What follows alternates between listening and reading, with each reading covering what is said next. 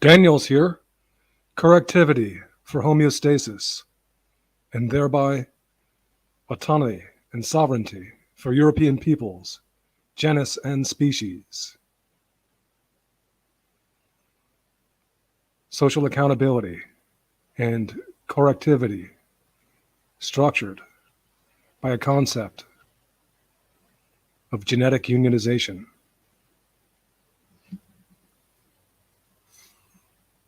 Okay. Today I'm going to talk mostly about obstructions that I've encountered to the DNA project. Obstructions and arguments. I'll begin by rereading plainly through an early version of the paper, the one edited by MacDonald, changing only one word back. He uses the word control, and I like the word cover better. Then I'll read it through again, commenting on a few parts to clarify the significance here and there. Then we'll get into some of the obstructions and arguments, if you can call them that, just the absurdities that have been in the way. People and their so-called movement and their objections. This is very important, and we'll take our time and go into this. We'll take our time as much as necessary. Later on, perhaps,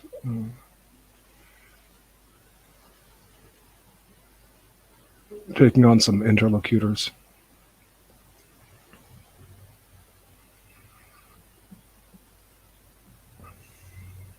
Okay.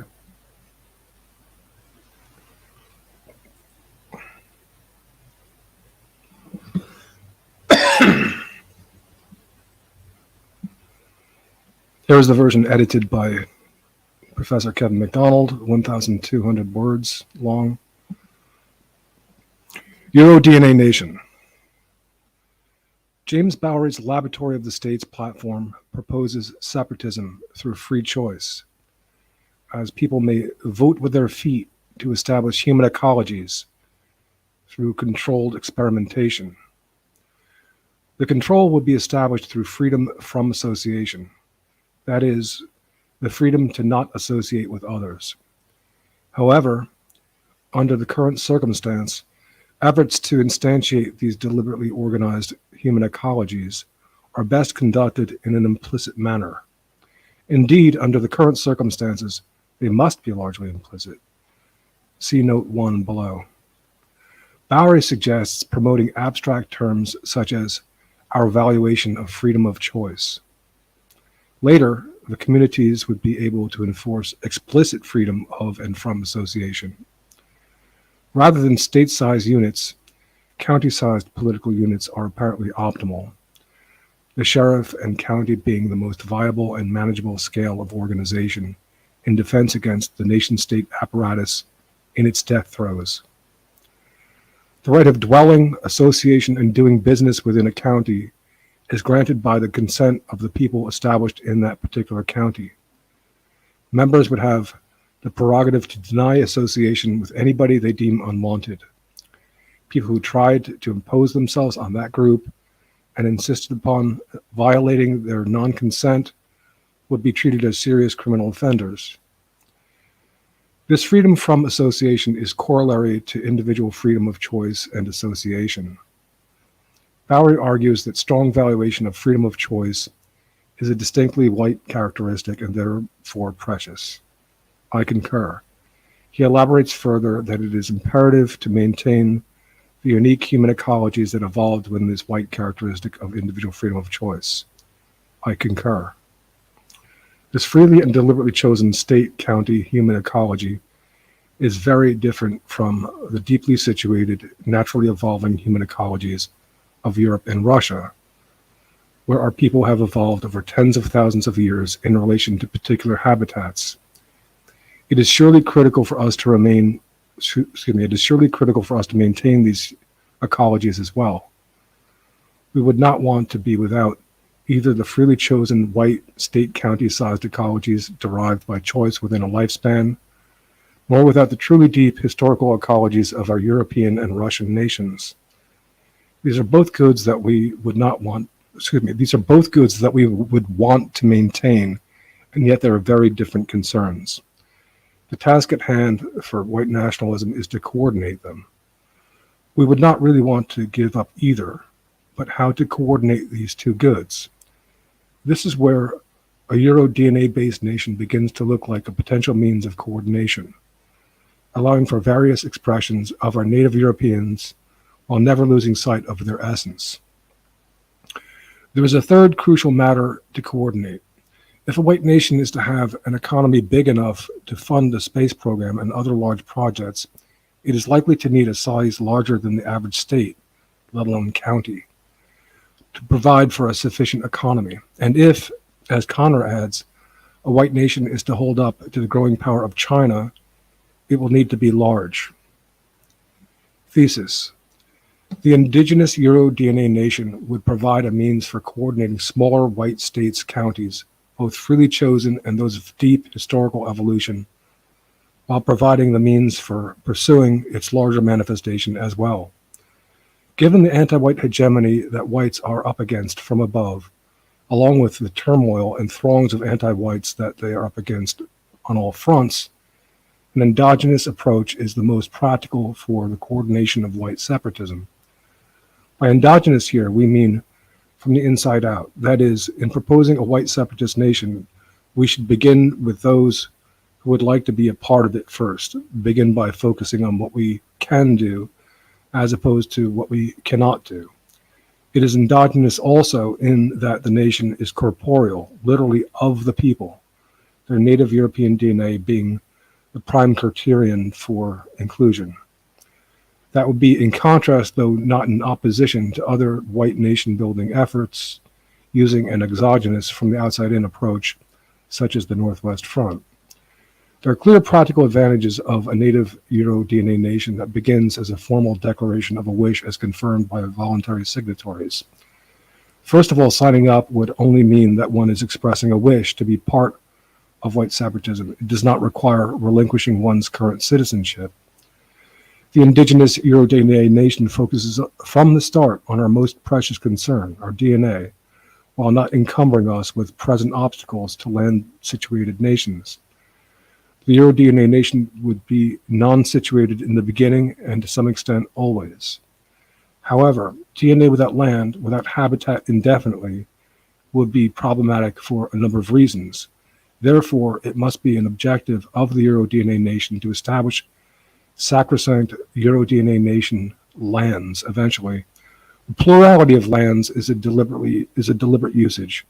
In fact, more safety and resources could be provided if these lands are non-contiguous and diffused throughout the world. Naturally, the white nation would seek to reestablish its traditional territories as white, particularly those in Europe, but also in North America, South America, Russia, Australia, and New Zealand. Nevertheless, in not being strictly contingent upon obtaining land, the nation is rendered more flexible and more practical so that it can start with land claims of any size, even small claims. Once coordinated as such, its ultimate viability may strive to control the largest land masses possible. Thinking about these issues first as a means of coordination with Bowery's Laboratory of the States platform, and in line with that, the DNA nation being freely chosen would allow people to select various native European subcategories if they match, some distinct, some perhaps blended in various ways and degrees. Considering the problem, secondly, in terms of how to coordinate a white nation of the largest possible size, it also provides a highly practical means to attain the goal of covering a protracted expanse, as it is highly flexible in its ability to cover territory. The DNA nation is also practical in that it does not require unnecessary risk and engagement on the part of participants. Signing up does not render one complicit with illegal activity of any kind. It only means an expressed wish for separatism from non-Europeans and to be with persons of indigenous European extraction. Separatism is a first step, separatism is the ultimate aim, and separatism is always possible.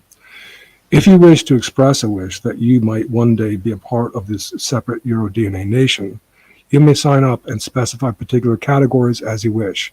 DNA proof will ultimately be required for consideration of membership. The native European DNA nation sign-up along with its subcategories will be provided. Note 1. The freedom of and from association promoted by a laboratory of states counties is conceived by Bowery to be an implicit choice. In his estimation, explicit whiteness does not work. Taking the example of the draconian legal constraints placed on American realtors regarding the mere mention of race to buyers or sellers provides a salient example of how hazardous explicitness can be. However, the explicitness of the DNA registry does not contradict the implicitness strategy due to its being voluntary and not representing a legal status, but rather an expression of a wish. Discretion is nevertheless advised. Okay, let me check my sound here. Where are we? Okay. How's my sound? Looks to be okay. It's functioning. Okay, now I'm gonna read through again one more time slowly so that I can highlight a few points that they not be glossed over. Okay.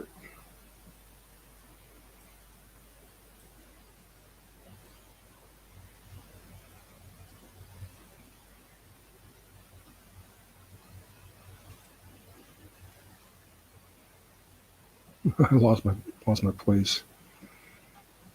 I put the article. Went back to the top of the page accidentally. Whoa.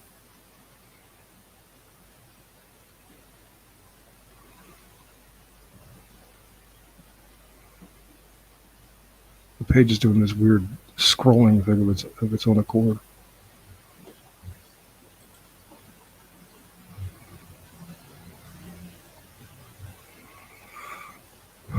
Okay. Just scroll down here. Not a big problem.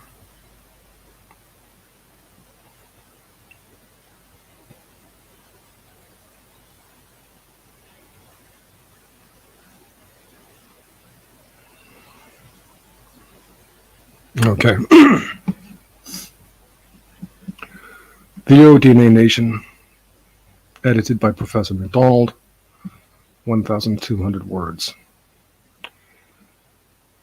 I begin by saying James Bowery's Laboratory of the States platform proposes separatism through free choice, as people may vote with their feet to establish human ecologies through controlled experimentation. Now, what I want to comment on here is that I'm going out on a limb somewhat with James Bowery for a couple reasons. First of all, because I like his Sortocracy idea, particularly as a strategy in the situation of America, where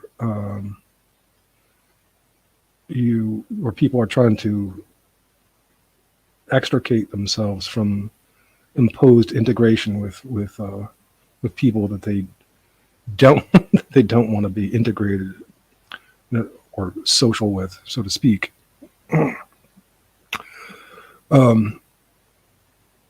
Secondly, because I viewed Bowery as a viable potential exponent of the project. Quite intelligent, obviously, articulate, can handle all the science.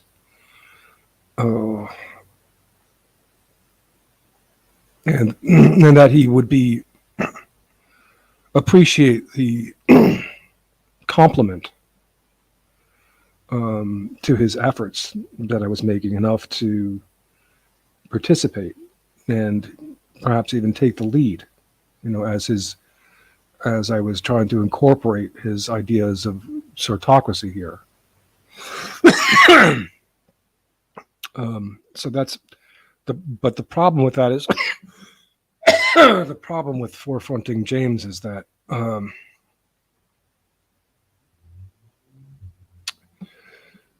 there have been people who don't like his worldview for a couple reasons. He is coming from something like a libertarian perspective, an individualistic perspective, and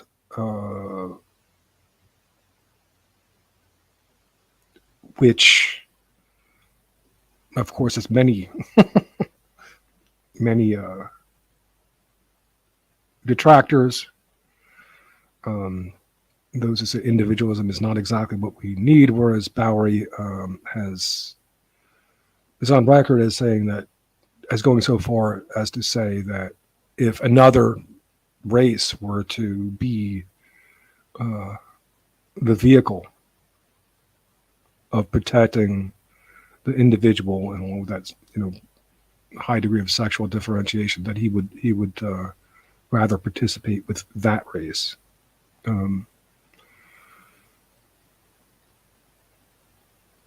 And this kind of perspective that I see of his, that I see as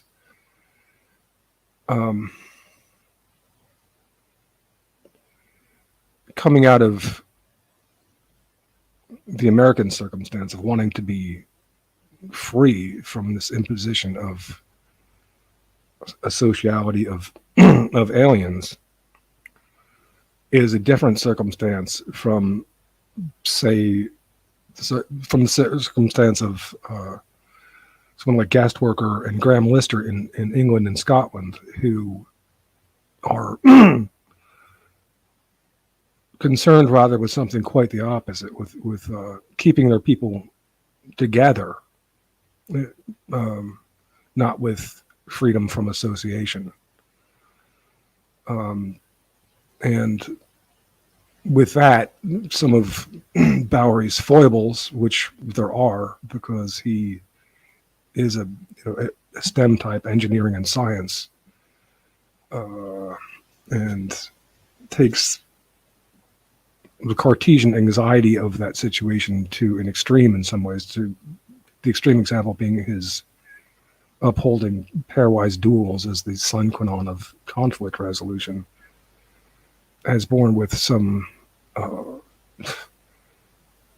scathing ridicule from Graham Lister, a geneticist over at Majority Rights, who hates Americans anyway, but especially this, when they're promoting individualism to that extent. So to put Bowery out front was risky for those and other reasons, and it's become a problem because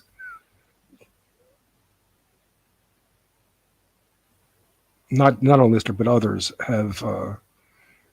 can't get past the first paragraph and their prejudice against Bowery's individualism to see what is being said in the overall, even though the paper is very short.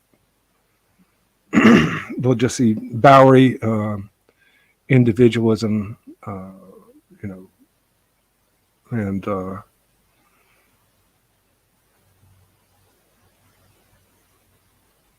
reach conclusions from there that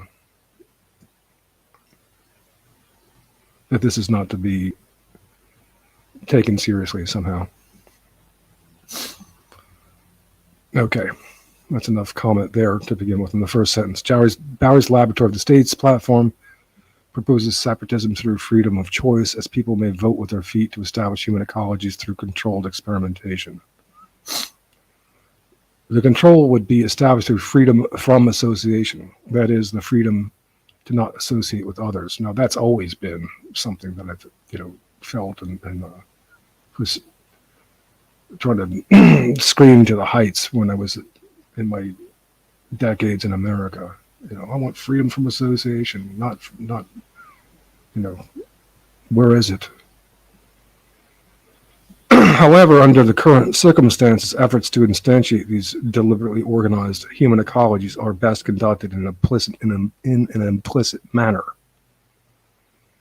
Indeed, under the current circumstances, they must be largely implicit. Now here, Bowery is doing something very clever, and this I wanted to point out. Bowery suggests promoting abstract terms such as our valuation of freedom of choice.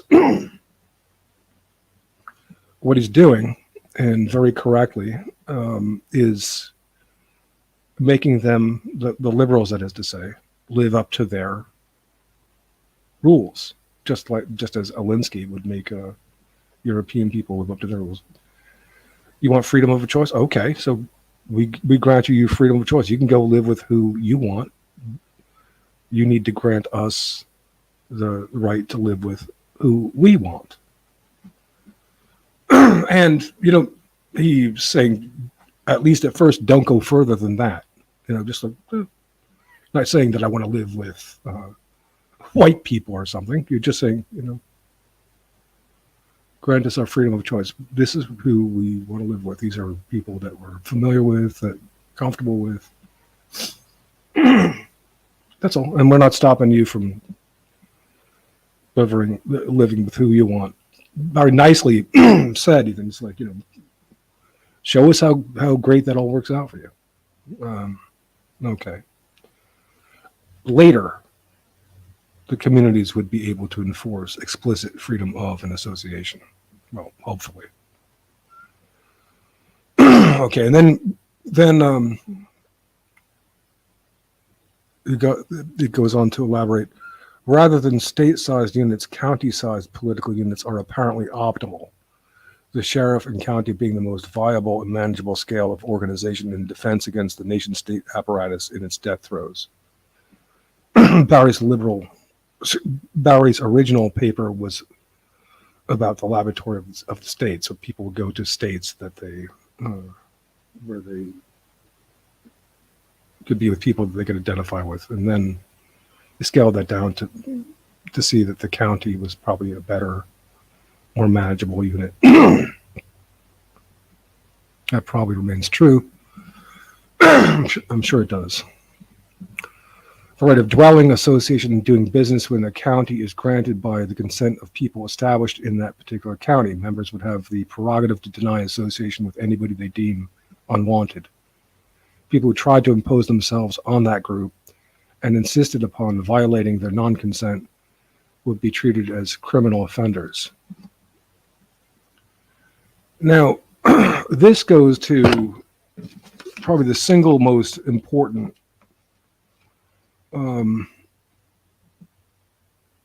idea that's come from another in this regard, in the regard of our advocacy in my lifetime, and the most probably settling to my worldview. It's not explicit here, but implicit in what Bowery was saying here. He's going back to the idea that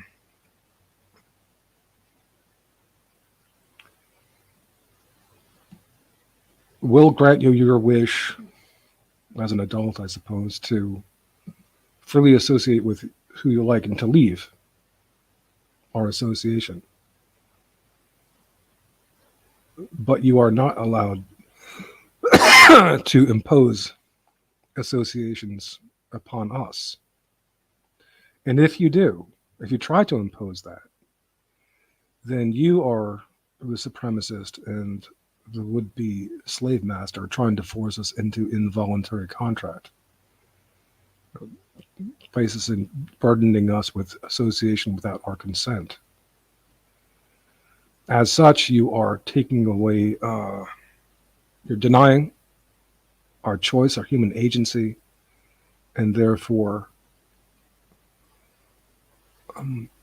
at a loss for the perfect word, but you are, in a sense, losing the warrant of your own your own expression as a moral agent. You know, you can be looked upon as an immoral creature to be defended against. You're becoming less human.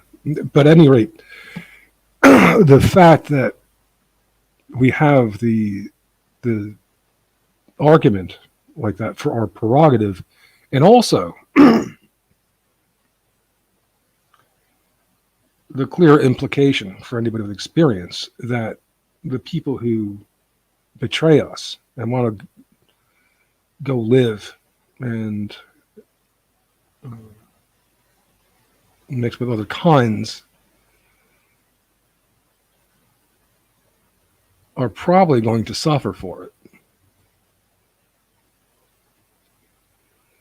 And the justice, therefore, that's coming about through this is, to me, it's very healing. That's why, as critical as I am of Bowery, there's certain ideas that he's promoting, if not coming up with, that are very good. And if nothing else, he's performed an invaluable service as such.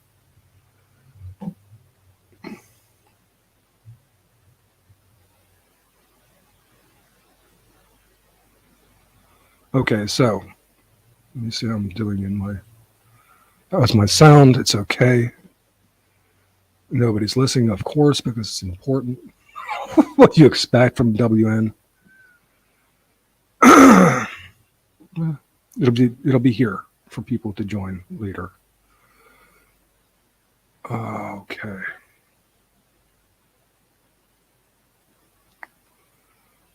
To join, I'll listen to later.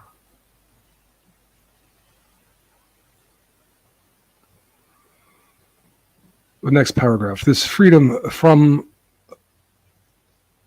association is corollary to individual freedom of choice and association. Bayer argues that strong valuation of freedom of choice is a distinctly white characteristic and therefore precious. I concur. He elaborates further that it is imperative to maintain the unique human ecologies that evolved within this white characteristic of individual freedom of choice. I concur. Now, I'm trying to connect with him here to overcome this slightly paranoid personality that I know of Bowery, which is always alert to the fact that you might be trying to take his individuality away, or the characteristic individuality of Northern European peoples especially, he thinks, and MacDonald too. I'm not trying to do that. I value that, and there's no reason in this scheme why that has to be done away with. And I'm going to, again, coming from a paradigmatic conservative perspective, what that means is that we value, as I value, and I'm sure others, as a European person, a large degree of individual liberty, accounts requested kept to a minimum, but strong borders and boundaries for our people, which is, of course, is going to be necessary in order to maintain and perhaps, unbeknownst to the scientistic, even create to begin with, or generate to begin with, that individualism.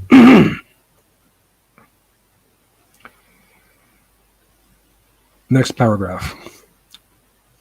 Okay, again, but when you got people who don't like Bowery, who don't like me, who are reacting to the individualism and the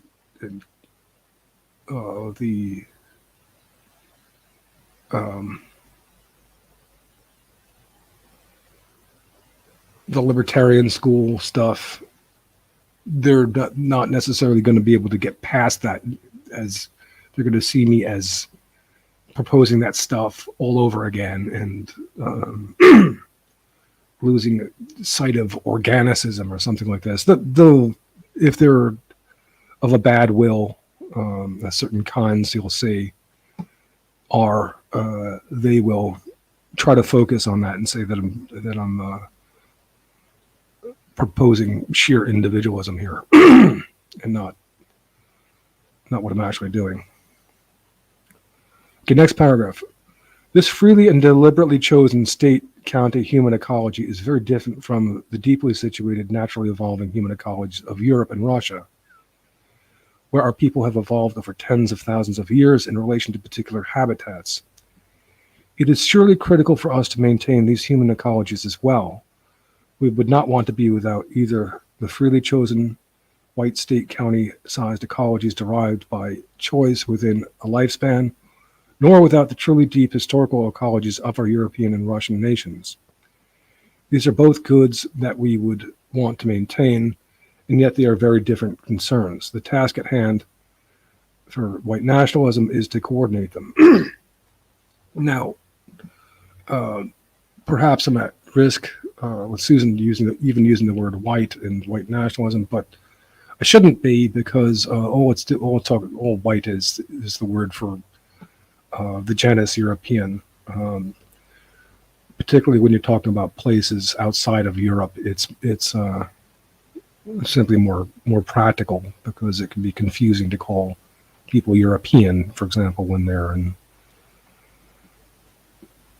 America.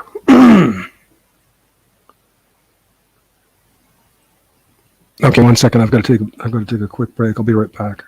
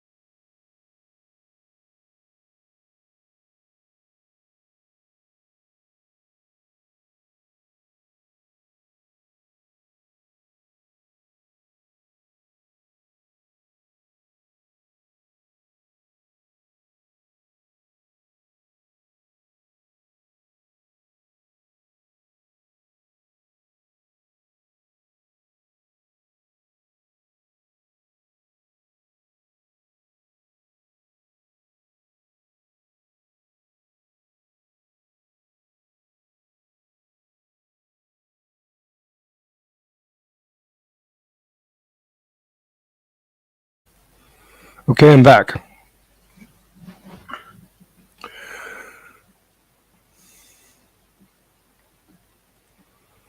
Where was I?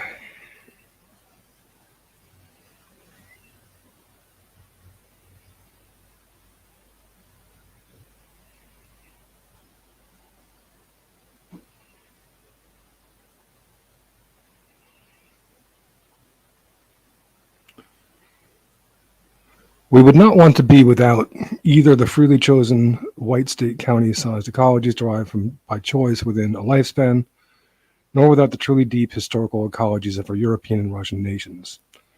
These are both goods that we would want to maintain, and yet they are very different concerns. The task at hand for white nationalism is to coordinate them. We would not really want to give up either, but how to coordinate these two goods? This is where the Euro DNA-based nation begins to look like a potential means of coordination, allowing for various expressions of our native Europeans while never losing sight of their essence. There is a third crucial matter to coordinate. If a white nation is to have an economy big enough to fund a space program and other large projects, it is likely to need a size larger than the average state, let alone county, to provide for a sufficient economy. And if, as Connor adds, a white nation is to hold up to the growing power of China, it will need to be large. I think that's pretty self-evident.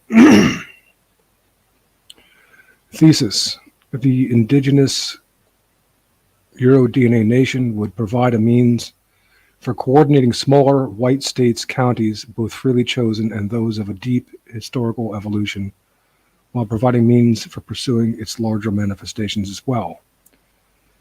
Given the anti-white hegemony that whites are up against from above, along with the turmoil and throngs of anti-whites that they are up against on all fronts, an endogenous approach is the most practical for the coordination of white separatism. By endogenous, I think, again, that's pretty, well, it's not, the word endogenous is not totally self-evident. So that's why I say in the next paragraph, by endogenous here, we mean from the inside out. That is, in proposing a white separatist nation, we should begin with those who would like to be a part of it first. Begin by focusing on what we can do as opposed to what we cannot do. It is endogenous also that the nation is corporeal, literally of the people, their native European DNA being the prime criterion for inclusion. That would be in contrast, though not in opposition, to other white nation-building efforts using the exogenous, that is, from the outside-in approach, such as the Northwest Front. Now, this is an important difference from an important distinction to be made from what Claire Call was trying to do to me when she was trying to, I don't know, it seemed like she was trying to entrap me with words such as, she was trying to say that I was proposing apartheid, or that I was going to expel the kosher folks or other people. That's not what we're doing here.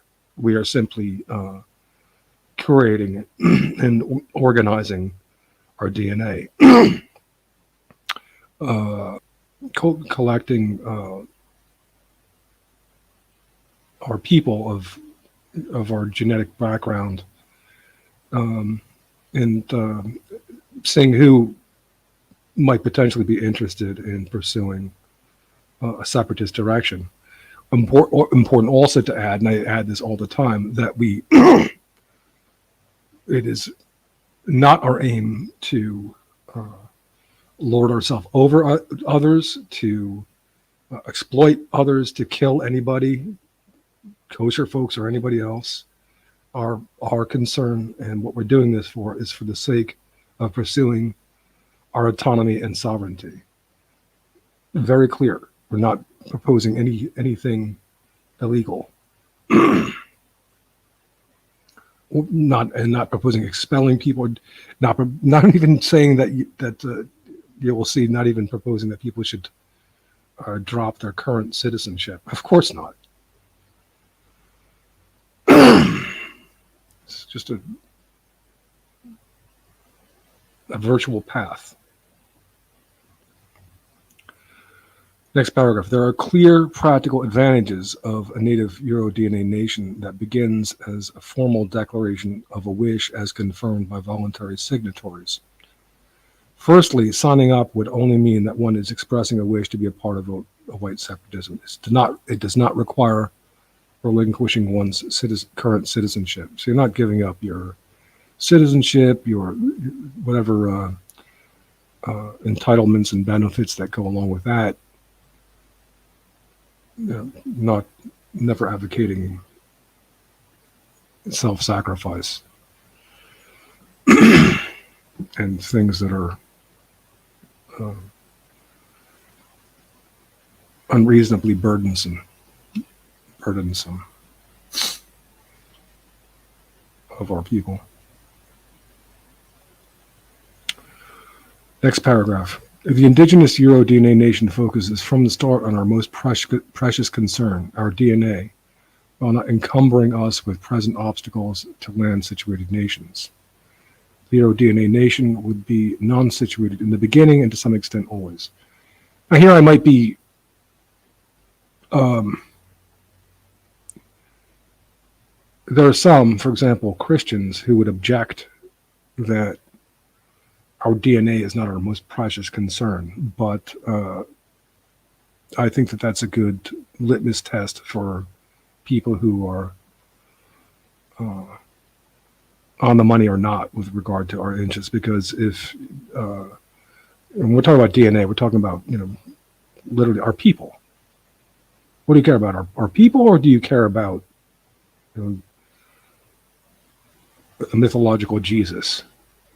And that we're supposed to value that more than our people. Well, then you go your own way. And there are people who are going to take that position, even very recently, as you'll see. But I can think of a few instances already. Of course, you're going to see Matt Parrott taking that position. It seems that Tyler Hamilton, also called Thamster, is going to take that position.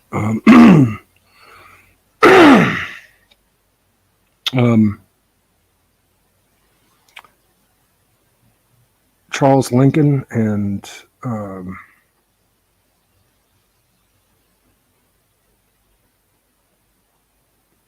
what's his name? What's his first name? Johnson, the lawyer from Los Angeles, who was doing a lot of business with the Japanese, and Sam Dixon are taking the position of opposing, rather than genetics, Christianity as a litmus test for inclusion. And I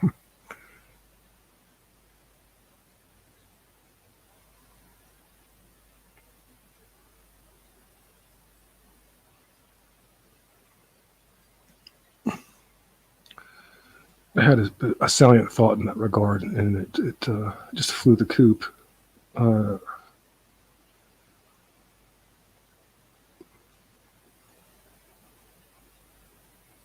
The absurdity of it.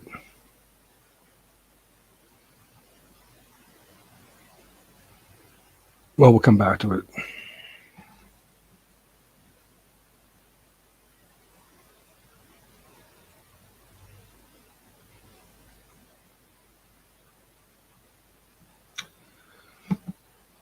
No, what I wanted to say is that they will apply an unnecessary, they will strawman an unnecessary reductionism to what we're saying here with the DNA nation. That we don't care about everything, so that our life can't be reduced to DNA. And the strawman being that they don't, that I'm not saying that, and neither is anybody else's opinion that I respect. And you can say that our stories come out of our DNA and our narrative comes out. But anybody who knows me knows that part of the a huge part of the postmodern project is hermeneutics, which is meant to, and emergentism, which is conceived to stave off Cartesian reductionism. Very important. So I'm not saying that. It's true that I'm not going to countenance the story of Christianity. Certainly not going to make that a litmus test for inclusion. And don't really trust the judgment of anybody who would. That's true. But I'm not going to exclude people from the DNA Nations project. If you have European DNA, the fact that you believe in that gobbledygook isn't going to cause me to exclude you. Gobbledygook is a nice word for that red cape, that false opposition, that egregious misdirection, that entangling and red caping of our moral order. But anyway, if you have European DNA, you have European DNA. If you don't, you don't.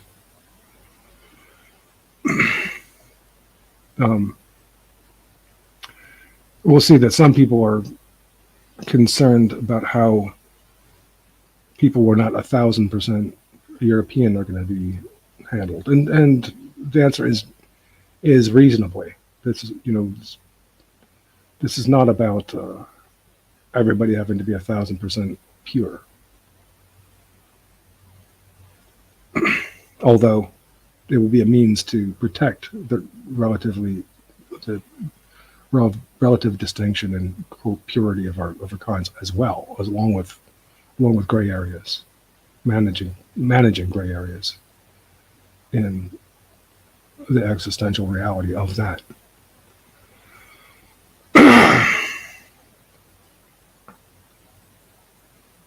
So there are clear practical advantages of a native Euro DNA nation that begins as a formal declaration of a wish as confirmed by voluntary signatories. Firstly, signing up would not mean that one is expressing a wish to be a part of a white one is expressing a wish to be part of white separatism. It does not require relinquishing one's current citizenship. I should add that it does not render one complicit with the notion of eugenics or trying to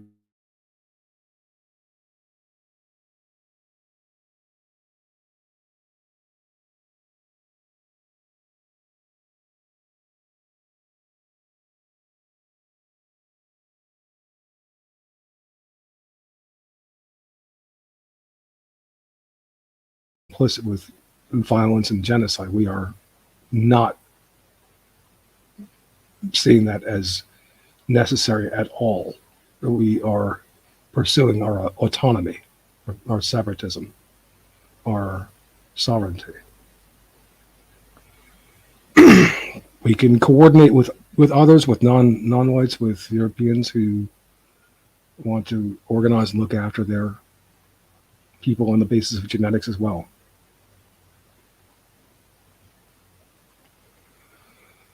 Okay, next paragraph.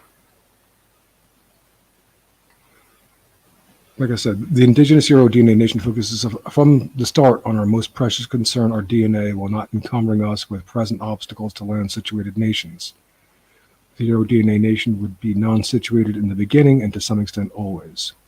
However, DNA without land, without habitat indefinitely would be problematic for a number of reasons. Therefore, it must be an objective of the Euro DNA nation to establish sacrosanct Euro DNA nation lands eventually. The plurality of lands is a deliberate usage. In fact, more safety and resources would be provided if these lands are non-contiguous and dispersed throughout the world. Naturally, the white nation would seek to reestablish its traditional territories as white, particularly those in Europe, but also North America, South America, Russia, Australia, and New Zealand. Nevertheless, and not being strictly contingent on obtaining land, the nation is rendered more flexible and more practical so that it can start with land claims of any size, even small claims. Once coordinated as such, its ultimate viability may strive to control the largest land masses possible. Thinking about these issues first as a means of coordination with Bowery's Laboratory of the States platform, and in line with that, the DNA nation being freely chosen would allow people to select various native European subcategories if they match, some distinct, some perhaps blended in various ways and degrees.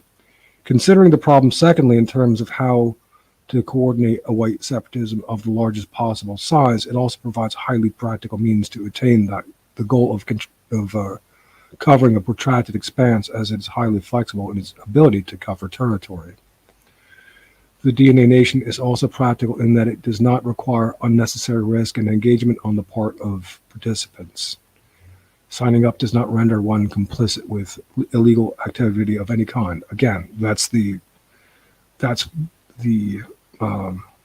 excellence of this platform, that it is clear that we are not advocating violence, let alone genocide, not denying the Holocaust, not advocating, we're denouncing Nazism here as an epistemological blunder.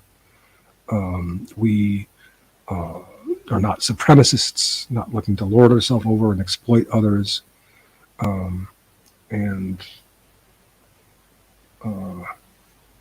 Okay.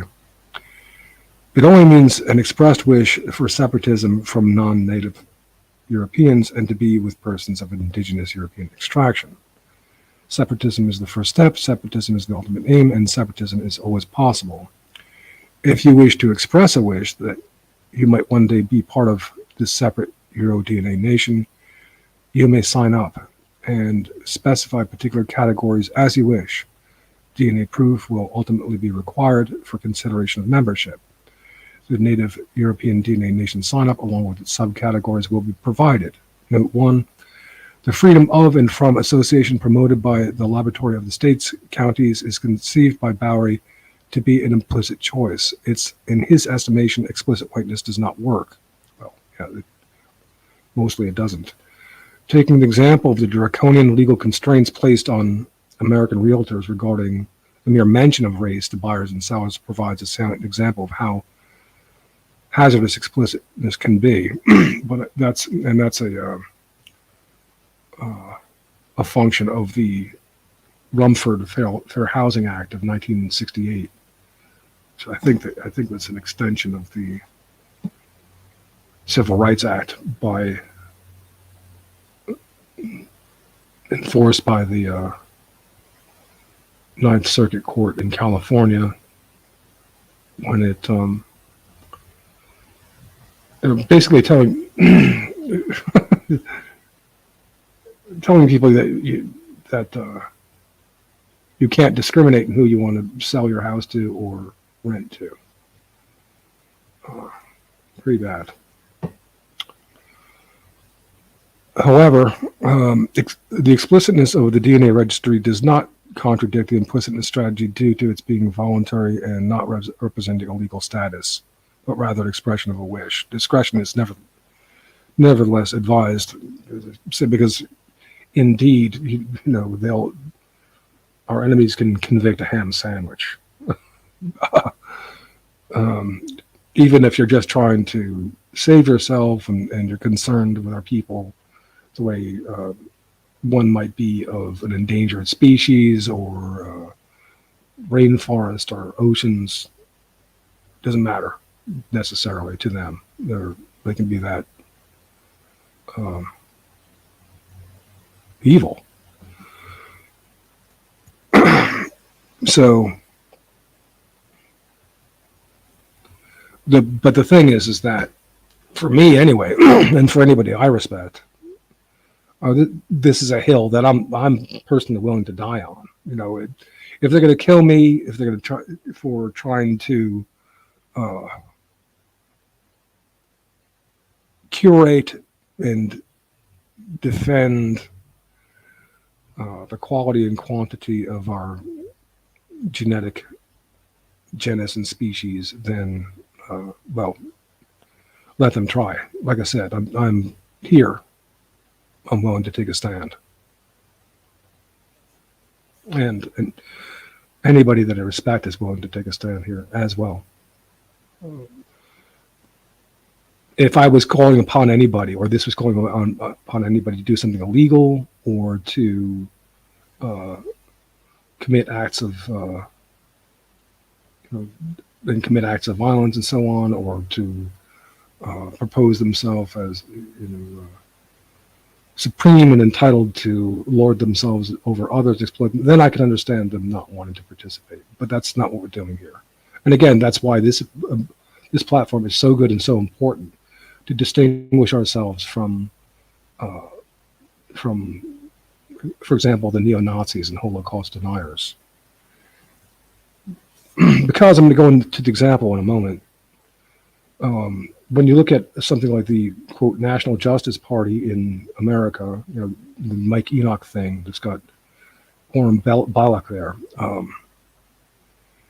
it's a big problem. These right-wingers are not letting go of ideas that have been an albatross and a yoke to the capacity of our people to organize and to coordinate with one another and the rest of the world for years, and to pursue our autonomy free from this unnecessary stigma.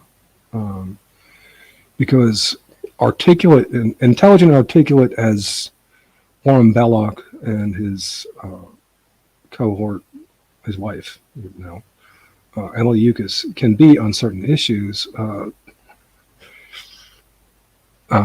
even keen to note agent provocateur misdirection, as they have in recent podcasts. You know, saying how the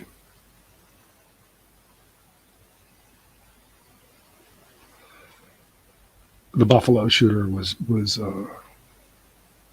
encouraged by these kind of marginal chat rooms. Probably a mindset was brought about in him. And that this is frequently the strategy. The 1964 church burning incident in which 4 black girls were killed the fire was actually caused by an FBI agent, apparently. And these 4 black girls getting killed put an end to the effective capacity of whites in that area to resist the quote Civil Rights Act, which is really just a weaponization against freedom from association.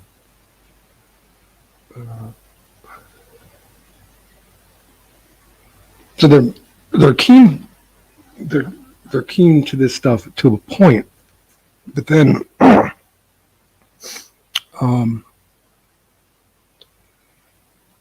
he's not saying that.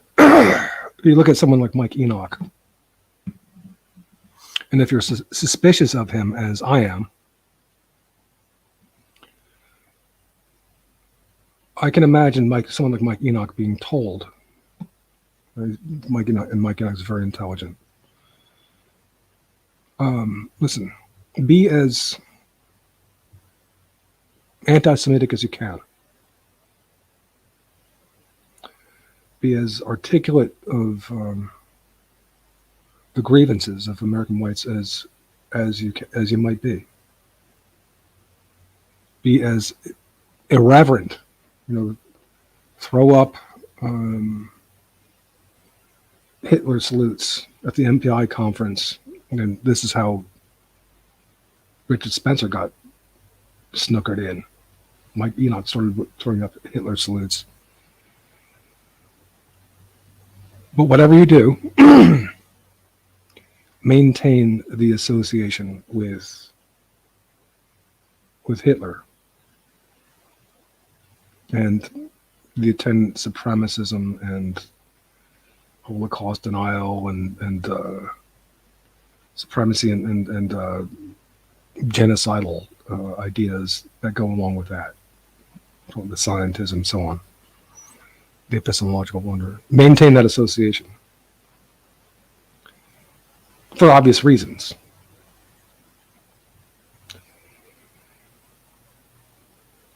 It might not go completely nowhere, but it's going in a particularly limited and catastrophic direction. It's going to bring immediately attached stigma and divide our people from one another, and of course,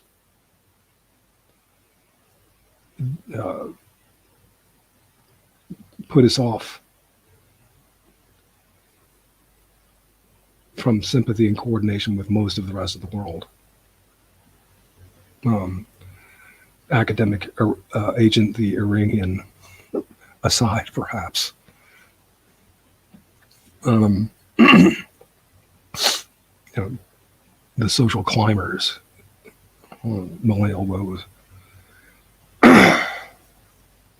Not the social climbers, the career girls.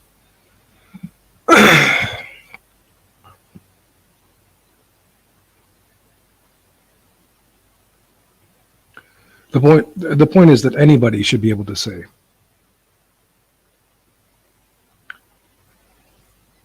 that the association with Hitler and Nazism is unnecessary and bad news. It's a bad association. However, the problem is that America, as I've said, its demographic, its white demographic is so predominantly of German extraction that not only is it going to be, and Irish, but not only is it going to be susceptible in their reaction to political correctness to an overly sympathetic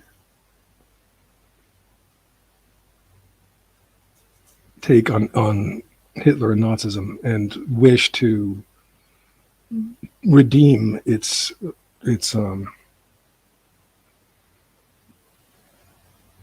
what it was doing and deny the Holocaust, to unburden themselves of the guilt trips, but also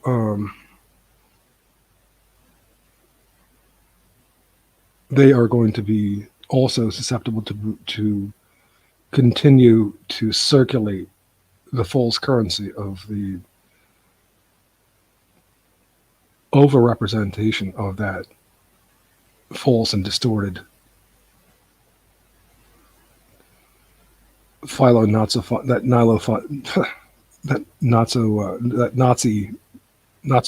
perspective. That constitutes, the market, the biggest market available for, say, someone as disingenuous as David Duke will never say anything bad about Hitler, or for the National Alliance for William Pierce. It constitutes their biggest market and their biggest audience. So that's a large part of the problem. And then, the Irish, for their own reasons, their conflict with the English, and also not having been in the path of the Nazi wrath, are also going to be a bit susceptible. Others too, not just there's going to be English, Italians, others who are susceptible to this. But it's largely a problem of German Americans in this situation, beleaguered by political correctness, are going to be susceptible to this. Well, pandering is what it is, and Warren Baldock would be an expression of that. Intelligent as though he is, he's going to, to want to adhere to pseudo justifications for Hitler. He'd be susceptible to that, and is. But it's not just that. It's not just our people, certain kinds of our people, the German, in other words, who want to redeem Hitler and Nazism, also are antagonists. It would certainly be a kosher strategy to promote this, to tell a Mike Enoch, yeah, keep them with that association.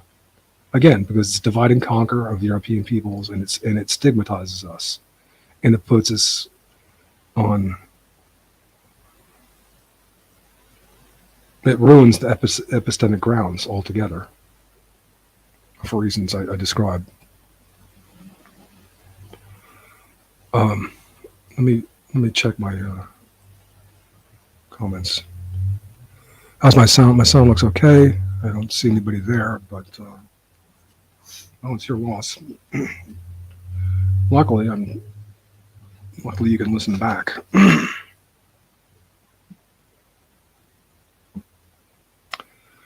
Let me go and play this. Now, okay, again, Warren Ballock will be saying is wise to enemy infiltration to the extent that they would be promoting. It would be asking people to do violent things. They said, don't do that. And he's right. He's watchful of that.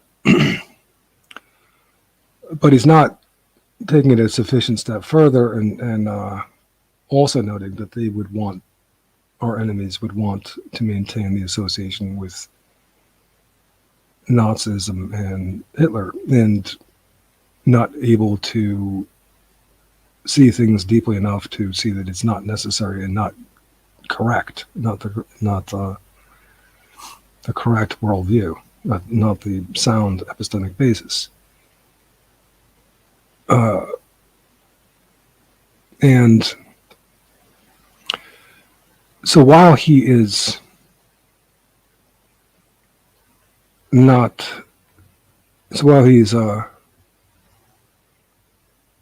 articulate, very articulate in many ways, and keen to note agent provocateurs and so on, and phonies. One should, I do anyway, note a hint of astroturf in the crowd response to his speech. I'm going to play a bit of this, and you'll see what I mean, I hope. Maybe it's organic, purely organic, but it strikes me as a bit of orchestration quite similar to the orchestration of Richard Spencer with, quote, Hailgate. Listen to this.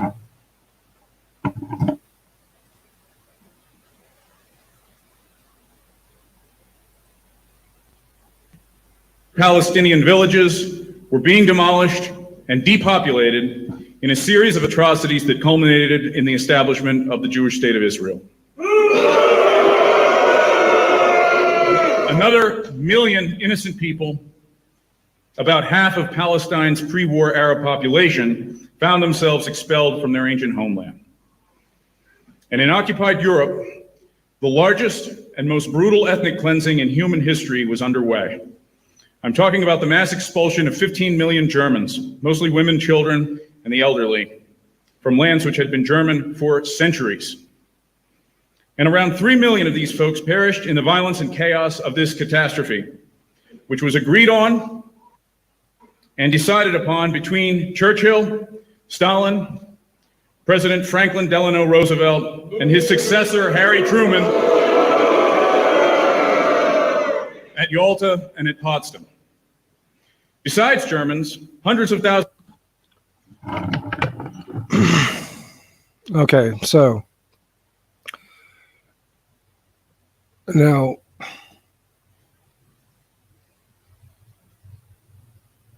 basically the greatest atrocity ever. This is after Nazi Germany had just done their thing, and Stalin had just done his thing. And part of Stalin's thing was to move the Germans over the Oder River. So it was Stalin's doing. You wanted to take them on. Well, basically all by yourself, Hitler, didn't you? Or whatever.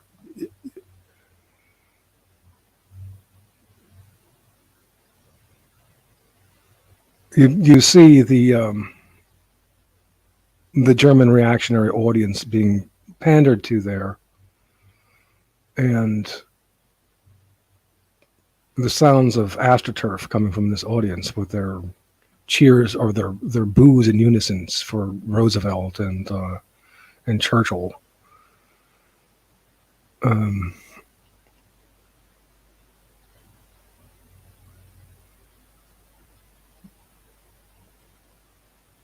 Again, this is an association that our enemies could actually want. I think they would want.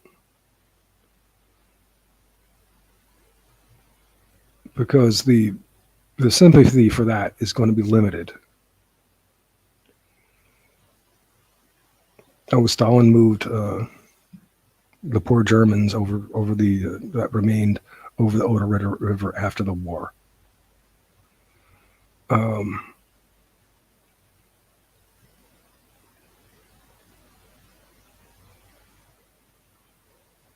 And of course, Baylock is always going to come back to justifications of how good that Hitler was, and so on and so forth. Now, this is somewhat of a digression from the obstructions to the DNA Nations project, but not exactly, because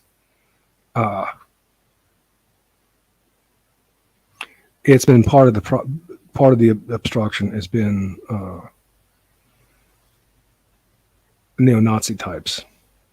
Christians probably mostly, but neo-Nazi types, and just this a susceptibility of this German American audience.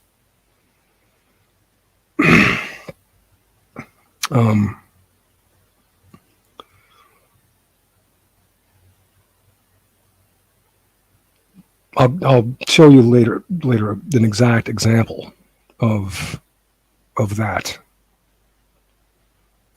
as one of the objections to the project. In fact, let me see if I can find it now. Testing. How's my sound? Okay.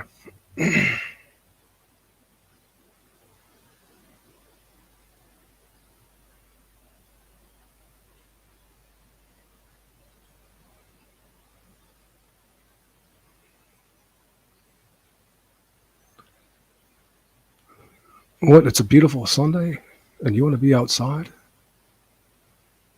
in the green?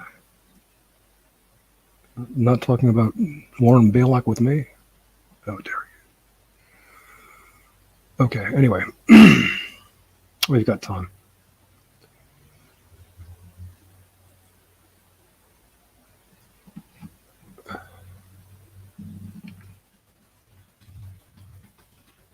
This is a very long stream. I don't know if I'm going to be able to dig up this comment.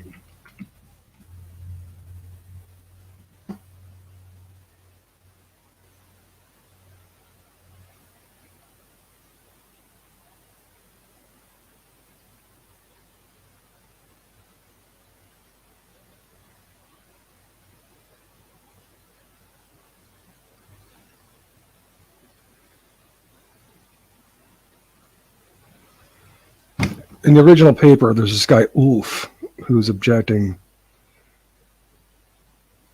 to the DNA Nations project on this ground. Isn't it basically the same thing Nazi Germany would have accomplished? And I said, no, it's very dissimilar from the aims of Nazi Germany. Although it does provide for hope and aim of sovereign German territories, not only Germany as it's outlined, but also German states, counties, and otherwise.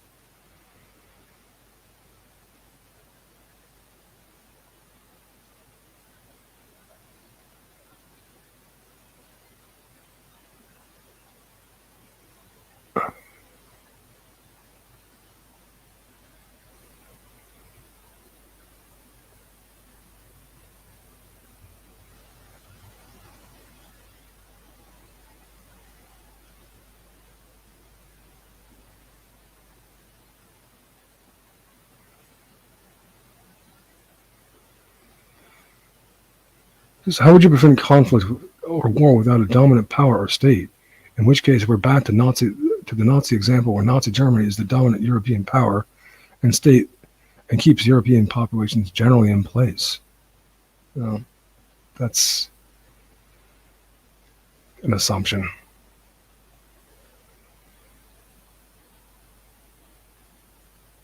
That somehow they're the ones that have to do this and do it alone. It's nonsense.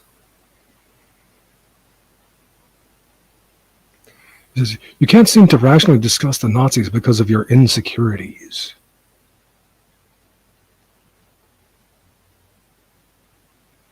This isn't even about the Nazis and their peculiarities per se.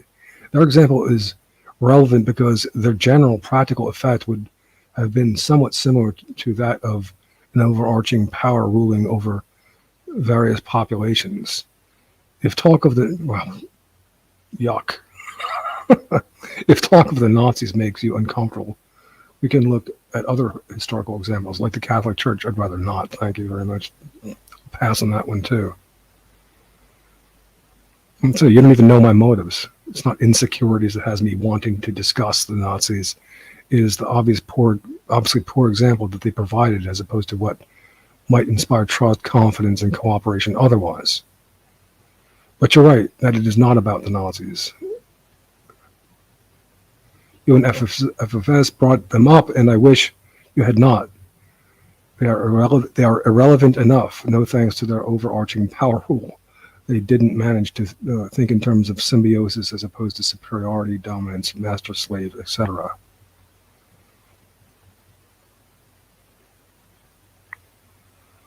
Personally, I'd rather not talk about the Catholic Church.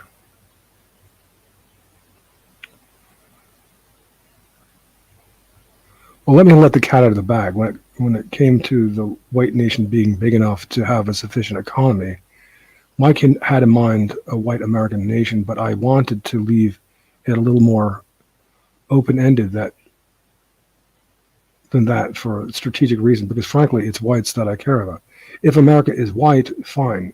If not, well, sorry, I have no allegiance and would look for some other way and place to structure a great white nation. But definitely not Germans in Germany only, despite their economic and other prowess. The historic evidence is clear that there needs to be some balance. By speaking clear conscience, as I like Germans, fine, and will cooperate and fight for their health, distinction, and happiness.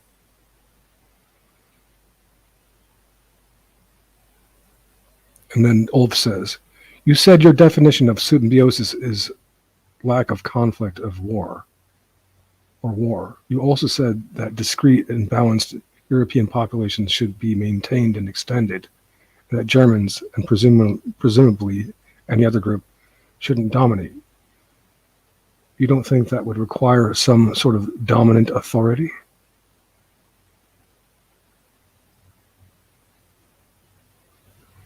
And here James Bowery says, Daniel, this focuses white nationalism on the task of coordination.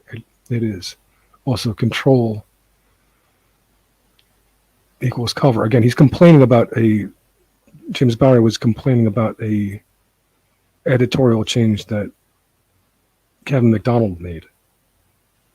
I like the word cover. And so he was blaming for this in this kind of like always semi-paranoid thinking. But sometimes not just semi-paranoid.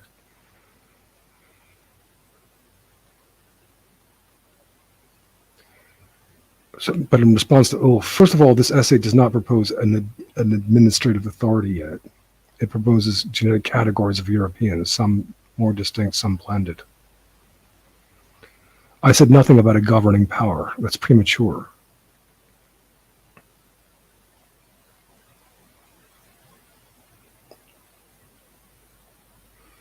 Upon further clarification, there should be no objections, of course, to participation from Germans among leadership groups concerning the well-being of whites overall, just as obviously they should not be the only participants among white leadership.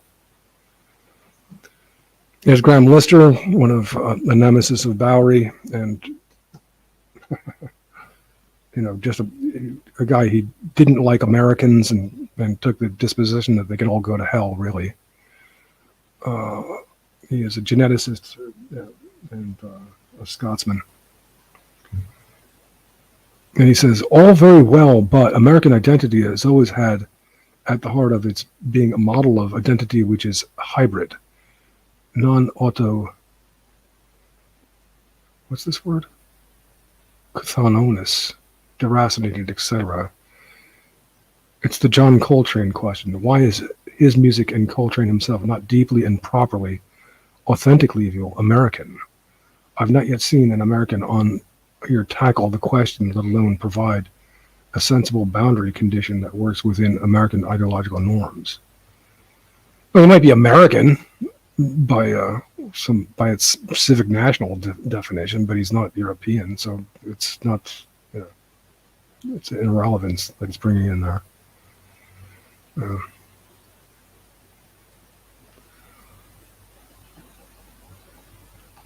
I should go back to an earlier objection by Graham Lister, because he objected right from the start. He was the one who was objecting to Bowery. Where is it?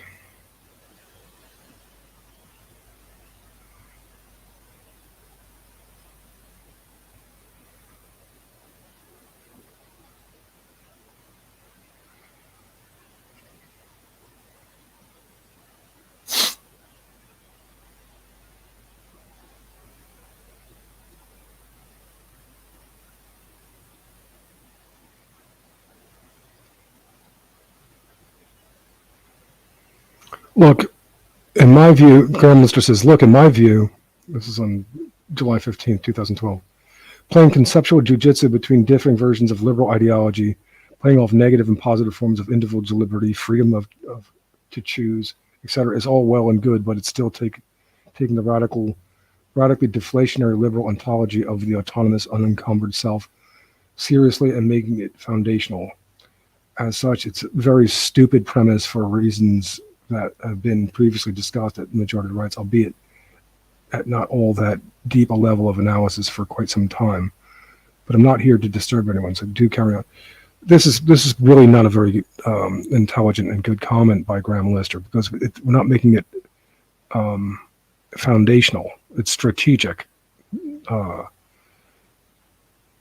reasons that I've explained, that in the liberal context, we've got to use the fact that we've got to make liberals live up to their rules and let us also have freedom of choice.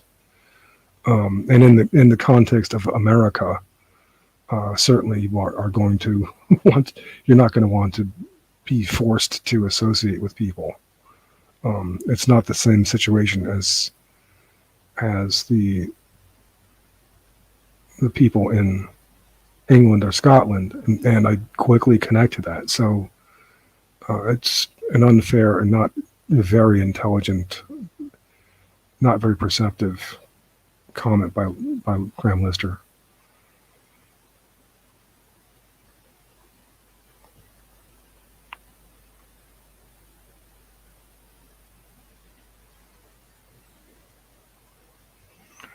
He does come around a bit and say, okay, fair enough. Hopefully some others will contribute to the thread. On the identity point, I'm a British person with a Celtic ancestry. I couldn't really choose to become a Basque or a Croatian, now could I? No, you couldn't. Nor could I choose to become a Chinese. I'd be a very bad actor. how precisely from the melting pot or even just Euro-Americans can they de-Americanize themselves and pick a form of European ecology identity, strict sense, without it being a poor simulacrum? Well, I didn't say they're picking the European identity. They're picking a match to their genetic kind, relatively speaking.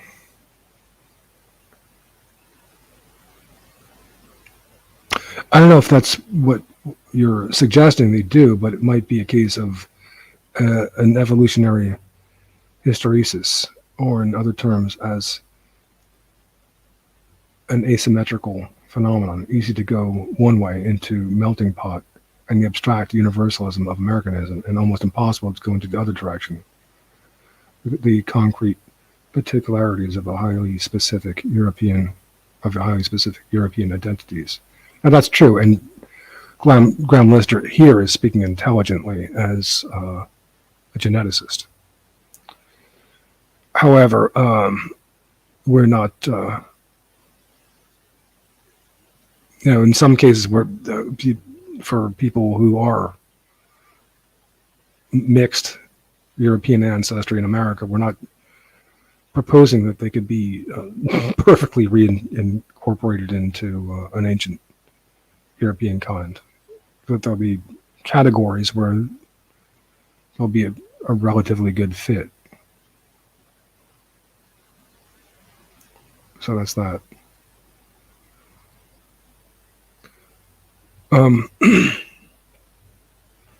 Before I move on to the comments in this thread under the DNA Nations, I want to discuss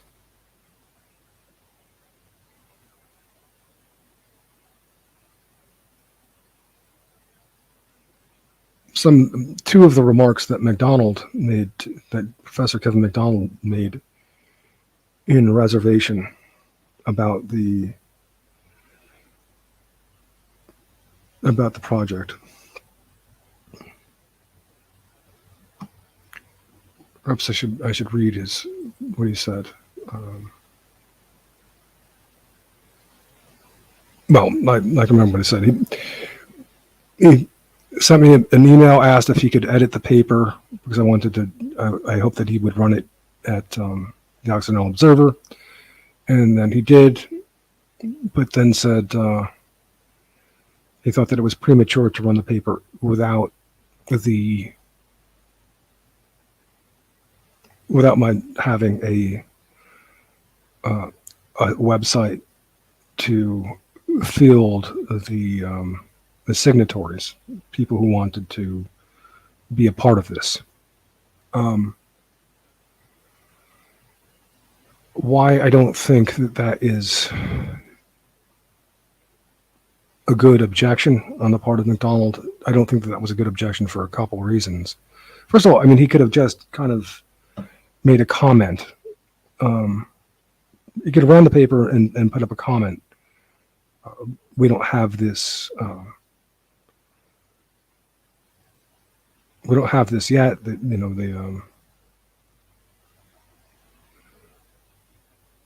The facility to take people's sign up to particular genetic categories, but with your help, we hope to. But this is just so that we have this idea in mind. It could have, and I think should have, said something like that and run it at Occidental Observer. So it didn't have to stop there just because they don't, in the sake of literal mindedness, that it didn't produce a site right there, which has the tabulating mechanisms and organizing mechanisms and so forth. Then I might have hoped that someone like Bowery, who is not only a computer guy, but has been I AlterCast in forefront of this, and has enough knowledge of genetics so that he could manage this to a good extent. that he would help construct sort of some sort of site mechanism to take on signatories in their categorization and sortocracy, as he might say.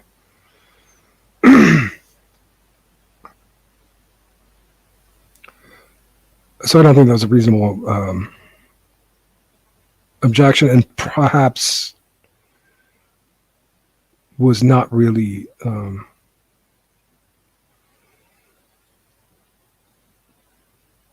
the basis for not running the article by MacDonald. When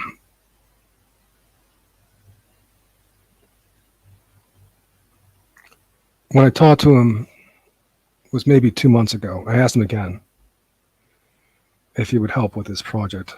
I noted that he had been interested at one point, that shied away for whatever reasons. Well, why not? And his response, first I approached Sunak, and then Sunak said that if MacDonald would go along with it, he would go along with it. But what MacDonald said was that he's not a very good organizer, and if I could get it together, that he might lend his support. Well, again, I didn't think that this was a good objection either, because I'm not really asking him to organize things or to do a whole lot of anything other than maybe run the paper and say, oh, well, look at this idea. Anybody interested in helping, contact this, that, the other person.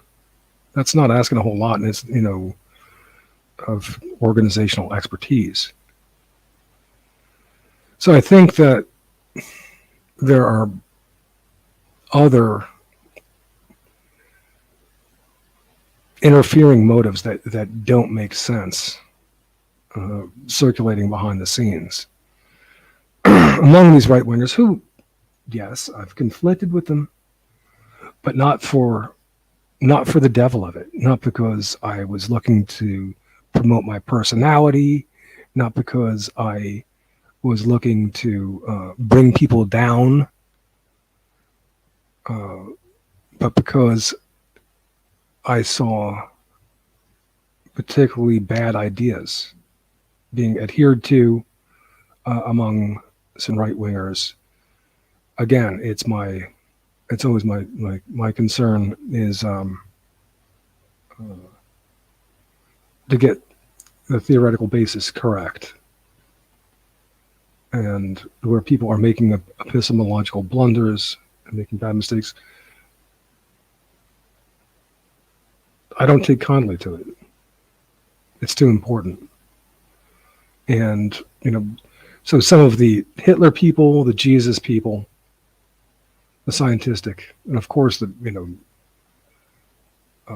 kosher folks, in whatever way they might be operating behind the scenes, are going to try to obstruct this project.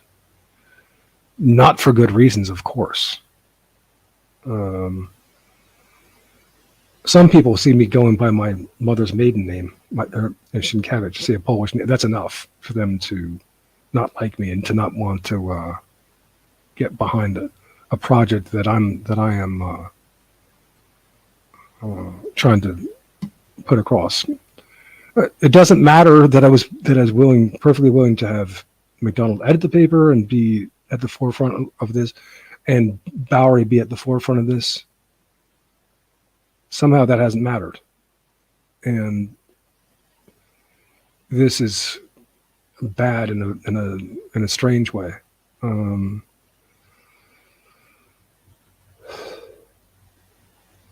The initial obstruction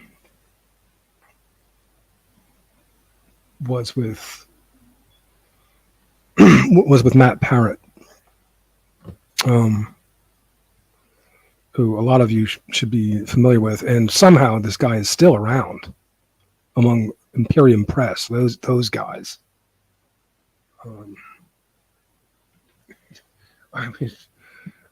Matt Parrott. This is the guy who was watching his wife get screwed by his best friend on a soapbox. Standing on a soapbox, watching his wife get screwed by his best friend. Then Matthew Heimbach, who then goes and chokes him out and almost kills him, I guess. So that Matt Heimbach goes and calls the Southern Poverty Law Center. The noble leader, Matt Parrott, who has been explicit that he places his Christian religion above our people, our genetics.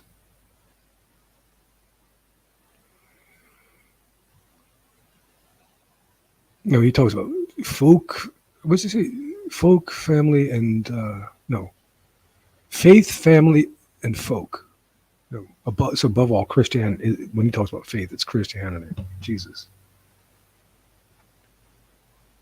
Now, I came across Matt Parrott back in 2011, 2012 at the Voice of Reason. He was there. He was one of the featured presenters in their podcasts. And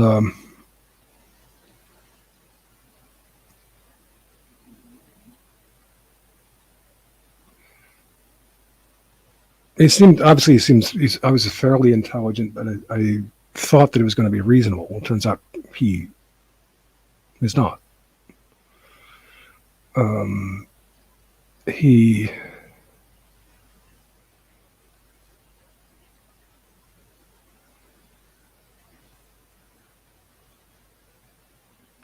So I wanted to run the DNA Nations paper at the Voice of Reason. This was just before Carolyn Gager, this neo-Nazi lady, took it under, and just as well. And the Voice of Reason network went down. But I wanted to run the DNA Nations project there because I was publishing papers there. And I couldn't understand why I was having a problem with its then the guy who was kind of running the site then, Mike Connor. And it turns out that the big obstruction was from Matt Parrott, and didn't make any sense to me. I got some ideas from the background that his Christianity had something to do with it. The fact that he felt that he was 1/16th American Indian or something had to do with it, which was absurd to me. Why anybody would care, me or anybody else would care about somebody's 1/16th American Indian? Why would, what's the big deal? But what it came down to is that this guy's got a strange personality, a bureaucratic personality, a big ego, and he wants to, be in charge of things, and thinks that he's smarter than everybody. And well, I'll show you what he says in a moment. I'll read his email to me because I said, what do you think of this? But the theme of this show is obstructions, and Matt Parrott was one of the original, and probably remains still an obstruction to my platform. And he thinks that he's so organic or something, or dealing with the reality of people. It's bullshit, whatever. Because the DNA Nations is just one to focus. Again, there's many features to my outlook and my platform, but this one happens to be a good one, a means to coordinate cross-contextually, including with Christians, but not to Matt and his bureaucratic personality that just obstructs for the sake of his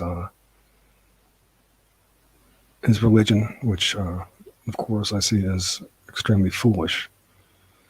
Now, let me digress to say that Matt Parrott went on, along with Matt Heimbach, in their kind of, also with in their right-wing way, with their street conflicts with Antifa and with their kind of balancing Nazism, especially Heimbach, right?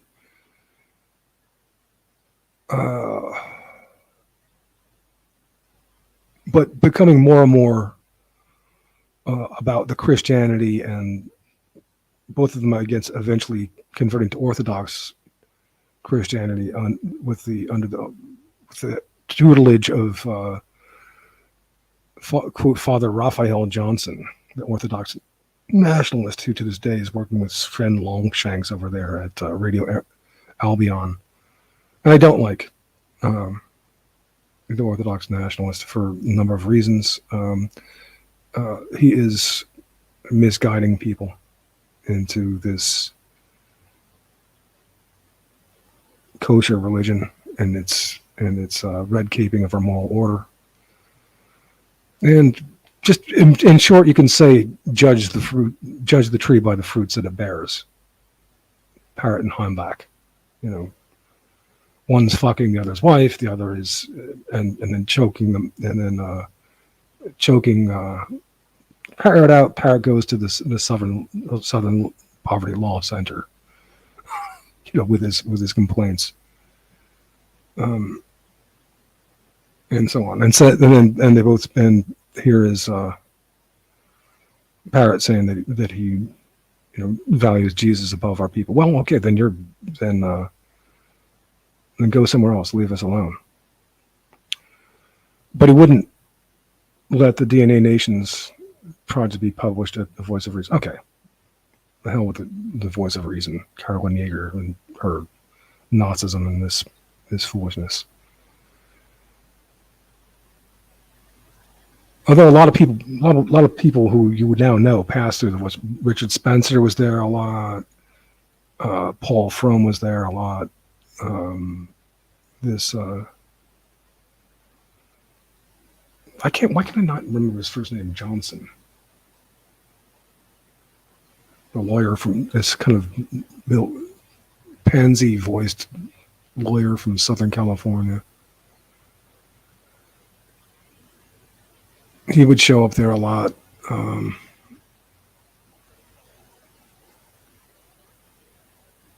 Robert Stark was there. Keith Preston was there. Stan Hess was there. Jamie Kelso was there. Sam Dixon would come through. All the people in the Regnery Circus would come through there.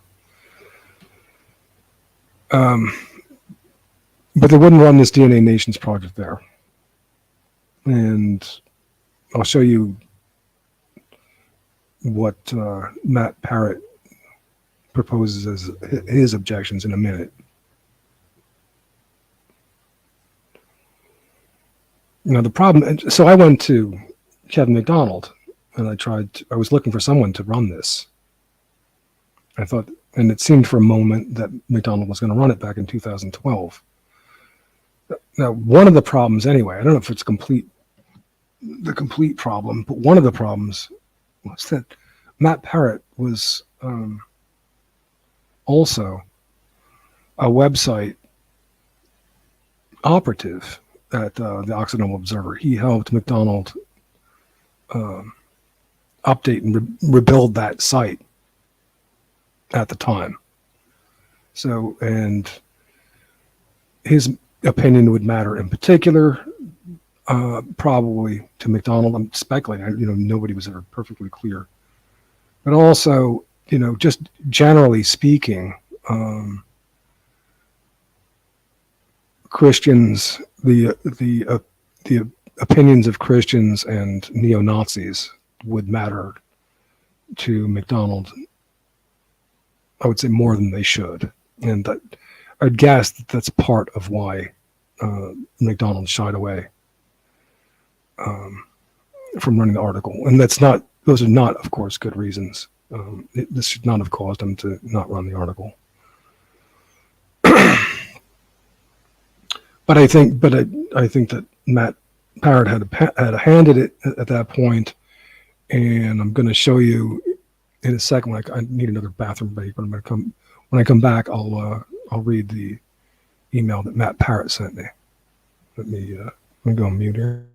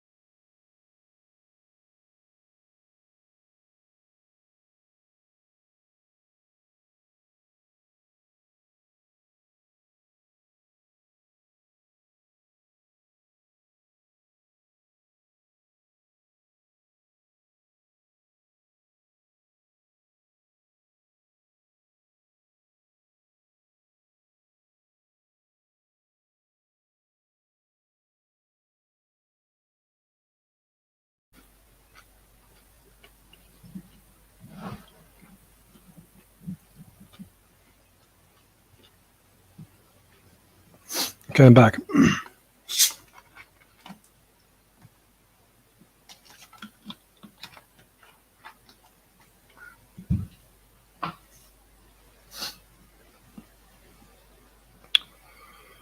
Alrighty then. Let me see if I can find Matt Parrott's mail to me.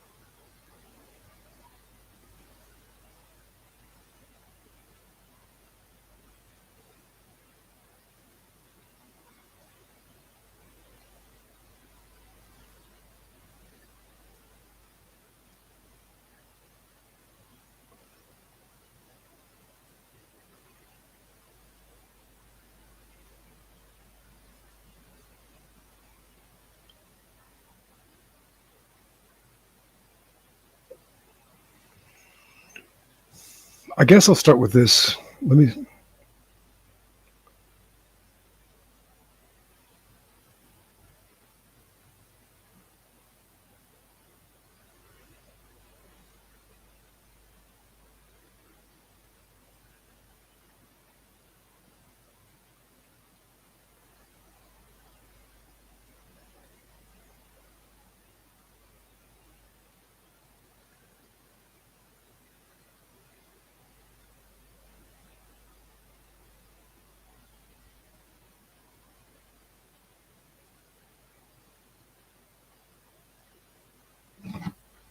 I want to get to the wrong at every turn.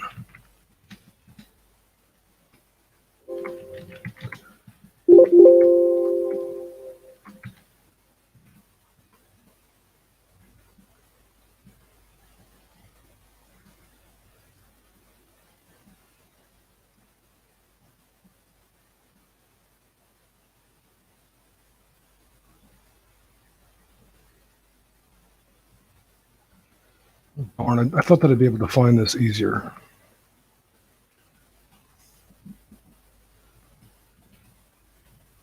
Ah.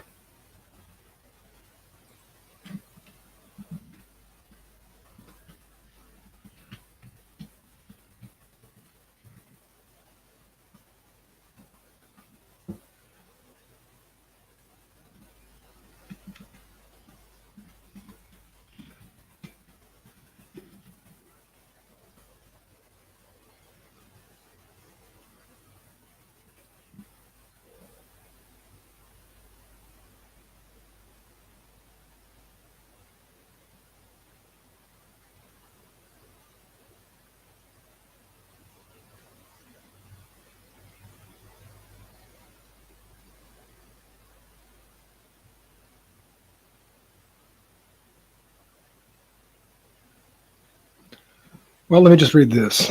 On July 16th, 2012, Matt Parrott wrote, "Freedom from association is not a central matter because whether or not we're ideological consistent is besides the point." And again, he's reacting to Bowery's thing, and not seeing that this becomes that's just an initial step in the American circumstance. So I didn't say it was central. I said it was a part of an initial strategy for those particularly in diaspora. So it's not an intelligent comment not an astute comment on Matt Parrott's part. Of course, freedom of association implies freedom from association. Of course, focused integration is tyrannical, unjust, inconsistent with Enlightenment ideals, and even genocidal. A parasite whose very survival depends on being attached to a host will do whatever it takes to remain attached to the host, even brooking cognitive dissonance and ideological inconsistency. To propose that we'll be allowed to peacefully detach ourselves from the host because we're doing it in an indirect social and apolitical way rather than with a more formal political secession is grossly naive.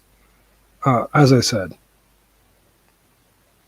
it's not naive. This is a hill that I'm willing to die on, but so long as we are free from these what is justifiably right-wing stigma, we are on solid moral ground, even if somehow they try to persecute us in this project. I'm willing to take a stand here. It's a hill that I'm willing to die on, and any reasonable person should be.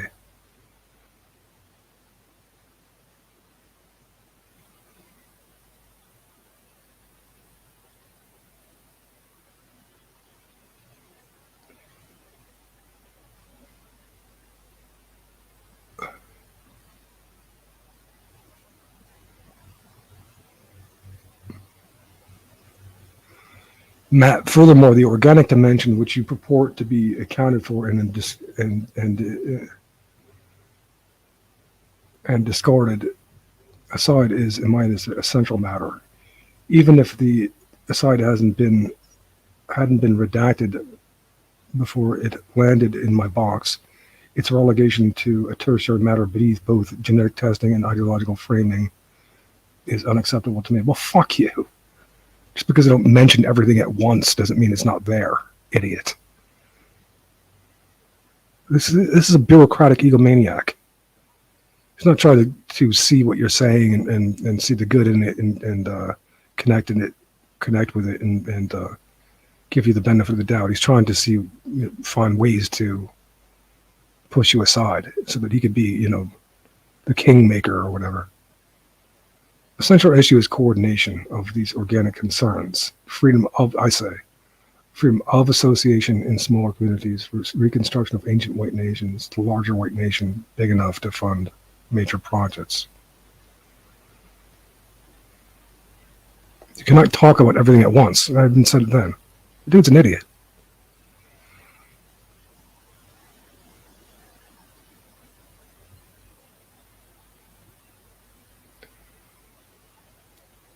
Then Matt Parrott says again, the theory behind going tribal is is solid. Well, I don't think so, and I'm not trying to go tribal. But tribes are not themselves, not theoretical things. They're organic things. You see, he's trying to like do this organic bullshit on me. Like I'm not, like what I'm saying is somehow mutually exclusive to organicism. It's not. This is just like a rhetorical angle he's taking against me, trying to say that I'm not doing that.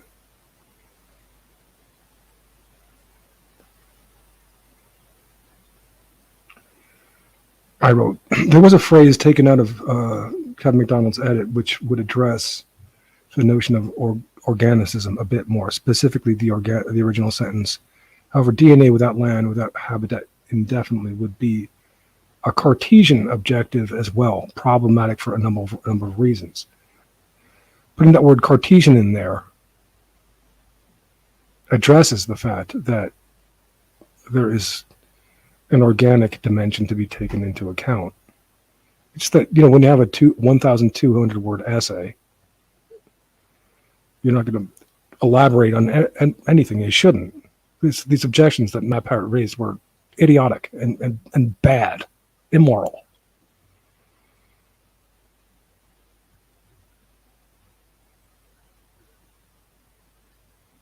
That says, saying that the proper solution is a decentralized tribal solution is well and good. I agree. I've seen plenty of agreeable theory on this from national anarchists like Troy Southgate, Keith Preston, and others.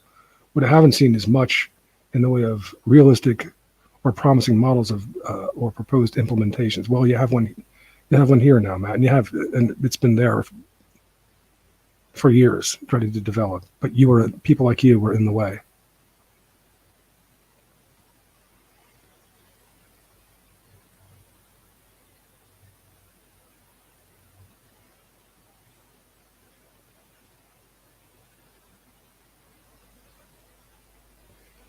That says, as you may know, this was attempted once by a rather large and eager faction of white Americans in 1861 with decidedly unsatisfactory results. Absolute bullshit to say that the DNA Nations Project is anything like the Confederacy's declaration of separatism. That may be you might render that criticism to some extent of where Bowery's coming from, but not the DNA Nations, where I'm coming from.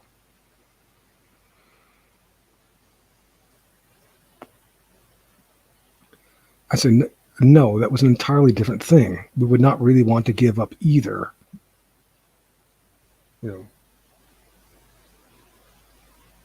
Freedom from association in the lifespan, or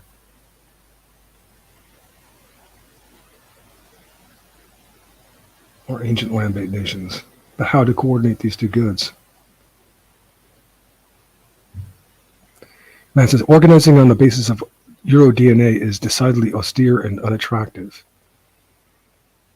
Maybe to you. But look online and see how interested so many people are in their genetic ancestry, ancestry.com and any number of YouTubes. They're fascinated by it. It's not unattractive at all. It's very attractive. Matt says, as a white American who, along with tens of millions of other white Americans, who is not necessarily 1,000% white, I'm also unsure whether I'm even invited. It's not a matter of inviting people. If you're 1/16 American Indian, there's ways of managing that. That's part of the reason. This kind of stupid objection. You have to get dumb as con ops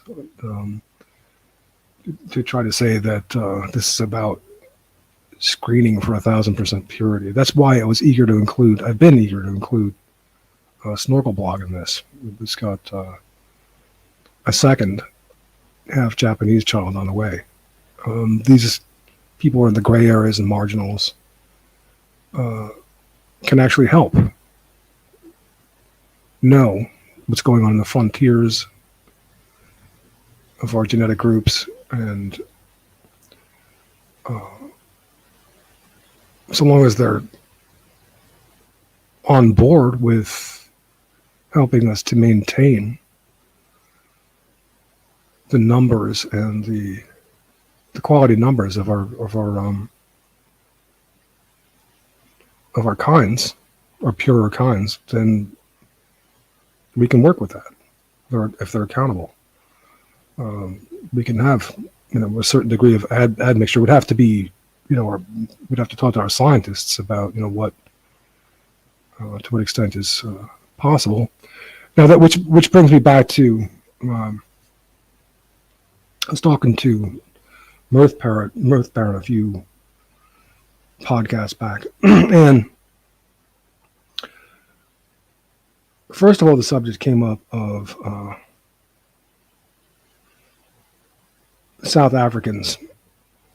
white South Africans being naive to the danger and the peril of being not only surrounded by, but letting Africans into their homestead. And this is, you mentioned some guy who called attention to that, and I said, there's another, I forgot his name, temporarily shouldn't have, but it was Arthur Kemp. Arthur Kemp said that, and this isn't that bad of a digression, you'll see. Arthur Kemp said that, he's going to take a lot of flack for this, and he's, of course, aggrieved by the slaughter of South African farmers, but they didn't want to leave and ingather someplace else, like the Orangians. They've got situations where they've got thousands of blacks on their farms alone and helping them inside their houses even.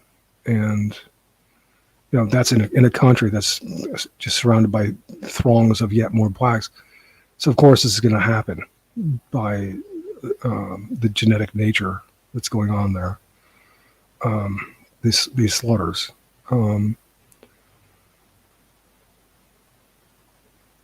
But that's just to get to the subject of Arthur Kemp and what he said in regard to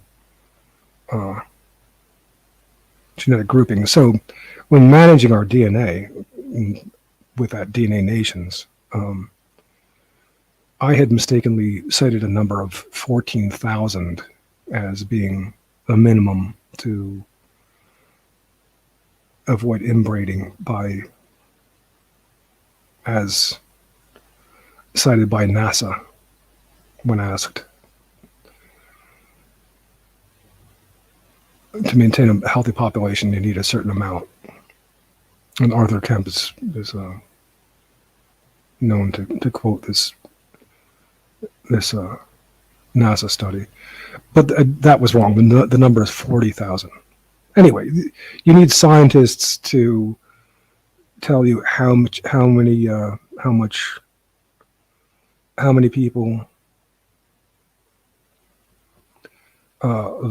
so what genetic number and what qualities and how much intermixing we can handle. Someone like Frank Salter will be able to tell us, in terms of ethnic genetic interests, how detrimental the introduction of certain admixtures will be or not. I'm not a scientist, but this is the work for scientists. But I would never, I'm insulted and disgusted with someone like Matt Parrott, who would try to put a halt to the project with the assumption that I would weed someone out because they're 1/16th American Indian. And irritated, annoyed by this so much that I took to calling him Chief Matt Parrott, because the objection was so stupid. Who the hell cares? Really, you have to think a lot of yourself to think that someone would even care that you're 1/16th American Indian. Good God. I'm not going to read through all of Matt Parrott's emails.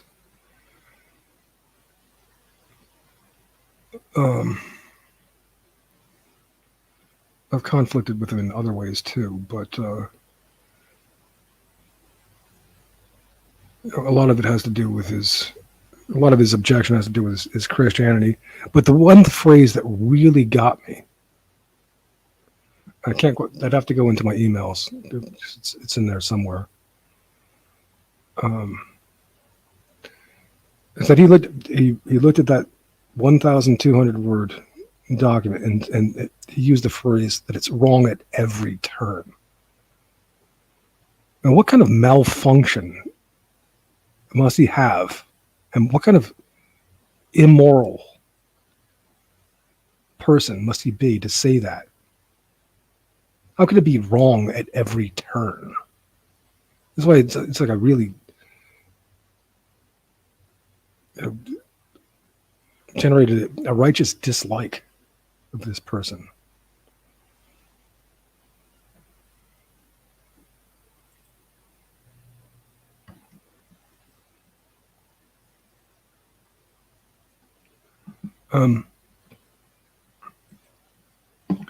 Let me see if I can find that email.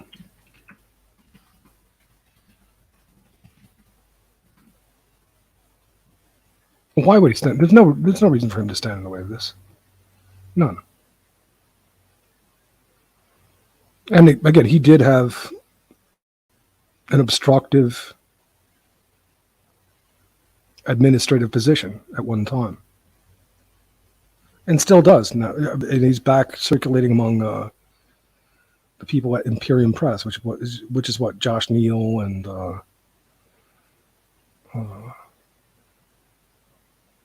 Bowery and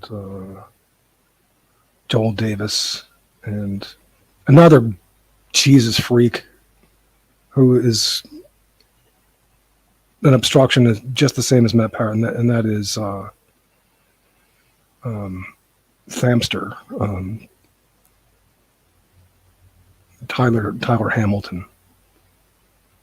I tried talking to him once, and he was so just asserting this bullshit as if he was winning the argument against me. It's just like, how could a Christian can't win an argument against me because they're full of shit. And yet, because he's he's got a high IQ and kind of like adept at moving words and concepts around, seems like he's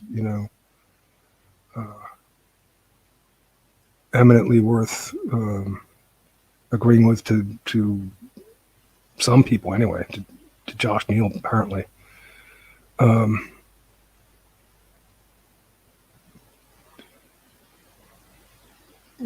He's part of this like kind of this system that's blackballing, this right-wing system that's blackballing me for the sake of Christianity.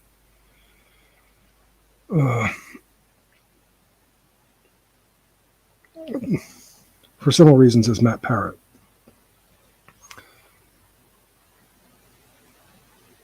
I'll just paraphrase Matt Parrott in the email. He said, "I'm going to give you my unvarnished opinion about this," as if he was like really speaking truth to me, and there was no truth in what he spoke. Matt Parrott, none.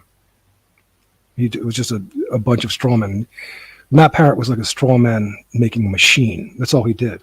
Never addressed anything really in what it said. Wouldn't, because what he cared about was his fucking ego and his bureaucratic position.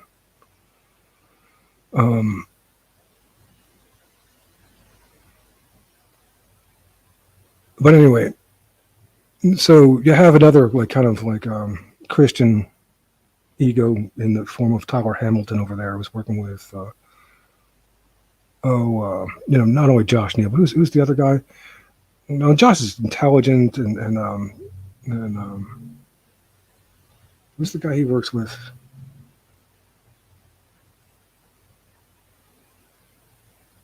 Over there at Imperium Press. Very intelligent too. Not just that. I'm not only Joel Davis and Borzoi. Oh shit. maybe I'll remember his name later. Dark hair, kind of a, I guess a German background of some sort, American.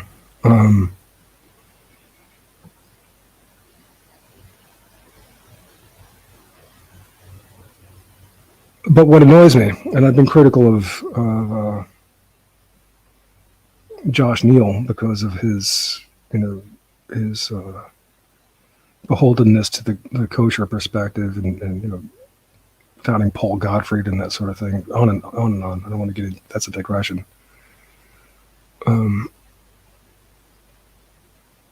But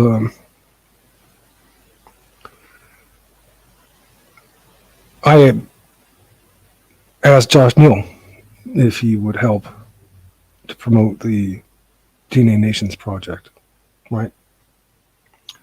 This is not long ago. Definitely less than 3 months ago, but less than 2 months ago, probably. And he said to me, I would like to politely decline. I don't want to be a part of casual conversations.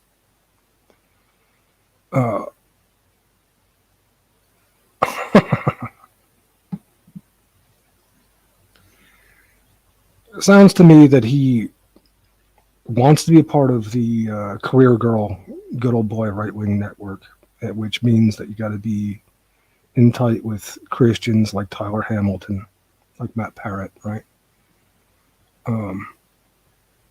And you got to be okay also to a certain extent with neo-Nazis. Let's say more okay than you should. And so he's using this bullshit line. So I'm asking him to participate in something casual. This is anything but a casual concern.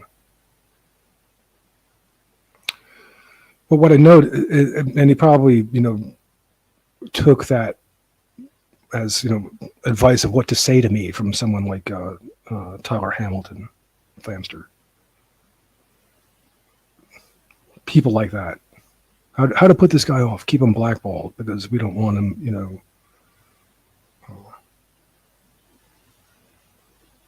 for whatever reason, this guy who criticizes right-wing stupidity to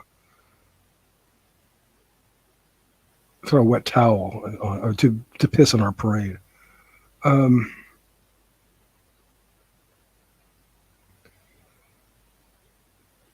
Okay, so that's bad enough, but then you hear them not only excluding their voice, but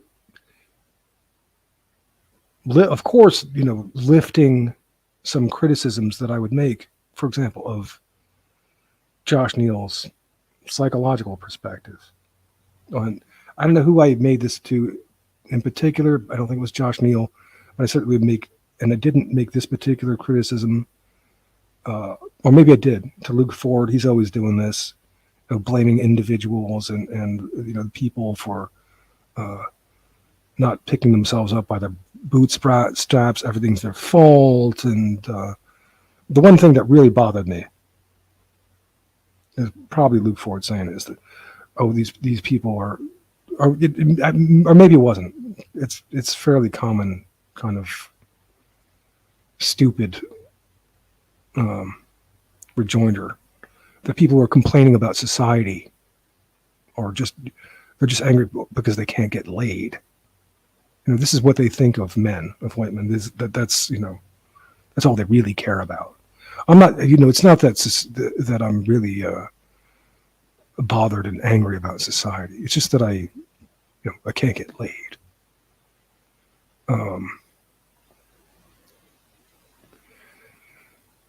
And that's a psychologism, really. And it's the kind of thing where, I can see it too, even now, despite the fact that that Josh Neal tried to lift this idea from me and deploy it, or whatever.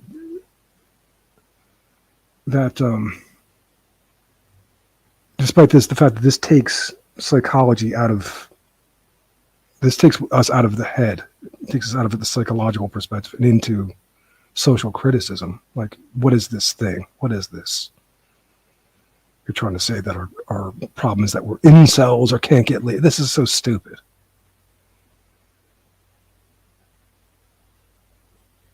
or being subject to this assault on a sociological level.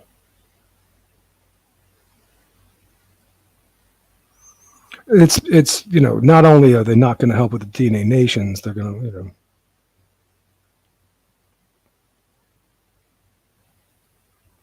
whatever try to plunder me or something a bit. I really don't care that much. I'm on record as saying things, so it doesn't matter that much. But the thing is, yeah, it just goes to show in the obstruction of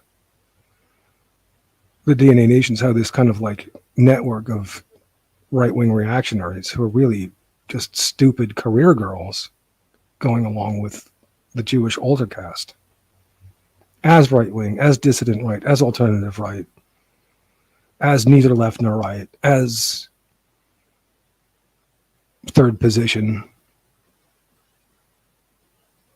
so that they can include their stupid Christianity, their stupid Nazism, or maybe even their psychologisms, their scientism.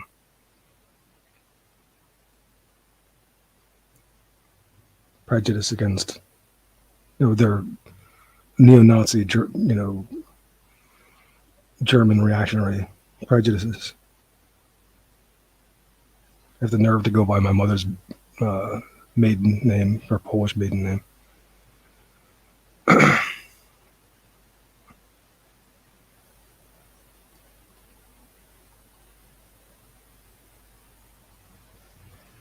One thing I might say in partial defense of Josh Neal, these guys are, they're saying intelligent, they're having intelligent conversations. They're largely good if you just get onto the level that I'm on.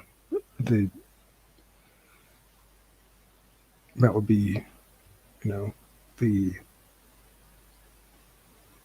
ultimate saving grace.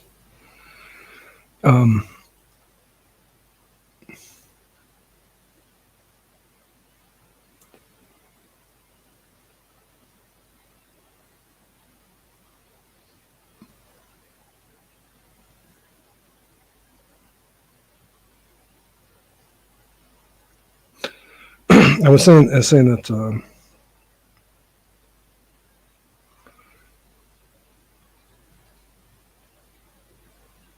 they're putting forth many good thoughts, and that's true.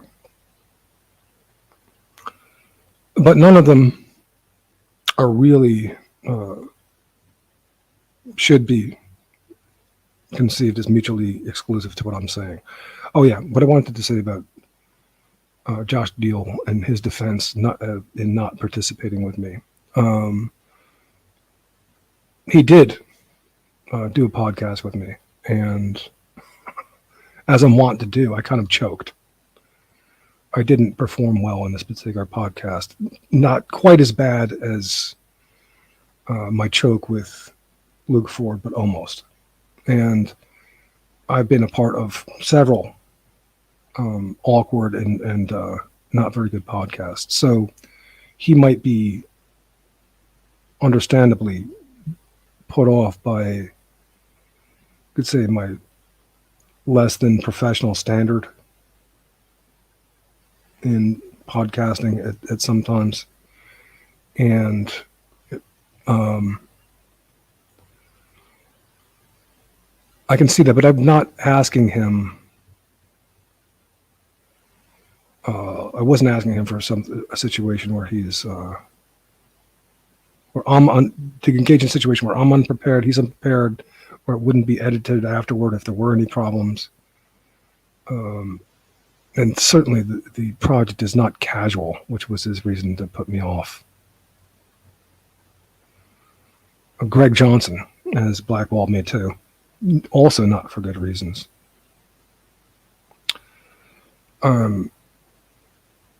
But again, it's, of course, millennial votes. It's a whole network of right-wing assholery that's a part of this. Again, it goes back to the obstruction to the DNA Nations project, which is just one of the things that I feature, and also this platform features, but also a project that is so neutral that there's no reason for anybody to object to it. It's certainly not a casual concern beneath the dignity of Josh Neal and his professional concerns. Greg Johnson, who he is working with, might tell him to say that. I don't know. If not Tyler Hamilton, but it's bullshit. Okay, so that's another obstruction that I wanted to mention.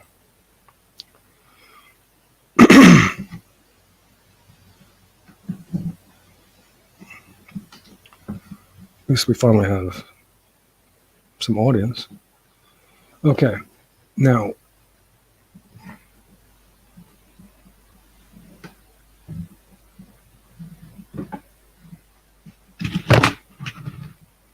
hold on a second.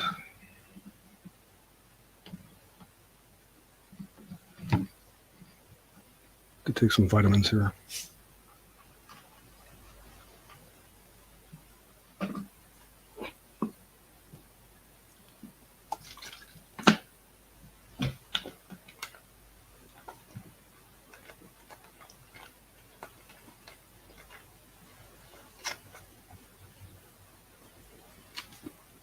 So in the original article, there was this one German guy, or a couple of German guys, who were saying that Germans should be in charge of this, and, but it might be illegal by German law. It's like, it's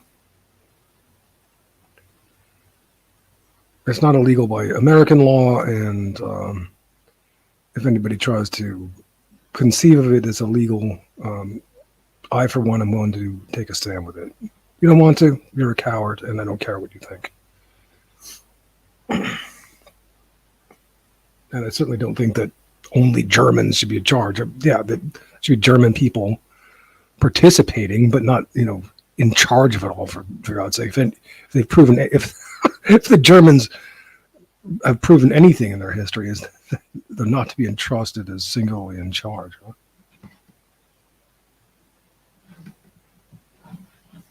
Anyway, so there were some of the initial obstructions, forefronting Bowery and with his kind of libertarian take, even though it's incorporated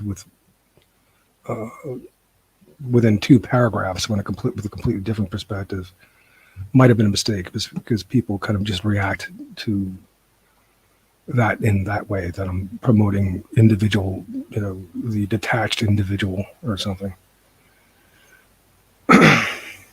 That's a stupid objection. It's not what I'm doing.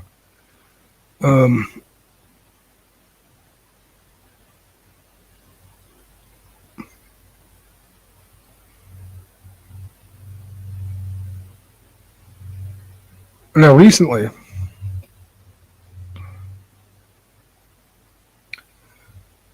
I've re-engaged some with majority rights and Bowery and guest worker.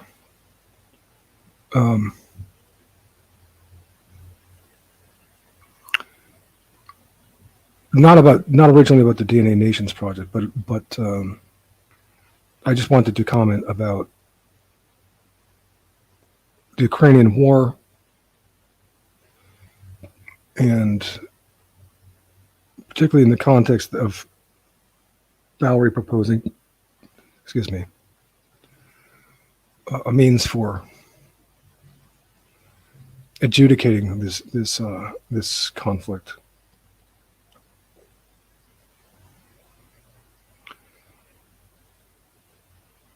And it started out with I'll read the specific comments, but I'll sketch it out to begin with.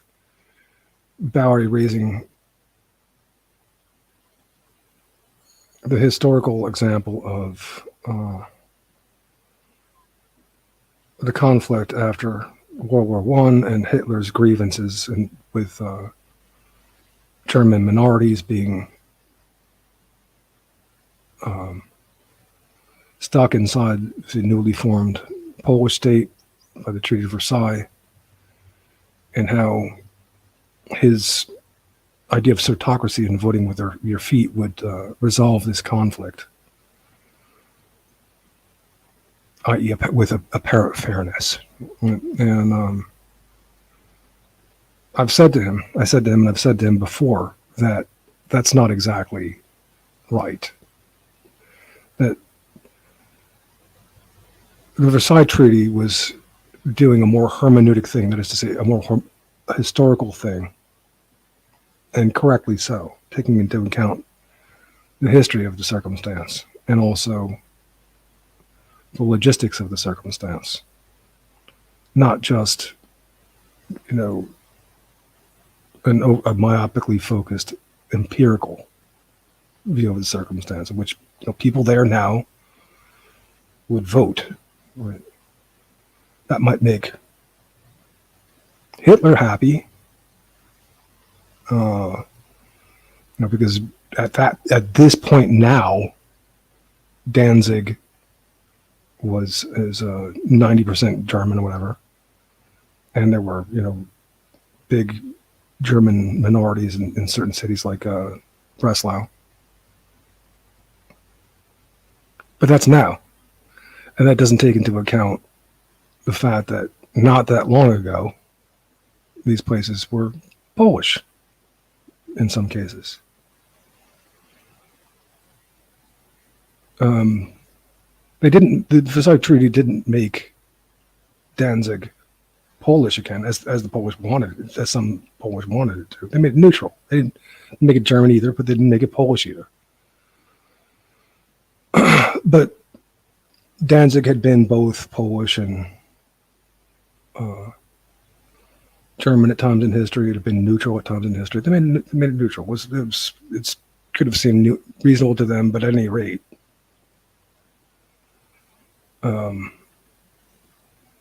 there's historical things going on here that aren't taken into account by, Bowery's overly focused empirical take. That wouldn't have necessarily resolved the situation fairly, is what I'm saying, as he claims.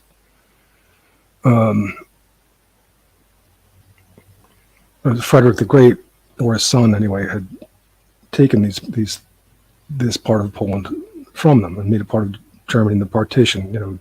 Frederick the Great homosexual, along with Catherine the Great lover of horses and horse meat, well, up inside of her, and the Austro-Hungarian poodle empire of infinite poodles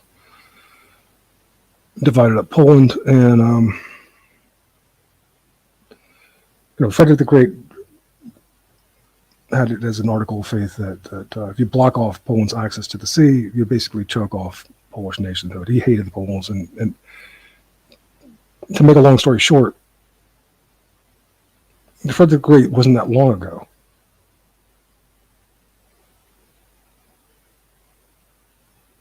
What, 1793, 123 years. But this is always where the perspective of, this false currency of pandering to reactionary German Americans. This is always where their history begins. With Hitler's idol, Frederick the Great. So they're not taking into account much in the way of history. And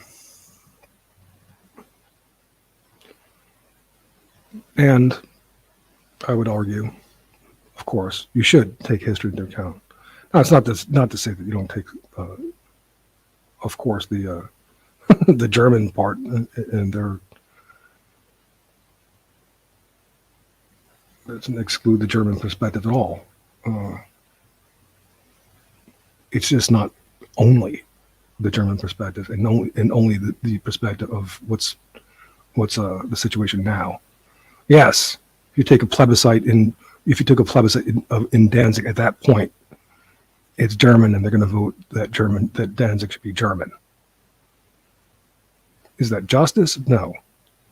Is that what the Versailles Committee argued reasonably should not be the case? That it should be neutral and under the auspices of the United Nations? No, that's not what they said, and arguably so. The Versailles Treaty was not necessarily wrong in that regard, despite Hitler whining about it and Tom White whining about it.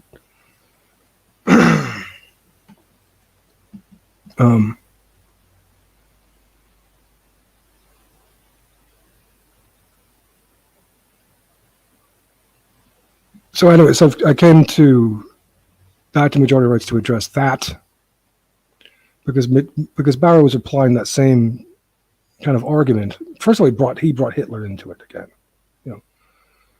very kind of like pandering to that German American audience by talking as if Hitler was really a reasonable guy, and he could have been reasoned with if he, not that he was a warmonger, which of course he was, but he was a reasonable guy who just wanted these lands back that were stolen from him. The usual Pat Buchanan stupidity, just like or kind of that kind of stuff.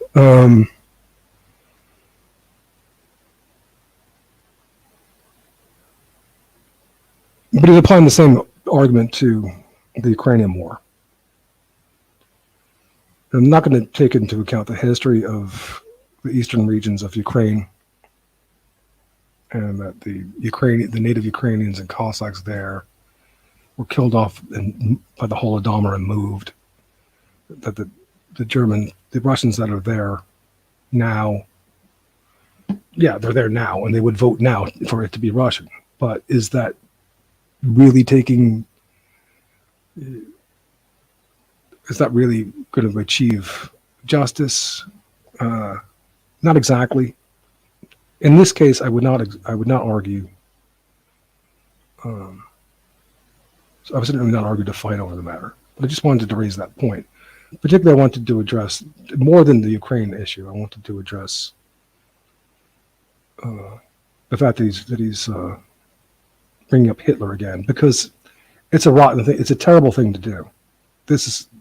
You're never going to, as long as you're treating Hitler like he was one of the boys in the ethno-national cause, you're never going to be able to coordinate ethno-nationalism. Never. It's always going to be divide and conquer.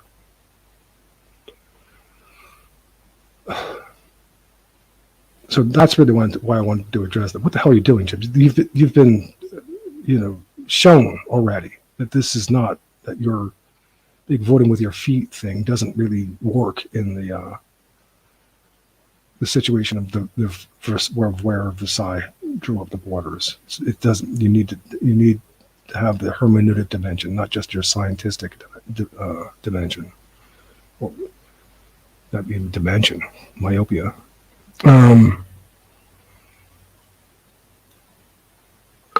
Again, and I brought that up in the context of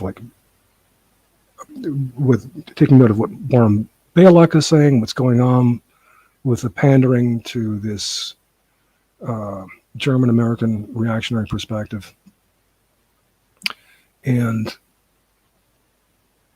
I've come up with it, and there is another obstruction to the DNA Nations Project. In line with this, a perfect other example in this regard, Jonathan Pohl. So was talking about the German diaspora in Eastern Europe and Russia. Okay, you want to talk about that's fine, whatever. He has obviously some concern for the destruction of political correctness and open borders. Fine. I had nothing against him.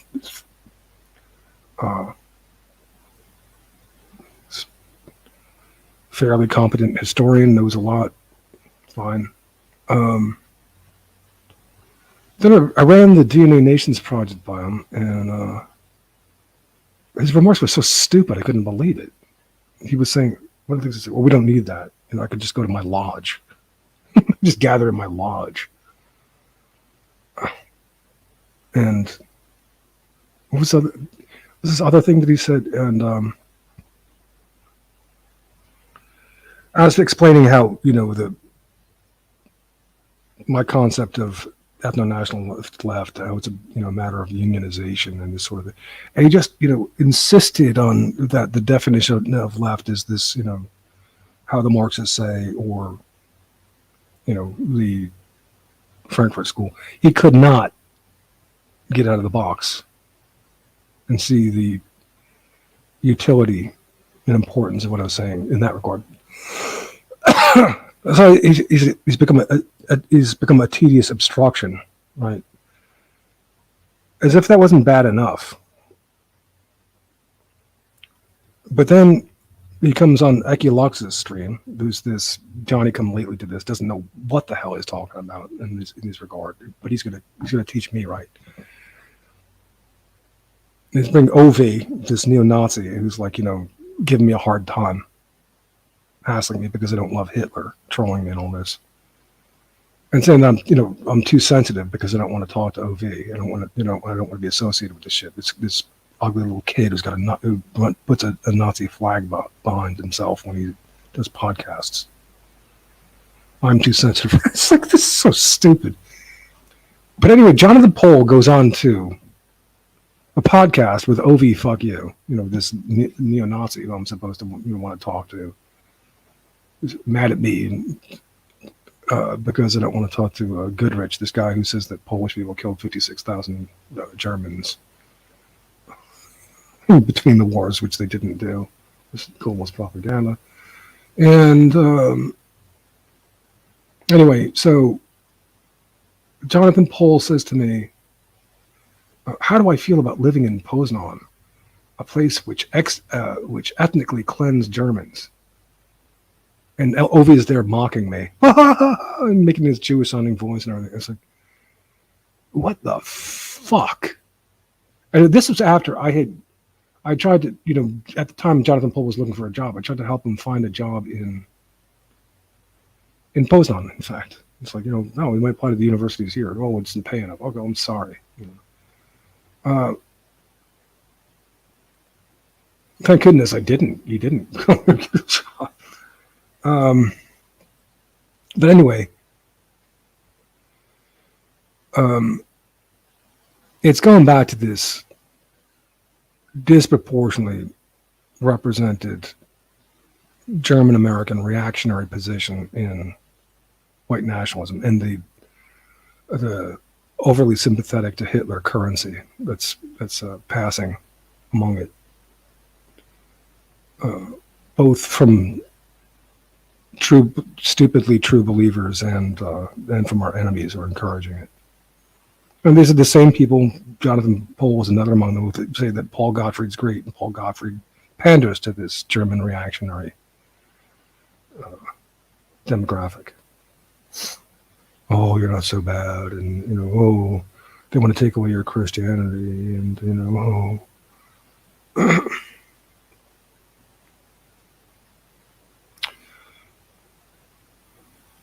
So anyway, I think it was yesterday, Jonathan Pohl goes on to, what's the name of the show? Is it Apostolic Majesty? Who, by the way, is, he's a historian, brilliant guy, incredible detail about history. And but the problem with him is that he's Asia as well. Is that Apostolic Majesty is also overly biased on behalf of a Germanic perspective, Germanophonic perspective, even though he's English, apparently. That's not such an uncommon combination. He's sympathetic with the Germans in World War I, apparently a bit in World War II too, maybe not as much, but definitely really overly sympathetic to the German point of view, to the point where his point of view gets inaccurate. And that wouldn't be maybe so problematic, but again, because of the American demographic that gobbles that stuff up and is already prone to an overly German sympathetic point of view. And it has created what has been this long-standing two-way conversation between Jews and Germans, to the exclusion of other points of view. And so you got, Rams Paul was also part German, saying, "Oh well, they're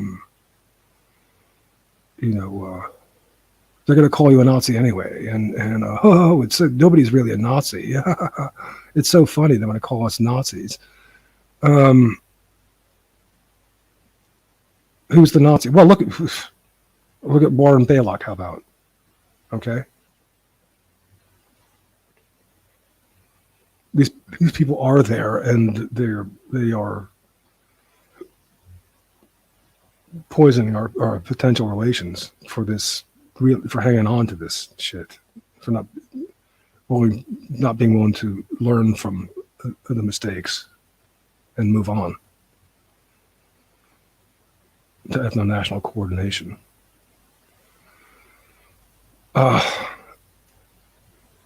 So that's the problem. Why, even though as smart as someone like Apostolic Majesty is, and all the incredible detail he goes into about the history, here he is hosting Jonathan Poll just yesterday, and he says this.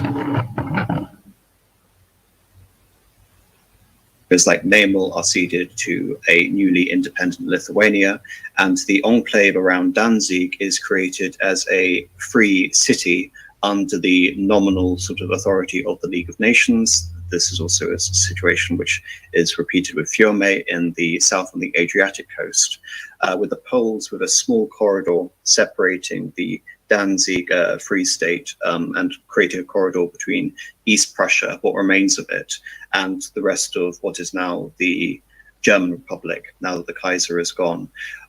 Just to very briefly summarize, what was the conditions like for the Germans living in the Second Polish Republic era from 1918 up until 1939? Well, this is kind of outside my expertise. But my understanding is that a lot of them would have preferred to be under German rule. I mean, I suppose if you want to get kind of a personal feel of it, the trilogy by Günter Grass talked about growing up in Danzig. He's part German, part Kashubian, which is one of these weird German-Polish intermediate nationalities, since they could move, like Silesians can move between the two of them depending upon who's doing the categorizing. But certainly, if you look historically in modern times, Poznan, which is where my family is completely Germanic and not Slavic at all, originally came from before they started moving east. It was never considered in the 19th century to be Polish territory by the German population there.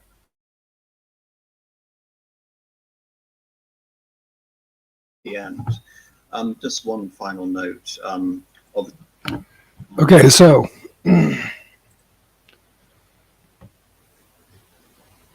first of all, this is not a highly relevant point, but Jonathan Poll talks about Günter Grass being part Kashubian or something. Well, Kashubian means half German, basically a mix of German and Polish. I don't think that Günter Grass, who you see the tin drum, was very sympathetic to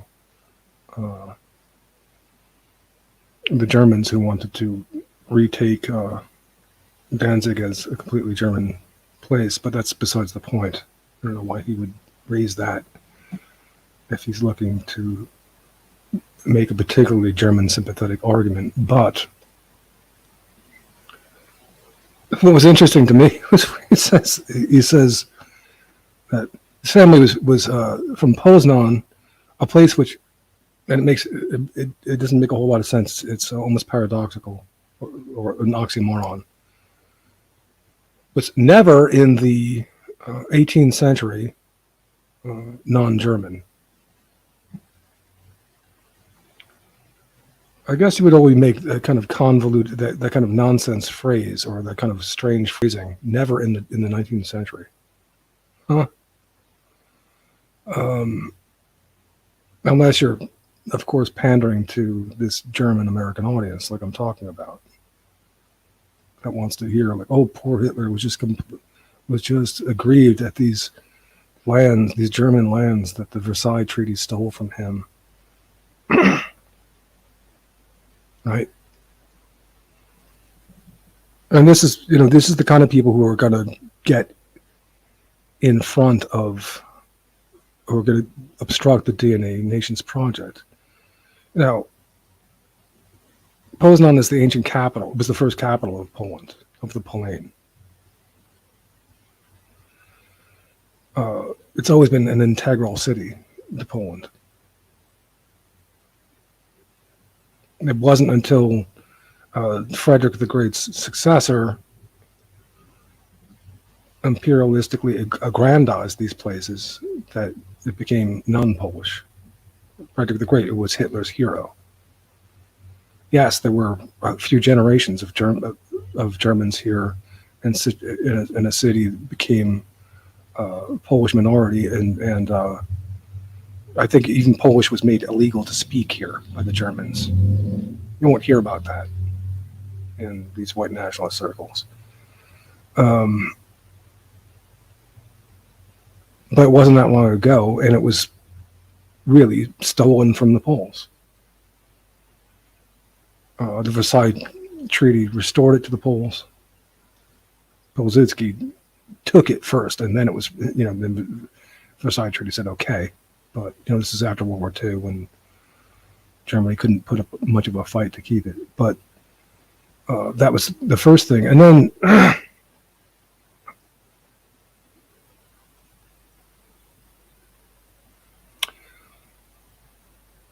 after World War II, Stalin shifted the borders. And, like Warren Belloc was whining and crying about, the Germans were moved back over the Oder River. Well, I'm sorry, but my Polish relatives were moved from the east where they used to live in Belarus into Poland as well. I'm sorry. That's what Stalin did. It's not where, my heartstrings are. Now, John Paul had the nerve to say to me, mockingly, how do I feel about living in a city that ethnically cleansed Germans? This is like, a thing that happened at Stalin's decree decades before I was born. After Nazi Germany just killed millions of people with the design of destroying Polish nationhood, killing millions of Polish people. Way more in Dresden, in Warsaw than were killed in Dresden. I'm supposed to feel bad about this. Jonathan Paul, what kind of idiot are you? And it's like, you wonder why would he be against the DNA nations? You look, he's got a Kazakh wife and half daughter. Well, he might think that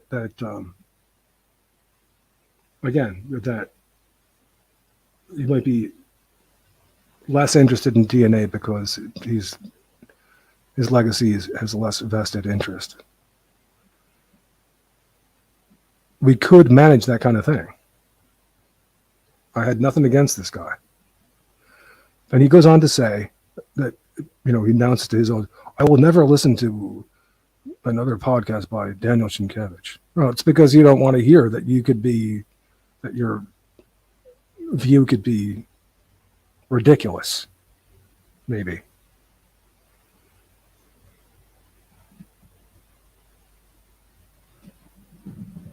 And these are the kind of people that are obstructing the DNA Nations project, that are contributing to this, circulating blackball against this platform.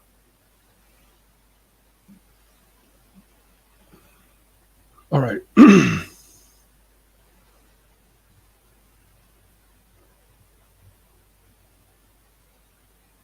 So I come to back to majority rights to address James Bowery with his what he thinks is a great idea of sortocracy and how that would have fixed the dispute over the territories between the Germans and the Poles and prevent World War II.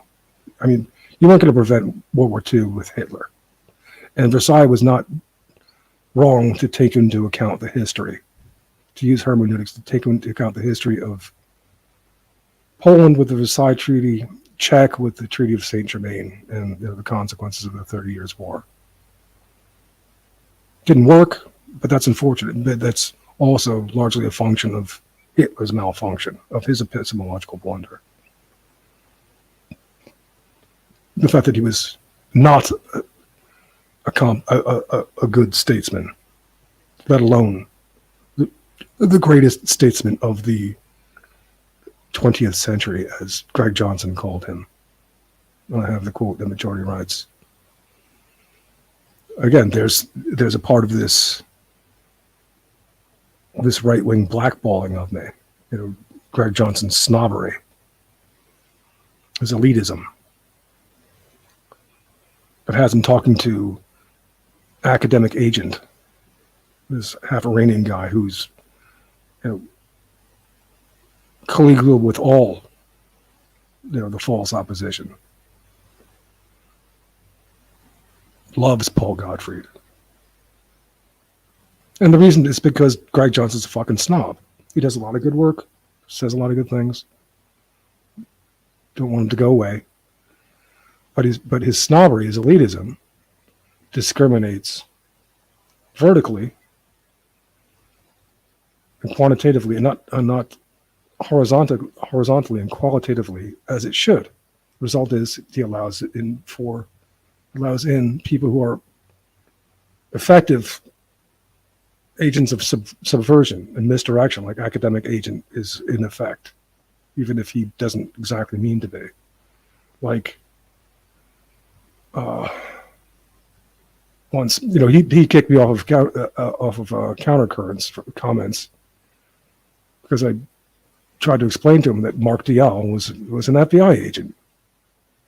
He said, well, why are you calling this guy an octoroon? Well, because he is, and because he's an FBI agent. It doesn't matter if he's intelligent, if he writes good papers.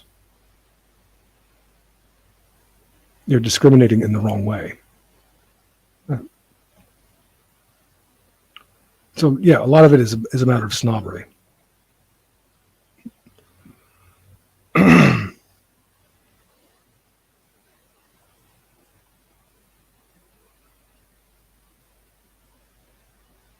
But I digress a little. So I come back to majority rights to address Bowery's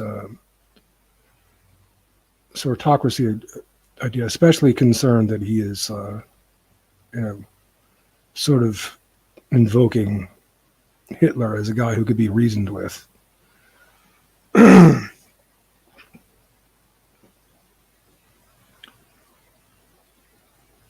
And, well, let me read from there. Let me go back to majority rights and show you what happened from there.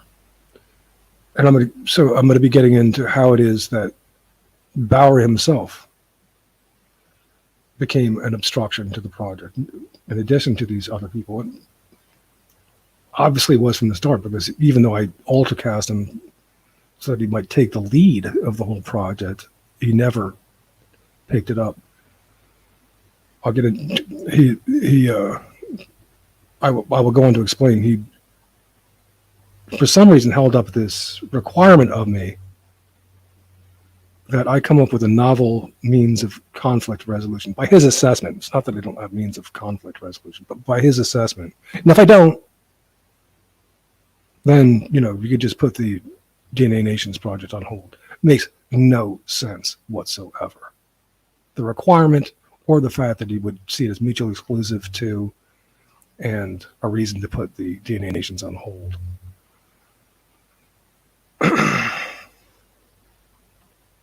Okay, so let me there's not that many, so I'm just going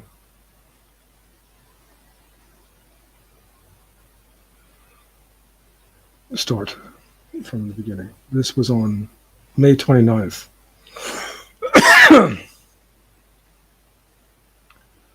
Bowery says, so let's talk about genetic correlation structures mattering in property money as regards Hitler's invasion of Poland and Putin's invasion of Ukraine.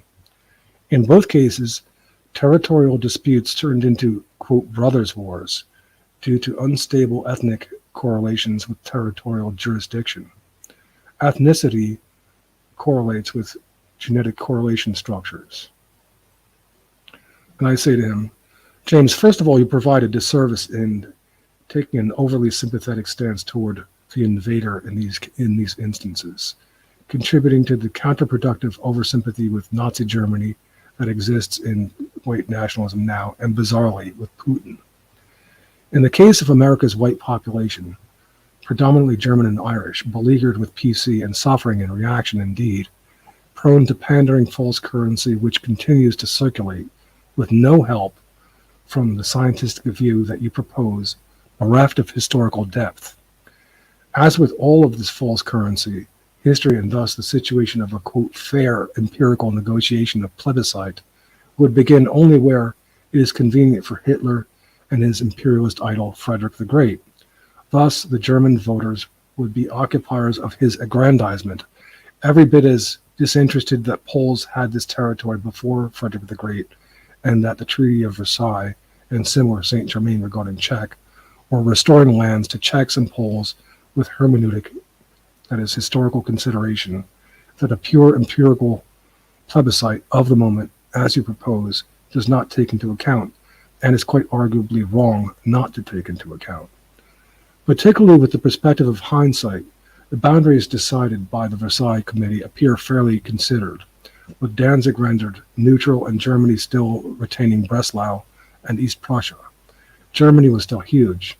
Did Hitler have to embark upon a, quote, brothers' war, or did he want Lebensraum at the expense of his neighbors, well beyond Poland, Ukraine, especially Ukraine for its fertile land, going up to the Urals and the oil fields of the Caucasus? Now, it's clear to anybody who reads Mein Kampf that, and who looks at what Hitler did once he was seated, which he was granted the Sudetenland by Chamberlain. He wasn't interested in stopping just on the territories that Versailles had given back to Poland and Czech, for one thing.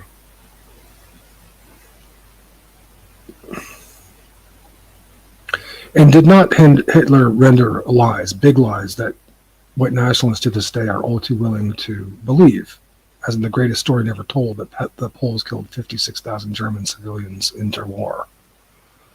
And was Hitler's last decree to have the body of Frederick the Great exhumed, disinterred, and moved further into Germany? Frederick the Great, an imperialist who hated the Poles and who held it as a strategic article of faith that if you remove Poland's access to the sea, that you cut off the lifeblood of their nationhood. That before his heir annexed the western part of Poland in the three-part division with Austria and Russia. The point being, it wasn't that far back in history that Prussia invaded and took this land from Poland. I like this kind of three-way division of it between Frederick the Great homosexual, Catherine the Great horse lover, and the Austrian empire of endless poodles. And yet, in the three-part division, and yet that is where history always seems to begin with American white nationalists and their, desire to, in the perspective of their beleaguered perspective as German Americans, with no help from mere overemphasis on empirical resolution in plebiscite or tax negotiation in situ absent hermeneutic historical consideration. Not even the fact that Germany had just lost a brutal first war, which arguably, I would argue, along with Hastings, was largely at their blame.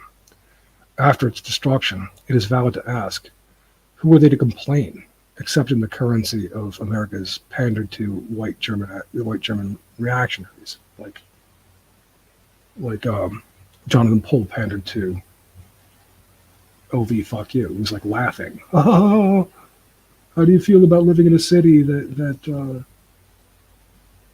ethnically cleansed the Germans? You've got a lot of nerve. You have a lot of nerve. But Hitler was not the great statesman that Greg Johnson, functioning under the misdirection of William Luther Pierce's false currency, among other false currency, held Hitler to be. To quote Greg Johnson, on balance, I think Hitler was the greatest statesman of the 20th century and a genuine great man of history. Greg Johnson, yes, that Greg Johnson of countercurrents, and what he has to say about this guy who got 50 million Europeans destroyed, countless architecture and treasure destroyed, the warrant of ethno-nationalism destroyed to this date, stigmatized. Then I add to James Bowery, you make the same convenient historical oversight with regard to Ukraine's eastern provinces, or rather, what were Ukrainian lands before the Holodomor, lands which have been important for mineral and industrial resource.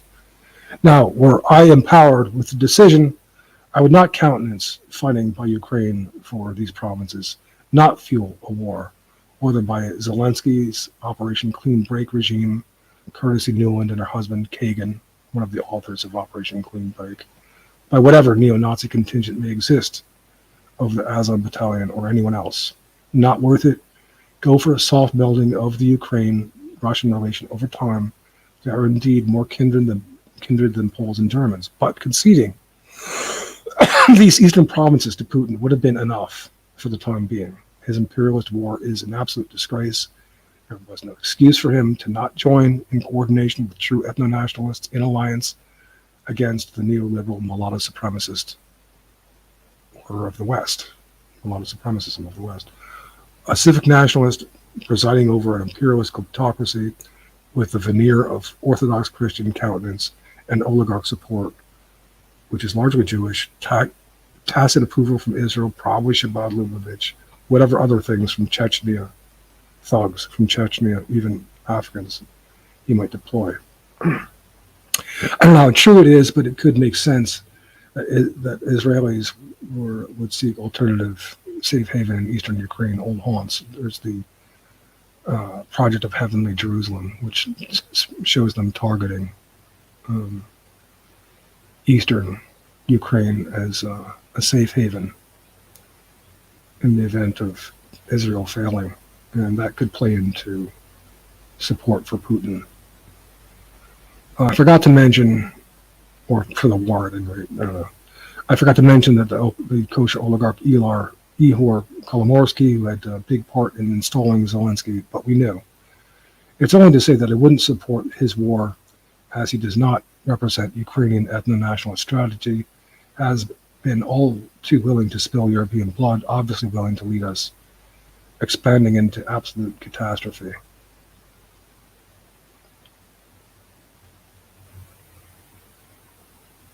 James Bowery writes, whatever historic disservice my exemplars may have done, it pales in comparison to the disservice done by those who allied my solution.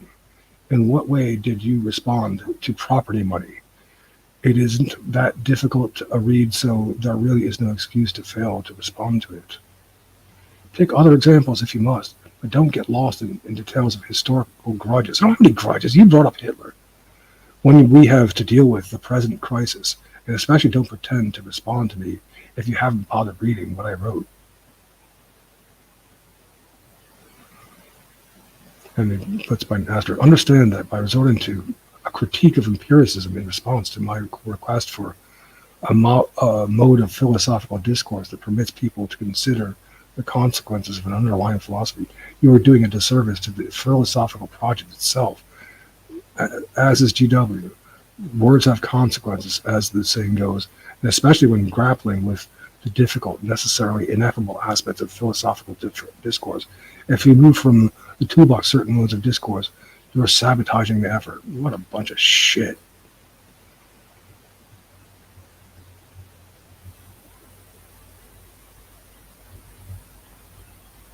GW wrote,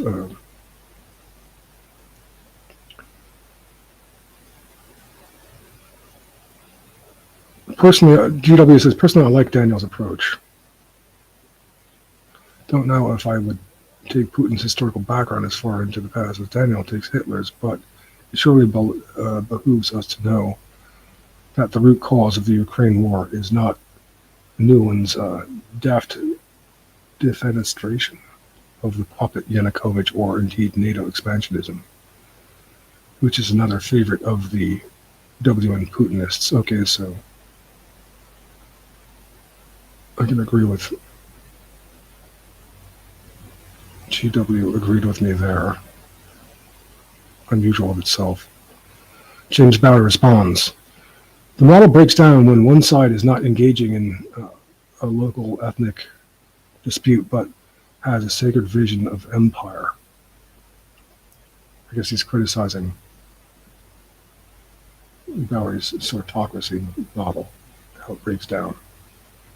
And I think that that's true. When one has a vision of empire, what do they care about Sortocracy?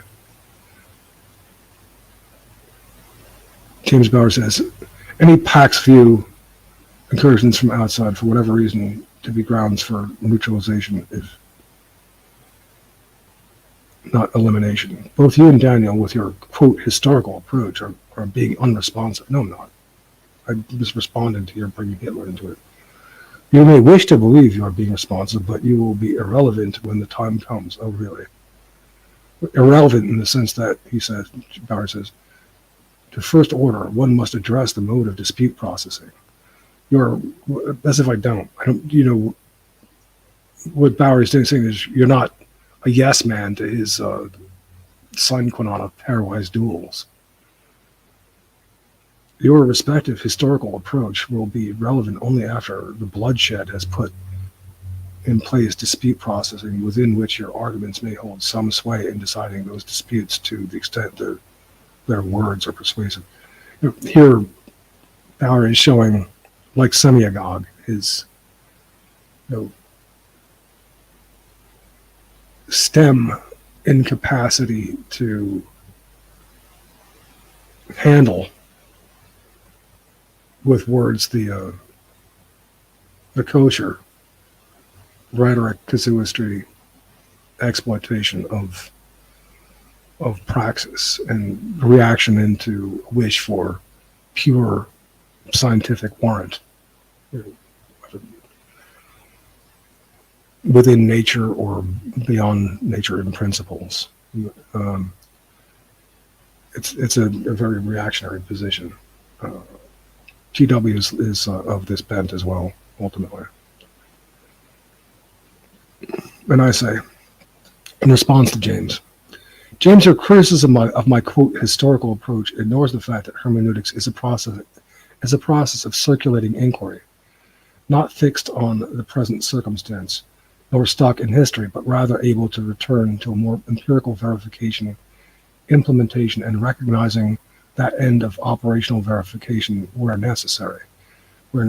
Indeed, I was not addressing your tax dispute idea. You did not address the problem in your statement that I was addressing. You were the one who brought Hitler and his invasion into the discussion, without apparent concern of exacerbating the poorly informed demographic of American white nationalists. And this is not the first time you proposed border conflict resolution in that example, and and prior proposed dispute processing, plebiscite, and voting with the feet to resolve this border dispute without historical consideration of hermeneutics. James Farrar says, I didn't criticize your historical approach. I was saying it was unresponsive.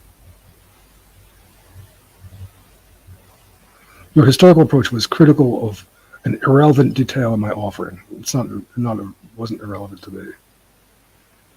Hence, unresponsive. It wasn't irrelevant to white nationalism at all. It's part of why they've been obstructing this project.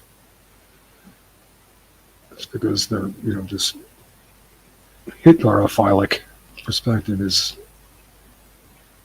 vastly overrepresented, both by true believers and by our enemies, and encouraged by our enemies. Understand that I am perfectly willing to accept whatever position you wish to set forth, so we can get down to brass tacks and minimize, if not avoid, the bloodletting that is likely to erupt not only between whites and non-whites, but between people of your opinion on these conflicts and those who I was attempting to appeal to. I'll address this in a second.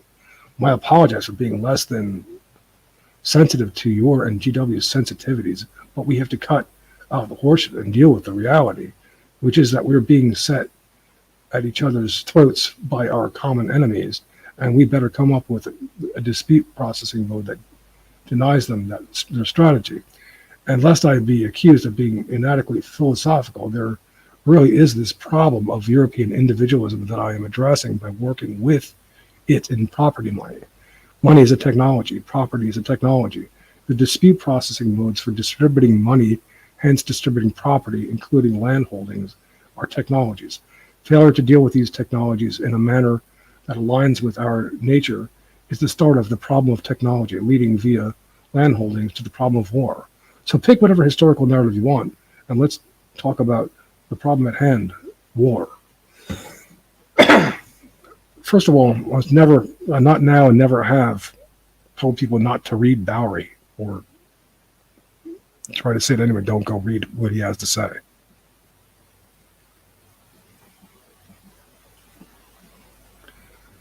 That aside, I quote him as saying, we can get down to brass tacks and minimize, if not avoid, the bloodletting that is likely to erupt not only between whites and non-whites, but between people of your opinion on these conflicts and those who I was attempting to appeal to. Trying to say, like, likely bloodletting between people you are attempting to appeal to, and people with opinions on these conflicts, such as mine. You are attempting to appeal to those sympathetic to Hitler and Putin, apparently, and you would mitigate not the likelihood of their letting my blood. What a foolish waste of their young lives should they even try. You would do this by helping them to try to erase the history for their convenience and feel themselves justified for their better position in, quote, bidding wars as adjudicated by tax collectors of land rents. Is that it? While your remarks weren't directed to people with, quote, my opinion? You are right. I was not addressing the point of the tax collector adjudicator, though it may be worth consideration if he had some historical knowledge. But then, you have not given a great deal of consideration to the DNA nations concept, though I attempted to put you at the forefront. So this is where we're coming back to how that became an issue again. He talks about being unresponsive. For God's sake, that was 10 years ago. The incisive act, and here he is talking with McDonald saying, well, there's nothing we can do, but maybe Putin will do us the favor of nuking the Eastern American cities and we can go back to yeoman farmery.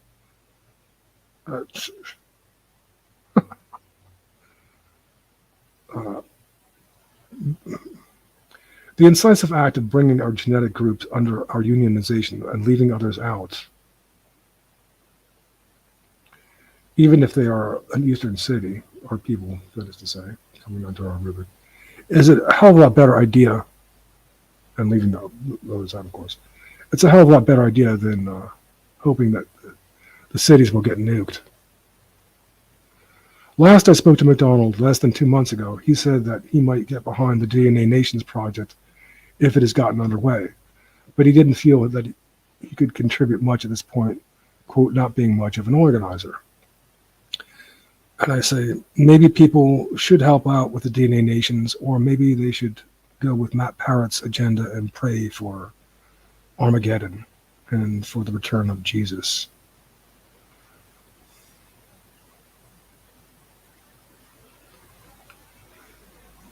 Let's see where we are.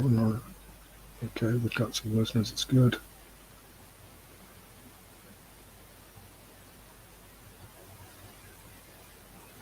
Here's James Bowery's response. Janos writes, "You have not given a great deal of consideration to the DNA Nations concept." He puts a link. DNA Nations, 200,000 words, and no clear mechanism defined for dispute processing. And his property money, 20,000 words, and the mechanism for individual belief-based money system, property rights enforcement, delivery of social goods, reversal of demographic transition, territorial allocation, containment of private and public sector bureaucracy, and reversal of the economy outbidding the family for the fertile years of young women. Sortocracy, 2,000 words, and mechanism for individual belief-based territorial allocation between belief systems. When the bloodshed starts soaking the ground, no one is going to be bothered wading through your endless prose.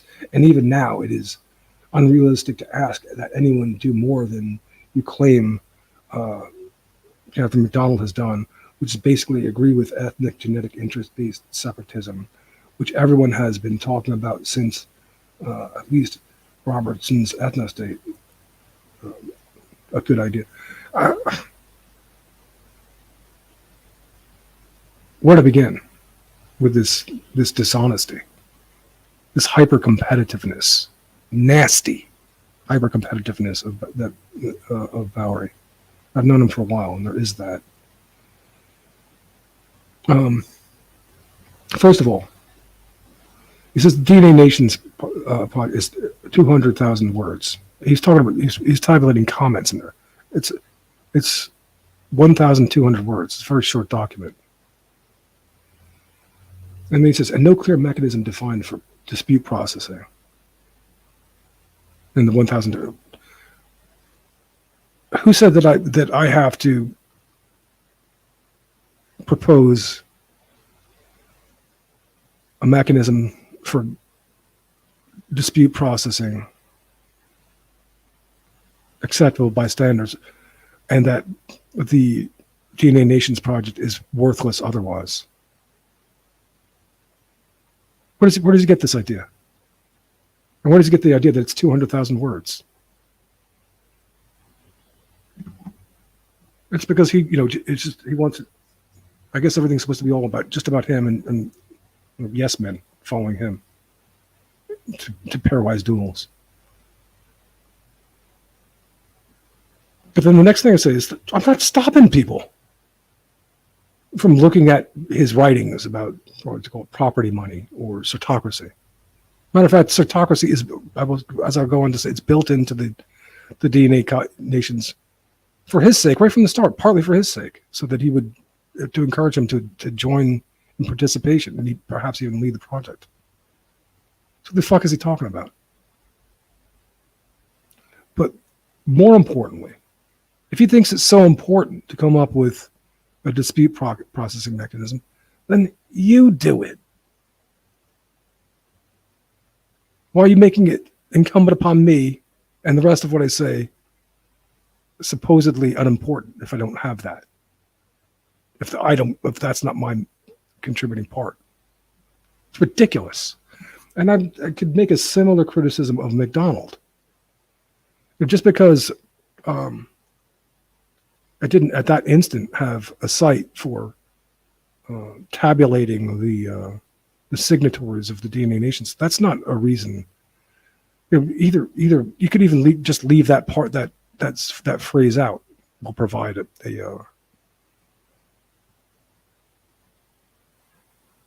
we'll provide a sign up, or say that we don't have that yet. We'll do it in the future. That's not a reason to not run the article. It's God's with these scientific take. Somehow, they're just so literal minded, and they don't see themselves as joining in they're participating in the joint construction of the project, which should be obvious. It's obvious to me. Anyway, okay. Let me go on to where I address. I quote Bowery saying, DNA nations, 200,000 words, and no clear mechanism defined for dispute processing. Hey, James, your word count does nothing to prove that it is incumbent upon me to come up with a novel dispute processing method. You've held this absurd requirement that I must compete with you for a better idea than pairwise duels. Because people are unfamiliar with Bowery, that's where, that's his ultimate dispute processing method. It's not, maybe it's not correct to make fun of him, to reduce it to that. It's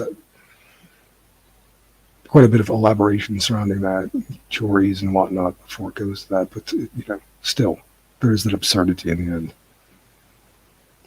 It does nothing to disprove the value of the DNA Nations project, and that's true. There's no excuse for him to have let this go. And to demonstrate that you might have done better to help facilitate it. There's nothing to demonstrate that you might have done better to help facilitate the DNA Nations project, James. That's true.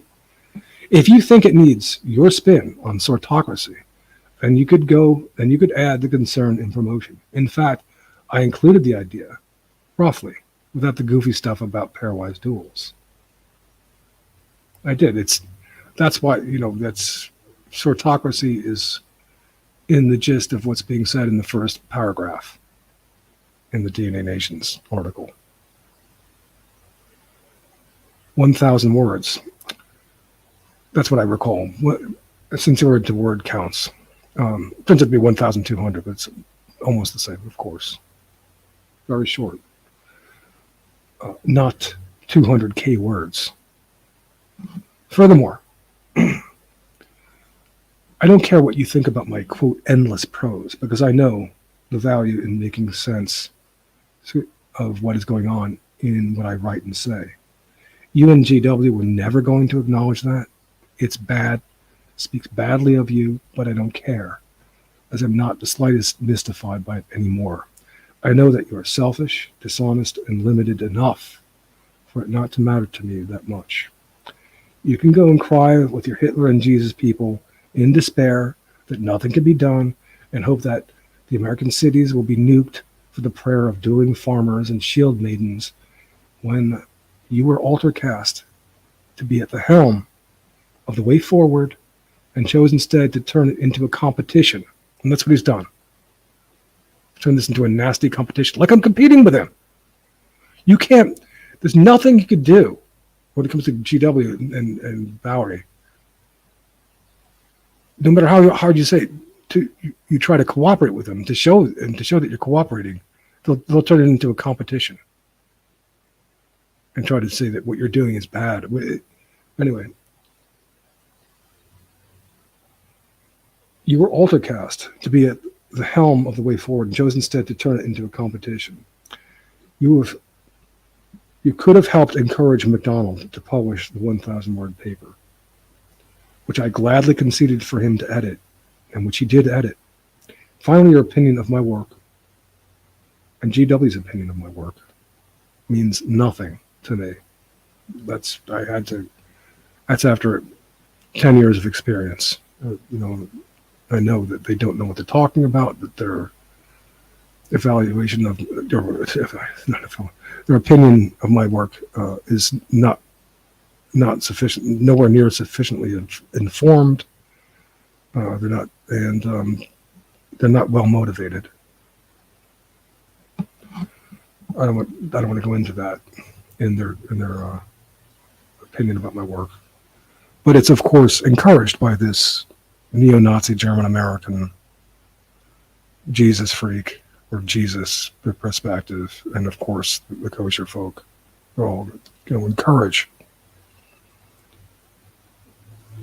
antagonism to me, the DNA Nations Project, and other things. Dealing with right-wingers and their stupidity is just a curse.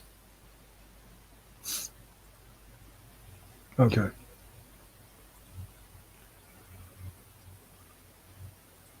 Onward.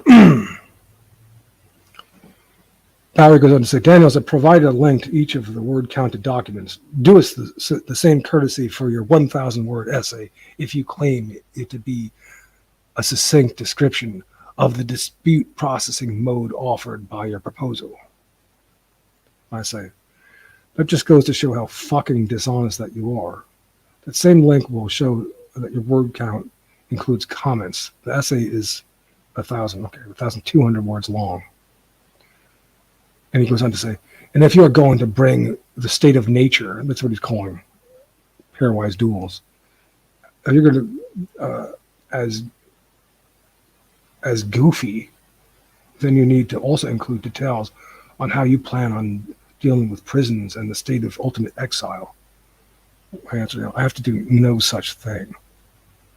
As I said in the last podcast, it's like you're trained to be a violinist and a concert violinist, and this guy comes up to you, this car mechanic, and he says, "Until you show me that you can fix my car, I'm not going to allow you to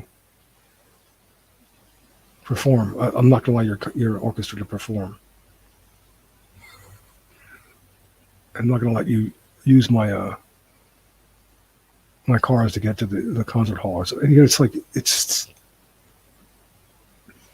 totally absurd.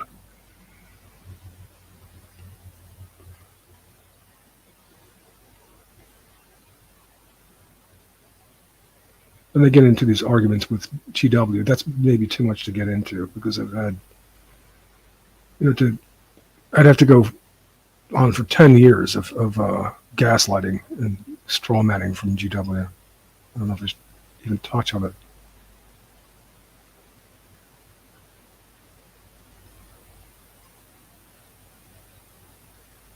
Yeah, that would be a digression. At least guest work are allowed for the DNA Nations article to be posted at majority rights. That was the first time it was posted. I gave it to Soren Ranner. He helped edit it. That was the first edit before the Kevin McDonald edit. And he posted it at majority rights before I was even had administrative rights there myself.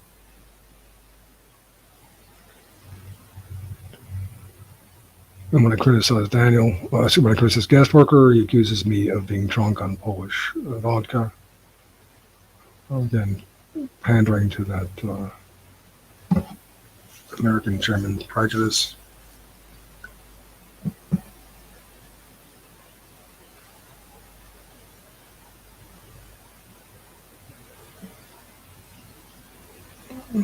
Or arguments with GW, which are really endless and stupid arguments that's part of why I was able to ignore it. It's like, okay, anybody can say that his arguments aren't good, and this is a place to post irrespective of what GW has to say. It's annoying, of course, and but that's why I put up with it, because it's just like, well, look what he's saying. It's ridiculous. Kumiko and I designed a really good site there. I was semi-aiming to take it over, because GW offered me to sell me the site, and for me or basically to sign it over to me, because he didn't want to be bothered anymore. And me and Kumiko redesigned it. We're the ones that made it look good the way it did. I came up with the concept of the evergreen stories coming up when you enter the site, and news and views stories circulating through the carousel above that you could click onto if you wanted to see some items of the day going on. And the comments would function even more like a ticker tape of what's going on and up the side. That was my concept. The design, the aesthetic design was mine, and the computer design, of course, was by Kumiko. And it's too bad. It's pretty good, but STEM boomer reactionary is to the extreme. That is Bowery and guest worker. It's too bad. I think we're able to respect what I'm saying, because what I'm saying is actually much better than what they're saying and inclusive of whatever good bits that they have.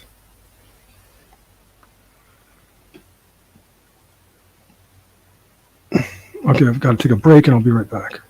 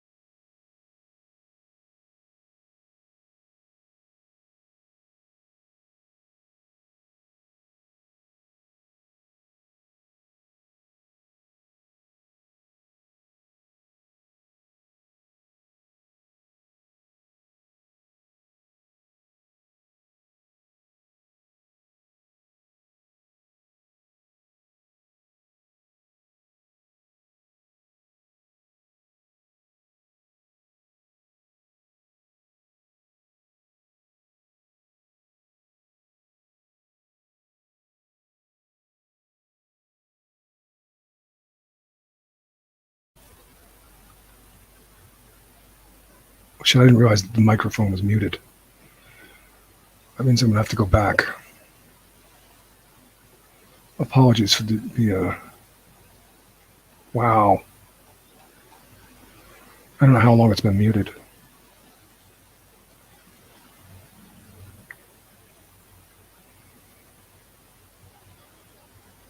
That's bad. I have to try to guess at what point.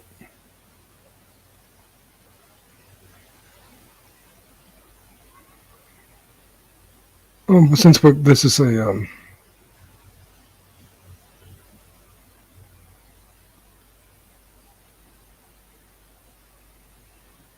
it's gonna be a long stream because it'll be the last stream until the 22nd.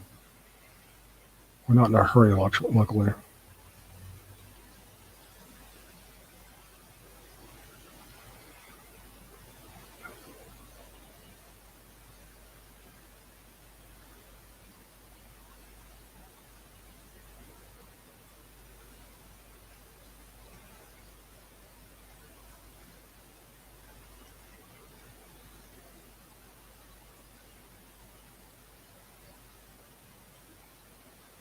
I'm pretty sure that I read this comment. James, first of all, you provided this service in taking an overly sympathetic stance towards the invader in these instances.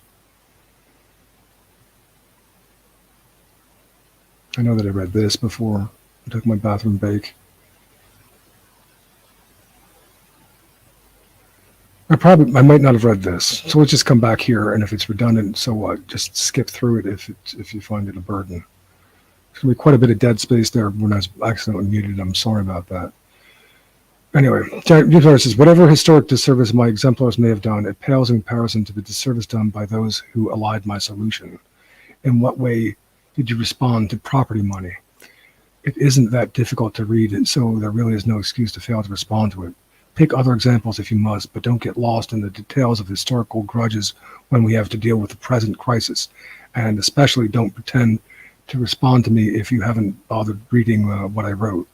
Understand that by resorting to the critique of empiricism in response to my request for a mode of philosophical discourse that permits people to consider the consequences of an underlying philosophy, you are doing a disservice to the philosophical project itself, as is GW. Words have consequences, and as the saying goes, and especially when grappling with the difficult, necessarily ineffable aspects of philosophical discourse, if you remove from our toolbox certain modes of discourse, you are sabotaging the effort. Well, that's a pile of shit.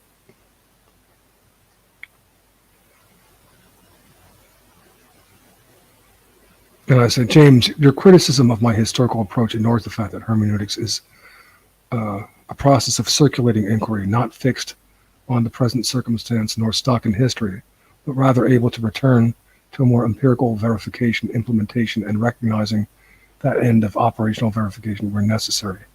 Indeed, I was not addressing your tax dispute idea. You did not address the problem in your statement that I was addressing. You were the one who brought up Hitler and his invasion into the discussion without apparent concern of exacerbating the poorly informed demographic of American WN, and that is not the first time you proposed border conflict resolution in the example prior proposed dispute processing, plebiscite, and voting with the feet to resolve the border dispute without historical consideration of hermeneutics. I might have read this before. I'm sorry if I did, but again, if it comes down to it, just fast forward if this is a repetition, because I don't remember what I said before, or I was on mute. So I'm just going to read through this, and people could just fast forward if they've heard it before. Jared says, I didn't criticize your historical approach. I said it was not responsive. Your historical approach was critical of an irrelevant detail of my offering, hence unresponsive. It's not irrelevant. Understand that I'm perfectly willing to accept whatever position you wish to set forth so we can get down to brass tacks and minimize, if not avoid, the bloodletting that is likely to erupt not only between whites and non-whites, but between people of your opinion on these conflicts and those who I was attempting to appeal to. I apologize for being less than sensitive to your and GW's sensitivities, but we have to cut out the horseshit and deal with the reality, which is that we're being set at each other's throats by our common enemies, and we better come up with a dispute processing mode it denies them their strategy. And lest I be accused of being inadequately philosophical, there really is this problem of European individualism that I am addressing by working with it in property money. Money is a technology, property is a technology. The dispute processing modes for distributing money, hence distributing property, include land holdings, are technologies. Failure to deal with these technologies in a manner that aligns with our nature is the start of the problem of technology leading via land holdings to the problem of war. So pick whatever historical narrative you want, and let's talk about the problem at hand, war. Well, first of all, this is bullshit because I'm not telling anybody to not read what he says. Go there and read his property money, whatever posting he makes.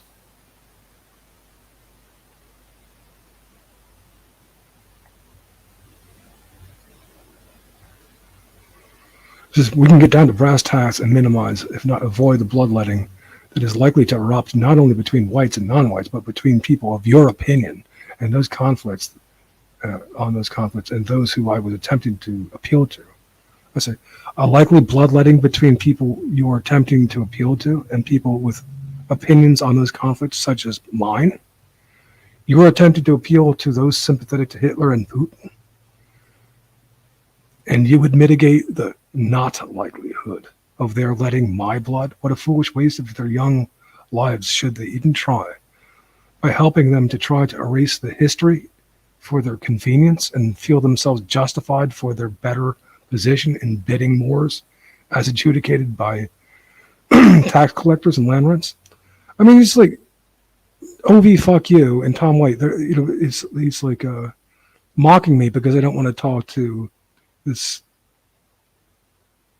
absolute hack of a proposed historian, Goodrich, who did this greatest story never told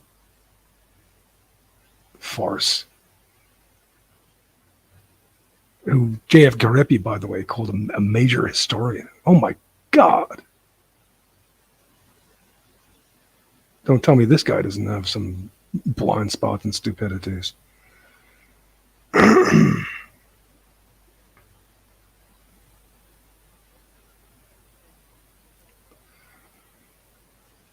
So Bowery's going to try is going to erase the history for their convenience and feel so they can feel themselves justified for their better position in bidding wars as adjudicated by the tax collectors for land rents. Is that it? Why your remarks weren't directed to people with my opinion? You're right. I was not addressing the point of the tax collector adjudicator, though it may be worth consideration if he had some historical knowledge. But then you have not given a great deal of consideration of the DNA nation concept, though I attempted to put you at the forefront. Again, this is where we begin to broach the topic of the DNA nations again, and his avoidance of this issue, his irresponsibility. The incisive act and his dishonesty, saying it's 32,000 irrelevant words, it's 1,200 words. The incisive act of bringing our genetic groups under our unionization, leaving out others out, even if they are in an eastern city, is a hell of a lot better than hoping that the cities will get nuked. So in other words, the DNA, when Bowery was talking to Ken McDonald last, they say, "Oh, there's nothing can be done. Maybe Putin will nuke the cities. We could do, we can rekindle yeoman farmery among the Americans of the flower country again." That, as opposed to unionizing on the basis of genetics white people, even if they happen to be in the cities at the moment, and not including non-whites who are in the cities, who might even be in Section 8 housing and dispersed among the Midwestern whites. The incisiveness of that, as opposed to saying there's nothing, along with McDonald's, nothing we can do, and just hope that that Putin nukes the cities. Right wingers.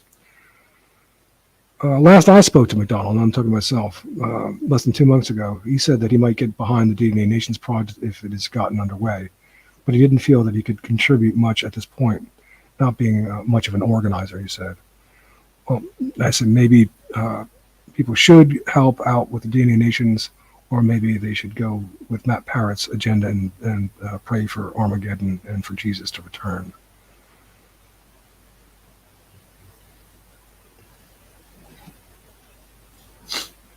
Bowery writes, Daniels writes, you have not given a great deal of consideration to the DNA nations concept.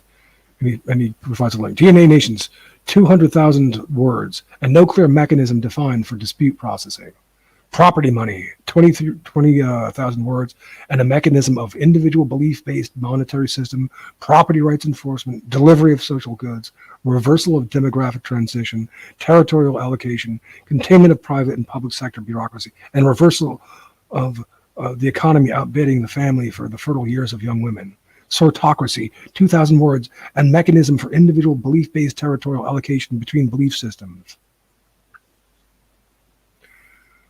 Now, first of all, again, DNA Nations is not 200,000 words. It's 120. It's 1,200 words. I didn't say that it was about dispute processing.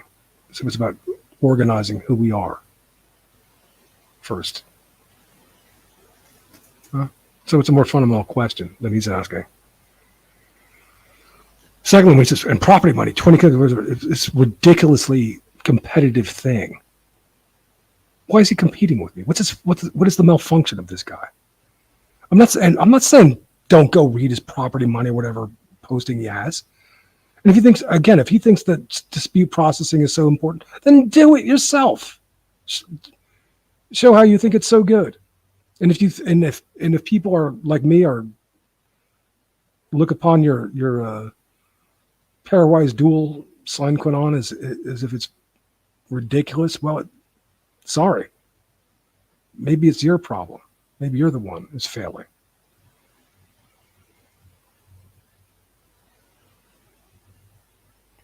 When he says, when the blood starts soaking the ground, no one's going to bother wading through your endless prose. Fuck you. And even now, it is unrealistic to ask that anyone do more than you claim Kamak has done, which is basically agree with ethnic genetic interests and separatism, which everyone has been talking about since at least Robertson's ethno-state. A good idea. Now, again, this is all an expression.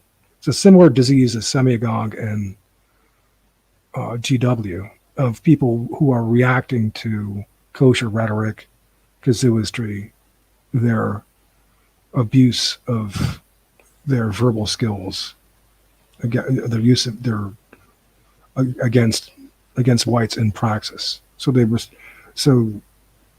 whites who get flustered. This is they're scientists. They're not the humanities and words are not their particular thing. Like for Bowery or semiagog, they look for pure warrant that they hope to be unassailable by this kosher rhetoric, within nature or beyond nature, either way, beyond the correctivity of practice, as they call it.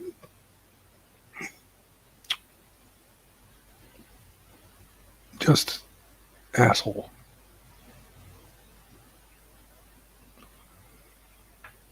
Let's see how we're doing here.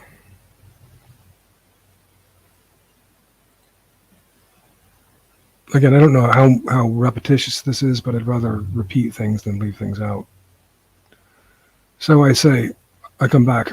DNA Nation's 200,000 words and no clear mechanism defined for dispute processing. He says, and I say, hey, James, your word count does nothing to prove that it is incumbent upon me to come up with a novel dispute processing method. And by the way, I can come up with a better dispute processing method than pairwise duels. You've held up this absurd requirement that I must compete with you for a better idea than pairwise duels. It does nothing to disprove the value of the DNA Nations project and to demonstrate that you might have done better to help facilitate it. If you think it needs your spin on Sortocracy, then you could add that concern in promotion. In fact, I included the idea roughly without the goofy stuff about pairwise duals. I did, right from the start. I said 1,000 words since we're into word counts. It was 1,200, just about the same. So this is 200 key words. He's a lot. This is dishonest. And it's not. He's done this many times. I just since the theme of the show is the obstruction to this project. There's been dishonesty and taking the idea that my proposals were necessarily antagonistic and should be somehow countered as bad by Bowery. Ridiculous and wrong-minded position. He's done this from the start. His competitiveness, his scientism, his disrespect, really. And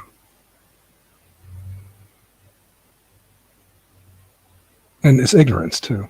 And it's like he really just... I could go into many examples. I tried to bring him to to VOR originally. I was trying to show the people at the Voice of Reason back in 2012 how postmodernity was trying to work. And I tried to bring Bowery there, figuring that he has the knowledge and intelligence to understand what I'm saying. He had neither, in fact. And make no mistake about it, nobody is intelligent across the board, not Bowery either. And he was disgusted with GW at that point, as anybody would be. Insulted by GW as anybody would be. So I tried to bring him over to the Voice of Reason. It wasn't going under yet. And he tells me that he wants to reboot the Enlightenment. That's his comment. I just did a facepalm. Oh my God. This guy knows nothing about the philosophical circumstance, history, requirements, wants to reboot the Enlightenment. Nothing.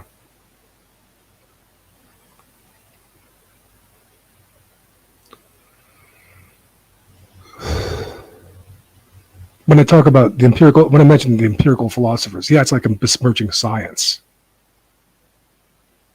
This was, again, a problem with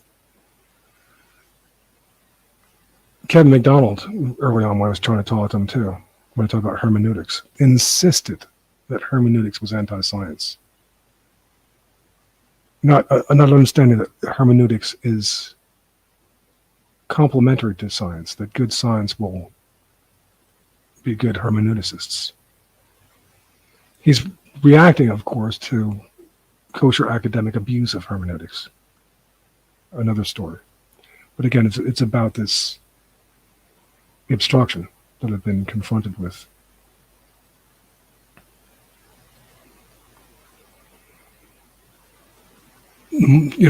I could go into other instances of dishonesty from Bowery.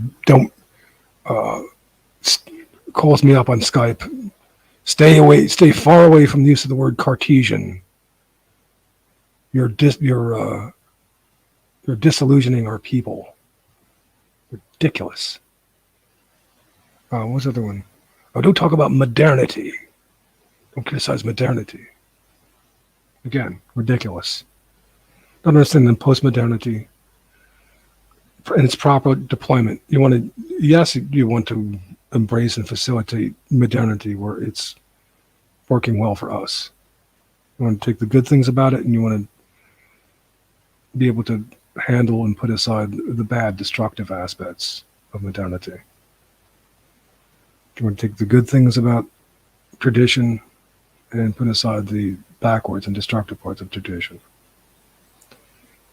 In both cases, you're taking the good of it that serves the homeostasis of our inherited forms, which modernity and its universalism has not been good. at preserving. It runs roughshod over ours and others. It may be good for science. It may be good for GW's ego. He might be able to get business contracts. But in preserving culture's a lot to be desired. And that's the problem.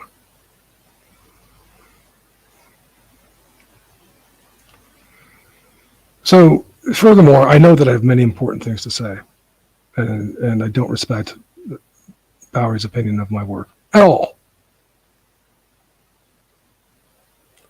I don't care what you think about my, quote, endless prose, because I know the value in making sense of what is going on in what I write and say. You and GW were never going to acknowledge that. It's bad, speaks badly of you, but I don't care, as I'm not the slightest mystified by it anymore. I know that you are selfish, dishonest, and limited enough for it not to matter that much to me. You can go and cry with your Hitler and Jesus people in despair that nothing can be done, and hope that American cities will be nuked for the prayer of dueling farmers and shield maidens. When you were all cast to be at the helm of the way forward and chose instead to turn it into a competition, you could have helped encourage MacDonald to publish the 1,200-word paper, which I gladly conceded for him to edit, and which he did edit. Finally, your opinion of my work and GW's opinion of my work mean nothing to me. He even said to me, oh, I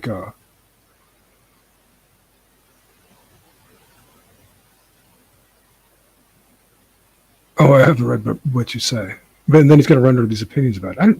I that's in a comment below.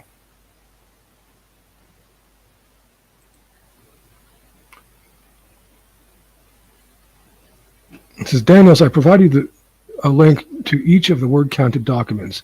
Do the same courtesy of your 1,000-word essay if you claim it to be a succinct description of dispute processing mode offered by your proposal. I never made this claim. And if you're going to bring the state of nature as goofy, and he's calling Mike, I called pairwise duels goofy, and it is. He's calling it this. He's changing the terms on me, calling it a state of nature. It sounds really dignified. If you're calling that goofy, then you need also to include details on how you plan on dealing with prisons and the state of ultimate exile. And don't pretend that this is a huge part of my offering, since prisons are virtually eliminated, and this applies only to a very small portion of the population under Pax Sortocracy. But it does need to be spelled out for those that insist on dealing with the human civilization versus nature conflict up front, and in a way that isn't just, we all have top men who are accountable, taking a care that we don't denude nature, unquote. The culture of critique strategy hides behind the parapet of vague offerings that aren't even wrong, while attacking in unfair ways the clarity offered by others, which is what you just did with your goofy comment on yet another irrelevant bull fucking shit, using the culture of critique strategy.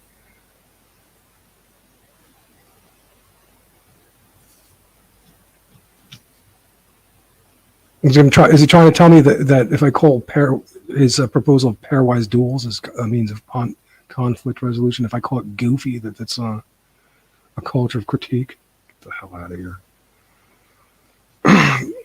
Daniels, I provided a link to each of the word counted documents. Do us the same courtesy for your 1,000-word essay if you claim it to be a succinct description of the dispute processing mode offered in your by your proposal. And I say, that just goes to show how fucking dishonest that you are. The same link will show that your word count includes comments. The essay is 1,000 words long. So, and if you're going to bring the state of nature as goofy, then you need to also include details on how you plan on dealing with prisons or the state of ultimate nature. I have to do no such thing. I didn't call the state of nature goofy. I said pairwise duels is a goofy concept. That's being polite. It's stupid. And nobody's going to go along with it anyway. Try selling that bullshit. I'll get like 3 crazy adherents. Then I get into arguments with guest worker, and that's been going on for 10 years. They're not altogether relevant, so I won't read that. Bowery says, Daniel writes, that just goes to show how fucking dishonest that you are. That same link will show that your word count includes comments. Bowery says, I don't think so. The way I selected the subset of text on your front page for DNA Nations was Control F for posted, define the first comment, and then select all text prior to that as the content. But I did make an error which overcounted the words in my linked documents as well as in your linked documents. So the relative counts remain correct. I used the Linux WC command and read off the last number character count rather than selected to the last number word count. Here is the correct word counts. DNA Nations, 33,669 words and no clear mechanism for defined dispute processing. First of all, it's 1,200 words, and I never promised or proposed that it was a mechanism for dispute processing. It's people organizing, much more fundamental than who we are first, and how to organize is much more fundamental than how we're going to fight wars, negotiate people, or fight wars, obviously. And then he says, DNA Nations, 33,669 words and no clear mechanism defined for dispute processing. 2, his property money, 3,164 words and a mechanism for individual police-based monetary system, property rights enforcement, delivery of social goods, reversal of demographic transition, territorial allocation, containment of private and public property, public sector bureaucracy, and reversal of economic outbidding the family for fertile years of young women, Sortocracy, 330 words, and mechanism for individual belief-based territorial allocation between belief systems. Not telling anybody to not go to his goddamn site and read his offerings. I'll comment on that in a second. Well, let's say that you're correct, that I overestimated your word count. The fact that I provided links to the source documents provided you with the ability to check my statements. Please do the same with your 1,000-word essay, which you say KMAC endorses. I'll go in better. I take the whole essay and I put it in a comment below. Endorses, which you appear to be claiming provides a succinct introduction to the essence of the DNA Nations that can orient us in reading the rest of your offerings.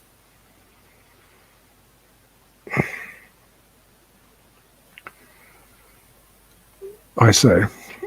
So he says, I don't think so. The way I selected the subset text in your front page for DNA Nations was. So he said he maintains that his word count is correct.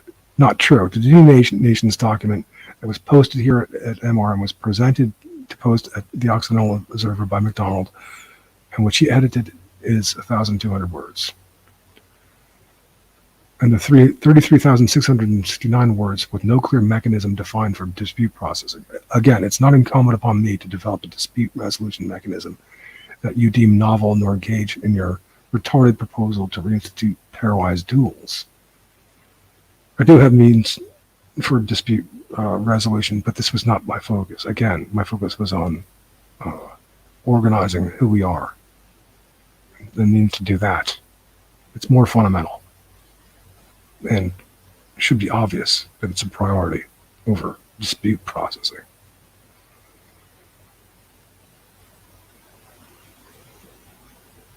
So he says, please do the same for your 1,000-word essay that you say KMAC endorses, and which you appear to be claiming provides a succinct introduction to the essence of DNA Nations that can orient us in reading the rest of your offer. I said, I do not claim that this can reorient the rest of my offerings. Here's the latest version, 1,352 words. I will look for the version that McDonald edited in a minute.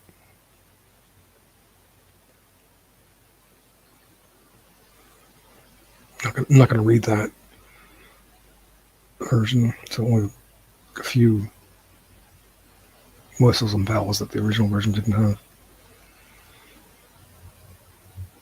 Again, here's April 20th, 2012, Kevin McDonald.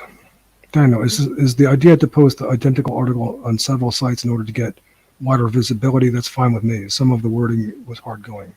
Can it be edited? Kevin McDonald. I titled my response, pleased, and yes, it can be edited. Dear Kevin, my central concern has been to get the essay published online. To publish it in more than one place is not my goal in particular, though you're not objecting to that is very kind. Indeed, I'm happy that you would consider publishing it at TOO. Yes, of course it can be edited. If you have any questions for for that purpose, I would be glad to help. Sincerely yours, Daniel Sienkiewicz. Here's a link to Bowery's Laboratory of the States. On April 23rd, 2012, Kevin McDonald responded, Daniel, I went over it and sent it for your approval. However, it seems to me that it is premature until you actually have a site where people can sign up. Again, I thought that this was not a good objection by McDonald. He could have he could have run it anyway, and just said that we don't have a sign up site yet, but perhaps some of you would help. He could have said something like that, or just not leave that sentence off. Something. There's no real good reason not to run the essay. And furthermore, if Bowery wasn't so selfish and only concerned with yes men to his writings or whatever, he could have. Part of the reason why I put him at the helm was because he's a computer guy who knows enough about genetics, so that he could have come up with a system to tabulate the signatories at majority rights or whatever, or over at McDonald's site. He didn't do that, of course not. He's a boomer.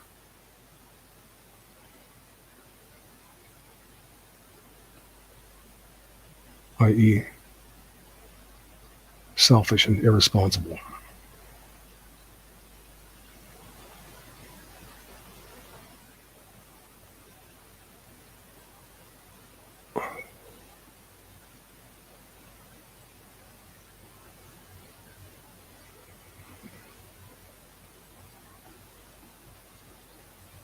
Bowery says, first of all, since I created Sortocracy org back in 2013, I've limited my use of the phrase laboratory of the states to discourse with those who claim violation of consent is justified by the social sciences.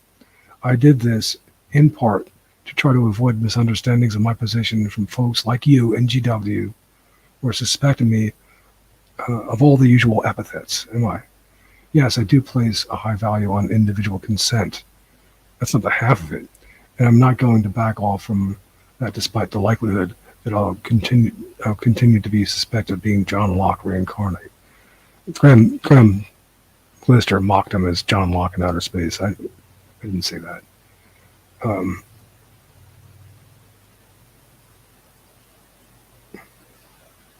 Epithets. So absurd. If you use the term Descartes, he'll take that as a personal insult.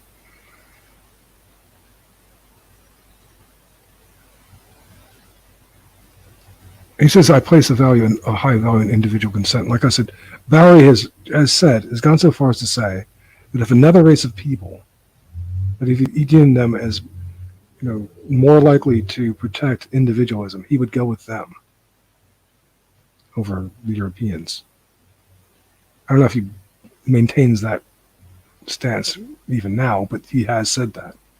It's like, that's his Jesus. That's like Matt Parrott saying that he places Jesus over the European peoples, and Matt Parrott has said that. Well, then, hey, we don't have enough in common. Because my concern is our people.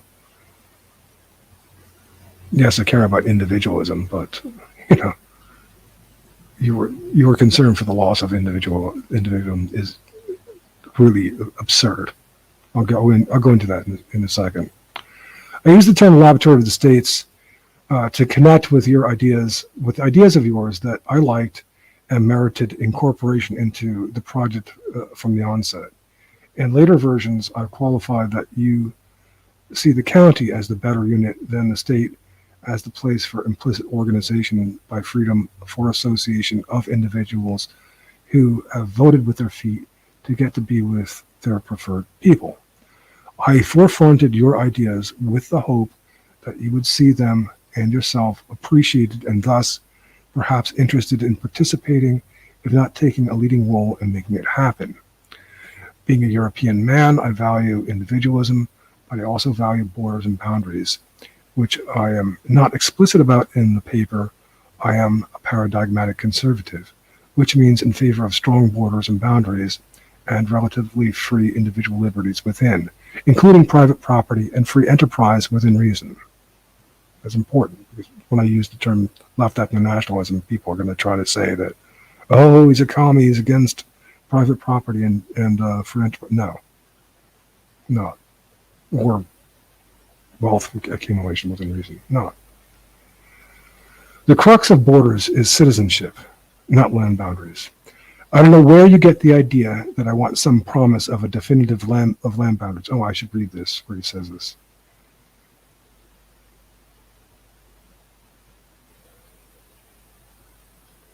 He makes this absurd accusation.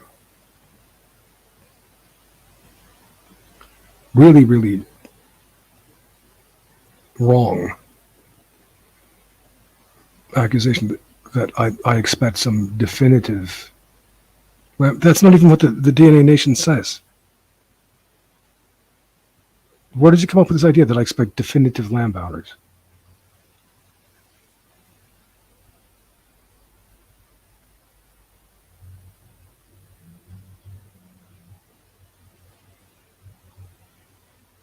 Let me just read on. Hopefully I'll come back to it. The crux of borders is citizenship, not land boundaries. I don't know where you get the idea that I want some promise of definitive land boundaries. Wait for my comment on GW's situation 2 paragraphs below before reacting. I see something the opposite, quite the opposite. To begin, and for an indefinite time, though it is not optimal, the land boundaries can be anywhere or not at all. That's part of the beauty of DNA nations as opposed to the conventional nations. After organizing as such, flexibly, we may be opportunistic, making land claims, even small ones, wherever suitable.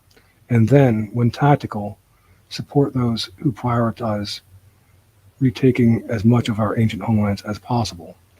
Particularly when I made such effort to include you and your concerns, your take is paranoid and tiresome.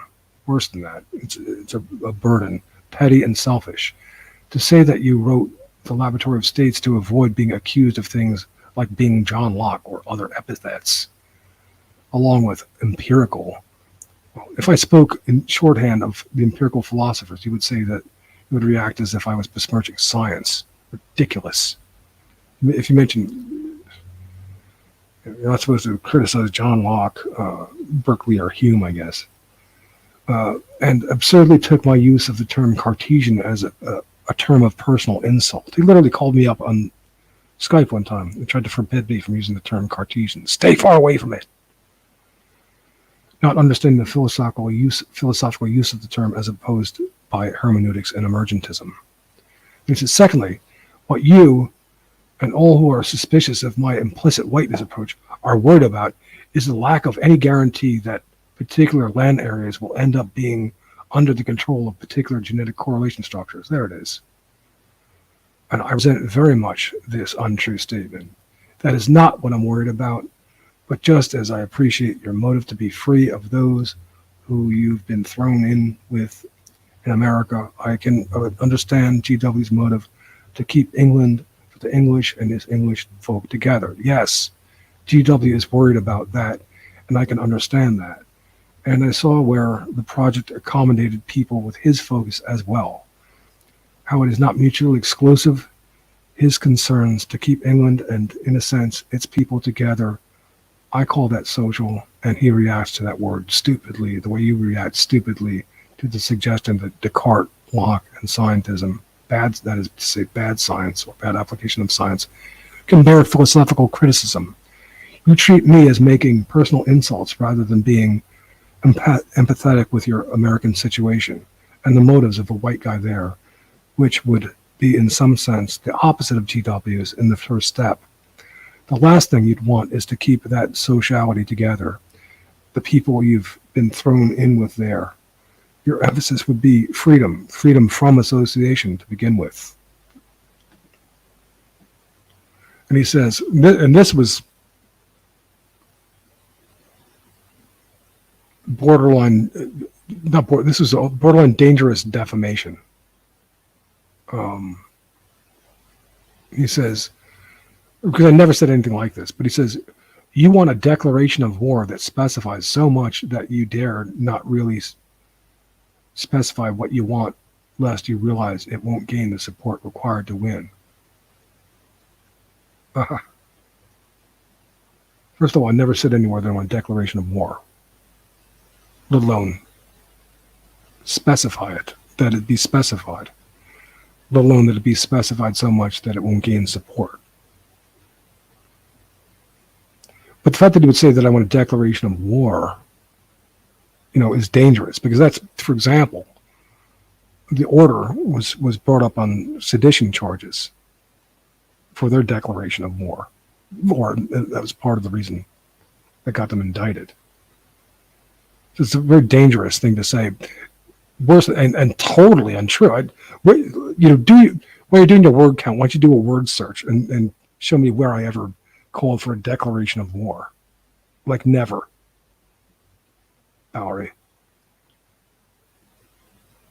That's so untrue that it looks more like a projection.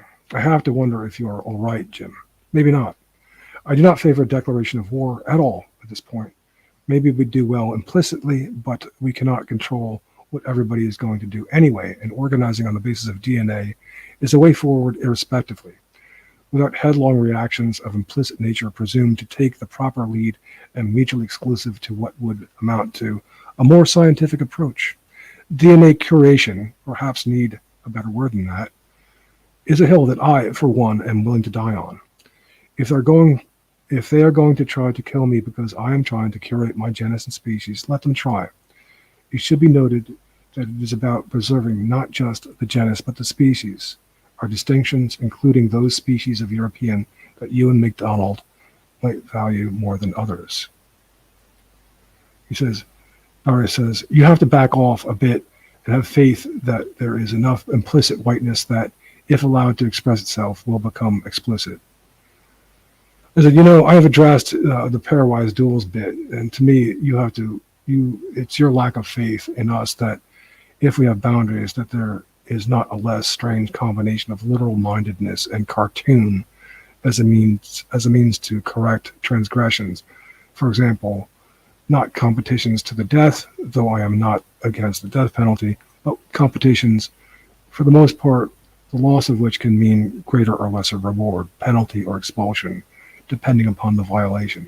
To correct evolutionary direction for violations of people, including encroachment on individualism, the authenticity of the individual, so to speak, in Heidegger's terms, including encroachment on that, But never mind, all this will do is get me drawn away from the 1,200 word DNA Nations project and into your spider web of words, a deluge of words by you coming from your paranoia that I want to take away your individualism and turn you into an insect.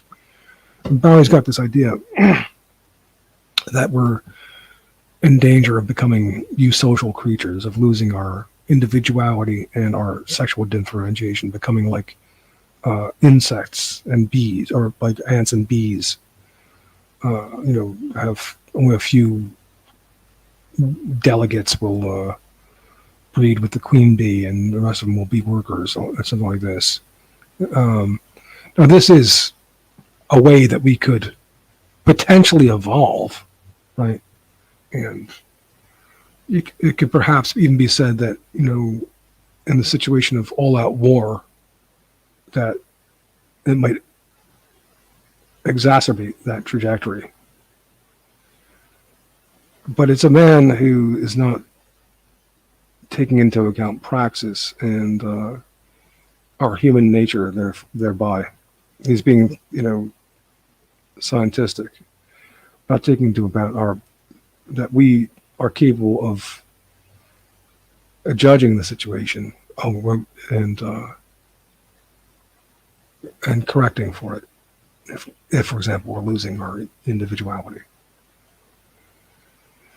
It would be good if I am mistaken, but it seems like James, a typically selfish boomer, does not want to take responsibility to help correct for the imperfection of those generations who have been operating on outdated philosophy and is selfishly unwilling to participate, who only wants yes men rather than people who might appreciate fallibility as opportunity for activity, for correctivity, and who appreciate that the good ideas that he does have are not mutually exclusive to other good ideas, like this one.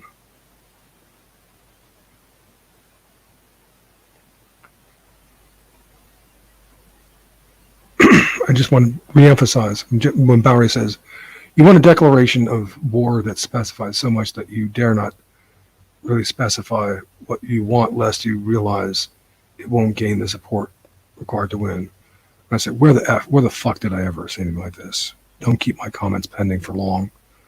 That's a really dishonest and dangerous thing to say about me. He's always attributing his motives to me. What the hell are you talking about?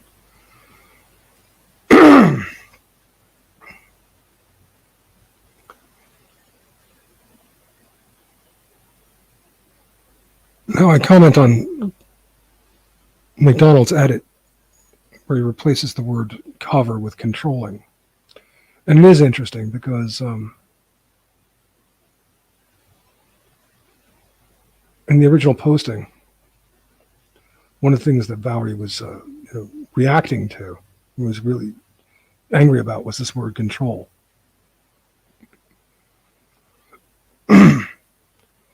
It comes in this sentence: once coordinated as such, its ultimate viability may strive to control the largest land masses possible. My version had cover. I allowed McDonald to make this change and say control. There's another sentence with controlling as well. Considering the problem, secondly, in terms of how to coordinate the white nation of the largest possible size, it also provides highly practical means to attain the goal of controlling a protracted expanse, as it is highly flexible in its ability to cover territory.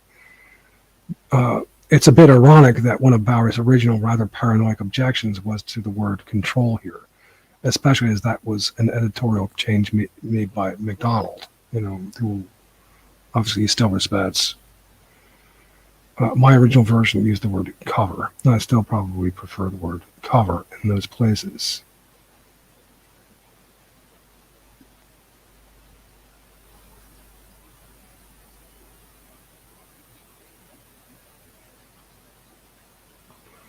We're almost near the end of this. Don't worry.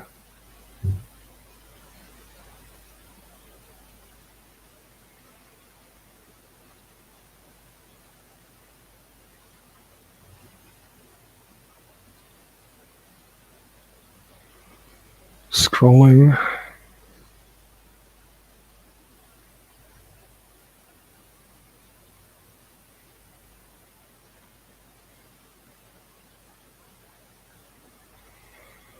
And I tried to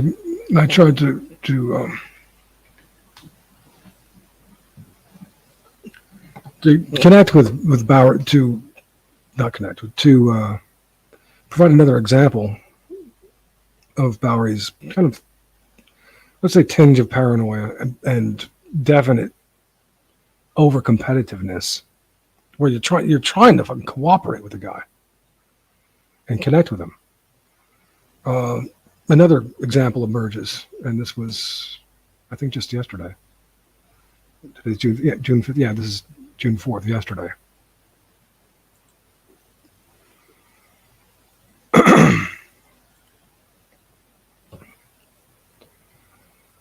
He says, this is not long, this is just a paragraph.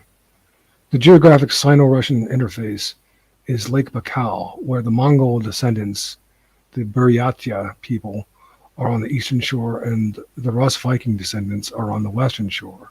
I was there in Irkutsk on business over the Orthodox Christian celebration of Christmas during the creation of the euro in New Year's 1999. The same time the transition from Yeltsin to Putin was happening.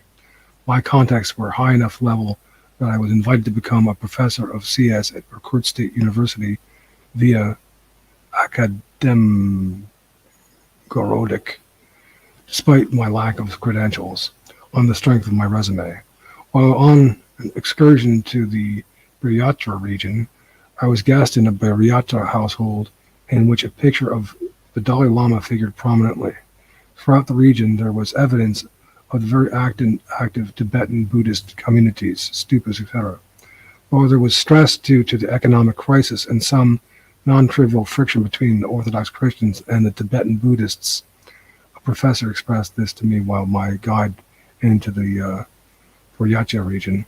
It was nothing compared to the violent hostility toward what was coming into their homes over the television. Music videos featuring black men and Russian women lovers. Cool. I really have a hard time relating to people who get upset about violence. So I'm connecting with this. Right? I'm going to connect with this in a second, because for a couple of reasons, which I'll explain. And I say to him, given the facts such as you've mentioned, that Russian populations gave way to Asians at Lake Baikal, right, the lands become more Russian. More Asian at that point. So demarcate a profound native or lack thereof. And well, he didn't say it, but I did in the previous article, that there are no Russian cities of 1 million east of Lake Baikal, a highly practical concern. And that Japan and Korea might be willing to pay Russia for eastern territories and help Russia with self-sufficient development rather than maintaining its imperialist kleptocratic expanse, and thus find a means to mitigate, if not renegotiate entirely the whole contention of Putin that their security is a concern and at risk.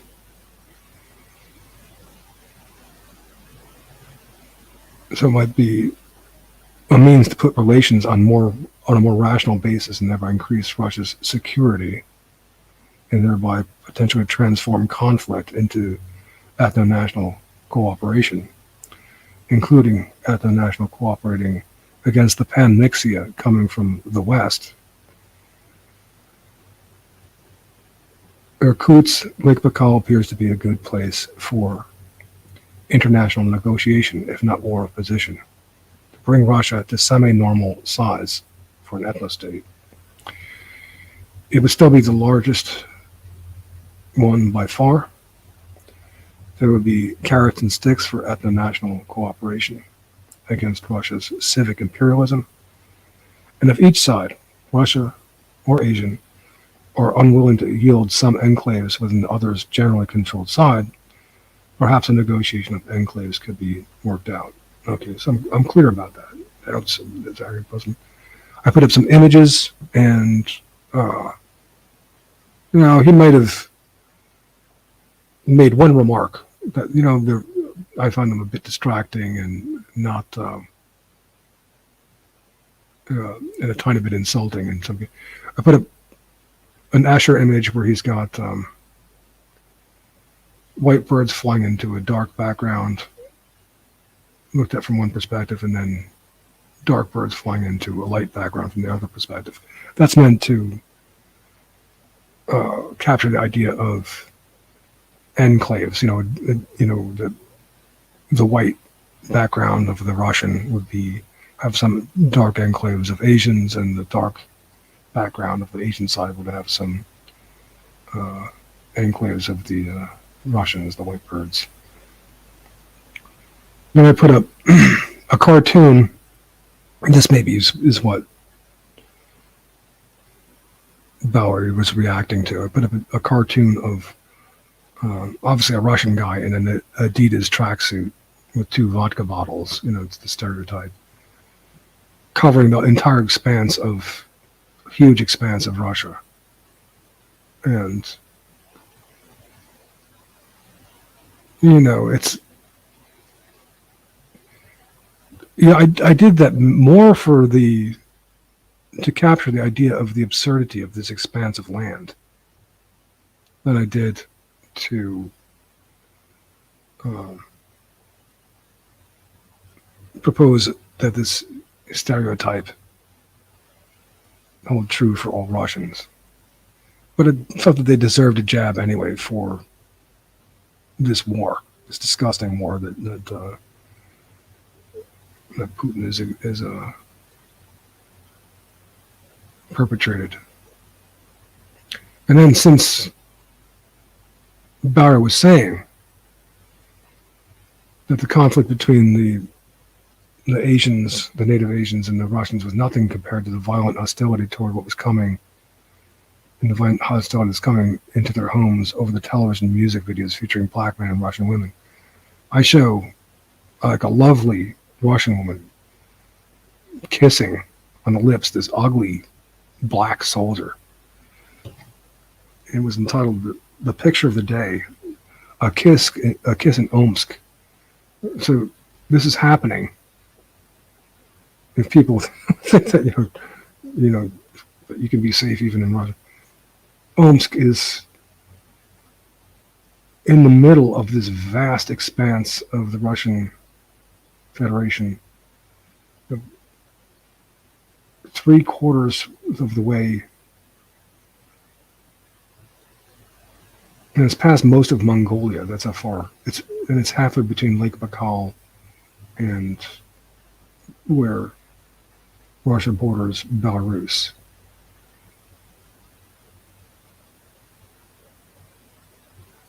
It's just the middle of the nowhere. This gorgeous Russian woman is lip kissing this ugly black guy. And, I was outraged when I saw this picture. And apparently Bowery thinks that I'm like mocking him or doing well, you'll see what he says. And then I put up a meme which says that Russia is bigger than Pluto. The Russian Federation is bigger than Pluto, which is absurd. As ethno-nationalists, we're not imperialists. And, that's something that might be called to attention. Anyway, I thought I was basically trying to connect with Bowery on this issue of Kursk and the size and potential to negotiate here. If he was really intelligent, this is what he would be picking up on. He would be saying, okay, I see that you are thinking about ways to resolve these disputes. And here's another good idea. This would address the security concerns and the hostilities that the Japanese have, and they would help you not have to be such a imperialist kleptocracy, but perhaps more self-sufficient in your industry with robotics and so on, and you would be under less antagonism from the Japanese and the native, perhaps the native Asians and the Koreans, because they would have the resources that they need. Japan, for example, needs from the natural gas reserves on Sakhalin Island. And you wouldn't have to, in your ethno-national cooperation, you wouldn't have to invade Ukraine. So there's important things going on here in what I'm saying. I've thought this through with Kumiko a few years back. What Bowery says Daniels, I wish you wouldn't throw your Jewish-style critiques to score pedantry points when you have something substantive to offer. It not only detracts from what I offer of substance, but it also detracts from what you have to offer of substance. What you quite probably have to offer of substance is the story behind your Kiss and Omsk picture. Provenance? I don't quite know what it means by provenance, but I mean all of what I'm saying. It's all important, not just that picture. And he says, your culture of critique obscures a still relevant point I was making about the cultural situation in Siberia involving the Buryata and the Russians. What culture of critique? What the fuck is he talking about?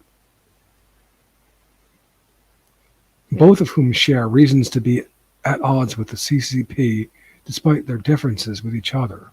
In order to pull off your Jewish-style critique, you had to reword Eastern Shore Baikal to imply that there is no substantial Russian populations east of Baikal.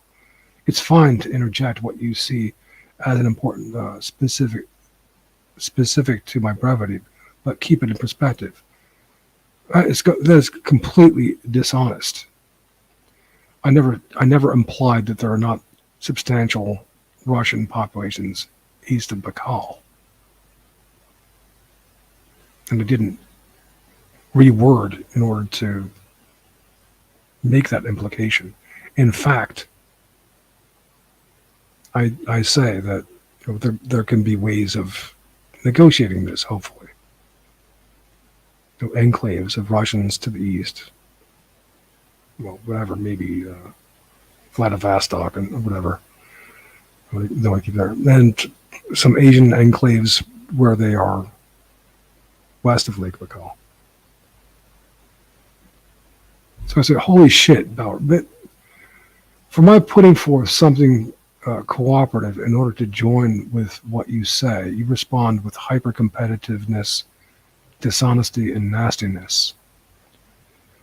The dishonesty coming from you has many examples now, and I was not seeking yet another. Just above you, your word count of the DNA nations, 1,200 words becomes 32,000 words, and that somehow I must come up with a quote better idea than pairwise duels, a novel means of conflict resolution according to your assessment, or the rest of what I propose is useless and ought to be ignored. Then I quote Bowery saying, Dennis, I wish you wouldn't throw your Jewish-style critiques. I say, Jewish-style critiques? What the fuck are you talking about? The guy in Adidas clothes? The Russian Federation can merit some disrespect for Putin's invasion. A little joke, but illustrative of a point for those who see the less than stellar underside to the Russian population. There is a nobler and graceful side. But ask a true Belarusian, not Jewish, if they don't view Russian imperialism with a modicum of disrespect. Same with a true Ukrainian or a true Japanese. Your throwing in the Jewish stuff is ill-informed. You are ridiculously sensitive and take things ridiculously personally. Many times now, you've described motives to me that are not there, like trying to score pedantry points. This is just another. He says, it not only detracts from what I offer of substance, but also detracts from what you have to offer of substance. Good God, what a stupidly oversensitive reaction. He says, what you quite probably have to offer of substance is the story behind your Kiss in Omsk picture. So what the hell are you talking about? It pissed me off. Just like you said that you were pissed off about the music videos pumping in imagery of blacks with Russian women. I've known enough Russian people to know that this is problematic. And I was connecting to the anger that you and the true Russian ethno-nationalists would feel about this. He says, your culture of critique obscures a still... I obscure nothing. And you're trying to say that the specificatory structure I proposed in goodwill to sketch out a possible means of negotiation is a culture of critique, is the response of a fucking asshole. Remember when you tried to tell me to Kurt Doolittle after you James, the one who was saying that he was so smart, tying me together with him for the fact that I use the word warrant and he uses the word warranty. Is that supposed to be the big similarity between me and Kurt Doolittle, and I barely paid any attention to, except to note that the guy's whacked.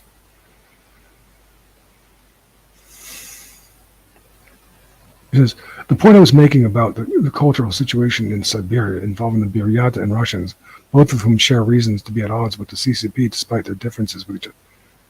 It doesn't obscure it.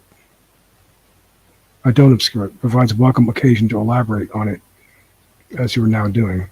Just, in order to pull off your Jewish-style critique, you had to reward Eastern Shorebird. Jewish-style critique. What kind of asshole are you? To imply that there are no substantial Russian populations east of Baikal. Not only was I explicit that there are substantial Russian populations east of Baikal, less than 1 million doesn't mean insubstantial, but I sketched a way of peaceably leaving them in situ. It's fine to interject what you see as important specific to my brevity, but keep it in perspective. I used to think that GW was considerably more sick and dishonest than you are, James. To think that I went on a limb to put you at the forefront of the DNA Nations project. Nothing but paranoid hyper-competitiveness from you. You say, it's good.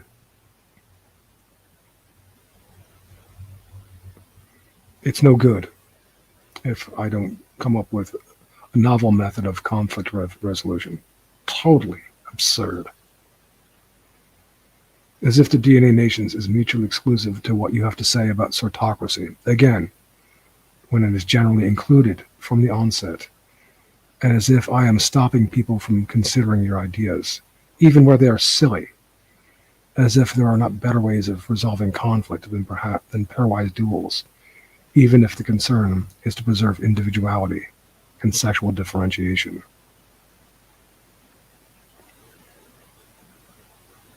I don't know if you read this stuff, this argument that I had with JW about the Ukraine, but he says, in amongst all this friction, Daniel, I would like to know more of your opinion of the contest in Ukraine and Western support for Ukraine, and whether Putin is a savior of our race or at least on our side merely by dint of opposing the Western elites. This, after all, is what most of the nationalist scene in the West appears to have concluded, and not just Hitler-mongers. I answer. One more remark I want to add first regarding Bowery's negative reaction. I know that he doesn't pay much attention to what I've said, and I don't really care, can't require him to, would only hope that he not speculate about what I say and my motives. But I have been talking about Lake Baikal being the proper dividing line for years now, lest James think that I was merely speaking derivatively of his discussion, and that's true. Article, I think back in 2016 or 2015.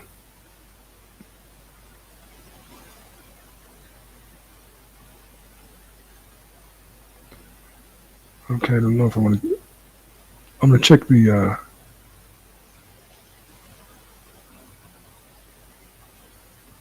Yeah, I think it is good to. It's probably going to be good to read these few comments that in argument with GW about Ukraine, because it's going to show another example of the instability of his right wing, of his adherence to right wingishness, and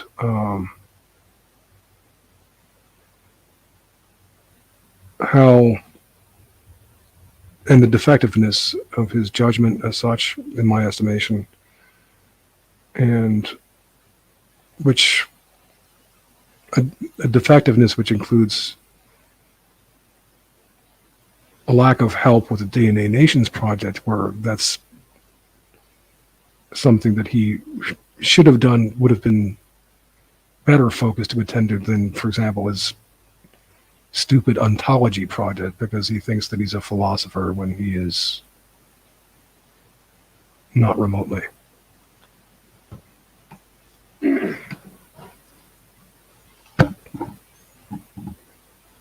Okay. And then I'll put in the link. So if there's someone who wants to talk. This is more to elaborate on among the characters obstructing the DNA Nations project. Some might be almost fun gossip about that. So let me look through these few.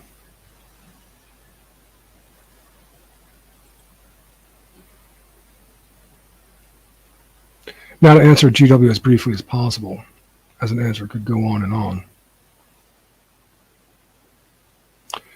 If Putin were fighting, i.e. in tactful, non-hot war ways, the imposition of PC coming from the West and joining ethno-nationalists, including the Ukrainians, in that cause, of course I would view that as proper, but there's no excuse for his hot war invasion of Ukraine. Those reacting to the plague of the West, or trying to oppose it, in line with Stephen Cohen, are not appreciating the obvious, that Yanukovych was at the behest of Putin, who tried to install him as president by literally poisoning his opponent first go round in 2004, and then tried to install him by playing off the naivety, greed, etc. of Biden, for example, his son, and Trump, for example, his campaign manager, Manafort, etc. The point being that it is bizarre to me when I hear white nationalists or anybody say that Yanukovych was fairly elected and that the West was turning its back on democracy by backing those who would not stand with Yanukovych against the Maidan protest. However, that is not to say that Zelensky is legitimate either. He has all the hallmarks of a manifestation of Operation Clean Break, courtesy of Victoria Nuland, her husband Robert Kagan, one of the authors of Operation Clean Break, and others, with the echo parentheses around it. This is where I seriously disagree with you, GW, and Greg Johnson, that his call for hot war against Putin ought to be heeded and supplied as representing organic concern for Ukrainian ethno-nationalism. It seems you, GW, have taken a more dismissive attitude to the imposition of the kosher folks than you used to do, and I am satisfied that this is a mistake. War is a kosher harvest. Modeling ethno-national motivation in situ, based on a Belarusian colleague who could not hate Lukashenko and Russia more for historical reasons. Belarusians have been killed but in the millions over the years by Russian invasions, but who, after having visited Western European nations and the US, and after seeing the pan-mixia there, pulled back dramatically to look upon the deep freeze of Lukashenko's oppression, bad as it is, as being something that should be tactfully opposed and weeded out, and waited out. At least it preserves the ethno-national population for the time being.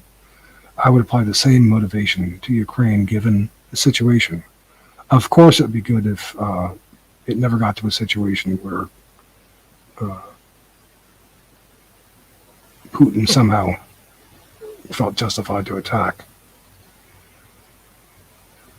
But given the invasion by Putin, which I do not see as justified at all, organic Ukrainian ethno-nationalism, not headlong neo-Nazi reaction at the behest of their kosher masters, would have played along with Putin, humor him by allowing him to install a puppet like Lukashenko for the time being. Ukrainian ethno-nationalism and all ethno-nationalism got a big boost of sympathy from Putin's imperialist attack against it, and would be in good position to retake its ethno-nationalism over the long haul. Having been to Lukashenko's Belarus several times, I know of its bad sides. He has murdered at least 10 political opponents. People go to horrible jails for relatively minor offenses. I want to note one important aside about Lukashenko. As bad as he is Belarusian.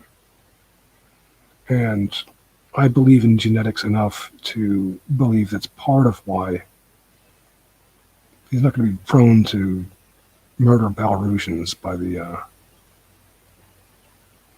tens of thousands.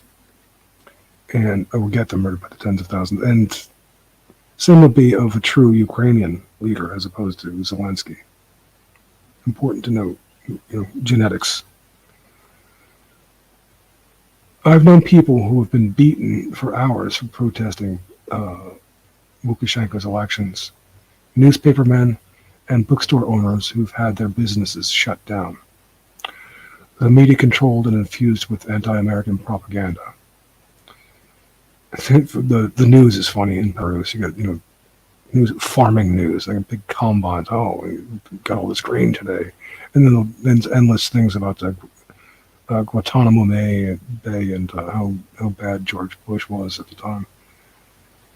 And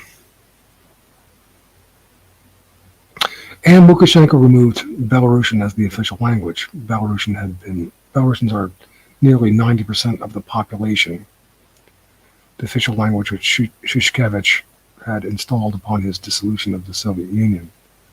Well, it's bad, but very bad. But your genetics are in place, and you still have the means to preserve the Belarusian language. Nevertheless, if one is not hell-bent on promoting liberalism, defying Lukashenko's rule, the life there is fairly well provided. Programs for young couples to get apartments and so on. They get like almost zero interest loans to have apartments if they're going to have children. Something like this. It's some stuff that's good there. And the atmosphere and there's an atmosphere and diversion pleasant enough. Nice parks, bars, restaurants enough. Really, they're like, spiffy, interesting Western-style bars and restaurants, particularly on the main drag in Minsk. The markets are replete. The parks are beautiful. But most importantly, the native population is intact, whereas it will be in more peril in the throes of the West. Hence, for that and other reasons, I would not agree with you or Greg Johnson that the non-organic Jewish motive of Zelensky should be ignored and that Putin should be engaged directly in a hot war. War is a kosher war. Both, for some reason, both Guestworker and Greg Johnson are downplaying this, the kosher element of Zelensky and saying that, the war effort should be looked upon as wholly organic in its interests. I strongly disagree. Really organic interests, and would not be reckless with the lives of Ukrainians. And it would not be, certainly not asking for the supply of war that is only going to lead to more and more destruction and bloodshed.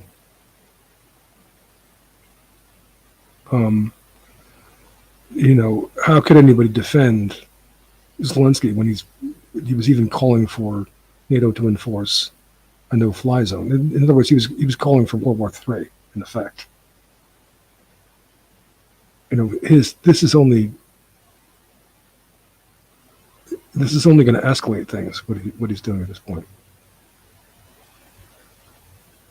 Not only ruinous to his Ukrainian people, as a true Ukrainian would not be,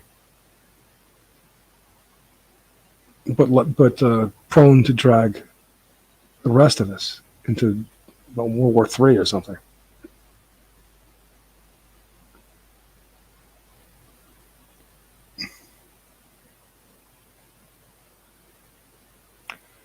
Hence, for that and other reasons, I would not agree with you or Greg Johnson that the non-organic kosher motive of Zelensky should be ignored and that Putin should be engaged directly in a hot war. War is a kosher harvest. Now, there is pause coming from the West, and I point that out in this brief video that I captured when I was in Lvov. I'll play that in a second. And that is a challenge to what must be opposed and defeated with a form of war and superior intelligence than the kosher folks largely responsible for its imposition. Okay.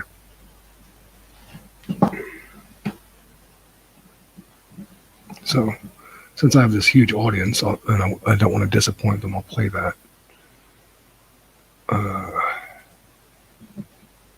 This is my video, so.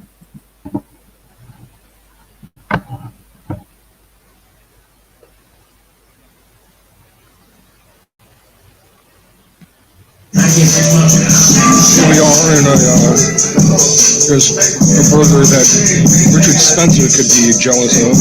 It's a truffle burger. It's not caramelized. What does Richard Spencer say? Caramelized onion. What is this? Truffles. It's good. And it's a burger place in Ukraine, and you hear right, this torturous, we're playing this torturous rock music here. It's a nightmare. Nothing else is good besides that. But the YKW had really invested heavily in it. And it's a lot of nice places to go. But I would say the control this music that you have to hear is one indication of it. I'm listening to this. That's why I turn this on, so you can hear that. It's torture. You have to listen to this. Okay, break that speaker.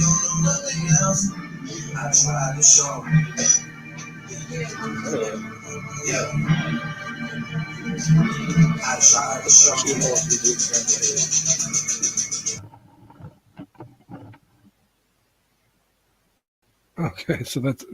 I was in this restaurant bar in Lvov, and they're playing that horrible rap music. That's to say that yes, I'm aware. We're aware that pause is coming from the West,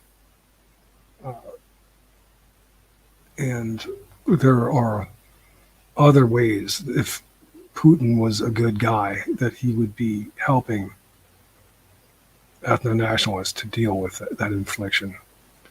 I go on to show a picture.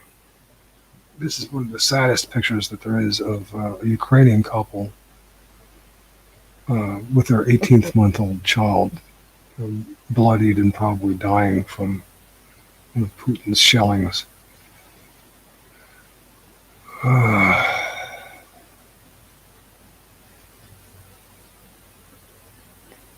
underscore Bowery's dishonesty when he says, secondly, what you and all your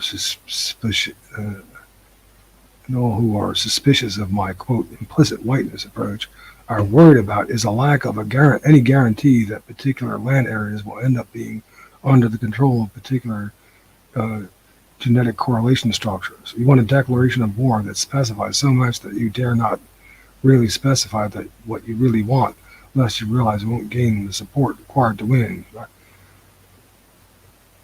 Saying not only that I want a declaration of war, which I never said anywhere, but he adds that I require exacting particulars for the goals of this declaration, a declaration which I never made or sought.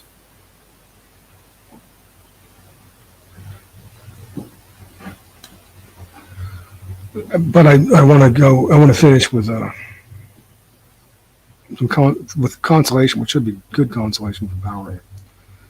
So while I'm being hard on him for where I'm satisfied that he's mistaken, let me leave off the adjective badly mistaken. Let me also point out your significant contributions, including one that has been, for me, probably the most pivotal to the well-being of my outlook in my life. People are free to choose to go with others, but they're not free to impose their choice upon us. If they do, they are the supremacists, would-be slave masters trying to put us into involuntary contract, trying to take away our human moral agency, foregoing what might be respect for their own human moral agency. The sense of being freed from this imposition and the relative confidence that these traitors will find punishment amidst others in their betrayal of us has been for me probably the single most important idea coming from another. I wish that James would be satisfied with the several ideas of his that are respected, that people have a respect for his contributions, and that he might rather bear correction where he is imperfect like the rest of us, and not be paranoid, hyper-competitive, dishonest to the point of absurdity, and disrespectful of the contributions of others, including myself. Hal Ross, who is a big fan of Hitler and who doesn't like me, largely because of that, because I don't love Hitler, says, Carl Jung, an early indulger of his utopian fantasies, realized, because he was a psychiatrist, that they might drive him mad, or as we say in non-American English, ungovernable anger, in the manner experienced by pre-syphilitic Nietzsche, Holderlin, and quite a few others. Look to it, Daniels.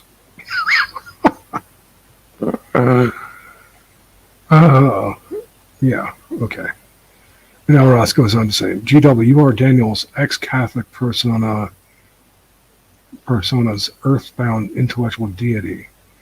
He is a Pole, and his culture, like that of all Europeans, has been adulterated by the kosher importation of Christianity. So forgiveness may be in ironic order.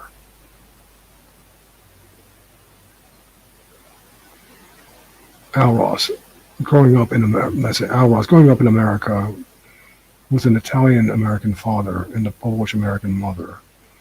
A Pole does not exactly fit as my primary descriptor. I identified more as white, that is of European extraction first, white American, Italian American second, than any other racial descriptor. After not making my confirmation and not practicing Catholicism or believing any form of Christianity through my teens, I shed remaining attempts to draw upon Christianity by my early 20s. I did have to come to Poland to discover that Polish was hardly something to be ashamed of.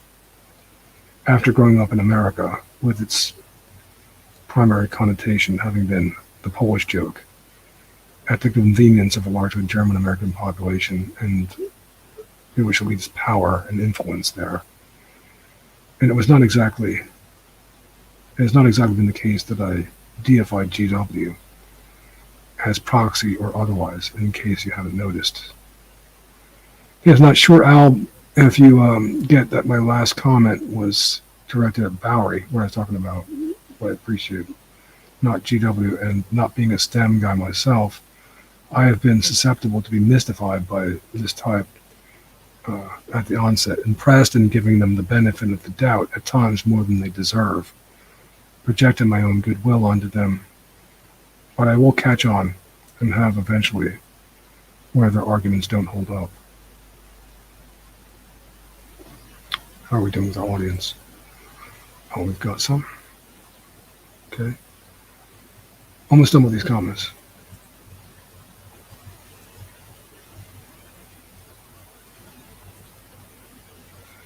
Gasworker says, Daniel, Al finds it necessary to say very little about himself. And it seems to me a healthy thing. Yes, when you're like Al and your main thing is Hitler redemptionism, you should say very little of yourself. GW says, on the Ukraine war, thank you for your take. Of course, we differ on the question of whether the war requires a response from us, to China, or to the too familiar neocons and other tribalists. For me, the question is settled by two factors.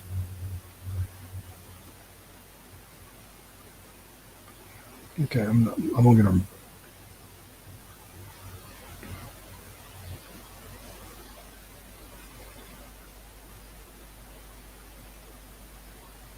Here's one comment which talks about the days of gun diplomacy.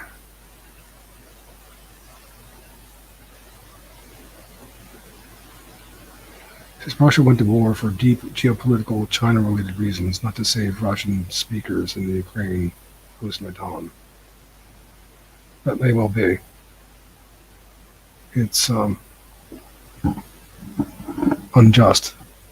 In other words, it's not a factor in my concerns. So I agree that Yanukovych was Putin's poodle, governing for Putin exactly as Lukashenko does, and overthrowing him was perfectly legitimate. It was also perfectly legitimate for America to push a little behind the scenes, moving it quite so vulgarly as Newland did. Well, it wasn't legitimate for Operation Clean Break to be in effect to install, Zelensky in his kosher agenda.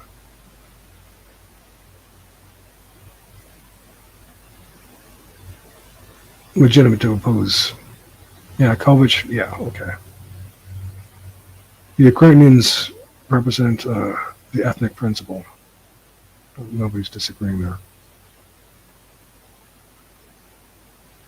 He objects to the use of the term ethno-nationalism for his ethnic nationalism. I call that petty, and it is a petty wording. Everybody understands what I mean by it. Genus and species, genetics, genetics, and ethnic. This is a word that sounds like you're talking about restaurants or something.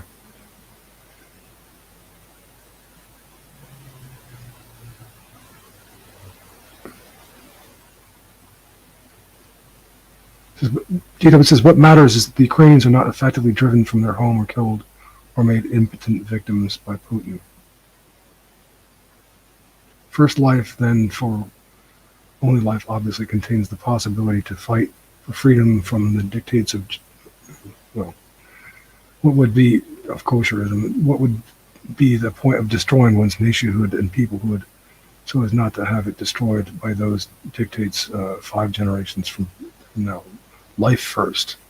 In conclusion, I would remind you that the vaunted reset is scheduled for 8 years from now. China is writing in the expectation that it will deliver the collapse of the Western model across the world, including the West itself, and the imposition of the Chinese model, Chinese global hegemony. If we want to resist Davos, we do have to know what that for the Chinese, it is their tool. So I respond. Life first. You are wrongly presuming that I am saying that Ukraine should not fight for its nationhood, nor have support from the West in its ethno-nationalism.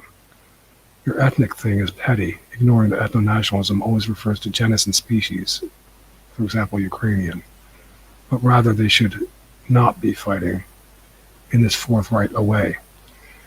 Life first is exactly why Ukraine should not be engaging in a direct hot war with Russia.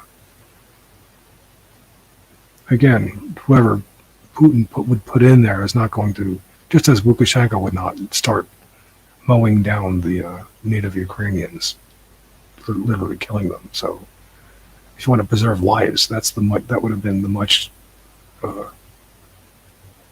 more sure way to go. If you want to end lives, with the Zelensky and his invocation of NATO. You are very wrong that the kosher component is not significant in the nature of this conflict.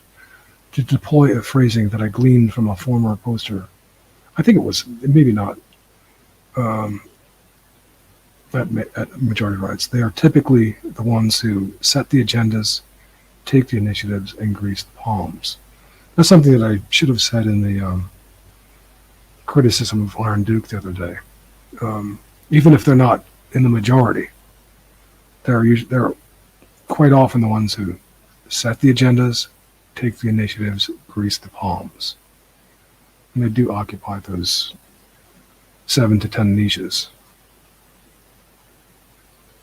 I did not thoroughly answer your question as to whether or not I view Putin as the white savior. I might answer simply that he is not in any satisfactory way that. As to how Putin will size up with China, my provisional understanding is that he is naive. and that China is looking to take advantage of him and the Russian Empire as well. I note to Al Ross, you are probably correct that you should not be too open about your commitment to Hitler redemptionism. And this is the kind of people that I'm up against. People who still want to, hail Hitler.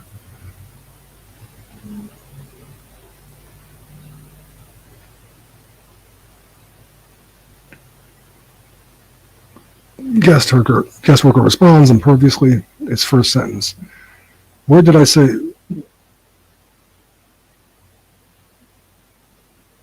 Oh, wait, I misunderstood. Why did I say that you said Ukrainians shouldn't fight?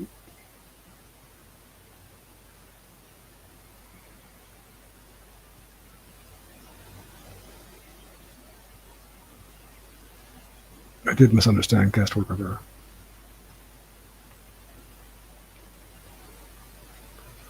I've been saying, but still, to clarify, I've been saying that they should not fight in conventional hot war fashion. And he says, neither is the native principle petty. I didn't say it was petty. I said that your preference for the word ethnic nationalism as opposed to ethno-nationalism is petty, when the latter term covers the genus European and the species of specific kinds of nationalism. Guest worker says, but the Ukrainians have to fight when fight is brought to them and death is the alternative. I was clear to say that they should fight. And when he said, and if you think that would change one iota if Ukrainian men became flower children overnight, you are wrong.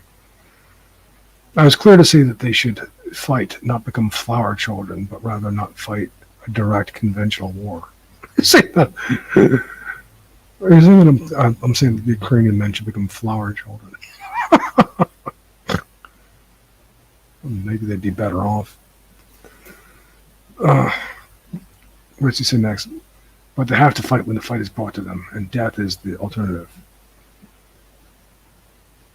Were they going to start killing the entire population of the Ukrainians any more than they're going to kill the entire Belarusian population? Obviously not. If you are under direct fire, sure, defend yourself. Otherwise, in the situation, live to fight another day. Life first, indeed. He's the one saying life first. Well, this is life first, my position. And then guest worker says the Jewish component is not significant. I respond, the Jewish component is obviously significant in the Zelensky regime. Through the Zelensky regime, if nothing else, it's significant throughout Ukraine and Russia. Those who are backing Zelensky there and those who are backing him from the U.S., from Blinken to Nuland and Kagan. And as you, guest worker, have acknowledged, it is significant on the Putin side as well, through the oligarchs and more.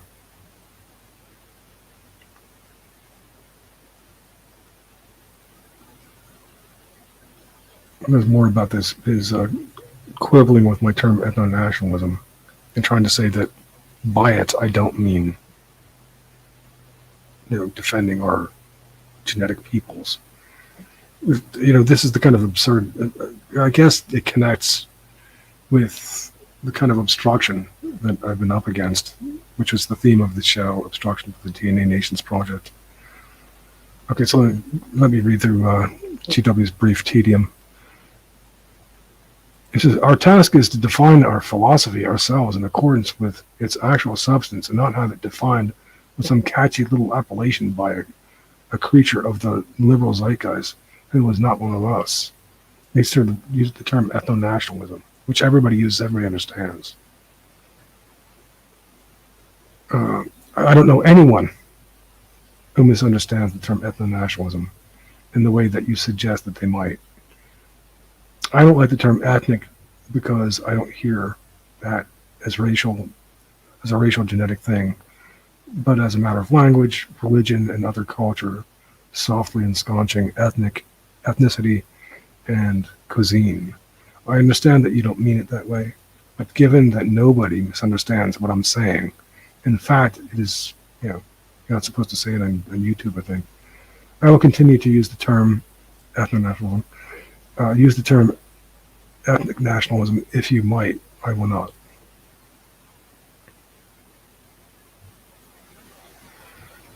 GW says the Jewish component is obviously objective response to me.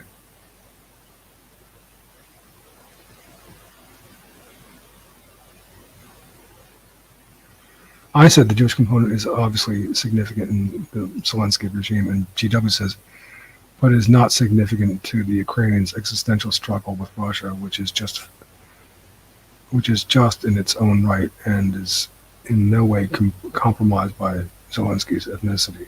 Absolute naive bullshit. I'm surprised at you, GW. Oh my God. Not in the least way compromised. Holy shit.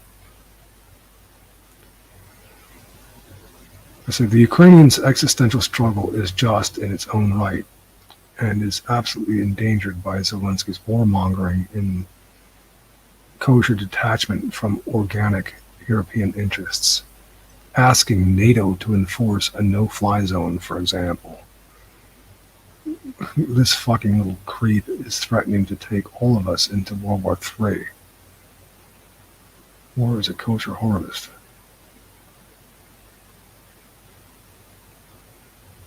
Even Thorne had to agree with me.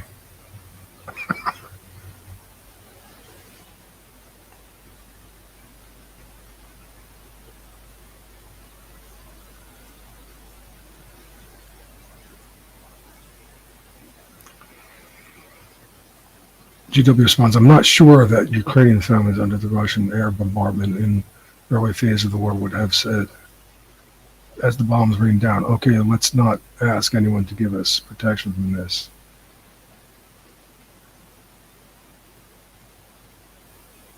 Well, yeah, I mean, sure they're going to ask for it, but unfortunately, how can we do it? It would mean World War III. What they should have done is they should have had their kosher leader get the hell out of there. That's what they should have done. Don't you know?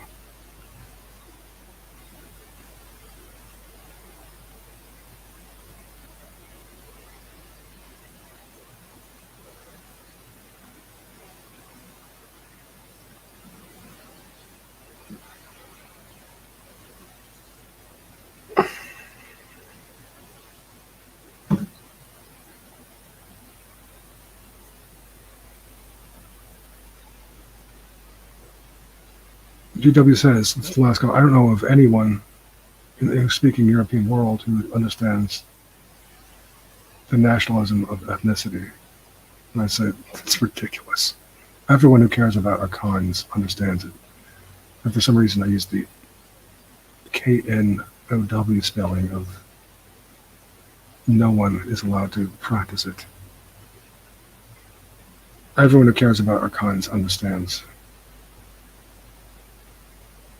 ethnicity. No one is allowed to practice ethno-nationalism.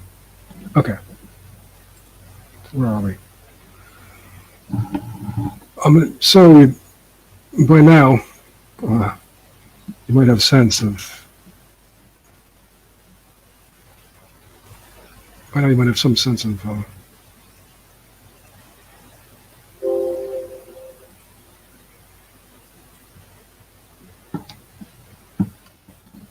I don't know if this link is going to work. The kind of thing that I've been up against in obstruction of the DNA nations.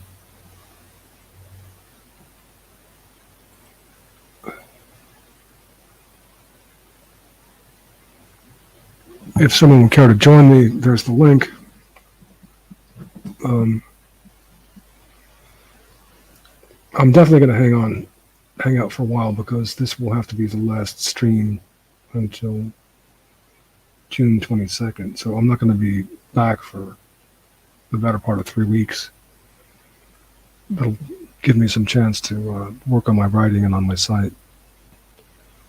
But I won't be able to do streams because I've used up my StreamYard time. But while I'm here, StreamYard apparently doesn't kick me off, so that's nice.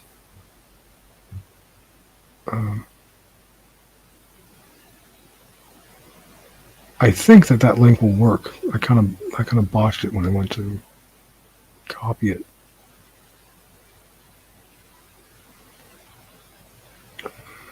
I'm a little bit tired because this has been something of a marathon.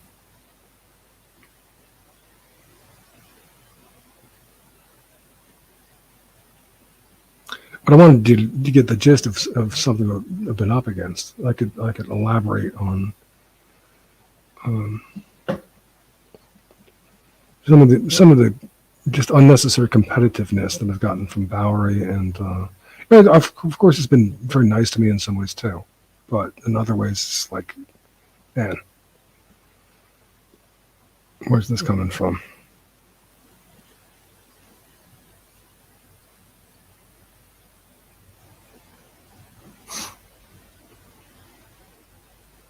At any rate, these people I tried to get to help me with the DNA Nations project didn't, and there's no reason why they shouldn't have.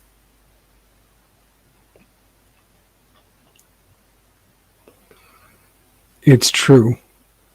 I will be very hard on people if they're trying to redeem Hitler, if they're trying to connect with the kosher folks and bring them into our circles as members of our group. That's where I take issue with Joel Davis.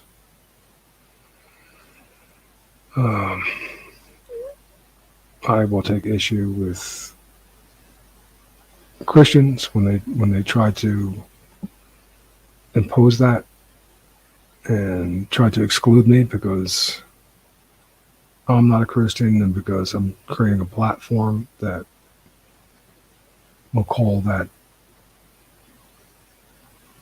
stuff out for what it is. That would be the case of Tyler Hamilton, aka Famster, and Matt Parrott.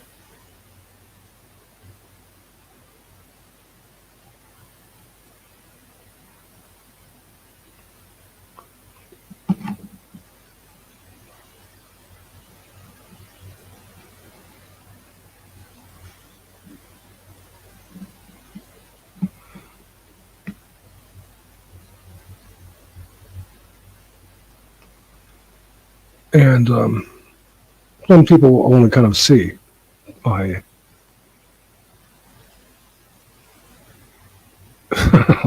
lack of diplomacy and interpersonal skills, perhaps, by lack of patience, just to say.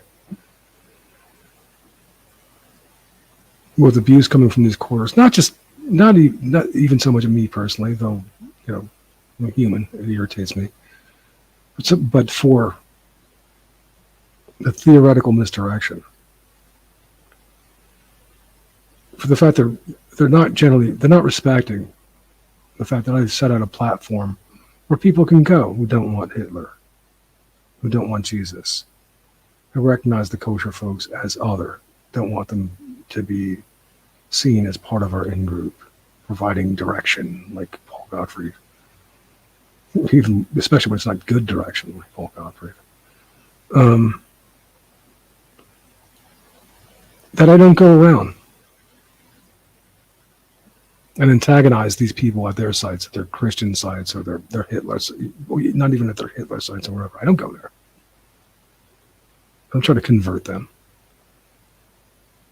So it's like the kind of abuse that OV fuck you tried to render at me was completely unjustified.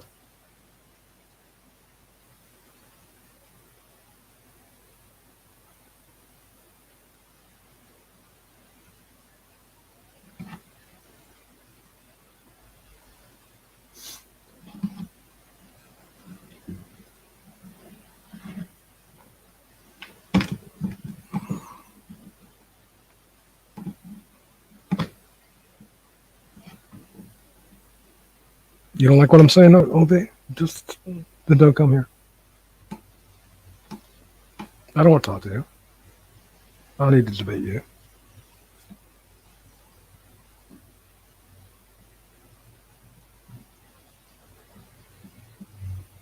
There's going to be a lot of people. I don't even need the sort of deeper philosophical explanations of Hitler's epistemological blunder. We don't even need that to say I can see that this is not something that I want to be a part of, promote. I don't want to do that. I don't want to do Holocaust denial. There are a lot of people, and there's a lot of people who don't need any fancy explanations as to the absurdity of Christianity either. And yet understand the need for moral order. And there's going to be a lot of people who recognize that the kosher folks aren't us, that they are different people with, to put it mildly, conflicting interests. Interests, that, a different set of interests, to put it mildly. And more. And that we look for a way of autonomy. We're different. We want to protect ourselves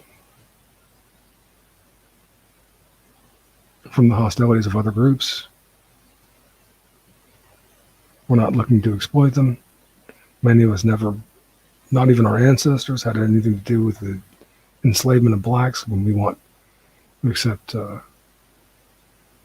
no penalty from them and want really nothing to do with them.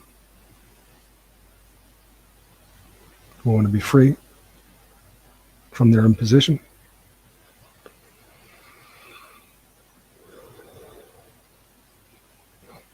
We're not Middle Eastern and not Muslims either. We don't want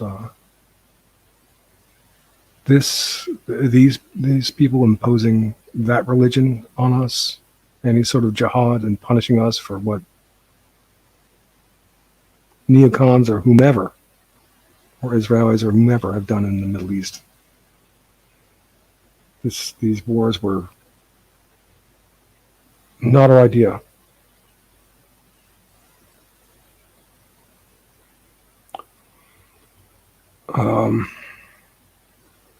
And more.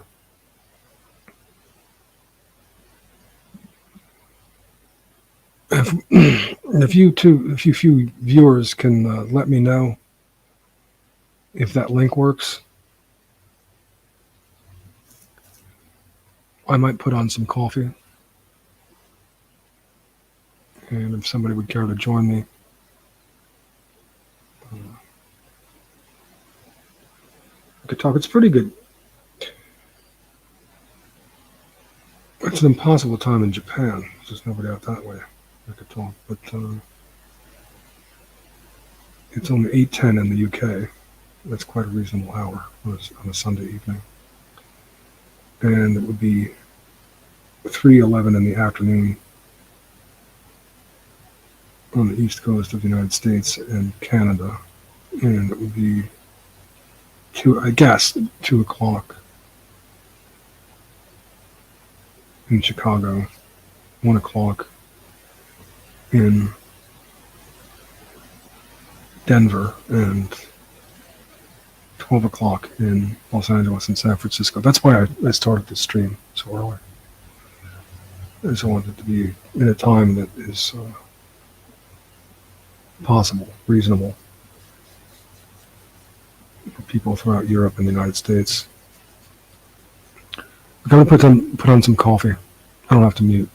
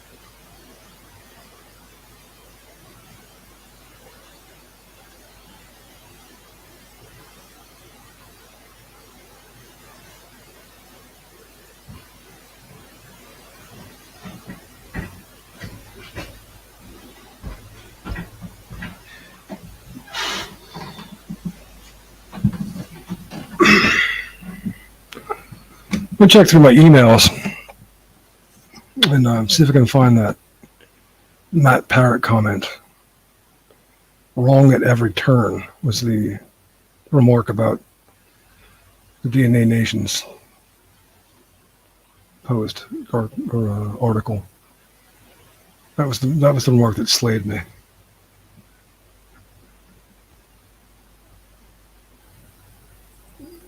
Wrong at every turn is something very close to that.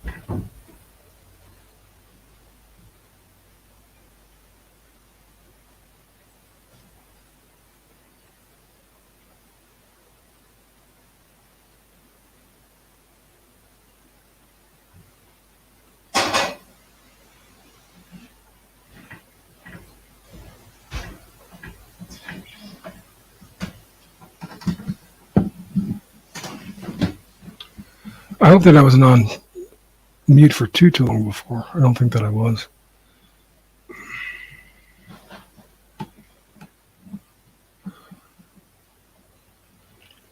Maybe I can find some more of Matt Parrott's absurd remarks in the original donation. I'm not finding it in my email too easily.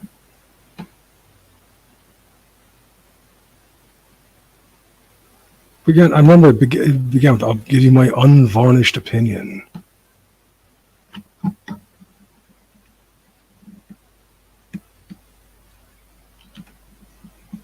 don't care for your opinion at all now, whether it's varnished or not.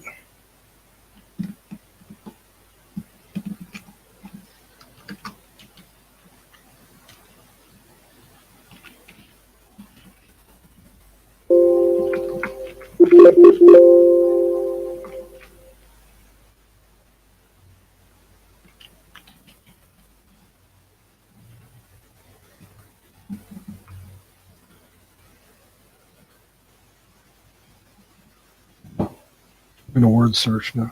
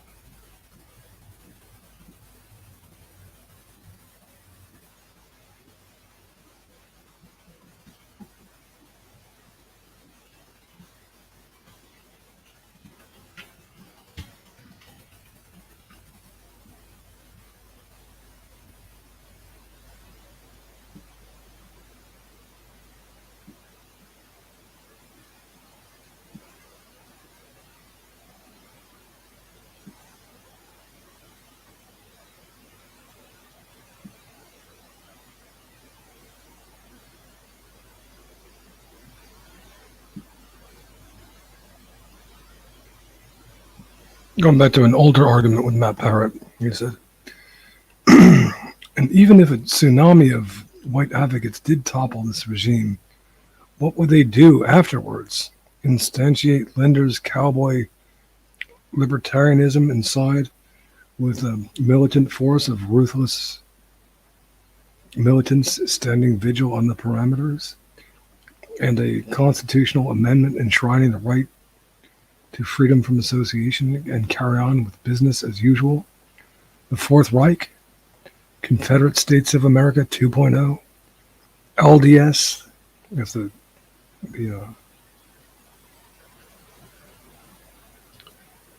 Mormons, LDS theodemocracy. Don't laugh. It's more likely than others I listed.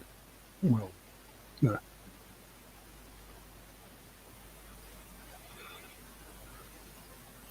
I'm working on answers to those questions. Matt Parrott is. We don't need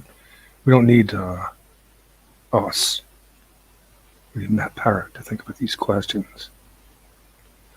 Maybe we should be members of LDS, which involves reading, pondering, and occasionally throwing an idea or a proposition out here or there for feedback and perspective. What's really been startling to me, more and more than the entirely expected resistance to the very taboo ideas I presented, was how many people who were capable of verbalizing the stuff about our impending oblivion genocide would then blink and do nothing. Most people are rather risk averse, unintelligent, and lacking in curiosity. I get that. And I never got frustrated about that. Matt, you're so patient. Most people don't think. That's just how it is. What's crawled under my skin and frustrated me is the inaction and indifference of those who allegedly got it. Of course, most people, well, you did Charlottesville. You shared your wife with your best friend. Of course, most people are going to dismiss you when you claim that the sky is falling. But what about those who fully agree with you that the sky is falling and can repeat the assertion as clearly as you and yet are not motivated to act or seek solution? That's what baffles me. It seems to be the result of some deeper spiritual or psychological problem in getting to the bottom of that mystery, rather than engaging in street activism, will be the focus of my work in the meantime. Ridiculous, as if nobody's thought about these matters. It should be him primarily, Matt Parrott, who's going to take on all these things and dismiss others with strawman arguments. We should all get Jesus and be nice to the colored folks and mud sharks. No thanks. So that is where I start the conversation. I will address some of the correspondence below as it appeared in email and on chat board where we talked.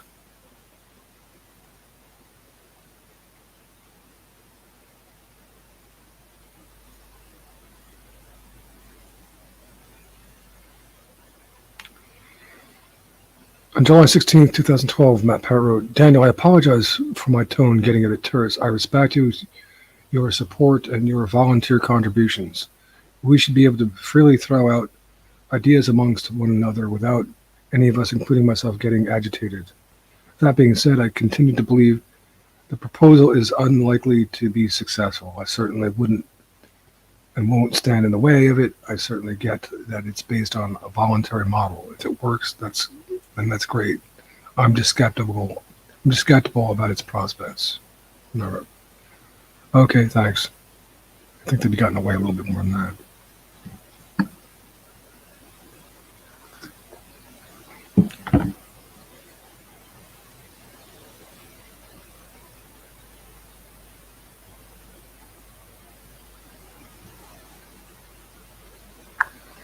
I read this part before. I'm not going to read it again.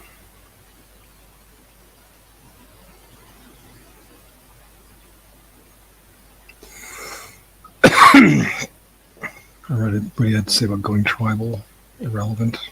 1861, irrelevant. So trying to say that was tried. It wasn't tried.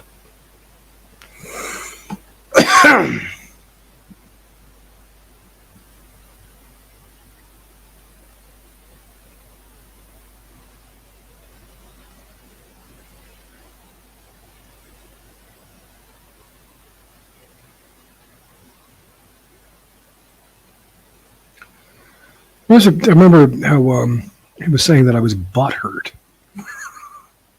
that this project hadn't, that my pet project hadn't gotten taken up by the voice of reason and the Occidental Observer. And he tried to say that,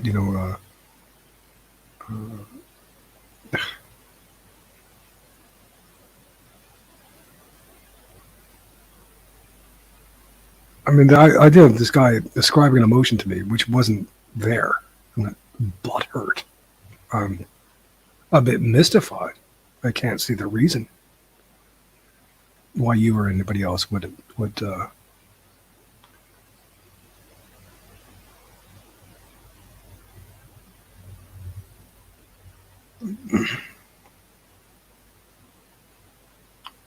be unsupportive, and he has gotten in the way.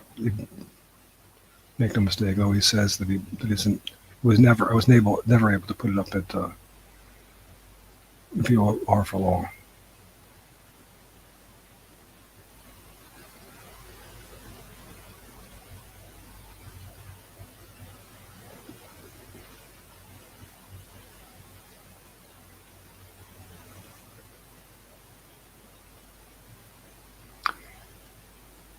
Oh, he did say something about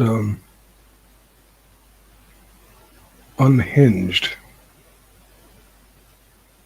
which Bowery took exception to. He said that, let me do a word search on the word unhinged. Because James Bowery says, and so it begins with whites in Georgia becoming, quote, unhinged. As we've shown, Bowery's very sensitive, so if you see something like he's unhinged, he's going to notice.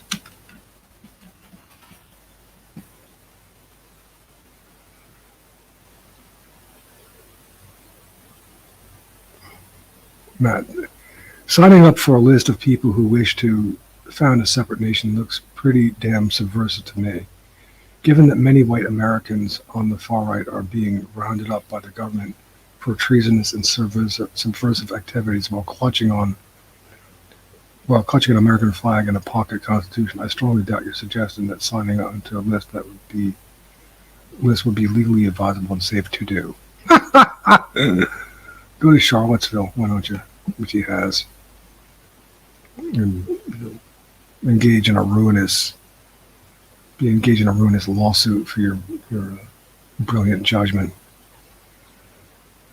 I find Bowery's Laboratory of the States idea to be typically a typical example of unhinged and useless theory with no potential for application. I find your proposal to be a variation on it, which doesn't address my principal concerns with it. And says, I respect and appreciate the time and work you put into sketching this up. You are evidently bright, knowledgeable, and sincere, but I depart my own thinking from this framework at nearly every major consideration. There it was. There it was. I found it. Totally ridiculous. How he could say such a thing. And he was influential at the time. Way more influential than he should have been, occupying a bureaucratic position that he should not have occupied. And he remains on the scene. After all this stuff, after all the screw-ups, calling the SPLC, it remains there at Imperium Press with these right-wingers. Of course they want to exclude me. I don't view Matt Parrott as a god.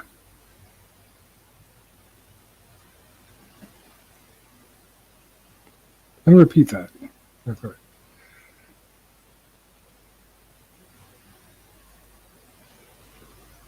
I find, Matt Parr says, I find Bowery's laboratory of the states idea to be a typical example of unhinged and useless theory with no potential for application. So having people voting with their feet and making the argument, holding the liberals up to their criteria, respect our freedom of choice, is useless. That's really stupid. That's actually a very intelligent strategy and tact. That's like, the same thing as Alinsky, make them live up to their rules. And he says, I find your proposal to be a variation on it, which doesn't address my principal concerns with it. Well, your principal concerns is your fat-ass self, your bureaucratic position, your ego. Just to have yourself operating this Christian chimera to mystify people, to maintain your position over them.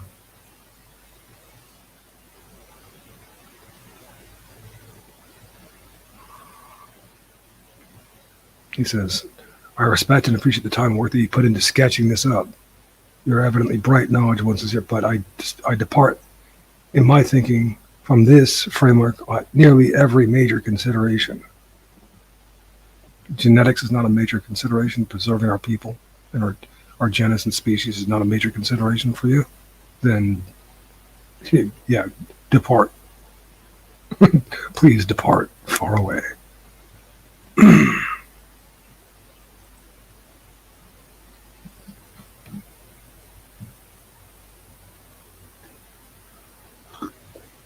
Jay Walker says, press 1 for Claire to come on. No, thank you.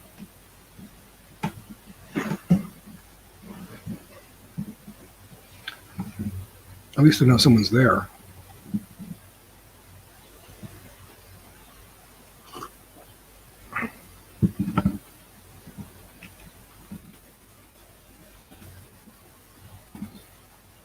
I'm putting in the link again. Is that the old Jay Walker who used to be around with on Claire Call streams? He wasn't a bad guy, even if his worldview is. He was caught up in an unfortunately outdated worldview with his kind of like cultural Christianity, as I remember him. And kind of semi-centrist. I mean, you can see, as anybody can, that things have gotten ridiculous in certain parts of England. But wasn't prepared to go all the way.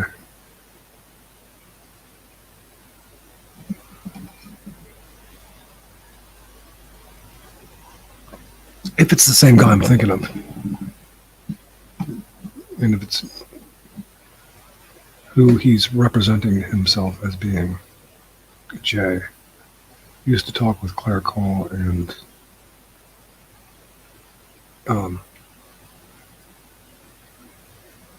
what's her name? Sky Lily. What's the girl from Canada's name? The egomaniac. Does the thing with Do Good. I can't even remember.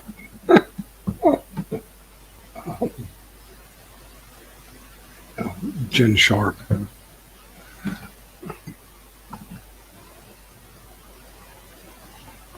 Think how ridiculous that was.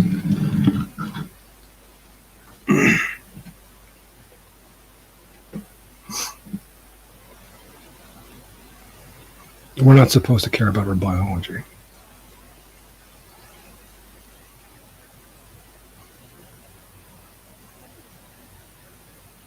She's going to replace it with her.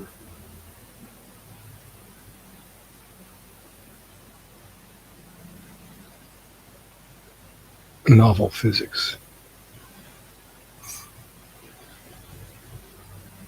and reincarnation into something something else.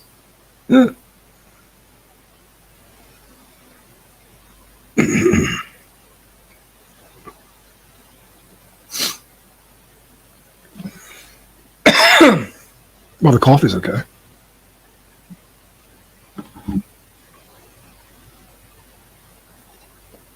I don't know what's happened to my voice in the past month.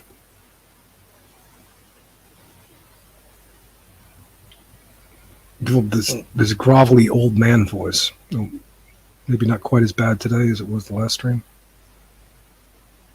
Just in the past month. A month ago, it's strong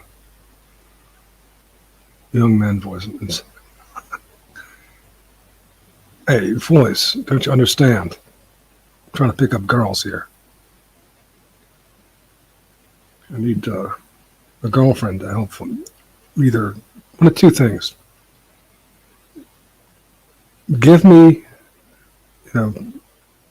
provide me a son, a genetic son, an heir, or help me find a surrogate who will do that. You have to. Man, then we can travel and I'll see what I can do for you elsewhere. Otherwise.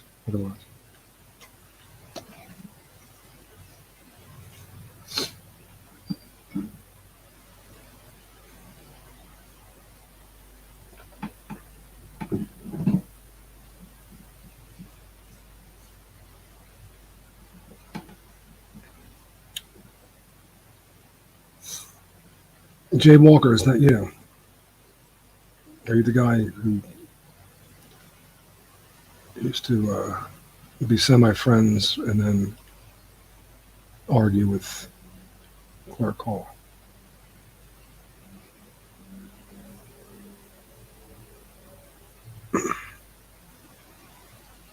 That's an exercise in absolute futility, talking to that woman. Although she does...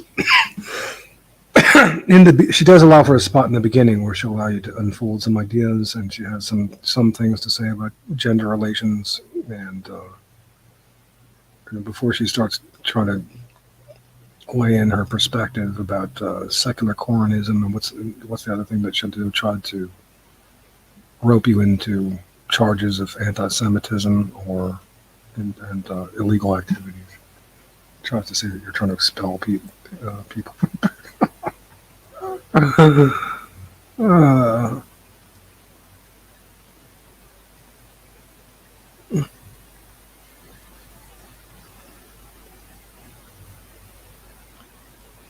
Brian Orden did say that he will be talking with me eventually, so that's not the Swedish guy, intelligent Swedish guy.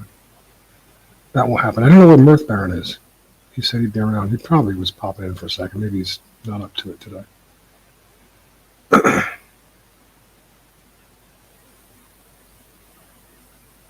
This has become a cumbrous stream, of course.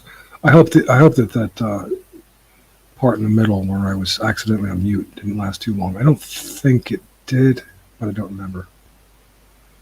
It did cause me to probably have to repeat some things, which can be tedious for people as well. But never mind. It's pretty important. There is some drama going on in this kind of gossip. There's stuff I could develop in terms of like the absurd resistance.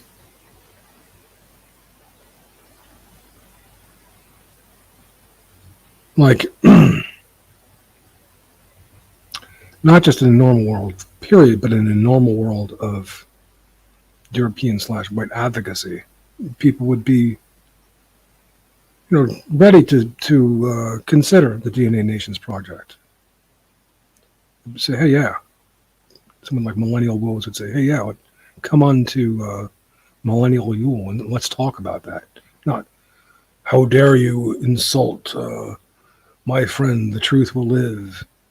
Take my link off of majority rights and never talk to me again.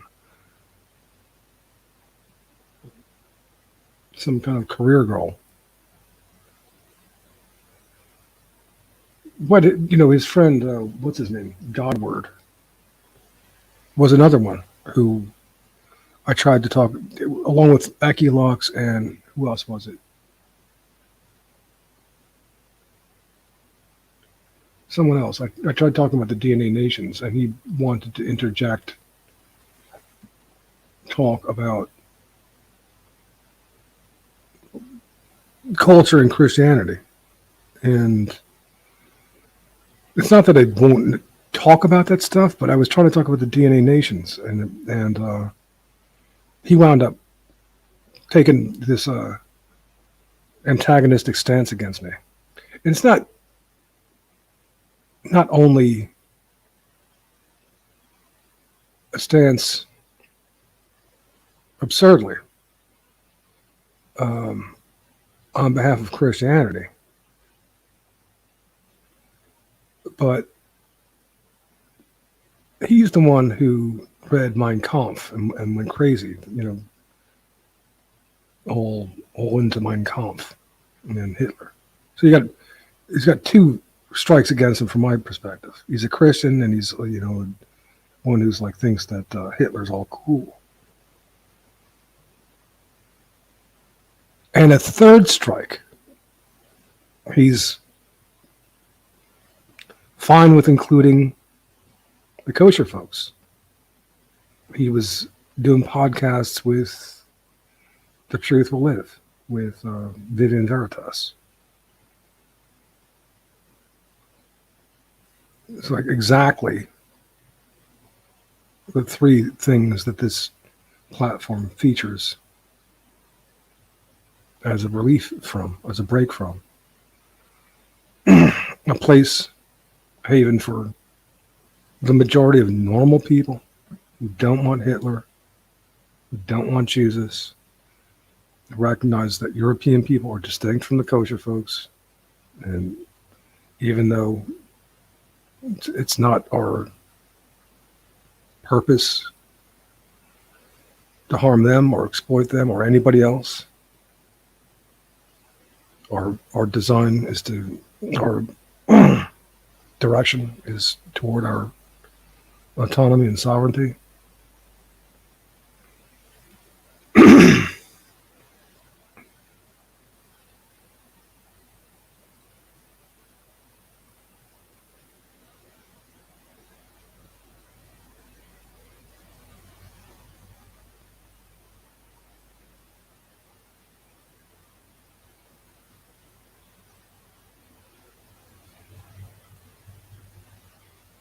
But it's coming in there and trolling me and saying all these rotten things about me.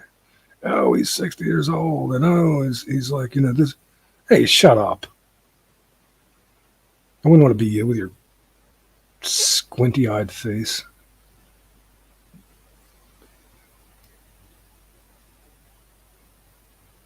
Looking like a inbred on the porch with Deliverance playing a banjo. With your Hitler and your Jesus and your kosher friends. Be gone.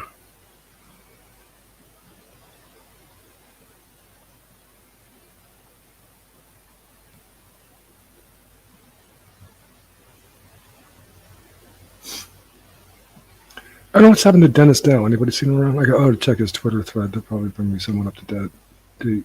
I haven't seen him do. Maybe he's on Telegram or something, but I haven't seen anything from him on YouTube in a long time.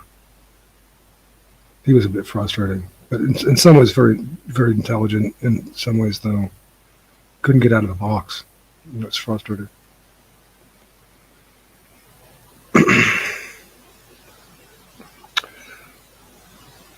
He kind of rose up through the ranks of Steve Sauer commentator, and Steve Sauer, of course, is a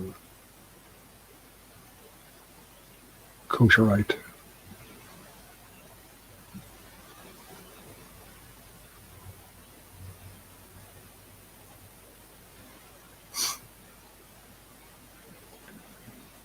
Does anybody want to join? I'm happy to talk about DNA nations or the people who were obstructing it, although there are a lot of well-known characters who either did nothing to help or outrightly antagonized it and me, despite what is an important neutral instrument in the concern of all of us, including non-Europeans. In fact, they can participate in this as well and coordinate with us in their ethnic genetic interests. Just that obviously I'm concerned with our folks, our genus and species, as we're under attack.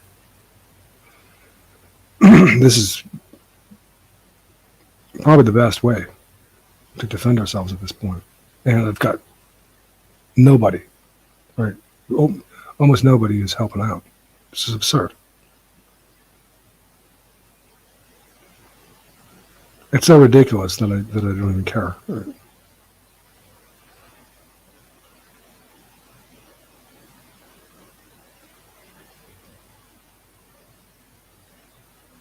If the requirement is that I have to love Hitler or have to be okay with Hitler, I'm sorry, that's just not reasonable. Or Jesus. Sorry.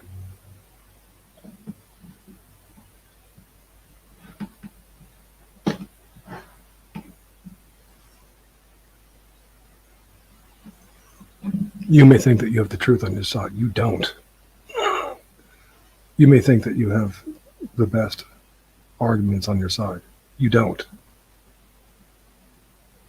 You need to get out of your little internet bubble, your little stinky bubble that you're in with your false currency, fed to you by boomers, right-wing boomers.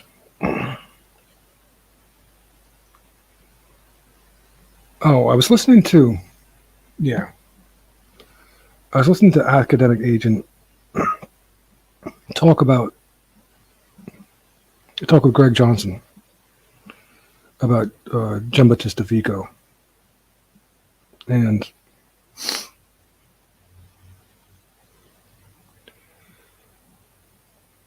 there was one or two. There's a few pretty interesting things that I got from that. Now, I've been saying all along, I've known since college days, that Giambattista Vico was cited as one of the sources of social constructionism. Social constructionism proper, not the way that it's mistaken by right-wing reactionaries. Vico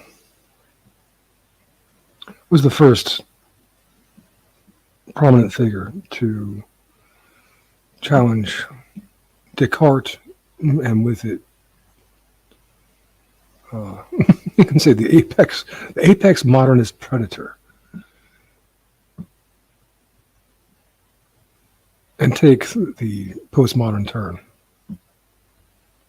which characteristically, if you look at Vico and understand what Vico's doing, it's using Aristotle's framework. He's trying to re-centralize praxis, or social group, as central in the worldview. It's not what Johnson was saying, but it's what I know. And, theoria, let's say, to the left, and poiesis to the right of that. So you have theoria, praxis, and poiesis, the three central planks of the Aristotelian worldview. And now, what I always took for granted that I was being taught in my graduate school classes was that one thing was never in doubt, that phronesis, that is to say Aristotle's word for practical judgment, necessarily underpinned praxis, the social world, because it's too complicated for the human capacity for agency, learning, change, reflexive effects,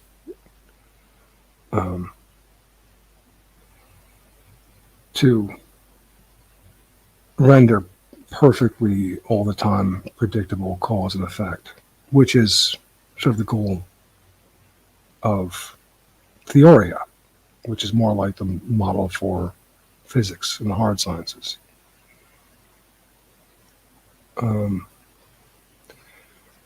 Now, the underpinning of theoria, as I understood it, was technique, or like technology and technical abilities. And the underpinning of phronesis, excuse me, not phronesis, the underpinning of poesis, you know, the arts, narrative, drama, music, was episteme, like pure, kind of pure reason. And I knew that the underpinnings, the approach was always these three things: episteme, phronesis, and techne.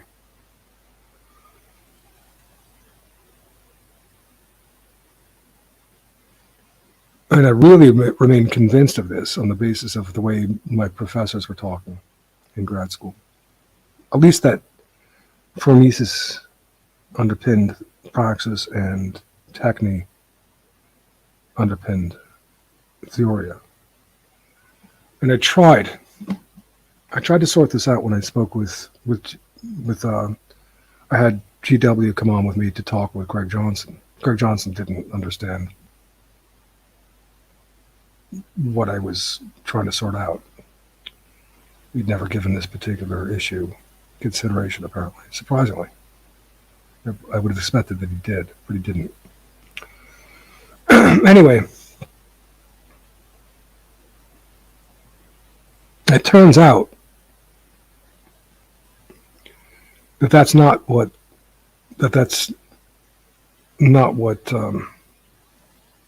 Aristotle, anyway, in his time, had underpinning theoria. He had episteme, pure reason, underpinning theoria. He did a phronesis, practical judgment, underpinning the means to understand and to negotiate praxis. And technical means as the means to underpin or to develop poesis, drama, poetry, the arts and music. It's, makes some sense, I guess. But it's not, that's kind of not the way I saw philosophers treating this, and not Heidegger either. And then I saw them as not necessarily wrong when they were treating the means to the theoria, the more hard sciences approach, as technology, as techne. This seems to be what Heidegger was critiquing. And I still think this, actually, that there was a shift from the Aristotelian perspective in that regard.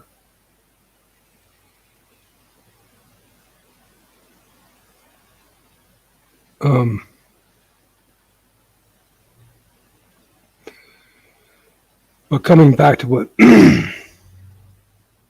Greg Johnson was saying in his discussion of eco with academic agent, saying that Vico was saying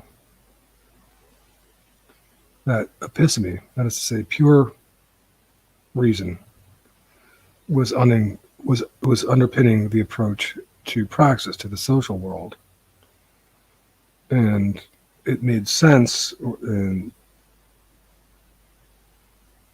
Vico made sense for doing that because we, as humans, have a priori, immediate understanding of what we're talking about, being a part of this.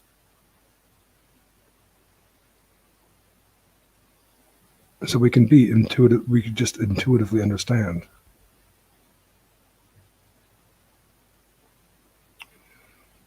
And that makes some sense as the means to understand the social world, but it's not what Aristotle said, and I would not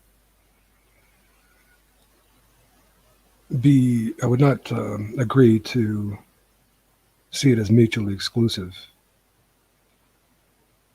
In other words, that intuition might provide some guidance, but practical judgment, phronesis, would still be necessary as the central underpinning of the means to make sense of praxis, the social world.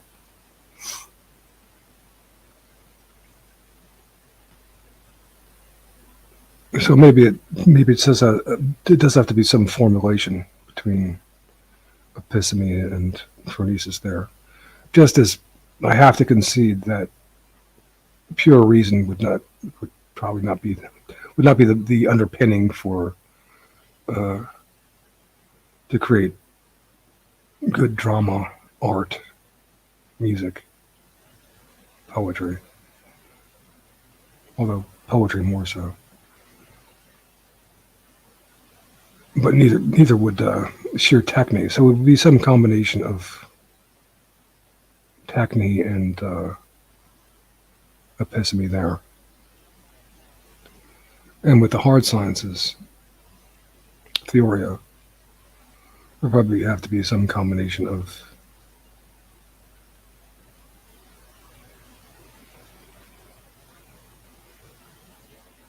techne and I don't think pure reason.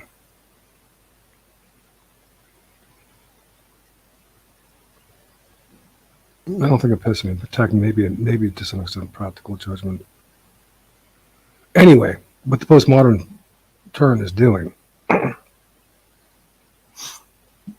is subsuming everything into praxis and phronesis. And with good reason, it's correct to do that.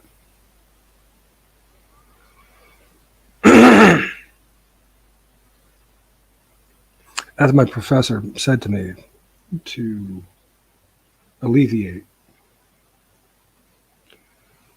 the state of acute anxiety that I came to him with regarding, or a distaste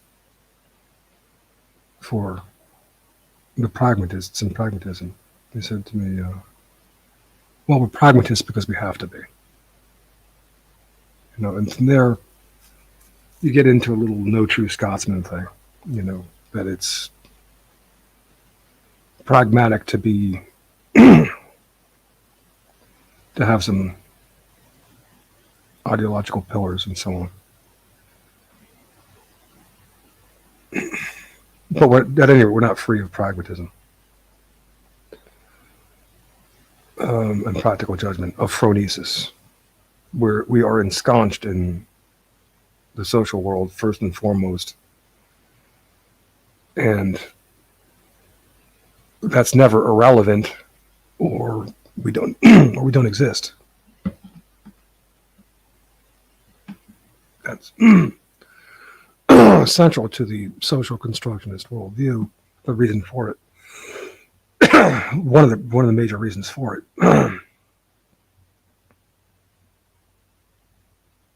If a tree falls in the woods,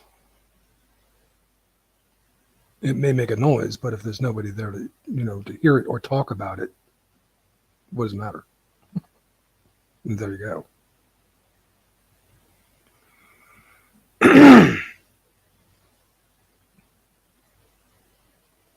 So it's re-centralization of praxis. And Vico was doing this, and he was a forerunner of the postmodern project and extending the Aristotelian project of re-centralizing praxis. And so was Heidegger.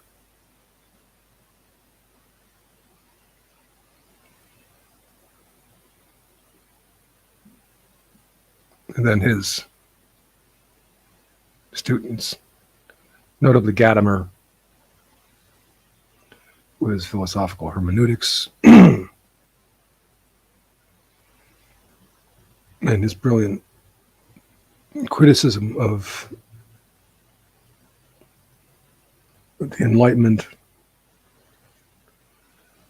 Descartes as the prejudice against prejudice.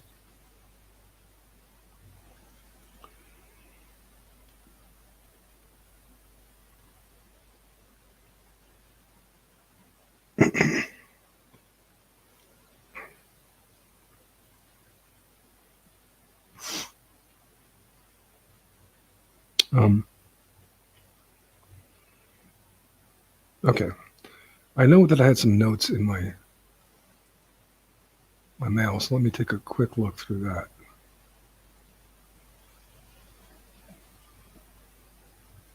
I noticed that Helen Reddy's "I Am Woman" came out in May of 1972. She's a terrible voice. I don't know if any of you remember a singer who, for some unfathomable reason, was popular in the early 70s as sort of a voice of feminism. I am woman. I am woman, hear me roar, with a long, long way to go, until I make my brothers understand. It's a horrible, reedy voice. Good looking enough, but terrible voice, and just a really obnoxious message for that time. This, like I said, that time, 1972, 73, the hippie stuff was ending, and because the Vietnam War was drawing down, and feminism was going into overdrive. It just struck me that this number one hit song of hers, "I Am Woman, Hear Me Roar," until I make my brothers understand. Oh, I feel so sorry for you. And can you imagine these guys coming back from Vietnam, from the jungles there, maimed, psychologically destroyed? Here's this. That's Helen Reddy. "I am woman, hear me roar, until I make my brothers understand." With a long, long way to go. Oh my God.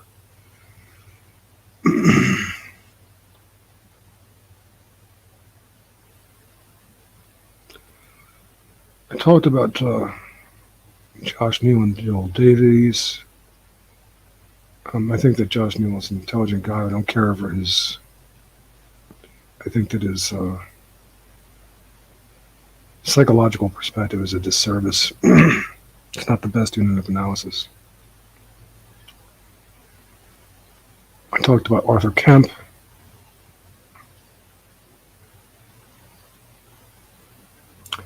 And that he said that it's 40,000 people that you need as a minimum in order to have a healthy population and avoid inbreeding.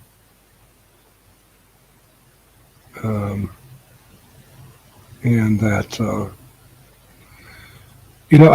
I've been asked who I like. And I cited Richard Huck. I tend to like. I tend to like Gregory Hood. Can be good. All these are, have problems in that they're snookered into the right-wing perspective and arguing against the left, and in the box. And of course,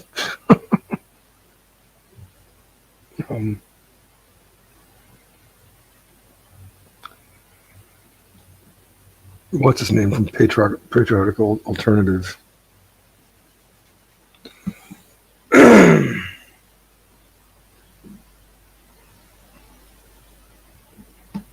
But I was talking with Kemp, and Kemp was pretty good. Not really good. I mean, I don't know. One thing, I've shied away from Kemp a little bit because Metzger didn't like him. And I'm not fully sure why and if Metzger was totally justified in this. I know he said that Kemp was a snitch in South Africa, and maybe he wasn't, and maybe that's bad. That he was, an intelligence, a counterintelligence officer. But Kemp's critique of the apartheid regime is not altogether bad. He said, like, look, you're getting slaughtered because you insist on having blacks on your property and even in your house. This is what's going to happen. Get the hell out of there. Form an insular, ingathered community like the Orangians. Otherwise, you're going to get murdered in your farm. I hate to say it, but it's going to happen. That's kind of, I can agree with that. And he says a lot of intelligence. In March of the Titans, I'm suspicious of where his opinion of the Romans and how supposedly mixed into oblivion and inferiority the Italians are. Of course, I'm going to be averse to that view, being half Italian myself. It's obnoxious the way that the Stormfronters, always say that, in the end of the Roman Empire, only it lasted 1,000 years and eventually came down. But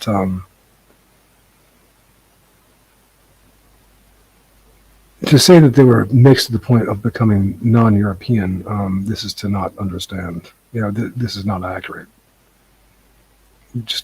I don't want people to go that far. The anti-Italian prejudice is too much and not helpful. Unfortunately, that's being enhanced by McDonald of late, and I'm sorry to hear it. He said, for example, when his discussion with Bowery, look at the Italians, they're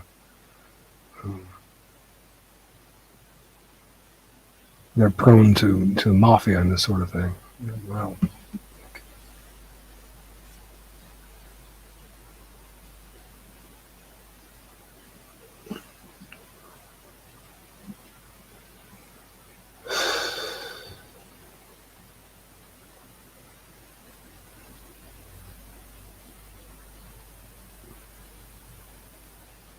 anyway, I enjoyed Arthur Kemp's conversation with Jason Cohn and Patriotic Alternative. And he put, what's his name? Oh my God. What's the one who says that Mein Kampf is his favorite book? Why am I drawing a blank on this? This is the most absurd. Mark Collette, of course. Mark Collette tried to say, Americans are, the latest Pew research says that so much percentage of Americans don't believe in the Holocaust. And Arthur Kemp, to his credit, was astute enough to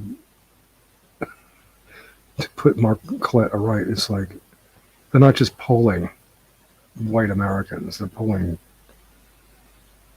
blacks and others who don't know and don't care and are ignorant besides. But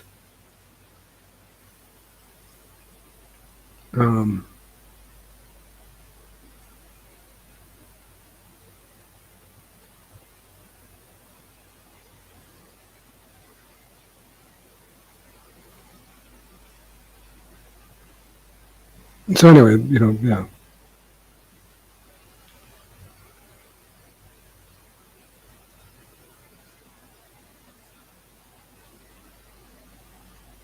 I'm not exactly sure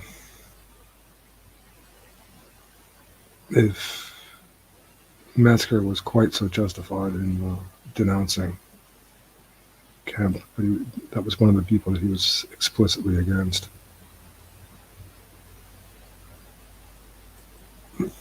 Maybe he was right about that. There was another guy that I was asked by Snorkel Blog about the term wignat and whether he should use it. And I advise him not to, that it's a derogatory term, an insult coming from enemy camps, and notably popularized by, I couldn't remember the name. The name was Ricky Vaughn, or the online name. I don't know if I don't think that's his actual name. He called himself Ricky Vaughn. It was, probably the most influential YouTuber in support of Trump during Trump's first go-around in election for presidency. And of course, he was a civic nationalist using the avatar of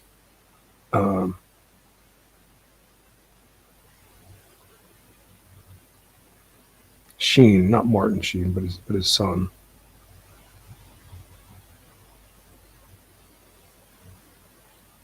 With the Make America Great hat on. He was a civic nationalist, and he was calling ethno-nationalists wignats, wigger nationalists, and this is not good. So Snorkel Blog, excuse me. That's the name of the guy that popularized the term, and it's not a good term.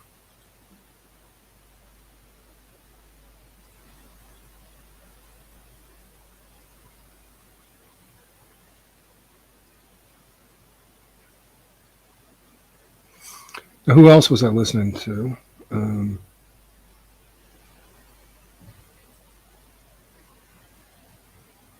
There's this one YouTuber she's a woman called Alex Kashuta.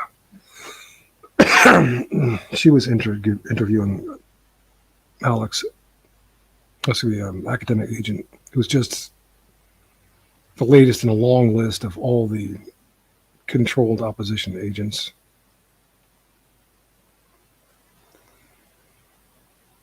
That she talks to. She seems to talk to everyone. But she had an interesting phrase, a good phrase that she uses, which is that power is a distortion field in which maths break down. Power is the distortion field in which the maths break down.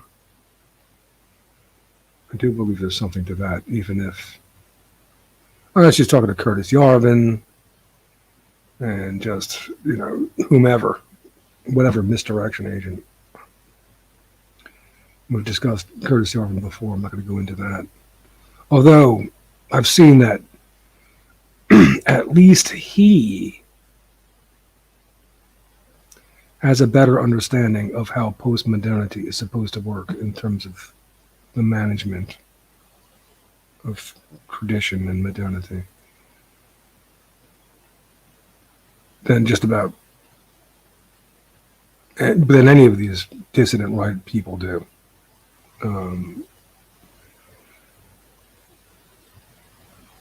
Though he's not helping to clarify things the way I have.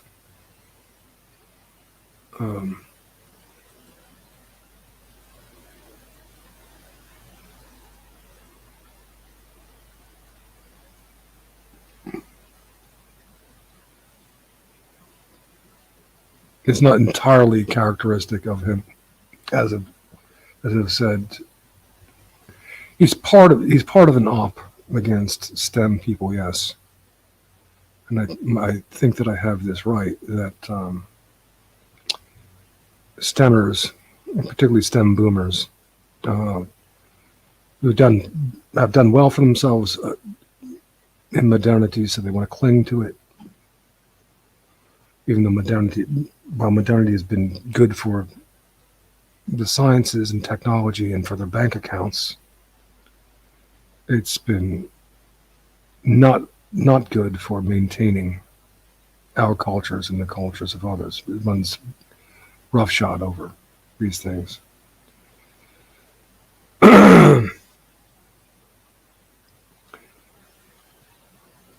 but they're less prone to want to understand that and to appreciate the validity of the postmodern critique, therefore.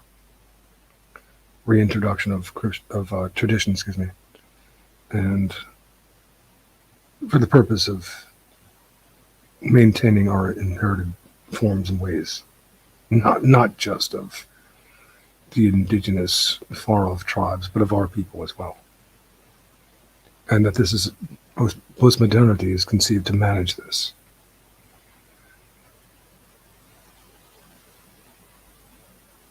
The boomers, people like GW and Bowery, when they're of the STEM type in particular, like I said, enamored of modernity, it served them well. They want to look upon they don't understand the humanities, what it's supposed to be doing, and all they want to see is the red capes of the taking of these good postmodern ideas and the distortion of them, the weaponizing of them against them, the red caping of them. They want to continue to chase after that and try to say that people like me, or me in particular, are doing that. If you look at what Bowery said in the comment that I read before, he said, "Oh, your culture of critique." They can't get over this, that I'm not doing the same thing as the kosher folks. You know, all you have to do is like use some of the same words that they use, because they're taking the best ideas for social organization and advocacy. They're just not using them how they would be used for our interest. But they're so weaponizing them against it that when someone like myself, or myself specifically, uses them, they're reacting. You know, people like Bowery and GW are going to react like I'm doing the same thing,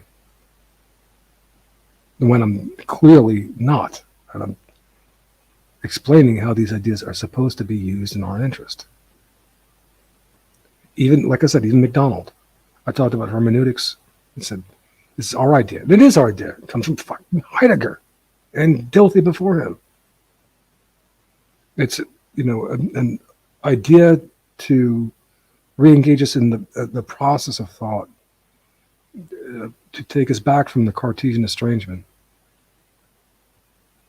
It's an anti-Cartesian idea, right along with emergentism, the other idea that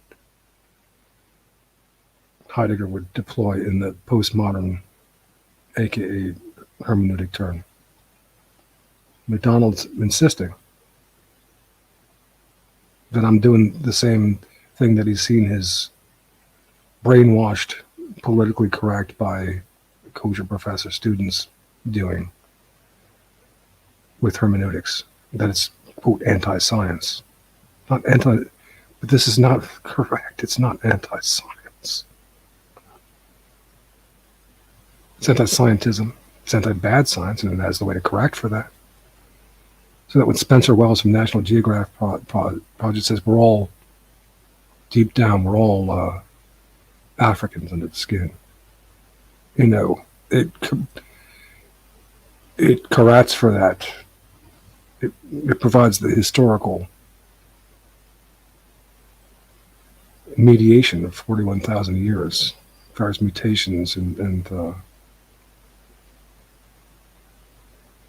habitats which would not countenance the facile blending of us as being all deep down very much the same, quite so. It's hermeneutics that would correct for that scientism. That scientism is bad science,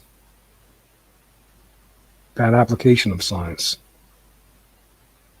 That's another thing that Bowery was reluctant to accept, that I had to really bear down, and still. And GW still. And it's like, and this is how powerful the red caping has been.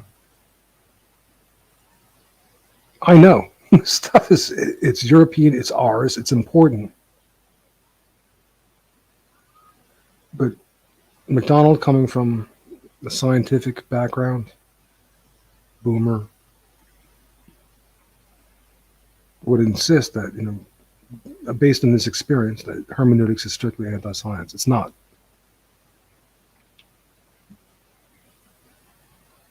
And this is the obstruction that I've been up against. And then here's Matt Parrott, on the other hand, saying that, I'm all cut and dried. This vulgarly unappealing reduction of life to genetics. On the other hand, paying no attention to all I've said about hermeneutics and everything else, about thinking being, what Heidegger says about thinking being more like poetry than science, on and on.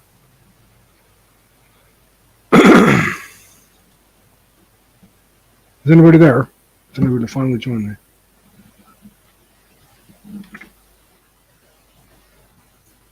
Hey, come join me, somebody.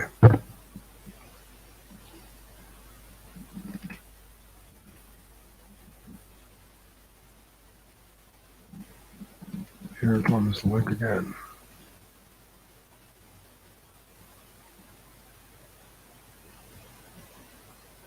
There's something at once evil and comical and pathetic about me not getting help from people to do this DNA Nations project. For one thing, I can go on about how they can't be bothered to understand the clear significance of what I'm saying, and clarification of how post-modernity is supposed to work on our interests and these ideas, hermeneutics, social constructionism, emergentism, Vico, Heidegger, Gadamer. A little bit Hooray. A little bit Bateson, of course. He helps to correct some of the errors. For example, there's really not enough biology in Heidegger, and not enough social in Heidegger. There's several areas of remiss in Heidegger, and Bateson helps him a lot in that regard to correct for that. The pragmatists, very good too. William James especially. But John Dewey has some things to offer too. None of them are perfect. I'm not saying that. That's not the point. But they have some significant contributions. Remember, Greg Johnson had this Charles Kraft guy, this Nazophile artist of what's it? Porcelain items. And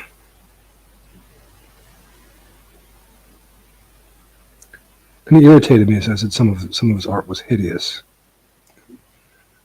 and that his opinion was shit.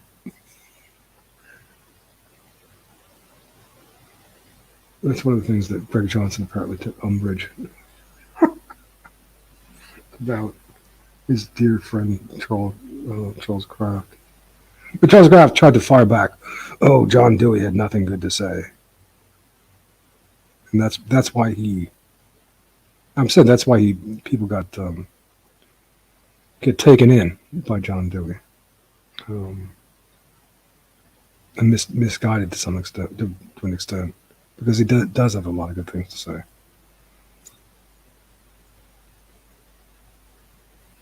I'm not going to elaborate on that now.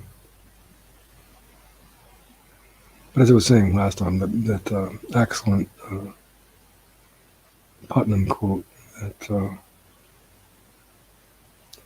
the pragmatist's contribution was to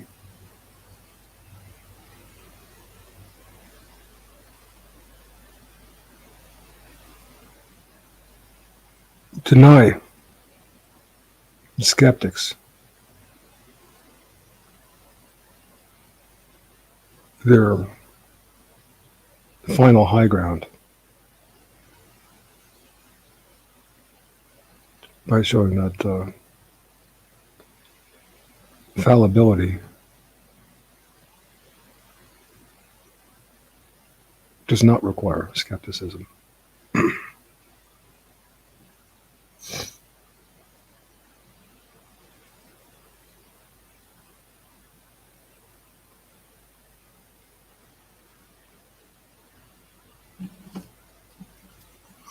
As I said, it's I would say it's borderline evil. And I'm not getting help with this. And irresponsible. It could be irresponsible. People are not being bothered to spend 15 minutes time helping with this, what really should be evidently important project for all of us. Or they're just, and they're, oh, you have I can understand you have things to do, you want to enjoy your day, you have work to do, whatever. I can appreciate that. But for none of you to spare 15 minutes time? No. That might be a function of, in part of shadow banning, that people not paying enough attention, being busy with other stuff.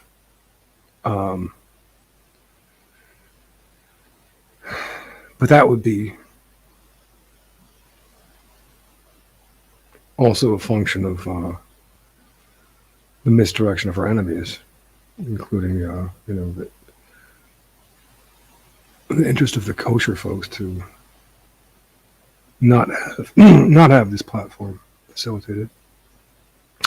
But also, but not only, also the Nazis, the right wingers, the Nazis, and the Christians.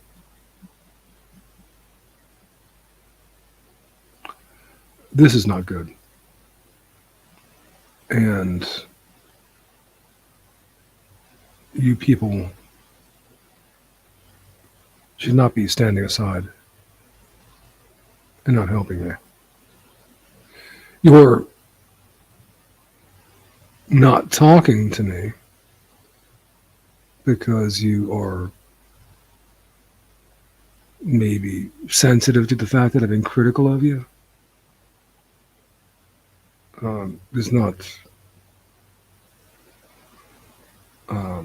It doesn't help, and obviously it doesn't help me. But it doesn't. It's not ultimate. It's not really justified. Oh, he wasn't. He's got to learn to be polite to people. Well, give me a chance to explain why I have been critical, maybe sharply critical, or I have been. And I will show you 99% of the time good reason why I have done that. And also,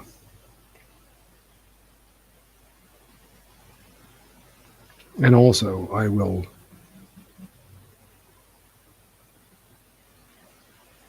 correct it if I was heavy-handed.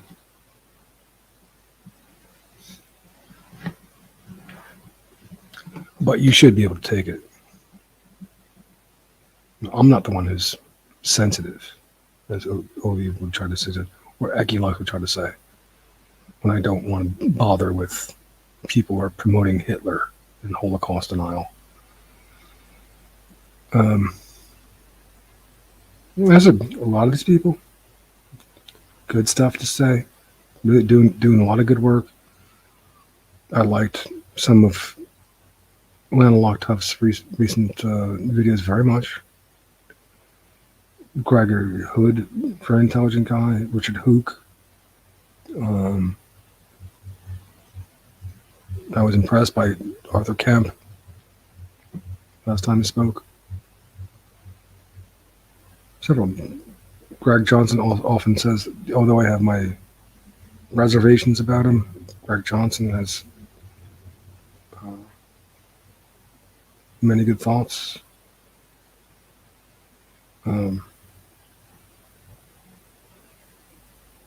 So really, I'm not, and it's not my purpose I'm not really interested to be critical of people and to bring them down. This is not what I want to do. What I'm doing when I'm critical of people is I'm being critical of their theoretical epistemic errors, because this is important.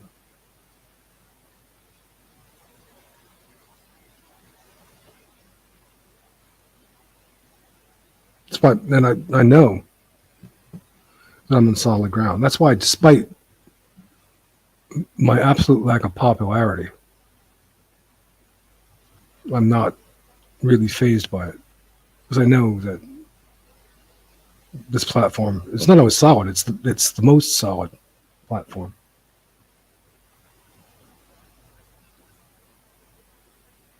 It is the correct platform.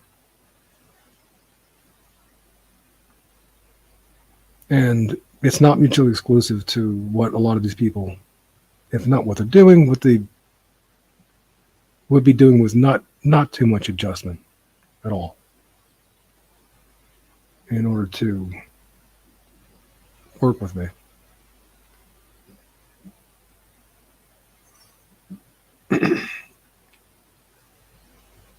So some of you who are of a better nature, who do have some goodwill, as I've been saying, I look for you to help overcome these objections to obstructions to the DNA Nations Project, and help me connect with more popular means to purvey this. And you might also, if you want to take it a step further,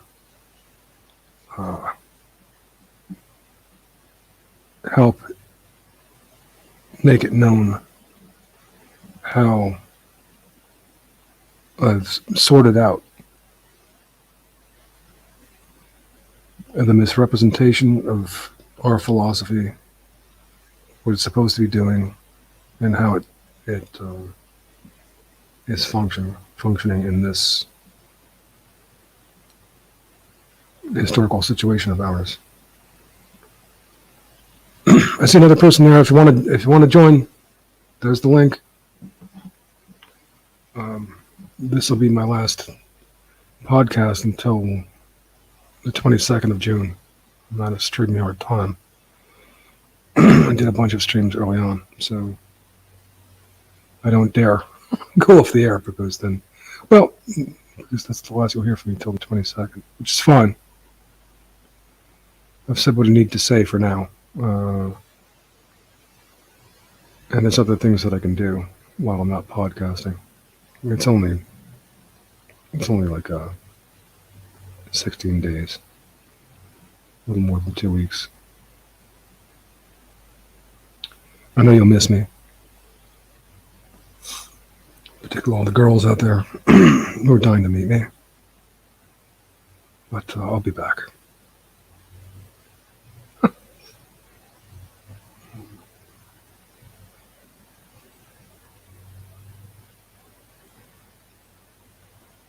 Need a girl out there who wants to go to Bora Bora, Tahiti, and Muriaya with me. We'll stop by Yosemite on the way in Hawaii. We'll come back, we'll see Thailand and maybe Sri Lanka, and then we'll go to we'll see some of England, and go over to the Caribbean. We'll take a look at St. Lucia and Dominique. That's the watery island that Don Black tried to he tried to take it over. He went to jail. St. Lucia has those volcanic peaks all covered in vegetation. They look great. Too bad it's so black, but that's sad because there used to be native Caribs there. There's still some in Dominique on the west side. And then we'll see a little Florida, West Virginia.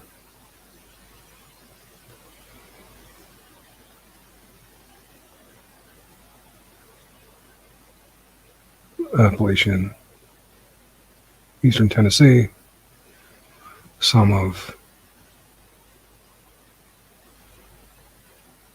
Ozark Mountains.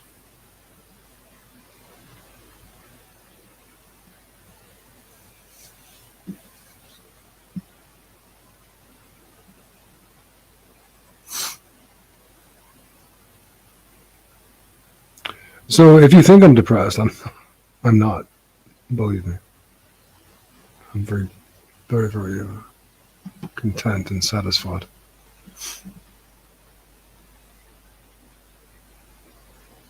With myself. There have been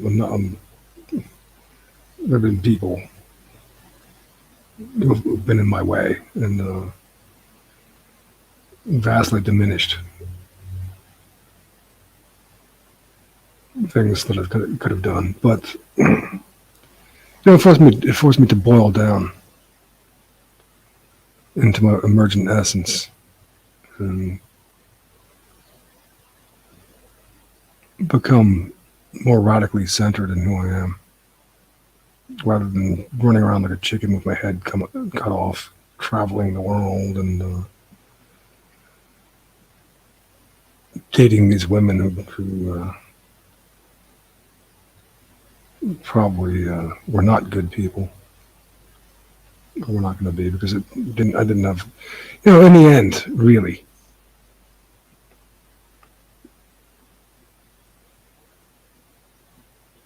If you're a guy like me and you're, most kinds of decent guys, you want one woman. You don't want to be, going through the women of the world. The answer is one. So I'm not sitting here lamenting that I didn't play a game and score lots and lots of women. It's not the idea. The dating was about really just like getting to know women, seeing if this was going to be the one. Okay. I've lost my audience. Was a woman. She didn't. But the woman out there who was listening didn't. She doesn't want to go to. I guess she didn't want to go to West Virginia or the Ozarks. Okay, so we won't go. Forget it. Sorry I asked. We'll make it just Yosemite, Bora Bora,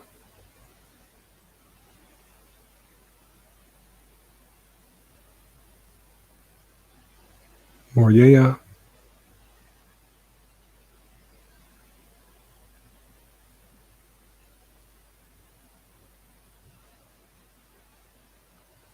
how about that? Forget the Caribbean for now. We'll just make it French Polynesia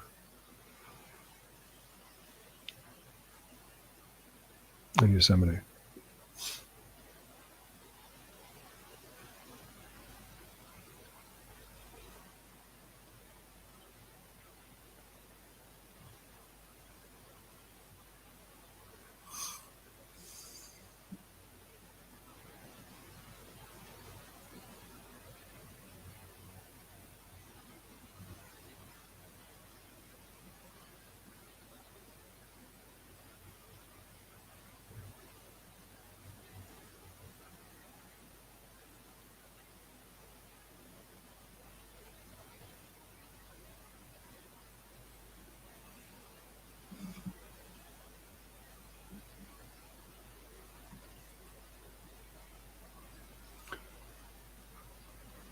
Norman Hobbs sent me an email the other day.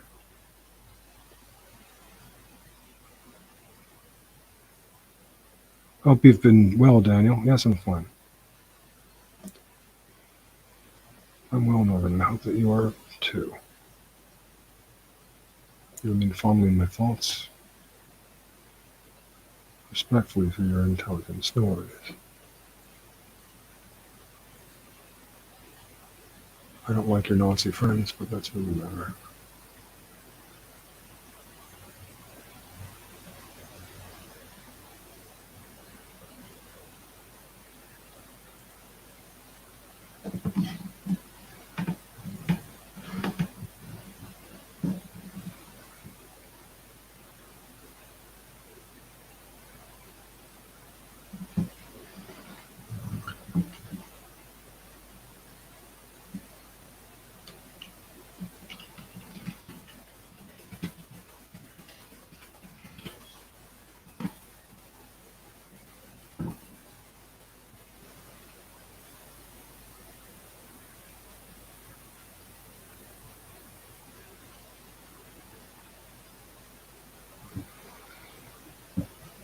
French Polynesia.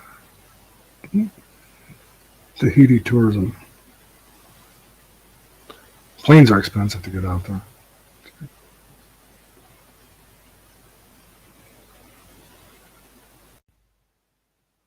Everybody seems to like Bora Bora.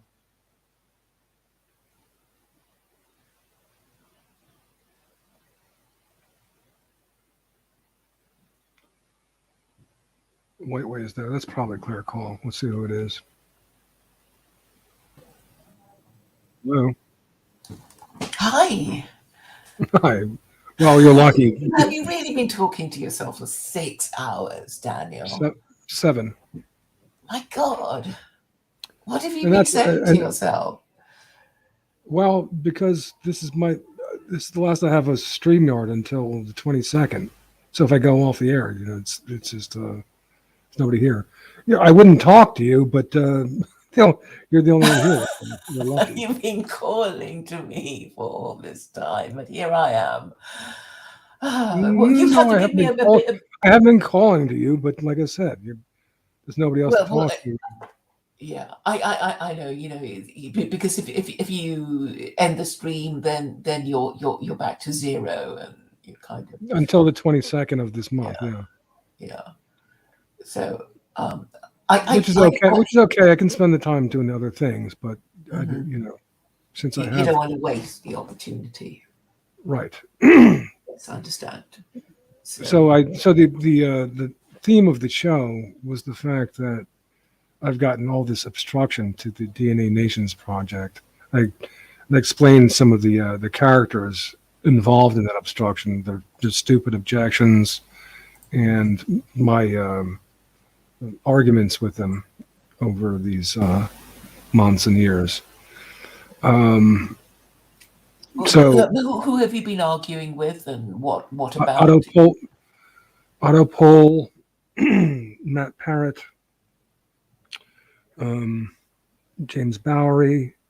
Not really arguing, but not really making it happen fully with Kevin McDonald. Tell me about Kevin McDonald. I think I know Otto was sort of Otto Pole. I think I dropped in earlier. You mentioned him. It's gone out of my mind now. But it's something about. You're asking me about Kevin McDonald, yeah. Well, like I said, Kevin McDonald. Early on, 10 years ago now, I sent him the article, which is only 1,200 words long. It's very short. Mm-hmm. He apparently liked it enough to ask me if he could edit it. And he did that, and he seemed set to run it at the Occidental Observer, and then didn't for the reason he cited as being, if I didn't have a site set up to take in the registrants, the signatories for the DNA Nations project, that it was premature. So that's what he said. It's not. There's not much more than that. I talked to him again recently. He said a little something differently. He said, I talked to him a couple months ago. I said, well, at one time you seemed like you might do this. What do you think now?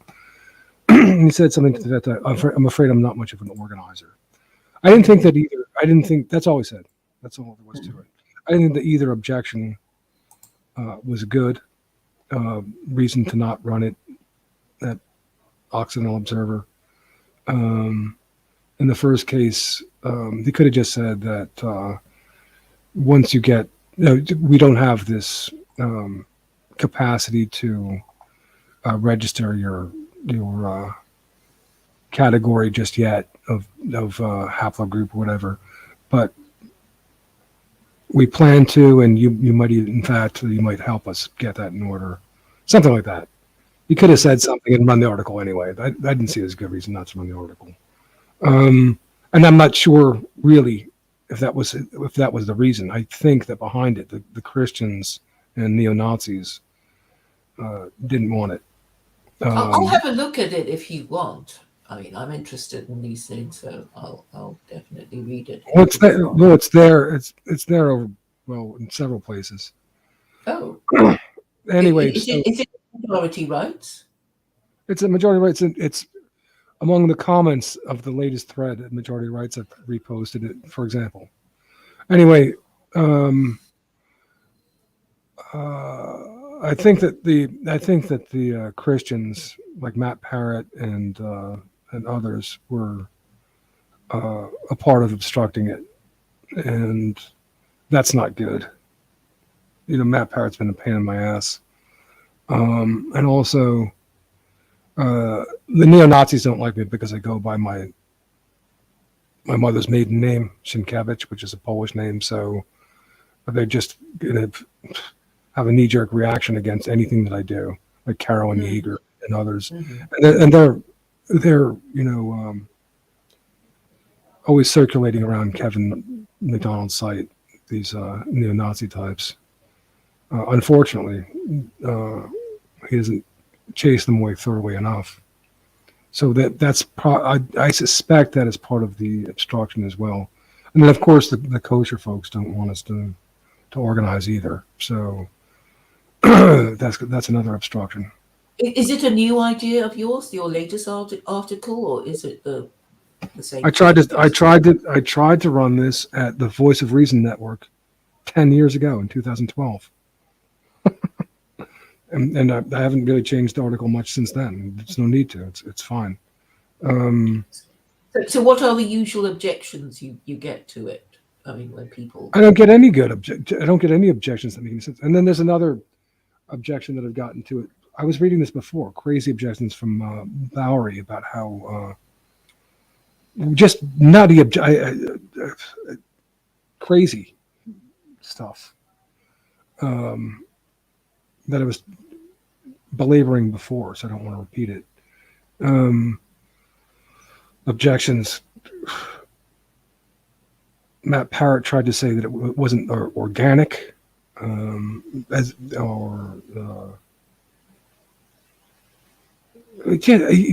that mean when people say that? What it's not organic? What it's artificial? It's what? I mean, do you know what that means?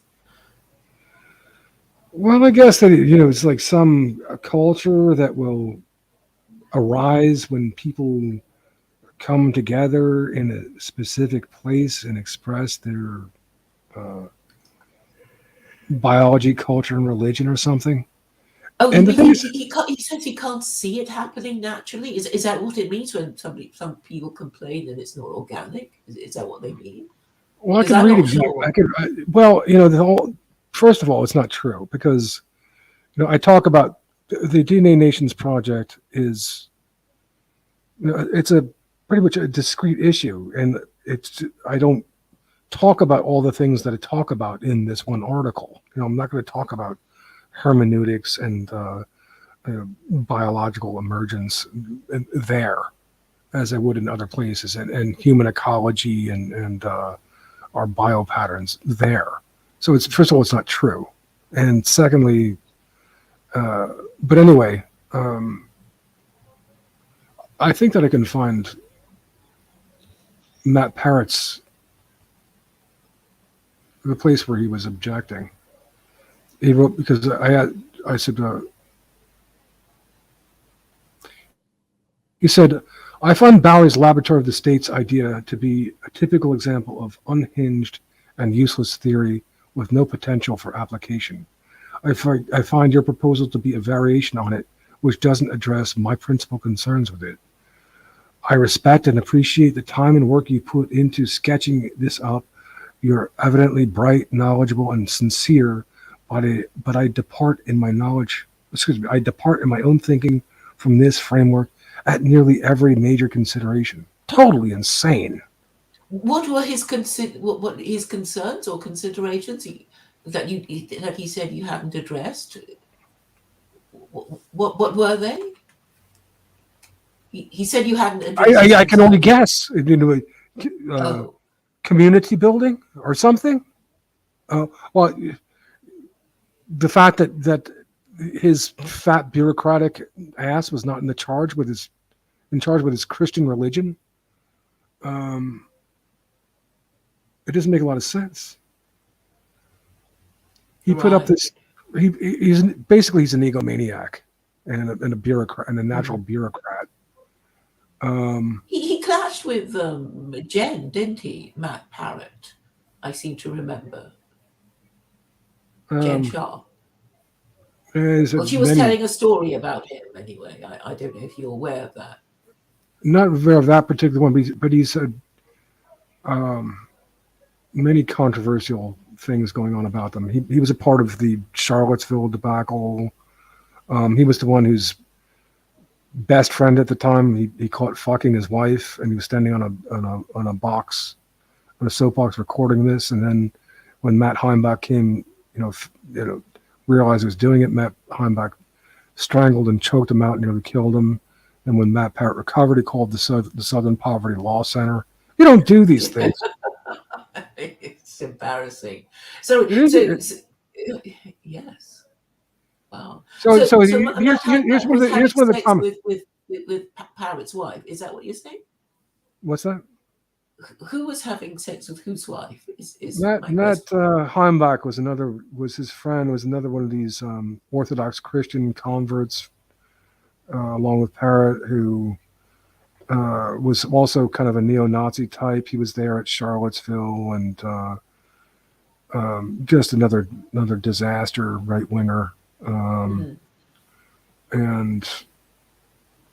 they were trying to assimilate my perspective to some extent of, the kind of taking the proletarian or the kind of left, incorporate left concerns into ethno-nationalism, but they weren't doing it right because they're inferior intellects. Anyway, here's what Matt was saying. One of the things that he was saying early on. And even if a tsunami of white advocates did topple this regime, what would they do afterwards? Instantiate Alex Linder's, I remember him, he's the arch anti-Semite, cowboy libertarianism inside with a militant force of ruthless militants standing vigil over the parameters, and a constitutional amendment enshrining the right of freedom from association to carry on with business as usual. The Fourth Reich, Confederate States of America 2.0, LDS, that's the Mormons. Theodemocracy, don't laugh. It's more likely than others that I've listed to succeed. I'm working on answers to all those questions, which involves reading, pondering, and occasionally throwing in an idea or a proposition out there, here or there, for feedback and perspective. Now, he's not a little arrogant, is he? He's the one who has to do this all by himself. Matt Parrott, fat ass, like 30-year-old piece of shit, Christian. What's been really startling to me, more than the entirely expected resistance to the very taboo I presented, was how many people who were capable of verbalizing the stuff about our impending oblivion and genocide would then blink and do nothing. So he seems to be saying that he wants a rule-based system. Is that what you think he might be saying is lacking in your idea? No, I see that you're trying to correct it to your stuff, but it doesn't matter what he wants, because what he wants in essence that departs from me is for himself to be, so important that what I'm doing is unnecessary. He's got to ponder everything, and this is so many years ago. That communique was from 2012, so 10 years ago. Oh, He's just been a fat-assed obstruction all the while, because he was at Voice of Reason. I don't know. You probably don't know Voice of Reason Network, but you would have been an avid listener back in the day. 2011. It was a Regnery project. We had there not just Matt Parrott. We had Jamie Kelso. We had Tom Sunick. We had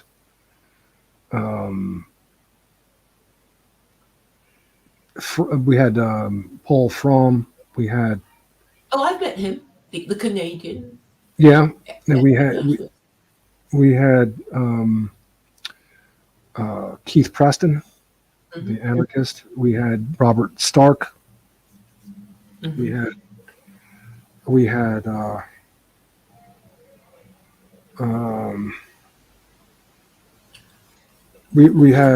and Carolyn Yeager, the Nazi lady. Oh yeah. You know her? Do you ever? I've heard her name, but I've never. Charles Edward Lincoln. Do you know him? He was a frequent guest, not a frequent. He was a common guest at Voice of Reason Network. Did you get on with him? Well, he's got a affable personality, but he'd be the kind of guy along with Sam Dixon, who's apparently gotten in the way of the DNA Nations project because of Christianity. They want to make Christianity the ultimate criteria, just like Matt Parrott. Well, that's not going to work, is it? I mean, it is building on sand. I mean, obviously something happened to Christianity to make everything well said. work anymore. It's really yeah. So Charles Lincoln would be, Richard Spencer would be someone frequently coming through the Voice of Reason Network. A lot of many people, David Duke, many people that you would know would come through there. Who else?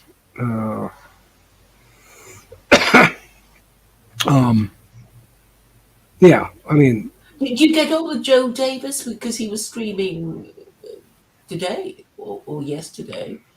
Well, I commented on that. I don't get on with him because he is trying. He's like he's too friendly with the kosher folks.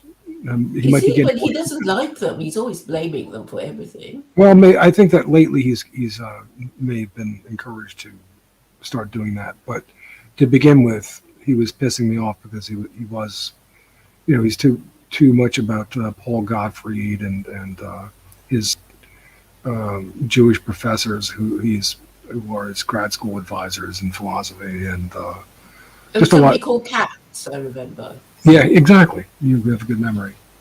And so there's just reasons that I'm skeptical of him. I don't trust him. And he was doing a stream. He was doing a stream with Josh Neal, and which just yesterday, I think it irritated me a bit. Because, Josh Neal actually did talk to me, and it was one of like I kind of choked the one time I did a stream with Josh Neal the way I did with Luke Ford when I talked to him. Not as bad, but my sound was bad, and he didn't.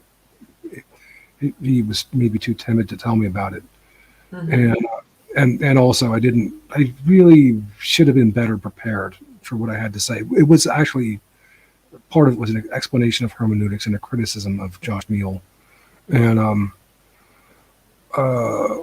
I didn't deliver all that well. But anyway, so I kind of understand him, but he's telling me that he doesn't want to participate, or he wouldn't be interested in talking with me because he doesn't do, quote, casual conversations anymore, which I found it offensive because the DNA Nations project is anything but casual.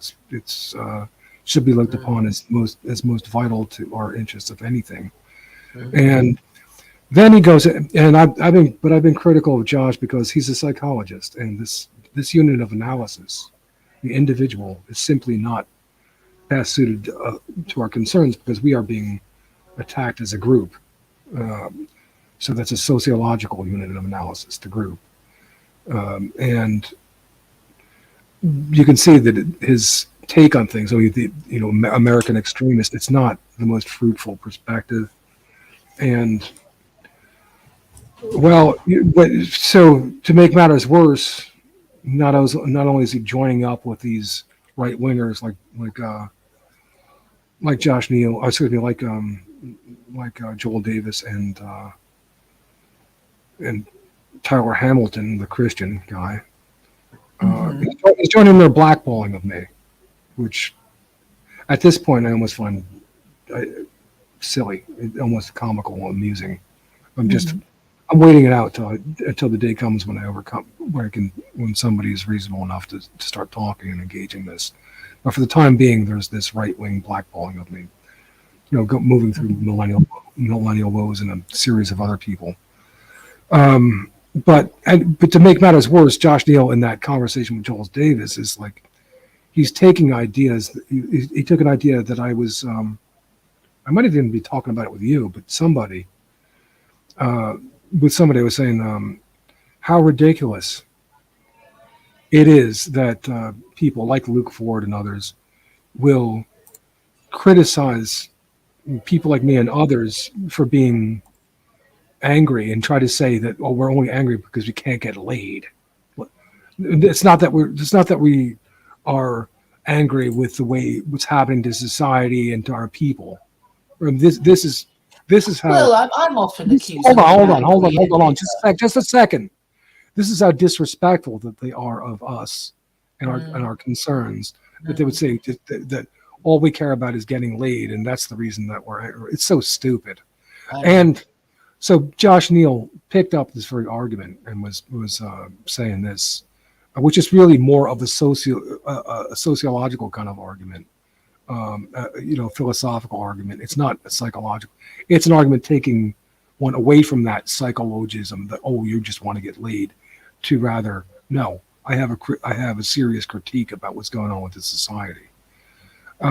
So, like I said, not only does he not talk to me because I'm, quote, casual, he's gonna kind of lift an idea of mine. Well, I don't care that much. I mean, I'm on record as someone said it, but anyway.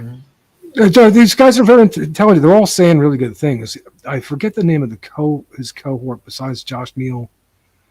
They're all really intelligent, but they're mixed up in these right wing ideas, and the people who like Hitler and Jesus all too much, and that there becomes part of the problem. And this is sort of their go on. Well, I suppose that they go back to things that they thought worked, when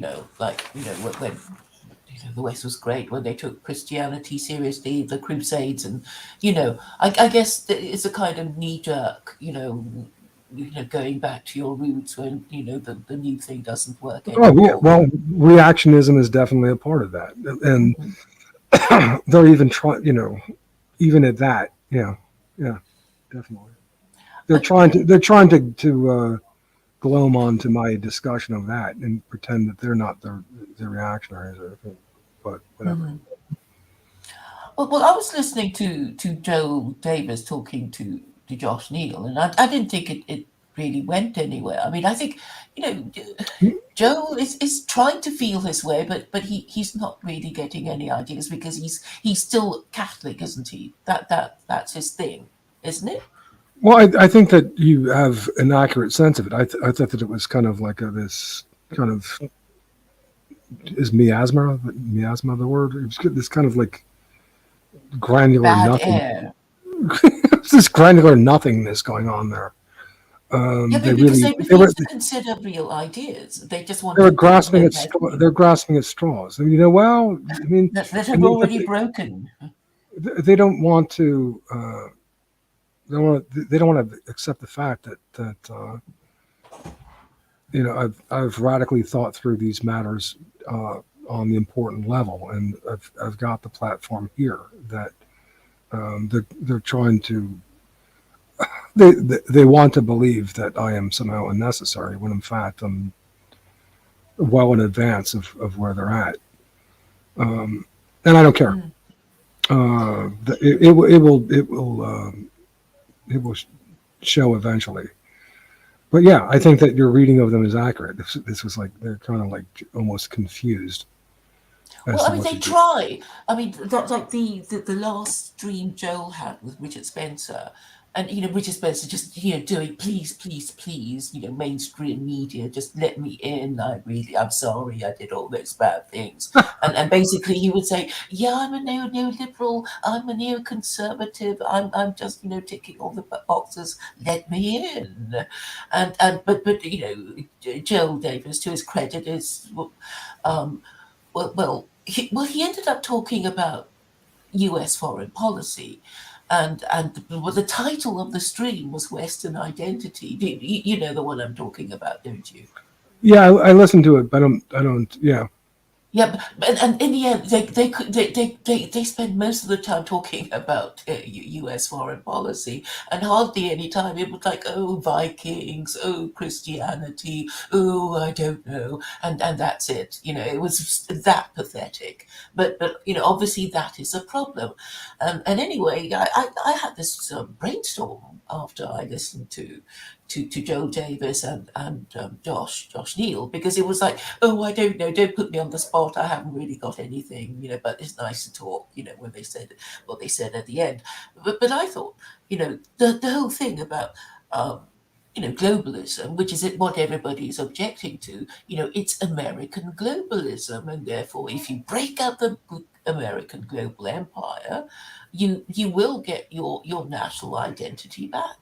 But and I thought Joel Davis, who's Australian, is not getting it about Western identity, because Western, it's like it doesn't even make sense to call it West, because he's down under in Australasia, so it's not really West. It's not even in the same hemisphere, kind of thing, as far Well, as the West is concerned. Come on, Claire, you know what he means. I know. He's talking about the The civilization that derives from Greece and the Northern Europeans and like that. Yeah, he's talking about a race. Yes, I understand, and I'm saying that. And the civilization that comes from that race. Yes, but actually, if you want to break up the American empire, you have to do certain things, and this is all linked to the British monarchy and the Queen's platinum jubilee this weekend, as a matter of fact, and I think the American global empire hasn't really been good for white people all over the world. In fact, Americans themselves don't. I agree. Like it. I never liked it. Yeah. And in terms of materially, some of us benefited to some extent, but not, in terms of our relationships and so on. No. No, because I hear that Europeans don't even bother speaking their own language properly because they're more interested in learning English so they can, talk to the boss man, which is Uncle Sam. So they're losing their identity. So it does affect them, and then they're not really happy because a lot of them have to leave their country in order to get a decent job, and it's usually in some English speaking country. And they're not really happy. Spanish people want to stay in Spain and be with their family and not be in England, doing whatever they have to do there. So with the miserable weather, you have miserable weather there, don't you?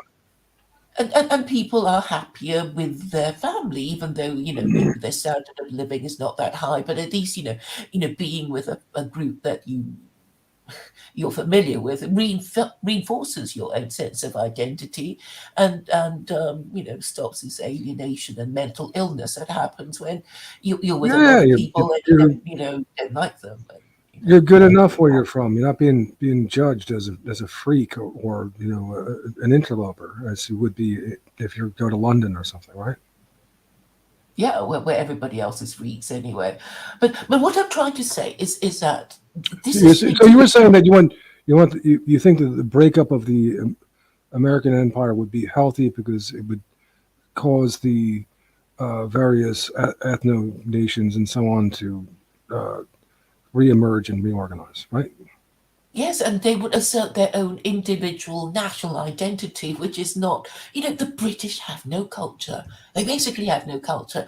All the, high school culture, prom king, prom queen, it's just come over here. It's disgusting. At Halloween and, all the stuff. They have no culture of their own because the working classes, they really want to be American. They can't make the leap of imagination want to be middle class and British.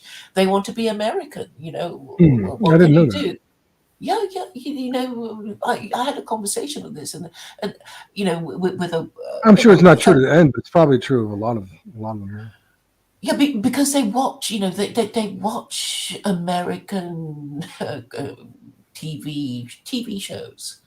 And they will, find themselves having the same aspirations because they think, the American dream, big car, big house, all that sort of thing, and they want it. But they're just, well, losing their identity and just being, pale imitations that will go nowhere and will This make was a people big problem. This was a big problem in Poland too when it first came. Is that I was trying to warn the people here about bad things coming from America, and they treated me like I was the bad person for doing this. And a lot of it had to do with the movies that some of them were watching and so on, the television shows. Yeah. They couldn't quite believe what I was. They couldn't believe what I said. I think that more of them are going to be aware now that some of them have traveled there and seen for themselves and Mhm. gotten other news sources via the internet. But it came too late for me because I was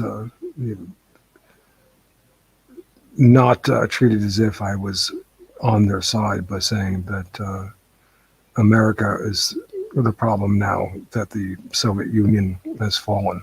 They didn't want to hear that. Mhm.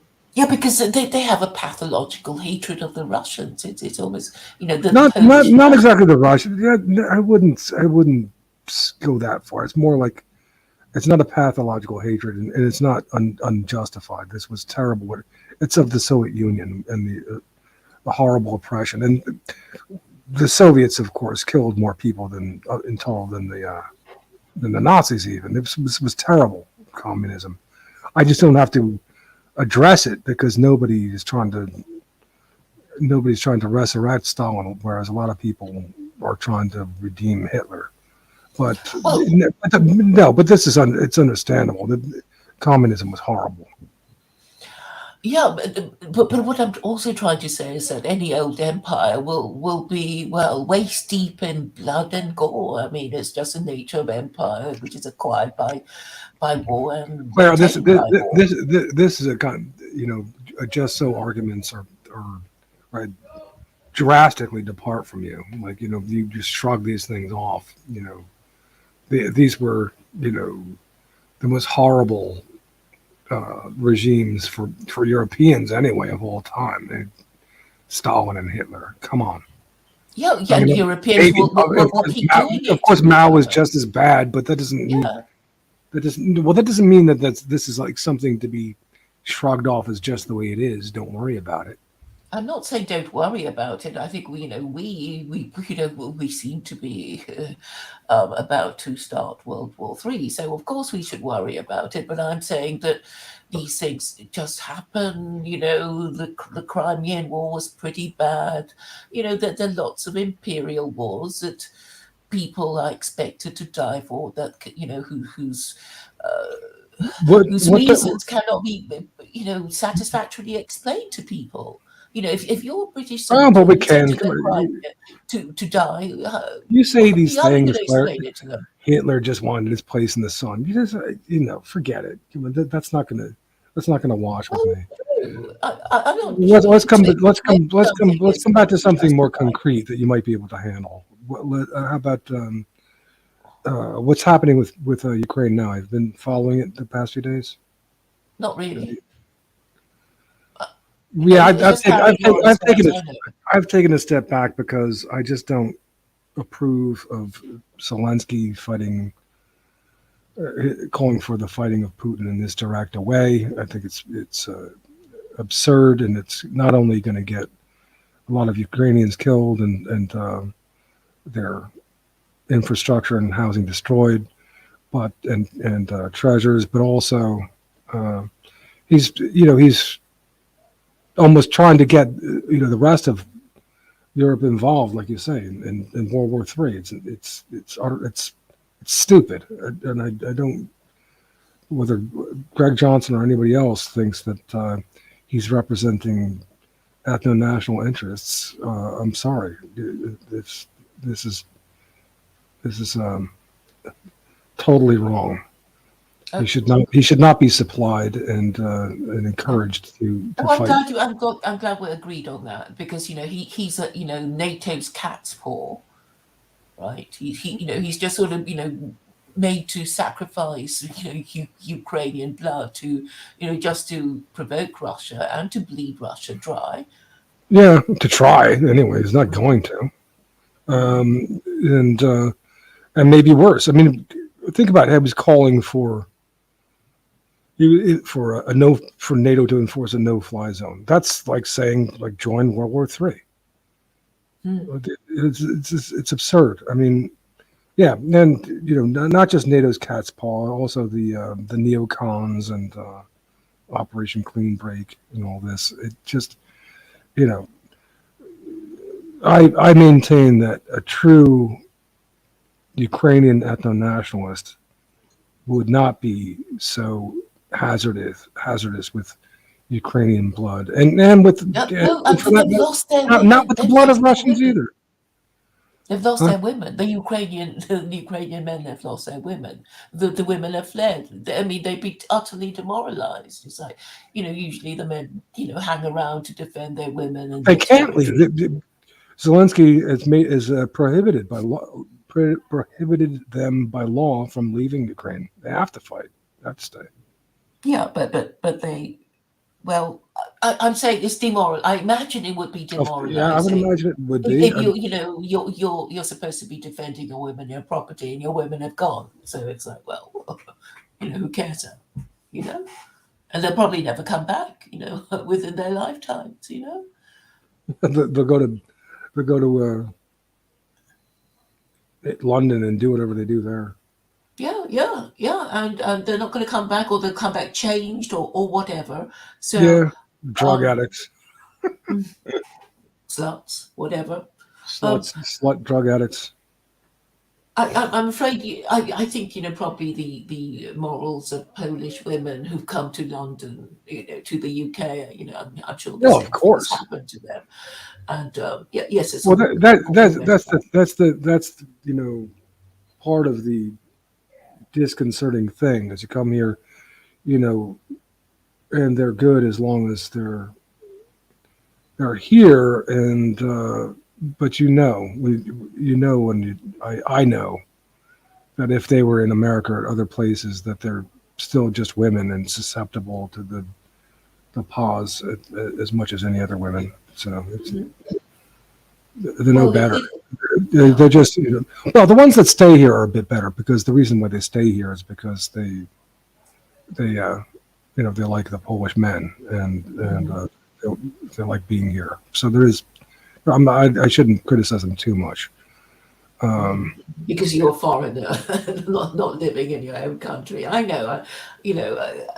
I suppose in a way it's sort of useful, because people will not be so inclined to propose a pogrom, because I think everybody kind of knows they're not really where they're supposed to be, because for all kinds of reasons they're in somebody else's country, and sometimes they've already settled down and married and have half mixed race children or something. But what the idea I wanted to run by you is this: in order to break up the American empire, you actually have to undermine the British monarchy, because technically,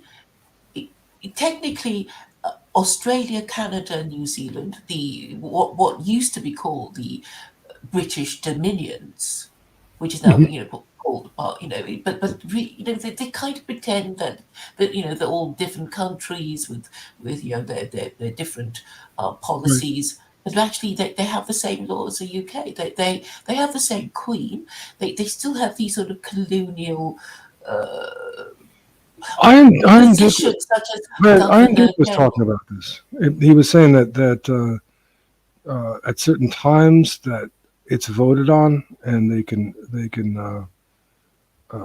change this, like in Australia and Canada. I think when there's referendums, and particularly if the Queen dies. But last time that it did come up, they could have gone their own way as Australians, but they didn't. Yes, under Bob Hawke. So who mentioned this? You said somebody was Iron Duke, 99 Iron Duke. Oh, that's interesting. Yes, because technically, the governor general, and it's still opposed. They haven't abolished it or anything, and there is this post, and he can dismiss the prime minister if he wants to. Well, That is the role of the governor general. okay, but is that going to? It might help. I don't see how that helps in the American Empire. Well, That's the British Empire, if you accept, or the that, legacy of it. if you accept that the British just do whatever the Americans tell them to, which they do really. I mean, there've been all kinds of jokes about Britain being a US missile base, and, the British being part of the poodles of America, and and a lot of them actually believe, we have this special relationship, until you saw Obama going to European country by European country and saying the same thing, like, you're special to us, or Sweden, you're special to us, Finland, you're special to us, and it was then, and then you realize, and of course the British are, well, they just happen to speak English, and and Americans love the British royal family, but that's it. But okay, so basically, if you accept the premise that technically, I mean, they disguised it, of course, that technically Canada, Australia, and New Zealand belong to Britain, because the position of the Governor General remains, and they still have the right to dismiss the Prime Minister, and the Governor General takes orders from Her Majesty. So that is basically the situation. I mean, we can argue about whether it actually happens, but there was a time in 1976 when Gough Whitlam was dismissed by the Governor General because he was sort of objecting to the CIA having a listening post in somewhere in Australia. But that's not the way it is anymore, is it? The Queen is just the Queen is just a figurehead. I mean, she could technically dismiss people, but she's not doing. Well, she's lost so long, I think, because she's not a terribly educated woman. She never went to school. They're not even English; they're German, aren't they? The royal family. No, but she won't. We don't know how much she really understands about geopolitics and stuff. I mean, probably she's just told to sign a bunch of papers, and she does without question. And Charles they take in so much money, don't they? The royal family. I'm among those who I love British. You say they don't have a culture. I do like British. I do think they do have a culture, and it's beautiful, and their language is beautiful, and so on. But the royal family, personally, I think that they'd be better off without it at this point. But for what the Queen says and her, I don't think there's anybody. Well, I mean, it depends on the culture of which class and which region. I mean, I obviously I don't know all the cultures of England, but I'm talking mainly of the working classes, the urban working classes who in London and so on. Yeah, I mean, it would be sort of football clubs, and that would be a noticeable culture, which is not very edifying, really. Yeah, but I would not mind seeing the monarchy undone. You see, that was really what I was saying, because it is through the British monarchy that America has control over, what Australia, Canada, and New Zealand do, I mean, Really? they have no independent foreign policy, and the thing that these white Hmm. people living in these countries do not know or do not seem to have realized is that other non-white parts of the British Empire already declared independence a long time ago, about Oh, 50 years ago, and these people in these white countries, people like Joel Davis, it's like, well, I don't think you know. You actually need to declare yourself to be independent from Britain before you actually come into your own. Otherwise, you have this sort of oh, mishmash identity that that makes sense. But what oh, doesn't of make course it sense does. is how that would reflexively affect America quite so. Well, because America won't be able to say, look, I want this and I want that, because Oh, okay. It would take all the their means of international control away. Yeah, yeah, that's yeah. I true. mean, because Yeah, yeah. these countries have been basically looted. Canada and Australia are important in that respect. Yeah, and definitely. and looted for their natural resources, and also harvested for the men for their neocon wars. I'm surprised at how many Canadians and Australians actually were recruited to to fight these neocon wars. Yeah. Lots of Well, Australians. the I didn't Australians, of even course, notice it famously until famously complained about Churchill and Gallipoli, and then you got all this CIA stuff going on with offering the heads of state and all these third world places what is it, gold or lead, and take our loans and put yourself into insurmountable debt to us so that we can take over your country, or we'll kill you, and that's which the CIA has done. I mean, that Swedish prime minister who was assassinated, Olof Palme, him. I mean, he didn't want to go along with the neocon agenda, and then he was suddenly assassinated Really, when did that happen? in the 1980s. I think I'm not sure now. Let me look it up. But it was very suspicious. I mean, the person was never the assassin was never properly discovered, or somebody took the rap. It does happen. It does happen in Israel. The Rabbi Kahane, who said, "Well, let Israel become an ethno state," and he said, and we won't need American help. And then suddenly he was, I assassinated. So remember yes, it him. happened. He was really a racist. Yeah. I mean, he said, "Yeah, we're going to kick out the Arabs and all that." Um, but yeah, so really, I keep explaining to people like, Israel is just an American protectorate. It was in 1986. He died in 1986. You're talking about Meyer Kahane now? Olaf Palme. Oh, of Polome. Yes. I don't know whether to trust you about this. It might be just a crazy conspiracy theory. Well, I mean, if you look at what he actually said, you would know that he didn't agree. He didn't agree with U.S. foreign policy. And well, I'll give you the Because I'm used to hearing about these, or I've gotten used to hearing about Latin American and Southeast Asian countries being given this offer they can't refuse, but not Sweden. I didn't know it would apply to this in Europe. So maybe it's a different. Well, you're talking about neocons. You're not talking about the CIA operations. Well, I guess the CIA operates neocon policy. But the death of what's his name, Haider, the Austrian. Oh yeah. I mean that's pretty suspicious, isn't it? It is. It is suspicious. Yeah.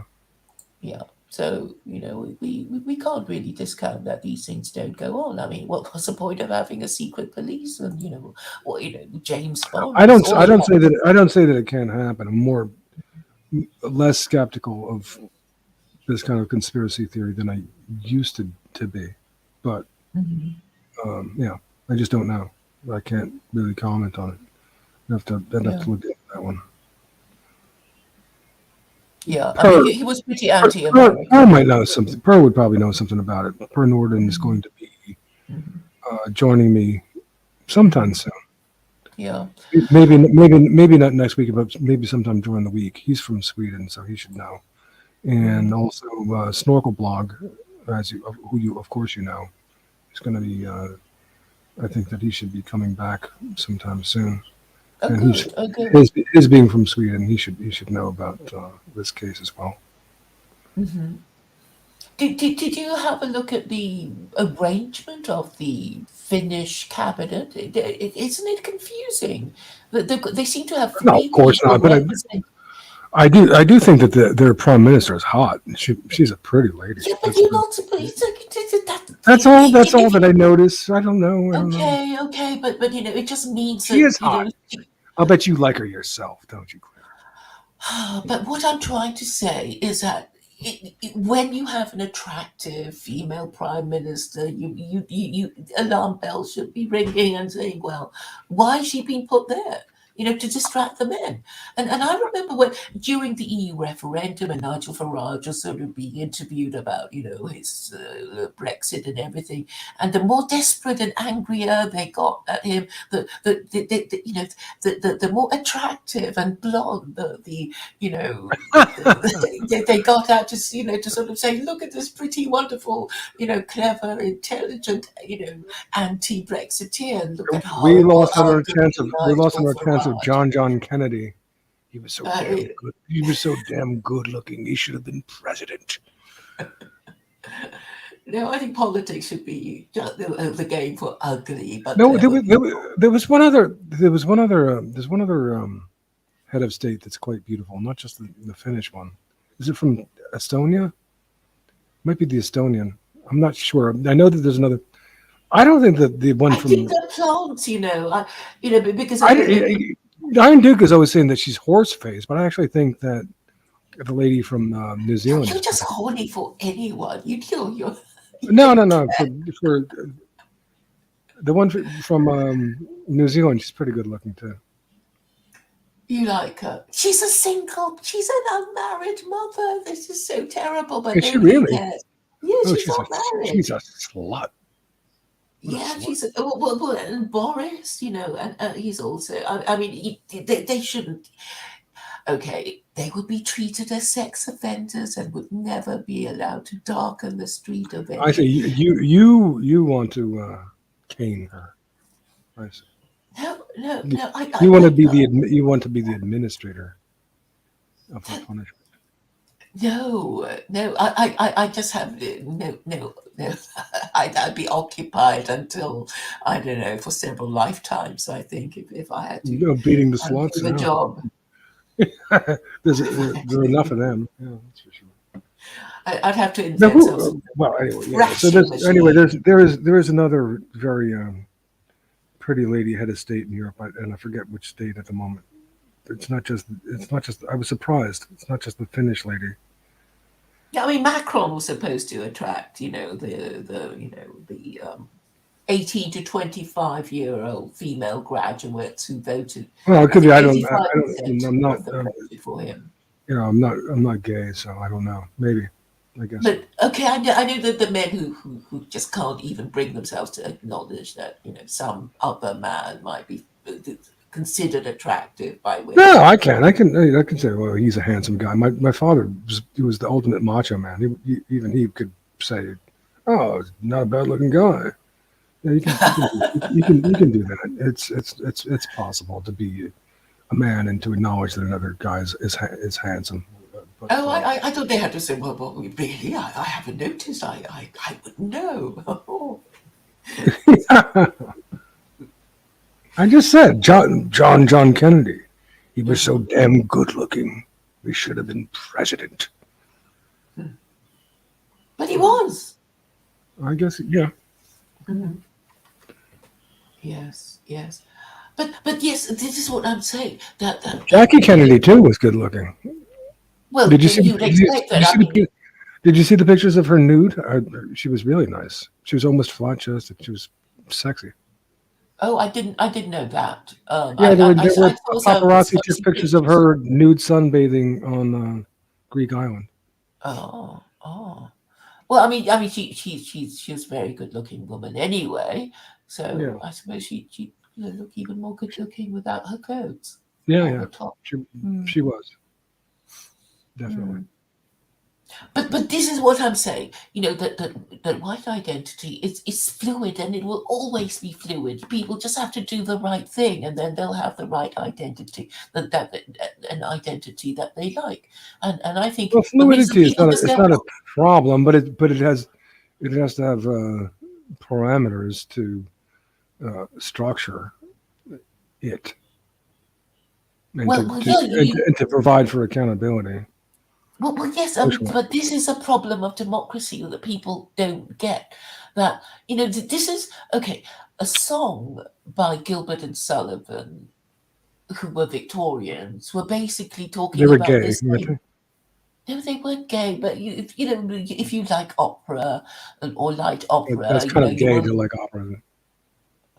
Well, I That's like it. opera. You Anyway, can go call on. me gay. I don't mind. I don't mind. But anyway, My mother used to play me Gilbert and Sullivan albums as a kid. And I liked them. I enjoyed them. Yeah. Go on. yes, I enjoyed them, and it was well, Sullivan wrote the music, but Gilbert wrote the words, and he was always talking about politics. He was, all this, you know. Everyone's a little liberal and a little conservative, and they, he was basically talking about Tweedledum and Tweedledee policies, and that the MPs would go and vote according to what their leaders told them, with that thing, because they take their brains out before they vote. It's got this goes back a very long time. And if you read any of the lyrics of any Gilbert and Sullivan opera, you will there is social and political satire. So that one is Iolanthe, and basically saying that the system was already shot, way back then, when Britain was supposed to be at the zenith of her power, but Sullivan was saying that they're stupid. They just vote for silly things, and so it does go back a long time, and and we've only just begun to notice, I think. And the other opera that I think it was called The Gondoliers, and it was saying that if everyone is supposed to be someone, then nobody is anyone at all. And obviously they were talking about egalitarianism, and and this means that if Well, in an egalitarian society, you don't really know who's in charge, and that's why you get no accountability, and that's why everybody's going crazy. But if you yeah, had a properly I hierarchical. think that's fair enough to say that, or at Hmm. least that's what presents anyway. Oh well, Yeah, because even now, that's the way they want it to look. That we have a democracy, so it's yeah, nobody's really responsible. It's just dispersed through the universe. yeah, because the buck is being passed, and Yeah. you may remember Truman saying the buck stops here at the Oval Office. Well, it didn't. The velocity of the circulation of the buck actually increased, and now we don't know who has it. And by the time you find out who has it, it will be passed on to somebody else already, and this was what Hitler was talking Well, about. you heard academic agent talking about the managerial elite, and you're horrible remiss in not understanding the Burnham writings on the Machiavellians and this sort of thing. He's talking about how that's all come about, that these owners have given away to these technocratic specialists who become the managerial elite. This is all the fashion of the Joel Davises of the world, the people who don't want to acknowledge that the prime role of your kosher friends, the ones who are more than anybody else set the agendas. I don't think they Take do? the initiatives, set the agendas, take the initiatives, and grease the palms. No, because Your it's a friend, stupid system anyway. It's a stupid your system. It's sort of, friend. it's a stupid system. You were agreeing with me before we got onto the subject of Jews that there is no accountability. And the actual operation of democracy means that all these different parties can vote, competing for votes will be scrabbling around to get the, the biggest vote. Well, And I've explained this perversion of democracy to you, Claire. This has been, John Dewey, the pragmatist, had the perhaps noble intention of spreading democracy, promoting democracy as the means, as the necessary means to bring, to create more participation from the citizenship, and with it, he's kind of like promoting the idea of when I talk about correctivity, that the people will, by means of their democratic input, correct things. Now, of course, the pragmatists and John Dewey in particular were taking the practical force of this too far, and putting too much faith in the extension of the franchise as something that would correct problems. You're seeing, you're correct in seeing this as problematic. Now it's been exaggerated, and it's been by those who extend voting rights, including not only to incompetent minorities and just anybody within the nation, but they're also, as you know, trying to extend voting to even illegal aliens because they're going to vote Democrat and so on. But when you hear Mearsheimer and Timothy Snyder and Joel Kotkin talking about their latching on to this exaggerated extension of the franchise and the ruining of any meaningful social accountability that you are, I think, correctly calling attention to. But there is there's a kosher hand in this too, that's creating this distortion. Part of it, of course, as you know, would be the paranoia of, and the wish to diminish white power, so to speak.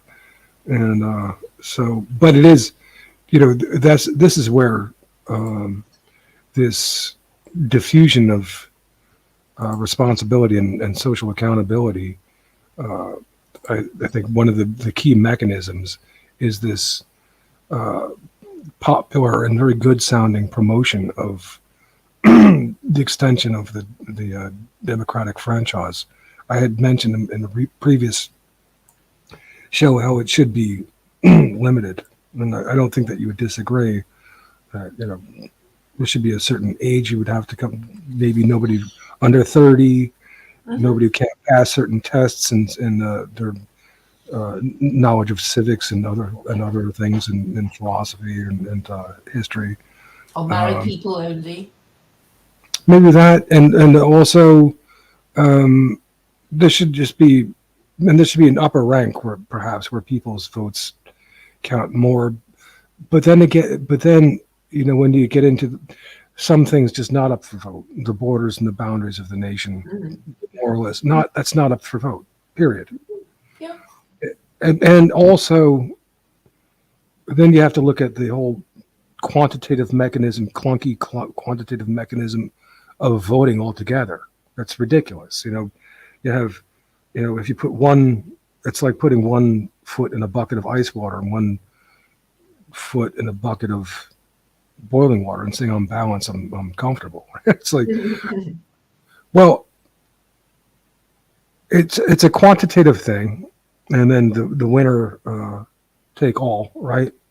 As opposed to taking the issue and presenting them for discussion among people who are who merit the rank to discuss important matters, and shaping and crafting the particular matter under discussion, rather than voting on it and coming up with whatever result. That's a very clunky mechanism.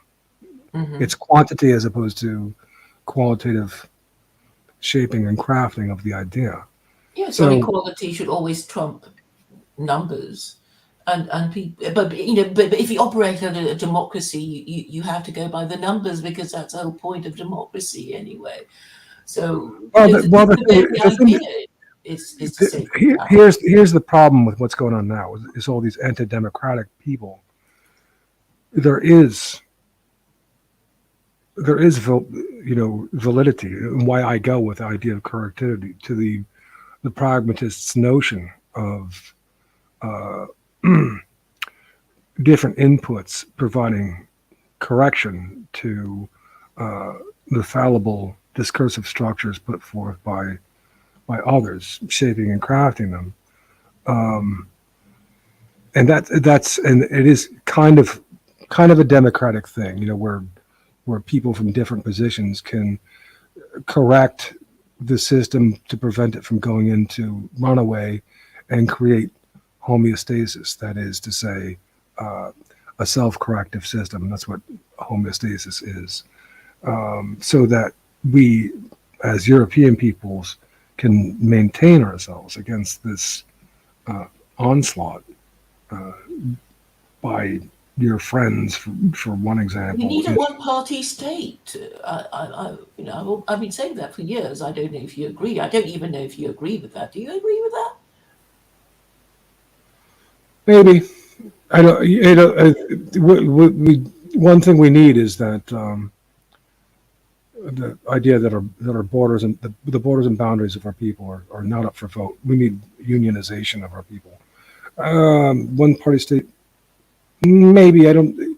You could be right about that. I don't see why there should be different parties. I mean, again, I think that you're right about that, because that would be kind of like a voting thing too, where a quantitative thing, not really, losing sight of the fact that there are issues that need to be discussed and elaborated and sorted out, not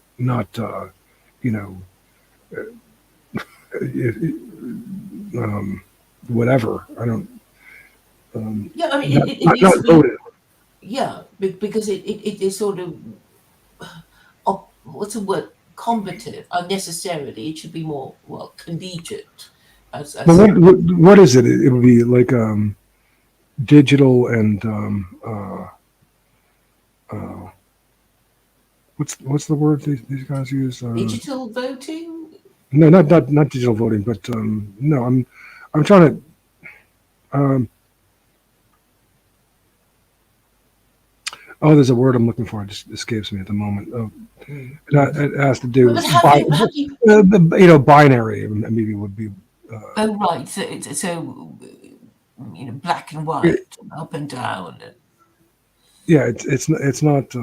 Manichean? No, not binary. Okay, but I think Okay. I hate when people use the Manichean word almost in the conventional correct way, because it distracts from the way that I use it by means of Clerk Maxwell and his demons. Do you remember reading George Washington's farewell speech? Have I asked you this question before? Yeah. Not only that, me and my brother actually restored Franz's Tavern, or the brickwork on the outside where he gave that farewell speech. Wow. And where your Puerto Rican friends set a bomb off, these Puerto Rican separatists, and blew off some guy's head at one time. Yeah, but he gave that farewell speech. Where was that? It's at near the extreme southern tip of Manhattan, Francistown. Right. It's just south of Wall Street. Mm-hmm. And yeah, he said avoid foreign entanglements, basically. Yeah. And he was right. I mean, I was knocked out when I read that or heard it read. It was too. You were off in the date by 100 years, but besides that, yeah, it was from the late 1700s, not the late 1800s. No, I meant when I first was aware of that speech was in 2021. When it was no, but you said you sent me an email saying the speech was given in the late 1800s. It's given in the late 1700s. I think it was published or kind of it was something I got from Wikipedia, and I think it was okay. I think the tradition began then of reading it on his birthday. No, nice try. Nice try. It doesn't matter. We know what you meant. I'm just teasing you a bit. Yeah, it's a good speech, definitely. Yes, and I don't think people are aware about good a speech. I mean, yeah, I've tried. Here I have to say that that speech is not infrequently invoked by conservatives who are arguing against foreign ventures and wars. It just doesn't. It doesn't work. The neocons have gone and done it anyway. Yes, you can say, well, George Washington said this, and it's like, it's just never mind. But he did say, Washington did say that we must, with caution, and Eisenhower said, watch out for the military-industrial complex. None of it matters. Because people don't take it seriously. It's not people. It's that the congressmen are all bought off by your friends, and they do what they want to do. Because you have this crazy your system friends of having who you try to let off the hook for everything. No. I'm just saying. It's not even the Jews. This is going to be an unrequited. Oh, it is, of course, and this is going to be an unrequited love. You're not going to get anything for this, Claire. Well, I'm saying it's corporate America that benefits from your year-long election campaigns when the political parties go cap in hand to their corporate donors. So when you win, there's going to be payback time. Remember all the money we donated so you could win the presidential election? Well, we'd like you to do this and that and the other thing for us. Well, that's how it happens. There's a back and forth. There's a revolving door between the corporations and the politicians. Yes, like Dick Cheney. And under the Hindu caste system, at least they have the idea that the priesthood is on top. But what we have now is that the fourth estate is the first estate. And they have no rules. They follow no rules because they're not even a religion, right? They just have the neocons are pretty much famous for that. It's like anarchy. So the only relative order would be Israeli interests. But other than that, it's just seems like chaos is almost part of at the heart of their theory.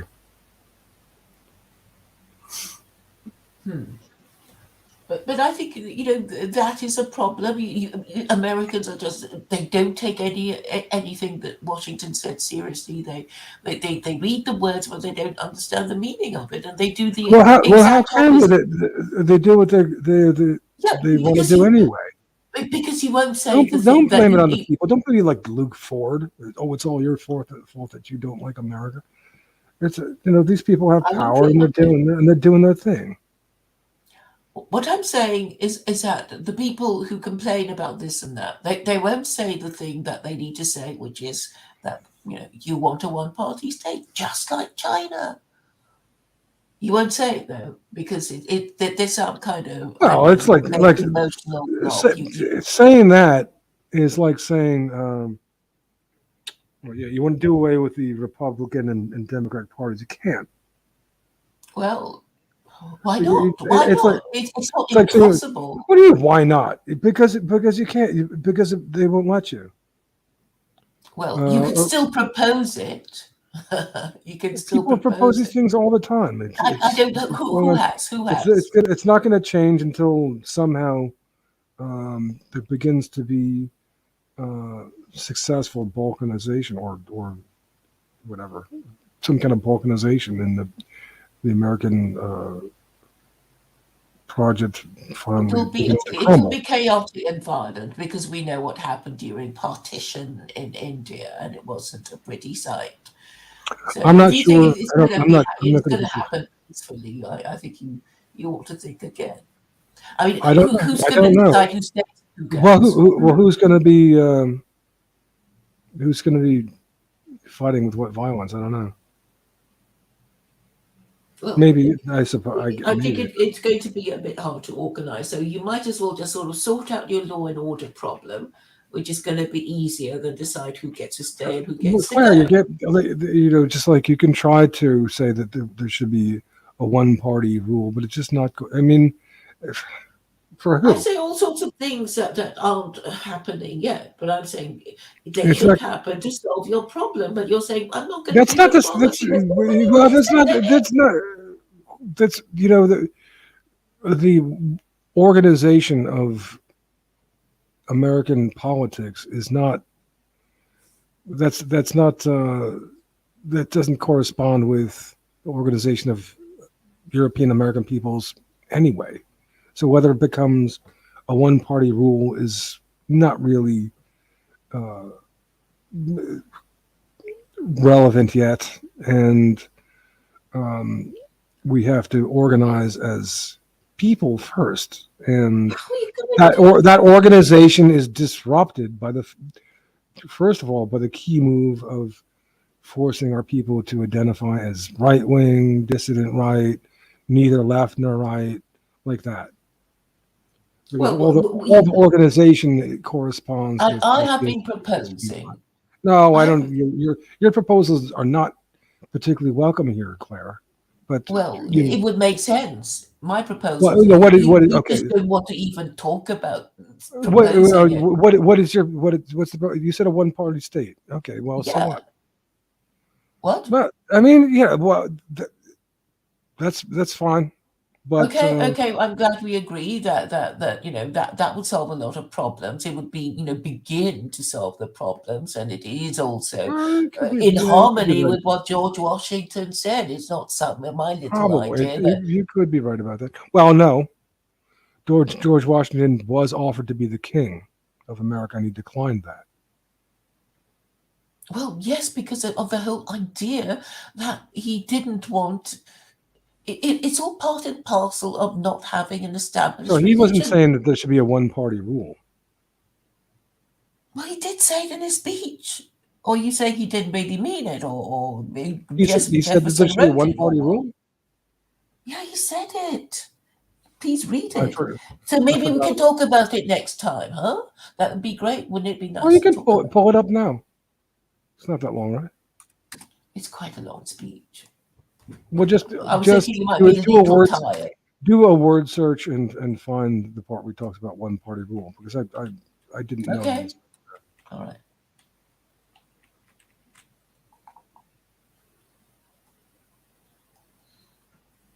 His Thanksgiving speech was good too. Oh, I haven't read that one. Beautiful speech. Okay. But it's disappointing in that it's Christian. But besides that, it's a good speech. That's a short one. There's time to read that one. I'll have a look.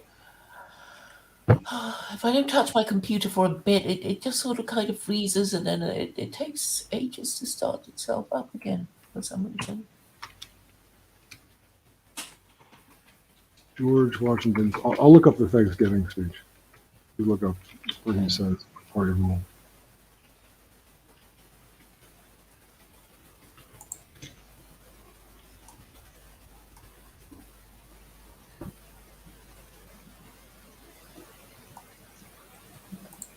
1789.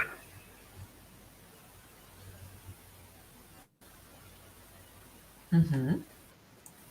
Let's see. You going to read it? Do you want to read it? It's quite short, so I can read it. By the President of the United States of America, a proclamation. Whereas it is the duty of all nations to acknowledge the providence of Almighty God, to obey his will, to be grateful for his benefits, and humbly to implore his protection and favor, and whereas both houses of Congress have by their joint committee requested me to recommend to the people of the United States a day of public thanksgiving and prayer to be observed by acknowledging with grateful hearts the many signal favors of Almighty God, especially by affording them an opportunity to peaceably establish a form of government for their safety and happiness. Now, therefore, I do recommend and assign Thursday, the 26th day of November next, to be devoted by the people of the United States to the service of that great and glorious being, who is the beneficent author of all the good that was, that is, or that will be. That we may then all unite in rendering unto him our sincere and humble thanks for this kind care and protection of the people of this country previous to their becoming a nation, for the signal and manifold mercies and the favorable interposition of his providence, which we experienced in the course and conclusion of the late war, for the great degree of tranquility, union, and plenty which we have since enjoyed, for the peaceable and rational manner in which we have been enabled to establish constitutions of government for our safety and happiness, and particularly the national one now lately instituted for the civil and religious liberty with which we are blessed, and the means we have of acquiring and diffusing useful knowledge, and in general for all the great and various favors which he hath been pleased to confer upon us. Just one more paragraph. And also that we may then unite in most humbly offering our prayers and supplications to the great Lord and ruler of nations, and beseech him to pardon our national and other transgressions, to enable us all, whether in public or private situations, to perform our several and relative duties properly and punctually, to render our national government a blessing to all the people, by constantly being a government of wise, just, and constitutional laws, discreetly and faithfully executed and obeyed, to protect and guide all sovereigns and nations, especially such as have shewn kindness unto us, and to bless them with good government, peace, and concord, to promote the knowledge and practice of true religion and virtue, and the increase, that's a weird word, of science among them and us, and generally to grant unto all mankind such a degree of temporal prosperity as alone known to be best. Given under my hand, and the city of New York, this 3rd day of October in the year of our Lord 1789. George Washington. That was kind of nice. Yes, yes. All very It's good comforting. to a godly person like yourself. Oh, so you're an atheist. I'm agnostic, really. I have to consider both positions. Now, what I have is a 2 short paragraphs. So you wrote, okay. So this is about having. No, this is his farewell address given from Francis Tavern in New York. What year? 1790. Oh, well, what was it? It should be there. I can't I'll look it remember. up. You go ahead and read what you have to read. Okay, so he begins. The alternate domination of one faction over another, sharpened by the spirit of revenge, natural to party dissension, which in different ages and countries has perpetrated the most horrid enormities, is itself a frightful despotism. But this leads at length to a more formal and permanent despotism.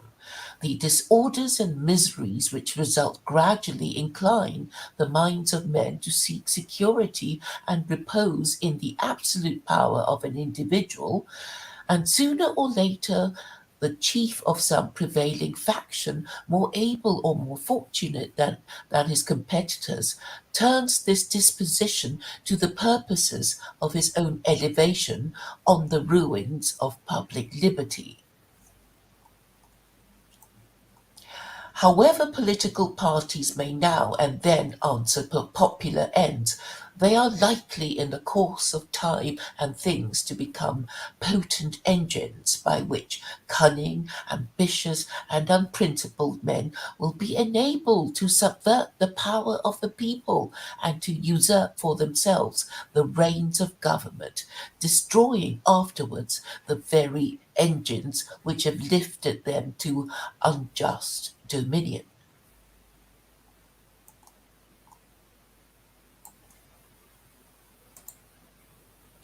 I posted the link for the whole article if you want to read it later. Now, where does it say? Where did you say about one party government? Well, this was he was saying that. Okay, I'll read the beginning. The article it says, in the vast and storied history of this country, there's only ever been one president who did not represent a political party. George Washington.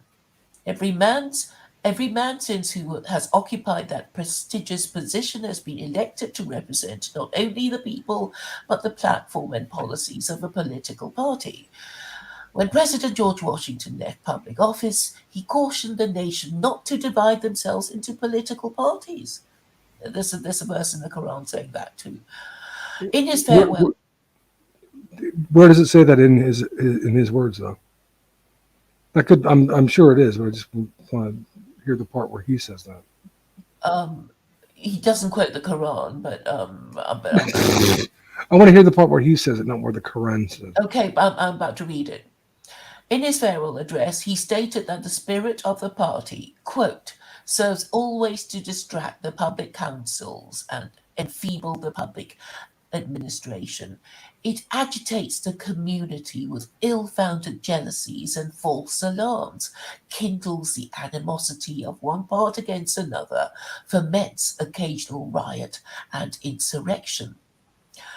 Unquote. Was he able to see into the future and the division his beloved nation would face in the years to come? Perhaps not, but he certainly saw with clarity the dangers of partnership in this American experiment. In his administration, you're right. I can see the wisdom in that, and also, I mean, that goes to somebody made a brilliant argument years back at Majority Rights about a similar phenomenon happening with this idea of dueling lawyers over court cases, and how really dueling lawyers. How this was not necessarily the means to come to a just conclusion, to adjudicate the thing to a fair ending. Two positions battling it out in rhetoric, just trying to win. I can't articulate it right now as well as that guy did, but yeah, it was a perfect critique of this. As it was apparently a lawyer who understood this was not necessarily the best way to arrive at justice, and that would a similar argument would apply to the party system. Yeah. Mhm. Yeah, so the one-party state is But not but some but sort of but Claire, commie Nazi idea, right? but It comes Claire. from George Washington. What? Well, white nationalists have for a year until the Trump election, right? One thing that was good about white nationalism that they understood. Well, going back to the days of George Wallace, I don't know if you know him, but he would say that there's not a dime's worth of difference between the Republicans and the Democrats in regard to white interests anyway. Now, George Wallace was the Alabama governor who stood in at the school doorway that Nicholas Katzenbach tried to intervene with in order to assert school integration at the behest of Eisenhower and Kennedy and so on. So it's understood that the Republicans, it was always understood that the Republicans, well, these are the corporatists who will dog whistle to the white population, but not really give them anything. While the Democrats are obviously, will give everything to the minorities. And while there used to, the Democrats used to be the party of the Southerners and the working class, they more and more became a party in advocacy of blacks and other non-whites or anti-whites. So that's why, reluctantly perhaps, whites have gravitated towards the Republican Party, and how at the behest of the Israeli AIPAC, really, they encourage people like Mike Enoch in this Trump election, the first one, to actually start getting behind the Republicans. Something they never did. It was very contrived, or it was very out of very unusual for white advocates to do this, and very suspicious that they were being maneuvered to ignore, the obvious that Trump was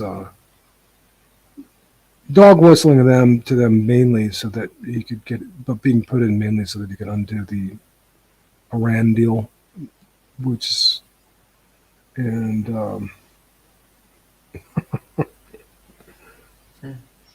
so I mean, the point is that the white nationalists used to be good this way. They knew that this two-party system was a farce, in as much as it might pretend to serve their interests, because it does not. Mm-hmm. And somehow a lot of people got fooled to put their faith in the Republicans again, in the first Trump election anyway. Mm-hmm. Which served Israel's interest. They got the Iran deal undone. That's what they wanted to do, and that's what they did by putting Trump in there. There's a cure for every disease. You just have to, once you acknowledge you're sick, then you might just go to the doctor. But I guess if you remain in denial, then you might just get sicker. Well, the sickness of the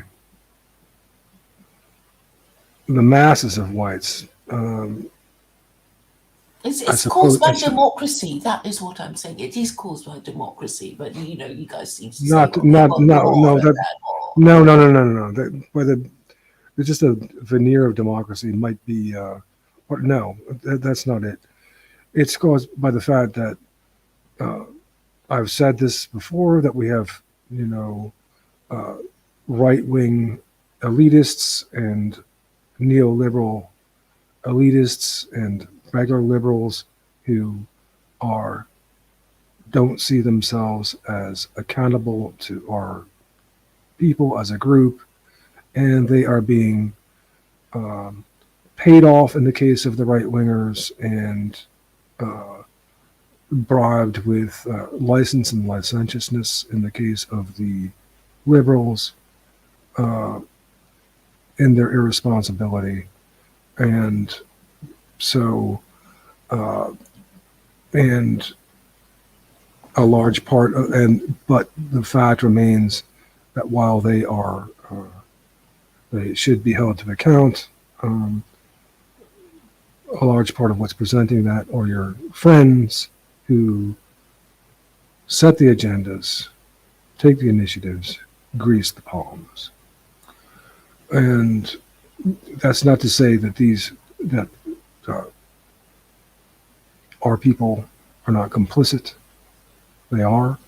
They think that they are taking for granted their objective, the objectiveness of their good fortune or the payoffs, and this is where the disease comes in, and the disease comes in by means of a lack of correction, a lack of return to health through homeostasis, and that's maintained by right-wing identity, which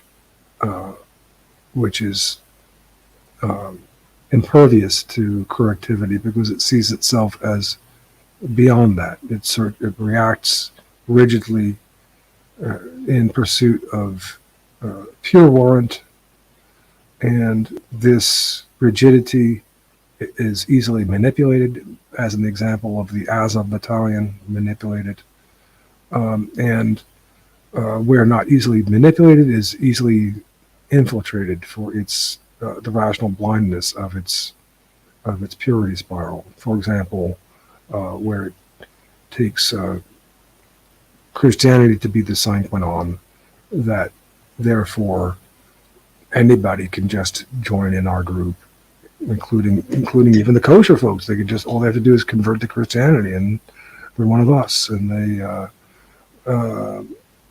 that's why they, Paul Gottfried and others will actually encourage. They always say that they're against Christianity. No, not necessarily. They encourage it because it provides a vulnerability. It provides a backdoor for infiltration, not just, of course, by the kosher, but by others to subvert our organization.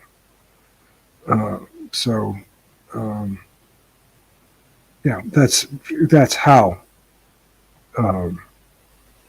this disease that you're talking about gets in and doesn't get corrected and healed. Well, if you can't remove people that from your party, from your movement, then you don't have control over their behavior. Well, Jews actually can't even control who calls. Well, that's right. We can't remove them. We can't. We're prohibited from organizing and unionizing, and part of the way they've done that is to have this campaign against the left, because underneath the idea of the left in the depth grammar, as Wittgenstein called it, in the depth grammar is the concept of unionization, social coalition building of unions, yeah, but you can't do it without social advocacy, and an organization. Well, the rules are for that organization are genetics. You are European or you are not. Yeah, but you're already infringing the rules, the current rules. But there are ways of getting around it. Well, it depends on what you want to do. If I say that with you're going to accuse me of trying to expel the Jews, or that's not what I'm proposing, or killing people, or Yeah, but okay, you reporting can say, people. "Oh, I don't mean to do that," but then you will No, by no, your very no, proposal no. cause alarm bells to ring, and then you say, "Oh no, Well, I don't mean they could have to alarm do bells, but I'm making it clear here that all we're doing is trying to organize, curate, for lack of a better word, our Yeah, but genus, my way. our genus and species, in order to look after it, in order to protect and us, and to I know and what you hold mean on, and to by look after, why can't I make my point? look after the maintenance of our particular kind. Yes, I know Because you're only interested in white people. I understand no, I'm that. not. No, I'm not. Not even. But That's not. but white That people is not. haven't That got a Claire. religion. Claire. That's not even true. But Yes, it is. no, it is not true. But of What course, religion they have? Do they Claire, have? You don't it's the like first. it. Claire, it's the first. It is, of course, very legitimately my first concern, because it is my people, but also we are the ones who are under attack. We're the ones that they're trying to say don't matter, or that we're the ones who are having our borders opened and our boundaries open with anti-racism. So we have to defend ourselves. And I think that Arthur Kemp was saying that it was citing the NASA project, which found that we have to have like at least 40,000 people of a particular kind in order to preserve it, to make sure that it doesn't fall to problems of inbreeding and so on. Well, maybe you think that's boring. It's not boring to me. No, This but is. how are you going to get 40,000 people to do whatever? It's crazy. Why can't It's we not. just It's not crazy, Claire. That you're sick, Claire. you don't need to do any of Claire. that sort Claire, of thing. you're pushing me the boundaries again. Claire, Well, you're not no. listening. Don't You don't even know. don't interrupt. Don't interrupt me, Claire. These genetic tests, Ancestry.com, extremely popular, millions. It's not going to be a problem once we get past the trivializing, the obstruction of trivial people. How are you going to get past it? It's going to happen. So It's just a matter of time. Because it's common sense, it's practical, it makes sense, it's moral. Anybody can see that it's moral. Just as you would want to protect animal species and the environment and the rainforest and the oceans, we want to protect our particular kinds. It's nothing to do with hurting other people. And because we would not be have our people going crazy with anxiety and fear, they would be secure in their existence, then they would be able to coordinate with others and say, oh, these people are nice too. Aren't the Japanese lovely? Wouldn't it be nice if they survived too? Let's help them. So it's never been true that we don't care about others. Oh, look at the Kung Bushmen, the oldest people in the world. How lovely. Let's make sure that they are not, or, oh, isn't it horrible what happened to the Caribbean Indians, how the Spanish conquistadors forced them to intermarry with Africans, such that there are no pure Indians on certain Caribbean islands. Let's try to fix that. So let me see if I understand you correctly. You're saying your hope is to get 40,000 white people. No. What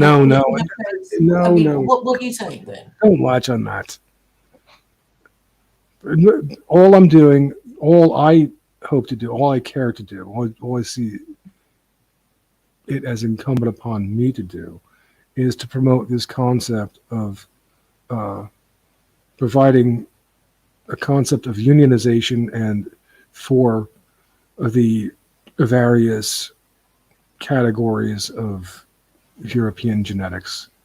And if other people want to hold on, if other people want to do it too, that's fine. It doesn't have to be Europeans. They can do it. But I'm honestly concerned with the Europeans, and this was one of the big ridiculous. You asked me what Bowery said. His objection to me.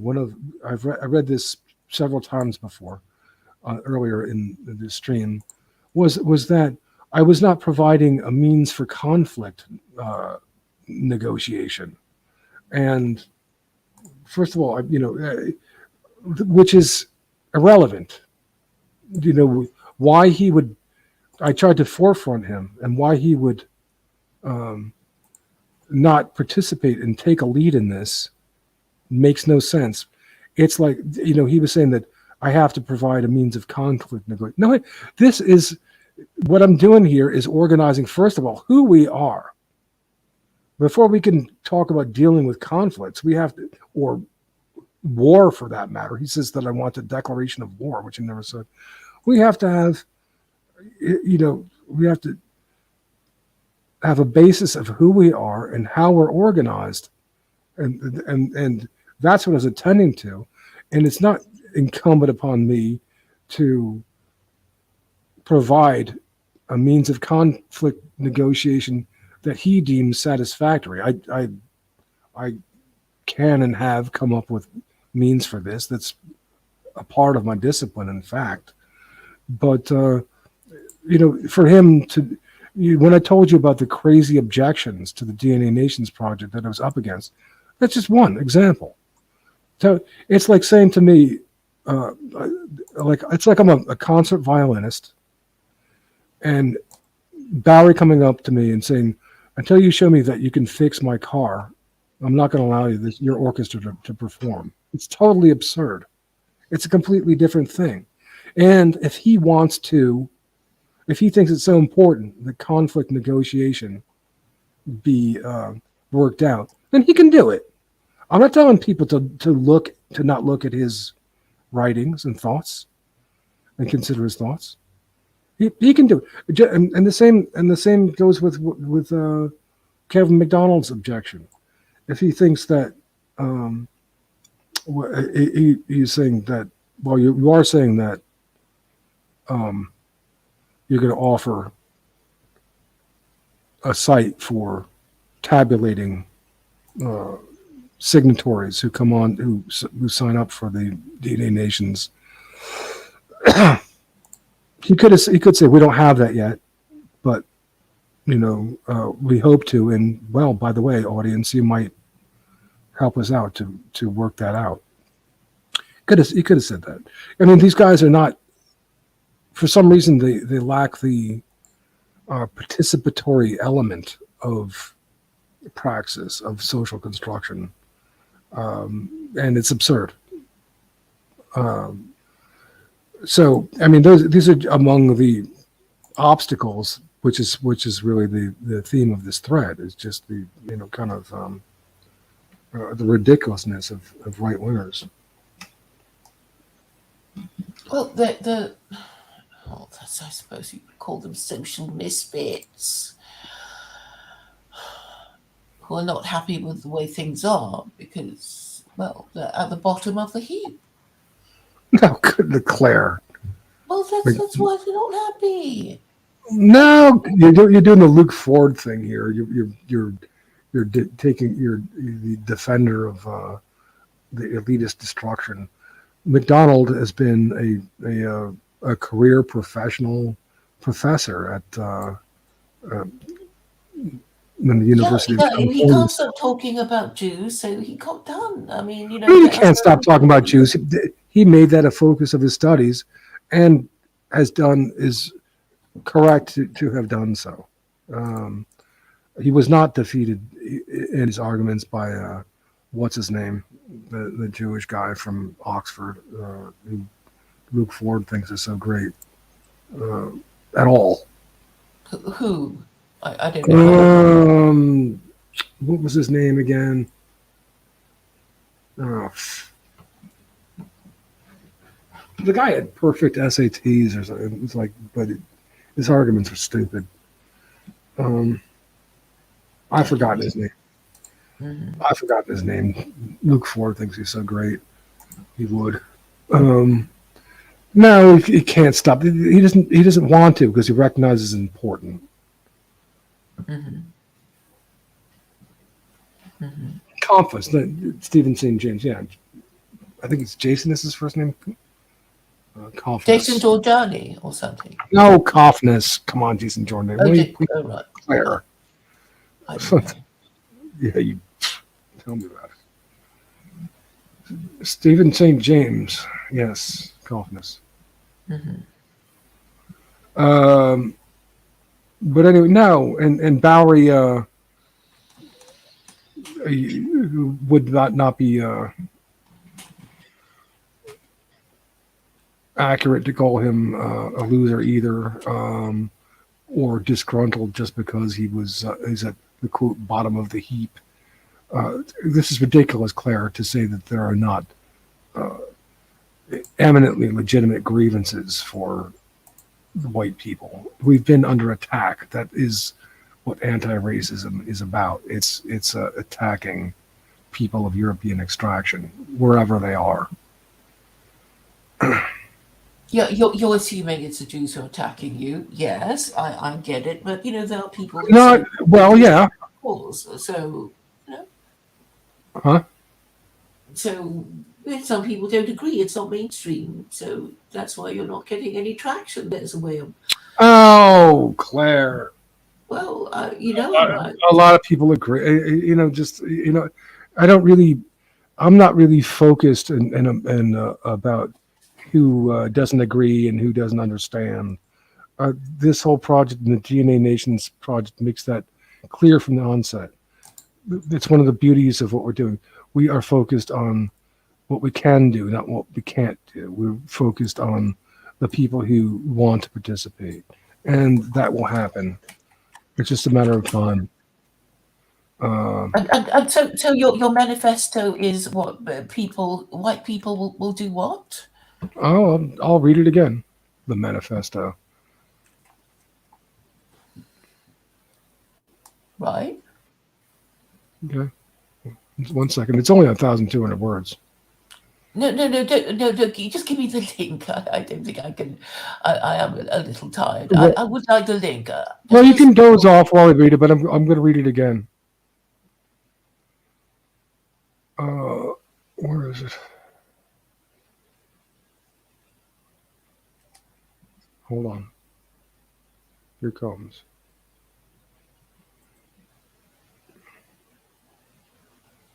It's very nice.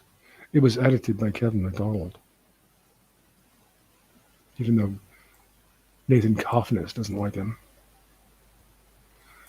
Way back in 2012.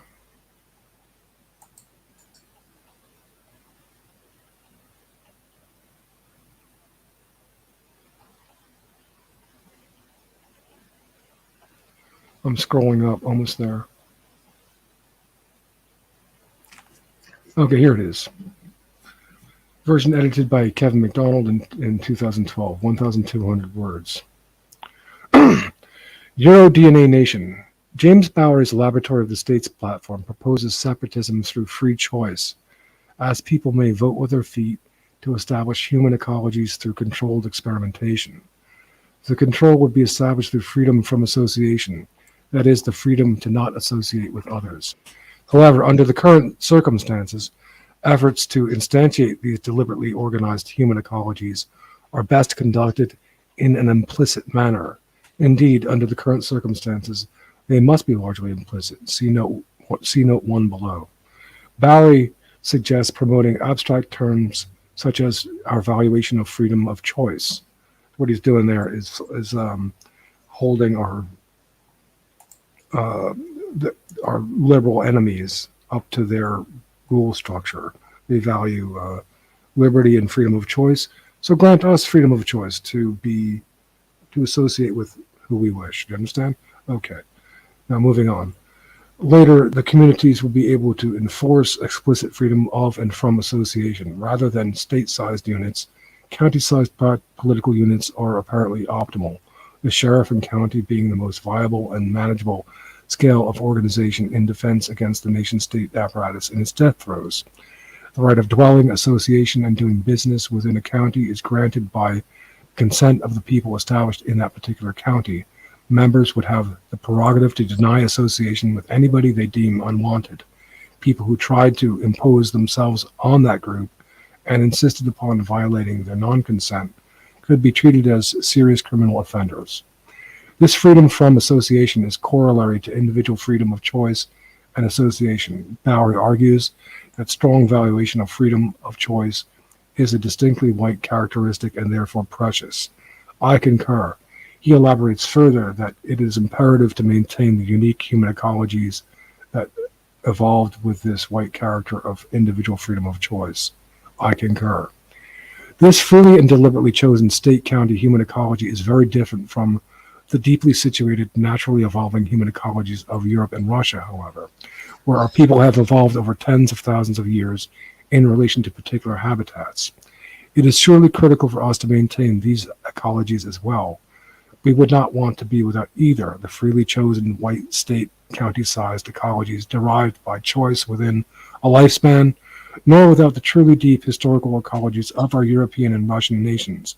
These are both goods that we would not want, these are both goods that we would want to maintain, and yet they are very different concerns. The task at hand for white nationalism is to coordinate them. We would not really want to give up either, but how to coordinate these two goods. This is where the Euro-DNA-based nation begins to look like a potential means of coordination, allowing for various expressions of our native European allowing for various expressions of our native Europeans while never losing sight of their essence. There is a third crucial matter to coordinate. If a white nation is to have an economy big enough to fund a space program and other large projects, it is likely to need a size larger than the average state, let alone county, to provide for a sufficient economy. And if, as Connor adds, a white nation is to hold up to the growing power of China, it will need to be large.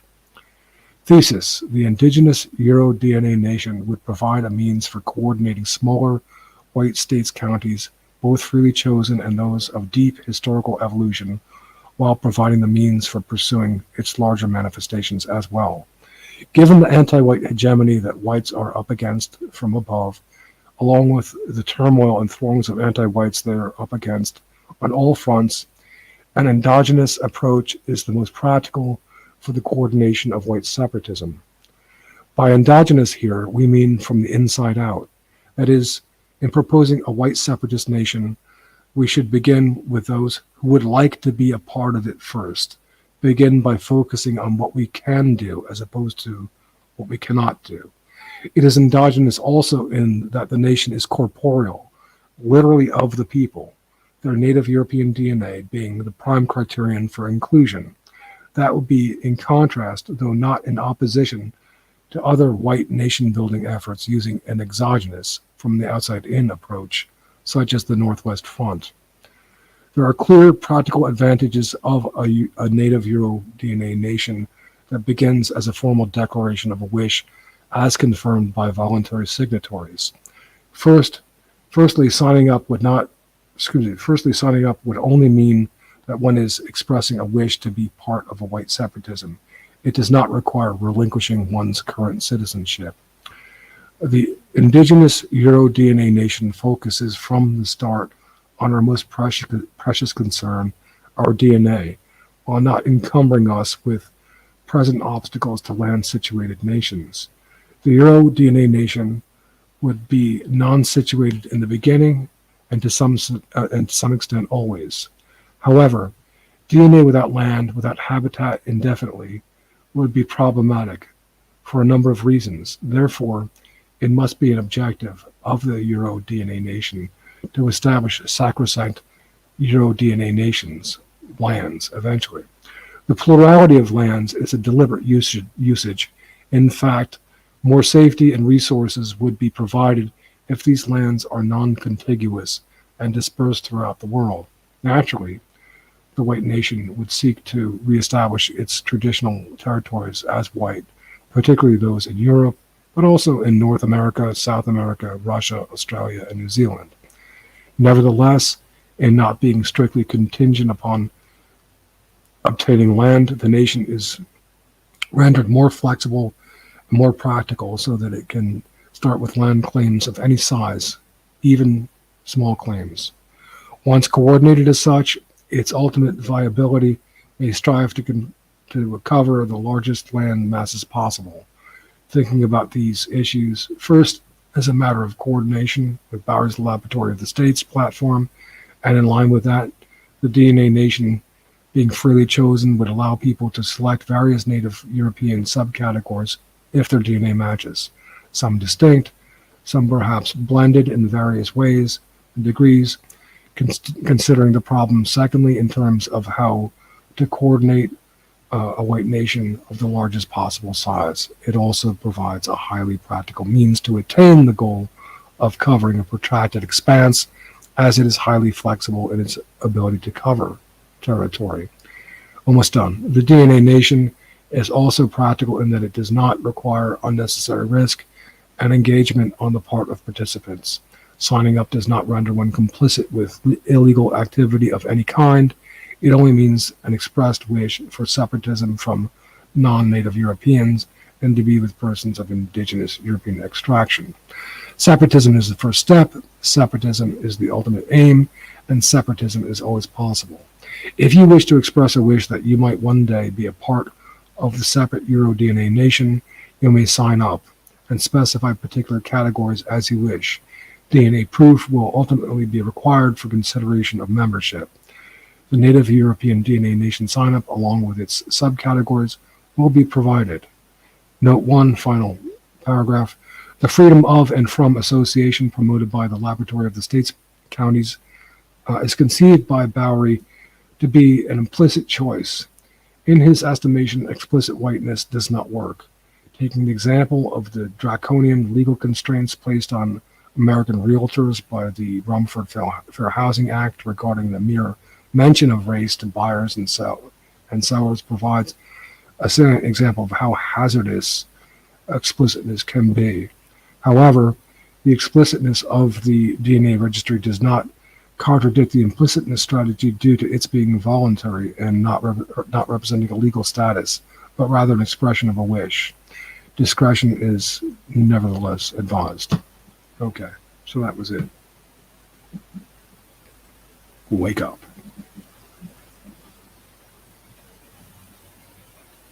Oh, Claire left.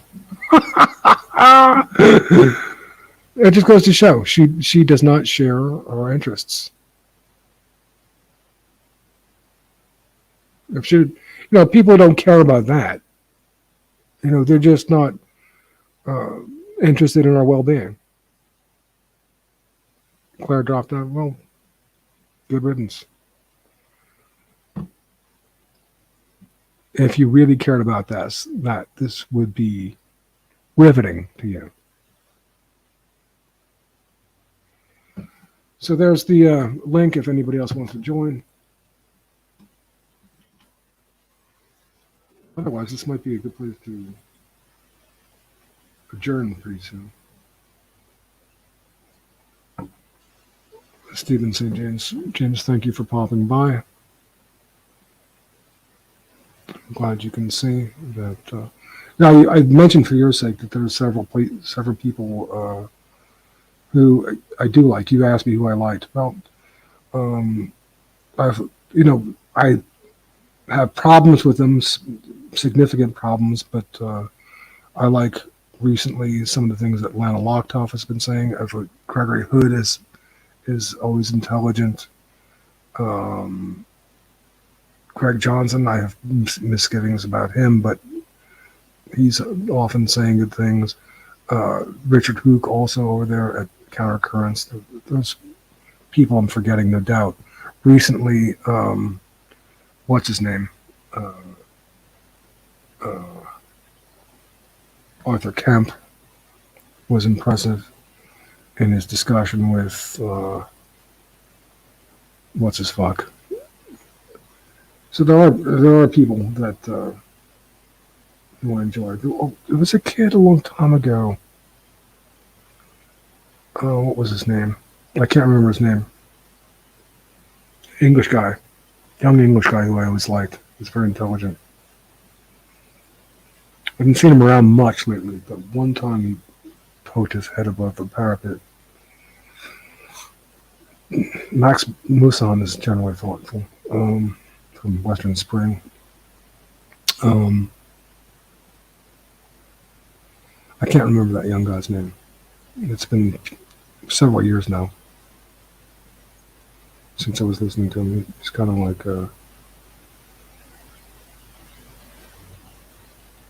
gone into hiding. The Lover. Who's this going to be? Let me dream of you. Let's see. Let's get rid of The Lover. Cake. Mr. Yes, goodbye.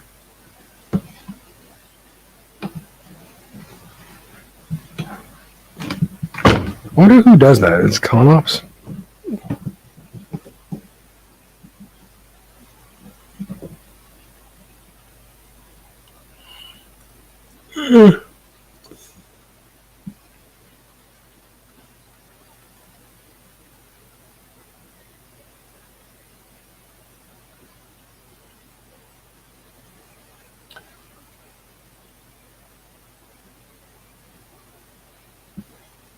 Yeah, there are people I like, but they would all.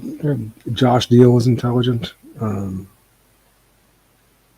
He has, I'll always tend to listen to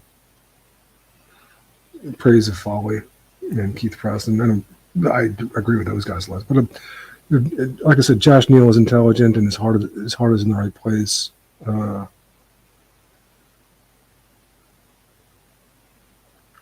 What's the name of his cohort?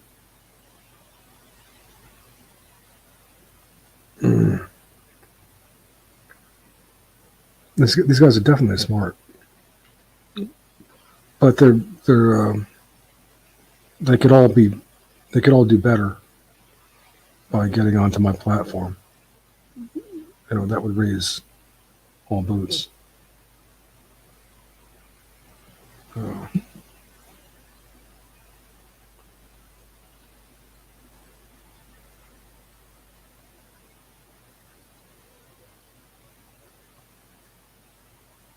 Oh, well, and of course I like my people. I like Per Norden. I like Ruth Barron. Historical blog I'm liking.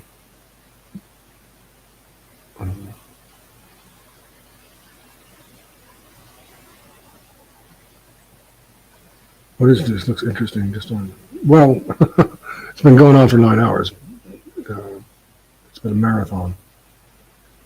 We have been discussing the theme of this show has been the original and still pending DNA Nations organization, and which I presented 10 years ago to Professor Kevin McDonald and others. McDonald edited it, and it never got much traction, and it was only published at Majority Rights and nowhere else for long.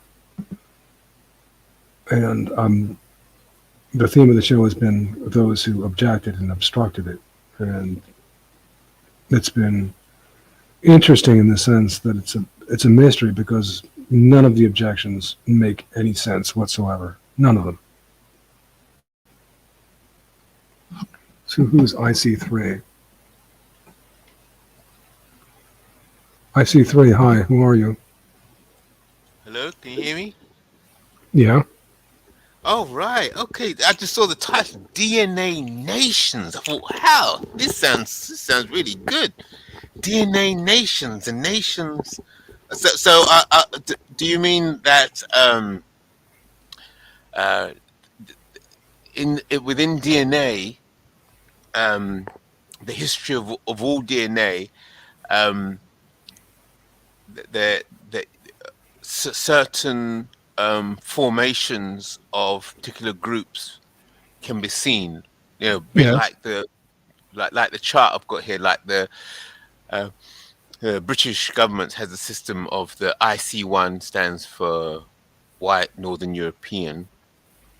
Oh, yeah? IC2 stands for dark Southern European. That's the language the government uses. Okay. And IC3 stands for black, which means So you're people, right?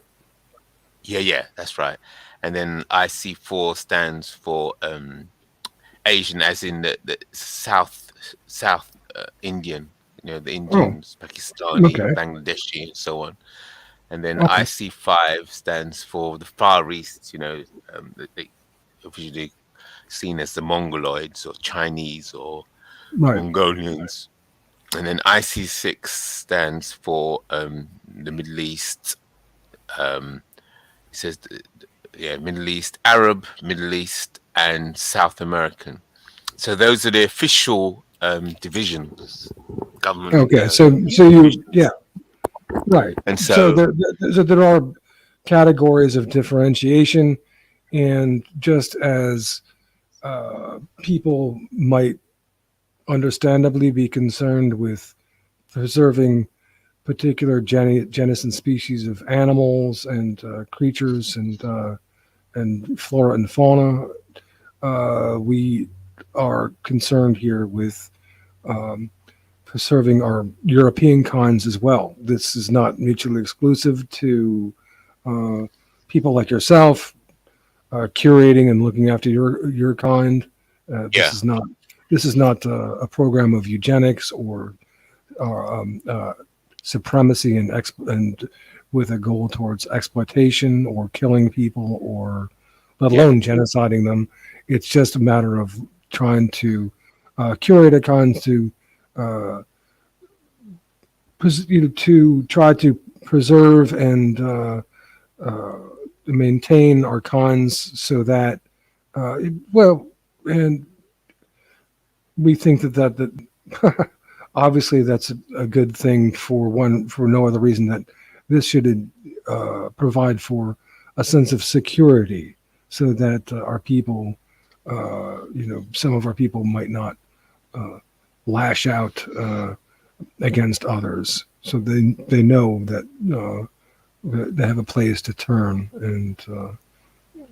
All right. So that's so my initial view of the gist of what you're about is correct then. Is that yeah. Okay. Yeah. Why wouldn't it be? Yeah. Okay, great. Okay, that's interesting. I thought, yes, DNA Nation. I thought, I like that title, man. That's fantastic. Yeah, Cool. because I'm a nationalist, and so my position is national racialism, which means the fundamental. My position is that race conserves nation, and nation conserves race. I think I heard you somewhere. Were you on Claire Call Street? I think I heard you. Yeah, that's right. That's right. Yeah. So right. So you visit Claire's stuff as well? Not in a while. She was here talking to me, but I haven't heard. Oh, okay. I haven't. Okay, heard her, no, I haven't. Not in months have I listened to one of her streams, but yeah, right. So I have recently enough to hear you say that. Yeah. Oh right, okay, great, yeah. So maybe the algorithms just. Well, I think that's not. I think that there's probably a good amount of truth to that. Yeah, that race preserves nation and nation preserves race. Yeah, I get it. Yeah, and maybe that doesn't cover every, 1,000% of the details, but it's largely. Yeah, well, I think that's true conservative. If you're if you state that you're a conservative, then what exactly are you conserving, or what? I agree with you 100% there, because it drives me crazy when people say, "Oh, what are we conserving?" Well, for fuck's sake, we're conserving our inherited forms and ways. My God, what are we conserving? The dumbest, right. Dumbest question in the world. And I think it goes. This is how far I take it. Even though um, the, for example, the codes that I'm displaying there are a construct. Yes, they're a construct. That's not a problem. Yeah. Yeah, exactly. Because to to to to co- to conserve is to construct something anyway. So if you have a fridge, you put food in there. You know, if you have a house or a home or a flat, you have um, a door, you have walls. Yes, so you're trying to conserve something of yourself within a certain space. You're trying to identify a space. Well, You know, yes. you're so And if you acknowledge the constructing aspect of it, you are connecting with your agency, and if you're connecting with your agency, you are then connecting with your warrant to assert these borders and boundaries and the coherence and homeostasis, that is to say, self-governance that would come about. right. Which so Brilliant. the fact that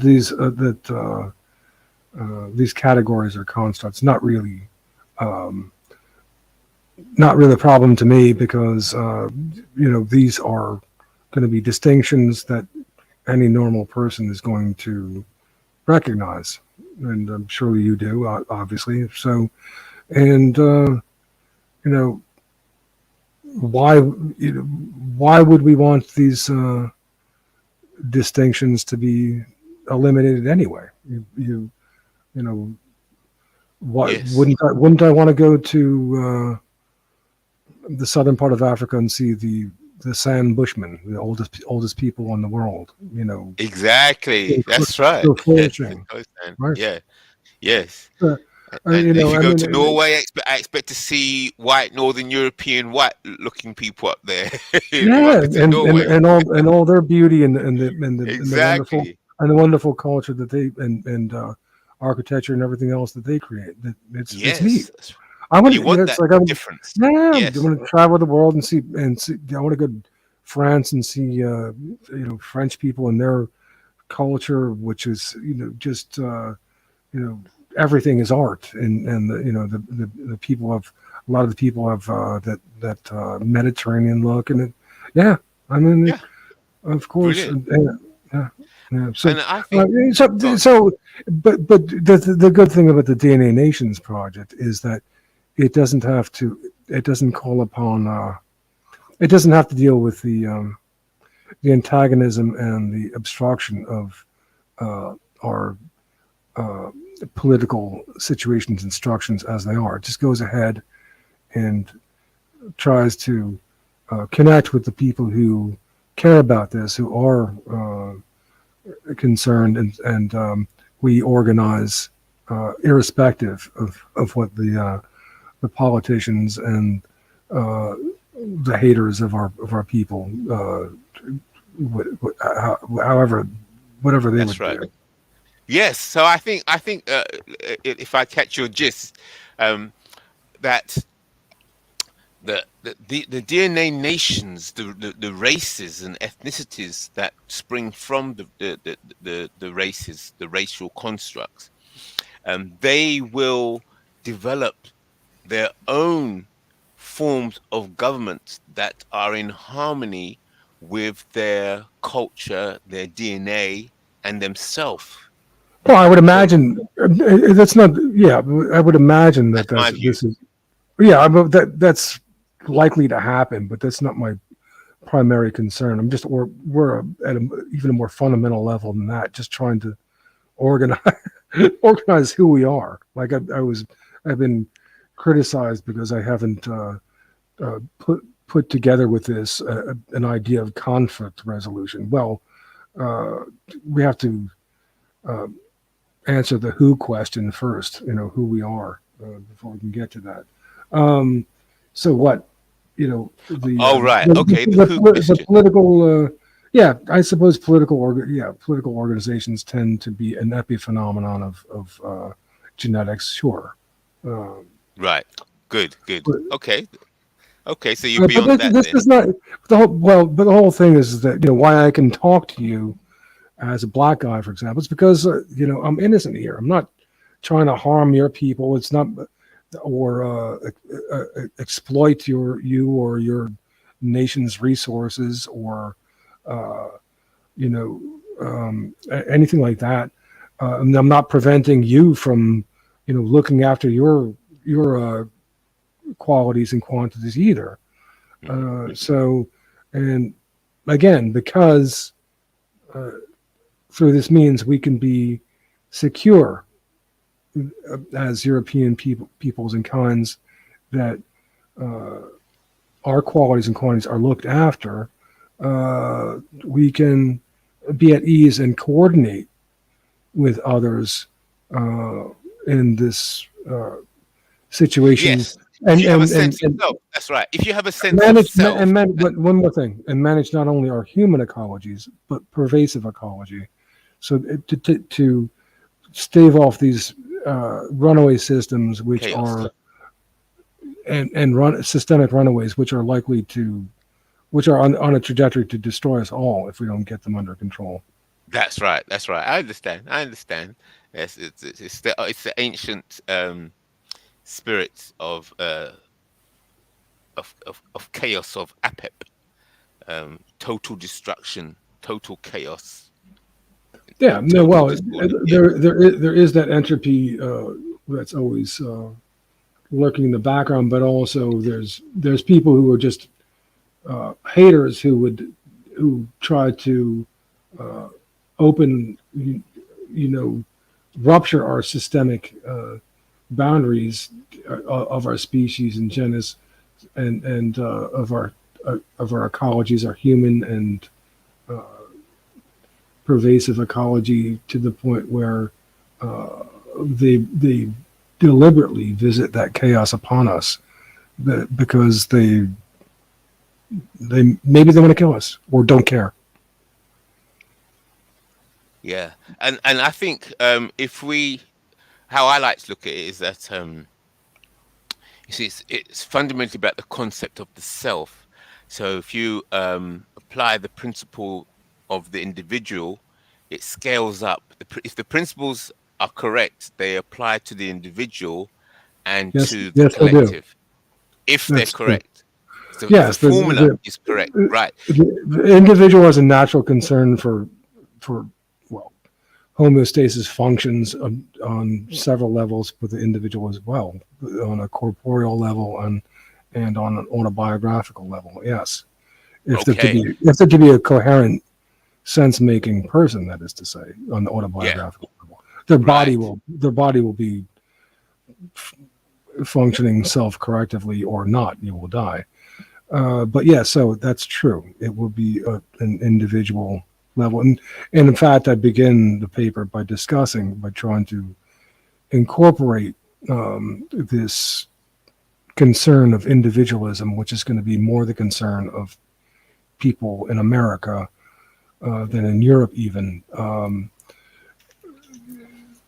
much to the chagrin of people who are seeing the libertarians as part of our problem as European people, in our inability to organize because we're too individualistic. Individualism is nevertheless a part of our nature, and furthermore, it's incentivized in the American context in particular, because we've been had other peoples imposed upon us, whether we want it or not. And so people are desperate. White people there are desperate, understandably, for freedom from association. Just look, leave me the fuck alone. So what's your roots then? Are you IC1 or IC2?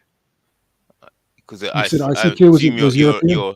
No, I'd be two of those because I'm half Northern European, I guess, and half Southern European. What part of you is Northern European? My mother was of Polish extraction, Yeah. and my father was of Italian extraction. Okay, interesting. Right. Yeah, so you're right on the line there between the IC1 and the IC2. So you'd Exactly. be in a good position to Yeah, to good viewpoint. negotiate these things. That's right. Okay. Well, yeah, well, that's why I take the position. I'm not Italian enough to be Italian or Polish enough to be Polish, so I have, said, okay, well, I'm just an American expat and a European man, and in a position to negotiate between the various kinds of Europeans and coordinate their interests with with others and manage. Coordination isn't just cooperation; it's also a way of dealing with people who are antagonistic. And apparently, there are some people who are antagonistic to our European cons, unfortunately, but that's the way it is. Okay. So do you, let's see if our worldviews coincide. So who do you see as the arch enemy? Do you see globalism? Or I see it as globalism. What's your view? What are you fighting against? I would say the more abstract level than globalism would be liberalism, because I see liberalism as what it always means cross-contextually is opening borders and bounds, and then you have to look at who wants to do that. Right. Okay. A lot of people can want to do that, but when they want to do that, I look upon them three ways, as right wingers, neoliberals, or just plain liberals. And then so that could be from our people. That's where where our European people are traitors. They are one of those three cons who will open our borders because they are right wingers, they are neoliberals, or they are liberals. They have slightly different reasons for opening the borders, or slightly different incentives, I should say, not reasons. They all think that they're objective, that they're beyond, they're above or below our group interests. Have you heard about the NRX? Yeah, that's sort of an op. The Dark Enlightenment stuff and the neo-reactionaries. That's going to go to the next thing that I'm going to say, and Claire knows what I'm going to say, and you probably know where I'm going. Is that though there are organized groups of non-Europeans who will impose themselves through their ethnocentrisms upon us, and either not care or outwardly seek to rupture our European boundaries. So, in other words, they would be right wingers, liberals, and neoliberals of a fashion, but coming from non-white, non-European peoples. The best organized and group and the most powerful in terms of group organization, in terms of ethnicity, of course, are the kosher folks, who they are the ones who are typically setting the agendas, taking the initiatives, and greasing the palms. So they're the ones, for example, who will look at the right-wing corporatists or internationalists and say, hey, Mr. White Man, you are so objectively superior. You're so much smarter than everybody else. That's why you're successful, and you don't have to be. You don't owe anything to the rest of the white people, because your success is not at all due to them and what you've gotten from them for history. It has everything to do with your IQ or whatever else. You're just objectively superior. So they pay short shrift of social accountability, and this serves them now that they have a hegemony of 7 to 10 niches, whether it's religion, money, media, law and courts, politics, academia, international business, and other NGOs such as union organizations. I might be forgetting 1 or 2 niches, but it goes back and forth between their elite niche power from the top down and their biological patterns, which manifest from the ground up, from their DNA, so to speak, and through their generations. Let me give you my view on this. Hold on, I'm almost done. Let me hear. Okay, so they will encourage the right wingers in their purity spirals beyond social accountability to our people in our system, paying them off, and they will then also and with the neoliberals, they'll do similar things. The difference between the right wingers and the neoliberals is only that the right wingers will dog whistle to conservative reactionaries. The neoliberals will dog whistle to whatever other liberal movement of the day, whether it's Black Lives Matter or gay pride parades, whatever thing. They're still corporatists, and they still see themselves as objectively superior, and therefore make short shrift of accountability. And finally, the regular liberals are people who are not necessarily corporate CEOs or or filthy rich, but they could be just like, say, strong or beautiful people who take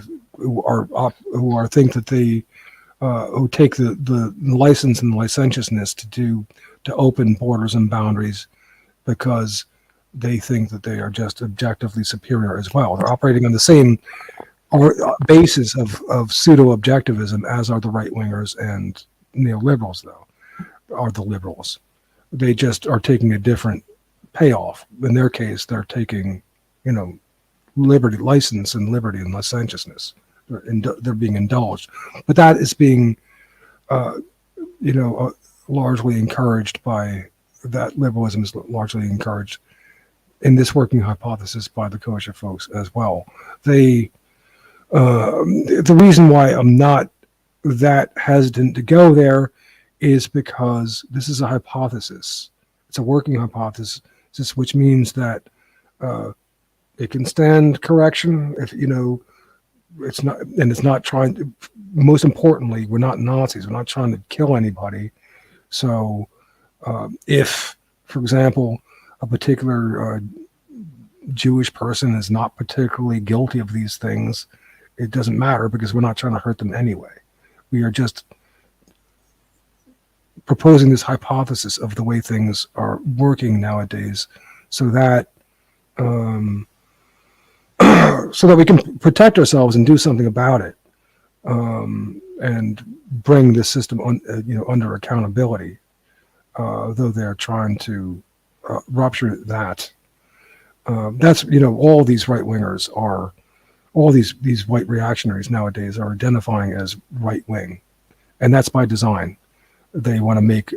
They've always called white identity right wing because in the death grammar it has this objectivist basis, this purity spiral, short on social accountability. And ever since 2008, with the financial crisis, when the kosher folks moved into greater power than ever, they have come up with this marketing program of the left as the enemy. And the death grammar of the left is unionization, coalition building, social organization, and social advocacy. They don't want us to do that.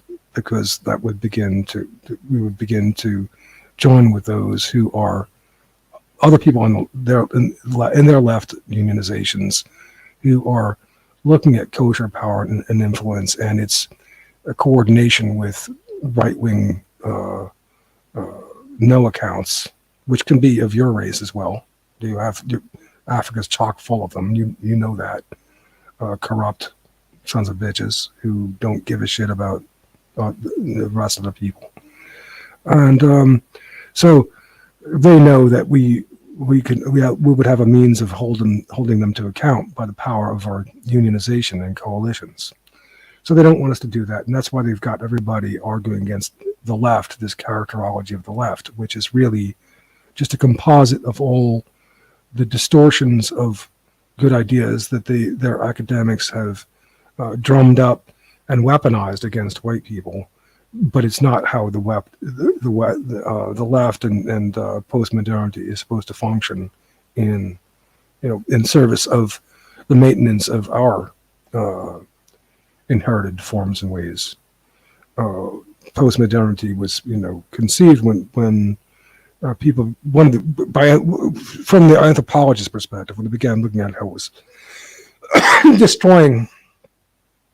It was running roughshod. Modernity was running roughshod over native peoples, for example, in Southeast Asia or whatever, Java. But it's also doing the same thing to European peoples, especially when it's weaponized. Okay, that's so. Finally, why they're doing it is because they have a messianic idea, seeing themselves as the chosen people are supposed to be a light unto the nations, and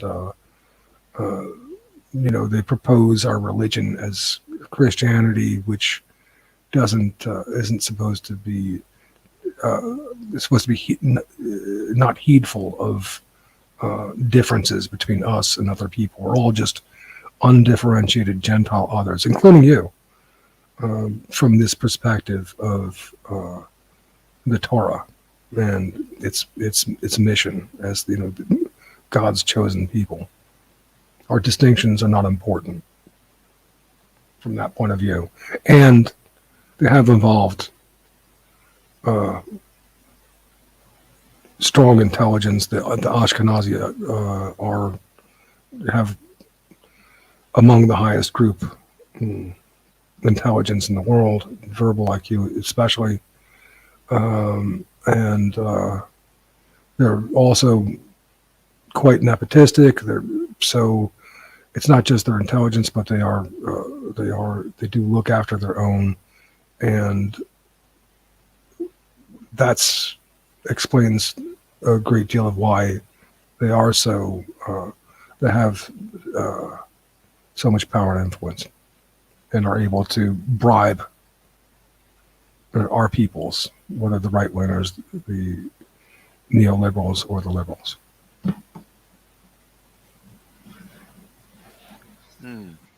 So I'll give you my view on that. It's quite interesting what you said there.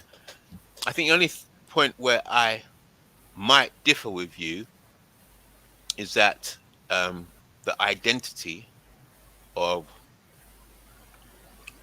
I see Jewishness basically anybody who has the power can then claim that identity and operate under that identity. So I speak to a lot of Jewish people, and they say the entity that you're describing is also affecting them in Israel and trying to destroy them. And these are people who are Jewish living in Israel, and they're fighting the same entity that we are. So yeah. Hold on, let me finish. Okay, go ahead. Yeah, because let me get my point across, and then you can be interested to hear your angle on it. So there's Jewish people I've been speaking to, quite a few of them, and some of them live in Israel, and some of them are not outside Israel, and they're complaining. They're making the same complaint as the white Europeans are doing. they're saying that this entity, and they don't like it when people say, oh, it's the Jews, because they're Jewish people and they're suffering from this same entity. So this entity seems to take on whatever identity is the most suitable for it. So they'll call themselves Jews, or they'll call themselves Europeans. They are, and because they cannot be named, that you can't fix the name on them. They have like an invisibility cloak, like Lord of the Rings. You can't fix them because they just take on and morph into whatever identity. So call them Jews, right? Because the Jews are saying, listen, they're not us, and they're messing us up. Okay, let me respond to that. You get There that is, point I was making. yes, I understand what you're saying, and that there is a complexity there, because there are Zionist Jews, and there are who are like nationalists, and there are diasporic Jews who tend to be more liberal and internationalists, and say and that these, what they call leftist Jews, the Marxist Jews, become an enemy of the Zionist Jews, because they represent a union of let's say workers of the world united. That's where their union function operates from, against the elitists, and supposedly against the elitists, and toward the end of opening their boundaries, scabbing and doing away with the nation state. The withering away of the nation state is the culminating epic of Marx, right? And so this can be this, but it's complex, and other people have put it better than I'm about to. But they're all part of the same Jewish genetics and system. The Jew isn't something that you just choose. It's a genetic thing, and I'll get into a fairly controversial aspect of it in a moment. But first, just to say that the system isn't necessarily, all parts of the system are not necessarily aware of what the other part of the system is doing. The part in diaspora outside of Israel, kind of as a biological system, are infiltrating other territories, expanding into other territories, and intermarrying with them, and thereby gaining resources and subverting their organization as well.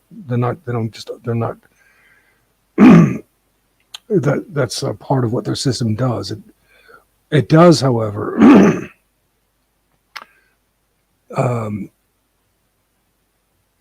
serve to destroy the Zionist project when it turns its attention back to that, because it is a liberalizing function, a border opening function.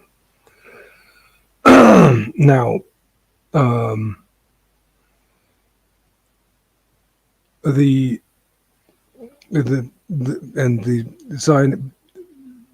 Zionist project, and this is what Calvinist was trying to argue, that the Jews are at odds with each other. But this is how their system works, and that it nevertheless brings back resource to the core Jews, the Cohens, for example,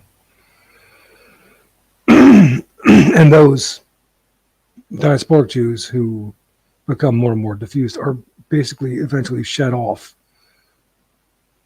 Kind of grateful for the extent to which they have subverted the Gentiles and undifferentiated the Gentiles. Now, where it gets controversial, and what the Nazis accused the Jews of doing was parasitism. A parasite doesn't necessarily appreciate the fact that when it latches onto a host and feeds on it, that it might kill the very source of its sustenance. But there's more to it than that. The Zionist Jews have, for a while now, even in Hitler's times, were looking upon diaspora in the same way a European might look upon mud sharks, with contempt, as traitors. They see Jewish women intermarrying with Germans, for example, and see them as traitors, and not, in some respects, even care if they're murdered by the Nazis. So it's a part of a system which is not altogether conscious, especially not parts of the system with regard to other parts of the system. Now, the global Marxist and political correctness indeed is affecting conservative Jews and Zionists. That is why in 2008 they began to emphasize that they came up with this new program wherein the left was the enemy, because the left, in that sense of unionized people and in coalitions against elitists like the Zionist elite and the power that they have, are threatened Can we take this? with accountability. Can we take this as small slices? Because you talk for quite a while, and you there's loads and loads of points. You keep, there could be about 15 really strong points you make, but by the time you finished, Yeah, you're not exactly wrong. 1 second, you're not necessarily wrong in that, but the reason why I have to do that is because I'm struggling to put these ideas together, and if I don't do it immediately, I might lose my. Yes, well, let's do it bit by bit. Train of thought. Let's do it small And bit. there's people who can articulate. There's people who articulate it much better than I do, but I'm trying. That's okay. That's okay. We'll just do it bit by bit at a time, small bits. Now, so Jews are not something that you can just choose. This is an identifiable. Well, that's the first point. They are an identifiable genetic group. You can tell by looking at the genetics who's Jewish and who's not. Okay, hold that point there. Hold that point there. All right. They're an identifiable group. Okay, so you're saying the Jews are an identifiable group. Whether they're in Israel or whether they're no, don't go there. Don't go no, there. No, that's all. That's all. No. Wait a minute. It's because it's not much. All I'm saying is they're identifiable genetic group, whether they're in Israel or any other place. That's not difficult. I was a millisecond from finishing. They're identifiable genetic group, whether they're in Israel or any other place in the world. That's all I had to say. Okay, now what? Okay, brilliant. All right. Okay, good. Okay, that's your point. Okay, now, if that is the case, if that is true, from the points you were making earlier, for any group to organize themselves effectively and wield power, the definition to be able to identify themselves is crucial. So you can't have people half in, half out. You can't. It wouldn't work. You can't. A group cannot wield power effectively if they are unable to strictly identify who's in and who's out, and unless they're completely coordinated. So that's why I'd use to say no. It's the physical DNA is not sufficient. That's It's not. It's not sufficient. And that's where. And that's where the concept of unionization, in particular, comes into play to marshal that structure that means of social accountability. Because it isn't enough. Because if we as white people don't organize and develop borders and boundaries, well, we're never going to, and means for the means of accountability to that, then we are not going to be able to hold up to antagonists, particularly the kosher folks have been intent on rupturing our borders and boundaries and preventing our organization. Yeah, okay, you made that point before. So the point you're making is that they're using unionization. That's the word you just used. They're effective in their unionization. So well, you can say that, yes, and how it works. But also preventing white unionization at the same time. Yeah, I know. I got that. You made that point already. Good. I'm asking you how. I'm glad you got do that. They unionize themselves? What's that? Say that again. I didn't hear. You mentioned the word unionization. Yes. Because the point was, I said genetics DNA is not sufficient. Then you said, you made the point that, well, they're using, you agreed, and then you said they're using unionization. So now I want you to explain to me your view. Since that we agree, you're saying it's not genetics. It's not. You agree with me? It's not genetics. You're saying they need unionization. So explain to me what this unionization is and how it works. Not what they're doing. Okay, I can explain. I can explain very simply when you let me know when I can talk. Yeah. Okay. Unionization. In the case of Marx, as you know, was a Jewish man, and he made the unionization. The workers of the world unite. You talked about the problems of globalization, and that was their unionization, and they were to unite against the bourgeois and the exploitative elitist owners, and against their use of the nation state apparatus. So they want to open, to do away with the nation state apparatus. In the case of the Frankfurt School, the cultural Marxists, who are a derivative of the regular Marxists, they saw that the white working class was not going to join the international union because they were too happy in America, temporarily frustrated millionaires, what have you. So they're in the way.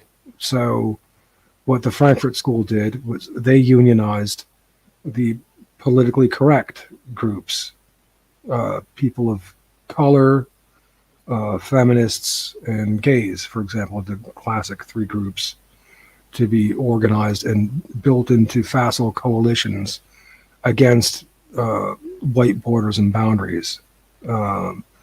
That was seen as the enemy, and that's the way Jewish power and interests operated the concept of unionization and coalition building in that case. Do you see? All right. So let me see if I understand what you're saying. So what you're saying is, the unionization worked effectively because it was a counter to the kind of unionization you'd get as in race, ethnicity, nation, state, and so on. So rather than a union of state, or union of nation, or union of tribe, or union of race, they had unionization of the workers globally. In the case of As Marx, a- yes. Yeah. In the case of Marx, Okay. yes. And then they unionized people of color, women, and other and gays and anti-whites. In the case of the Frankfurt School, cultural Marxism. Right. Right. So, right, and yeah. So that's how, and they built coalitions to the best of their ability. So you have whether it's Black Lives Matter or La Raza or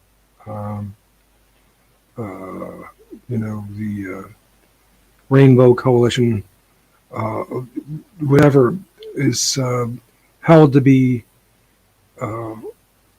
oppressed and ought be wielded by so-called marginalized folks. There you go. Right.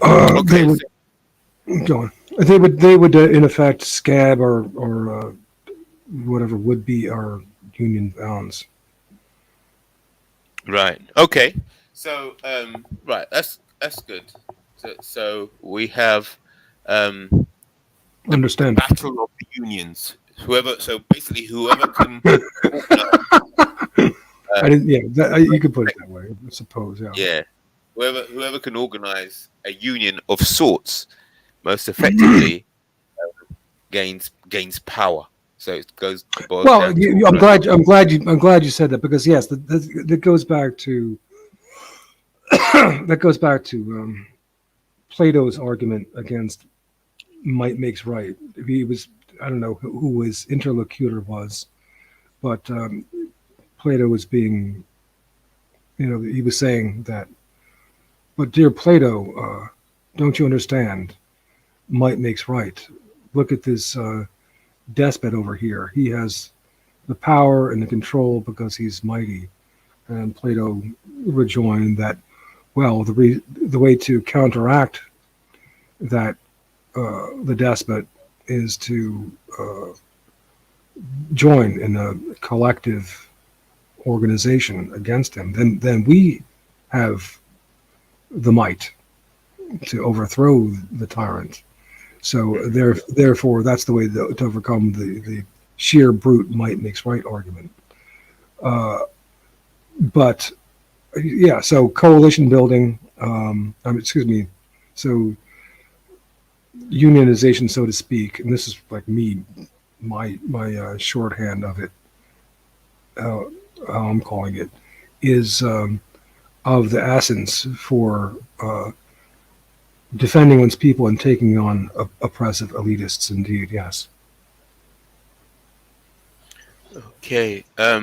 So have you heard? There's a quite an interesting worldview that seems to be a third position. So one is that nationalists and conservation and unionization of the race and nation and so on, and then in opposition to them you have the globalist kind of union along gay rights, workers, or whatever. Well, that's the Frankfurt School, and that's the Marxist. Yeah. Okay. And then, but there's a third position. I've heard recently that since it only came about since the 1990s, where when they started networking all the computers worldwide, with the networking of all computers worldwide, it's kind of produced another entity where the the data. Everybody's looking at the data. Everybody's looking at the stats, and the data has and the computers and data now seem to be ruling, and the old traditional models where you could hide your cash. So the old vanguard, or the old power networks, the old oligarchy are now dissolving because there's nowhere to hide their finances and stash their cash. So computerization is kind of leveling off everybody. So all the old power structures that we discussed, that we were talking about before, and they're dissolving, and they're all being subject. So basically, Well, I don't know that, and that may be, but the fortunate there's a couple fortunate things from the platform position that I'm taking, which is that let's say that something that's true, and I am that my working hypothesis, for example, that Jewish power and influence is all that. It wouldn't matter that much if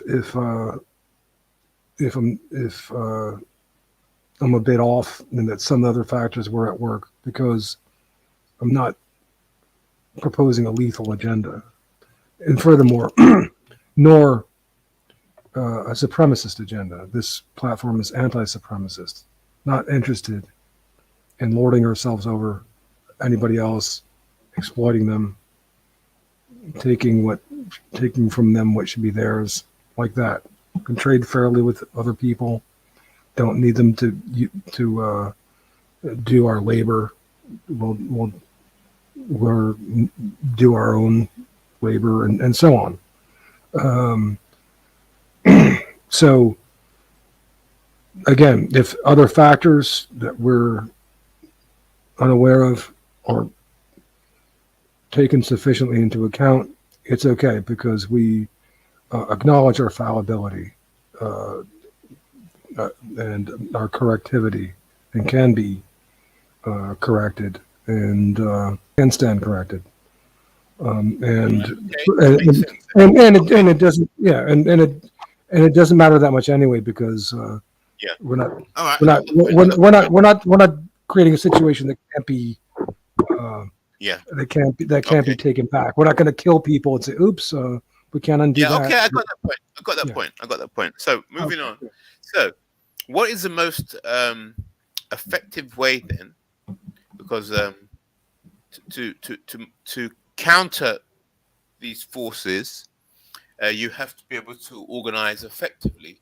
So what is the model you have for well, first you have to how many are there, and what are their names, and so on? What are your models? Do you have any models?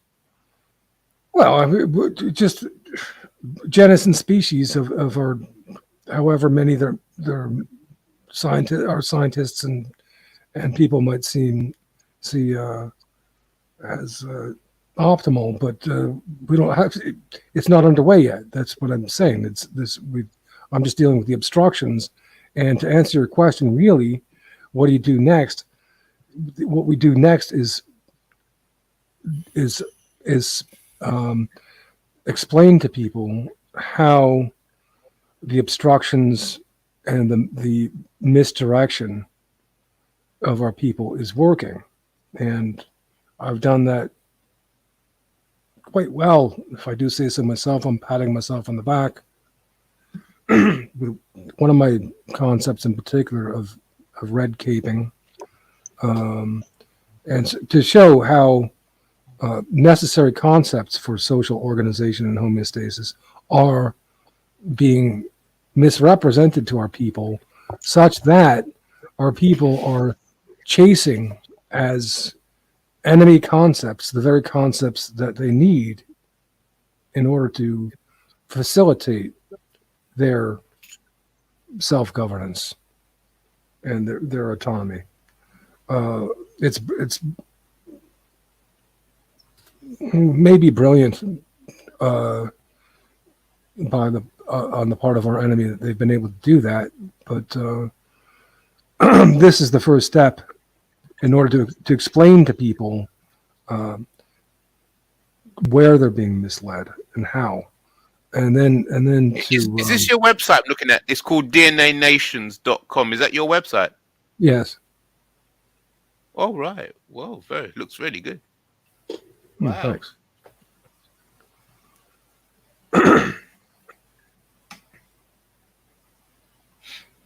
I don't know. It's I don't know if everything's so clear there for everybody, but just yet I'm just blocking it out a little bit at a time.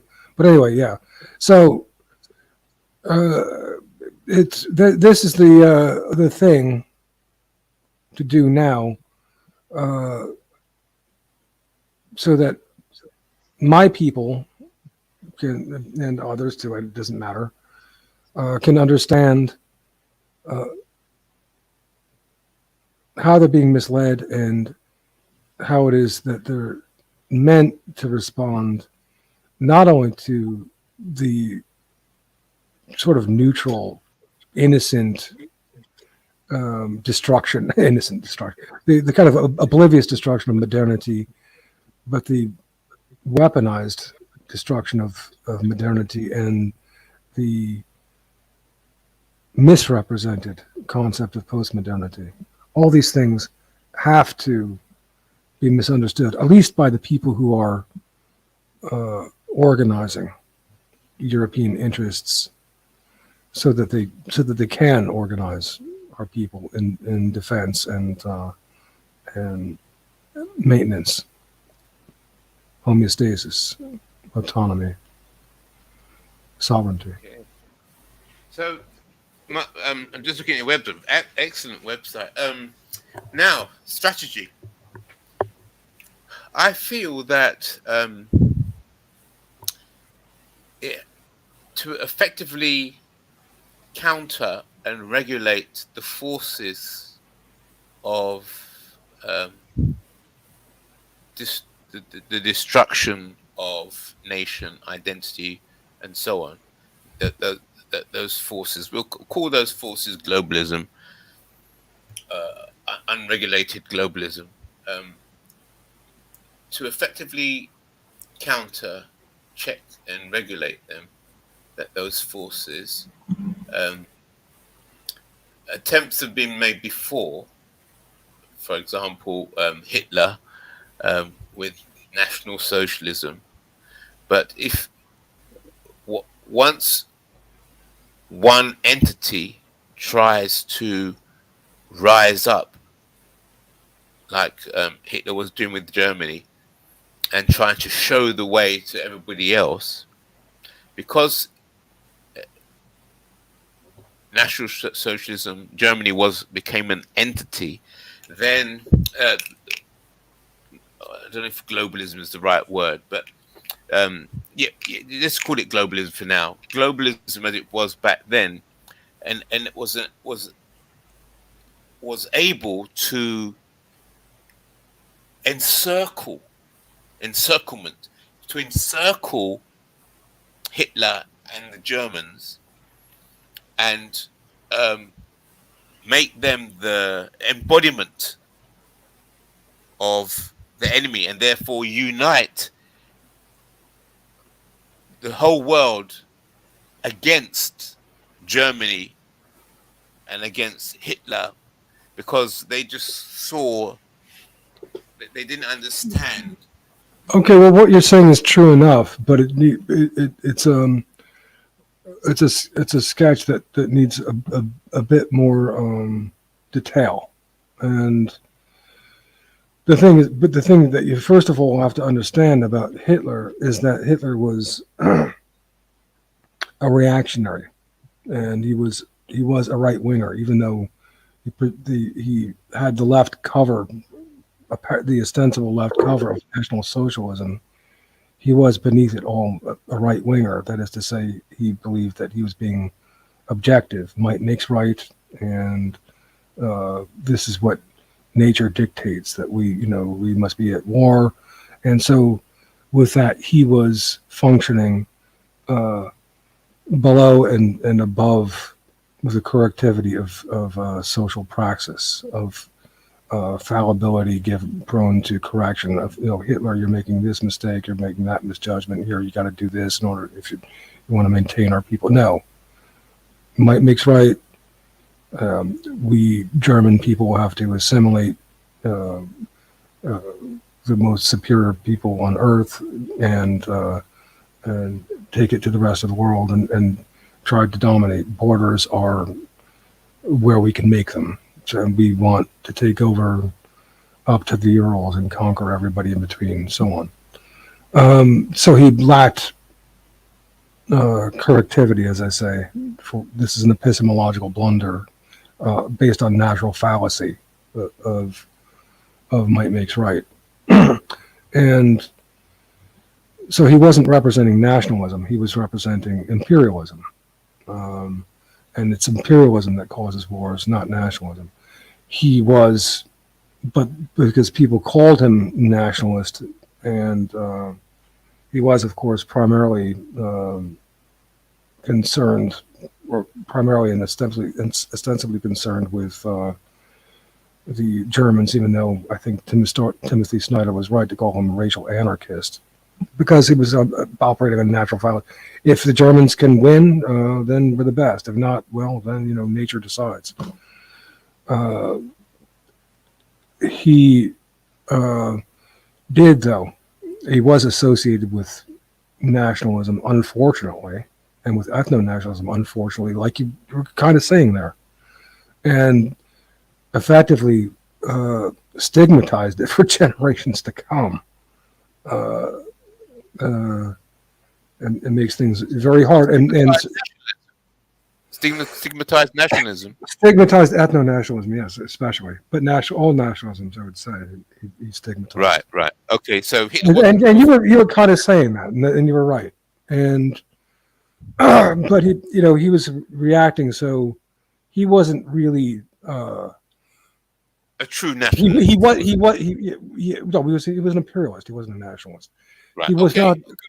And a supremacist, even. Not even, you couldn't even really say. He said that socialism wasn't for export, so he was not even really a socialist exactly. A little bit in some ways for German people, but not fully. So that allowed him to be surrounded and destroyed. Yeah, because it is a flaw. There was a flaw in his fundamental approach and ideology. That's what there was an epistemological blunder because he's based on natural fallacy. He's not engaging in the human capacity for correction and for learning and changing direction and so on, for homeostasis. Good. Toward the end of the war, when his generals knew, look, or not the end, when his German generals were telling him, look, you're losing. You gotta do something about this. Let's draw back and rethink. He was going to do that. Yeah. Because that's not in his fundamental structure. So how should it have been done? How should he have effectively countered or regulated the globalist forces at that time that were working to destroy the nations? What's the way it should have been done? Well, he should have been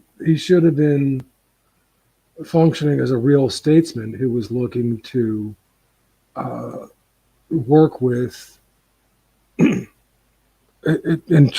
true goodwill, work with the other nations, not trying to take them over, but work with other nations so that Germany and its peoples could have their kind looked after and the resources assured, and that he could coordinate with.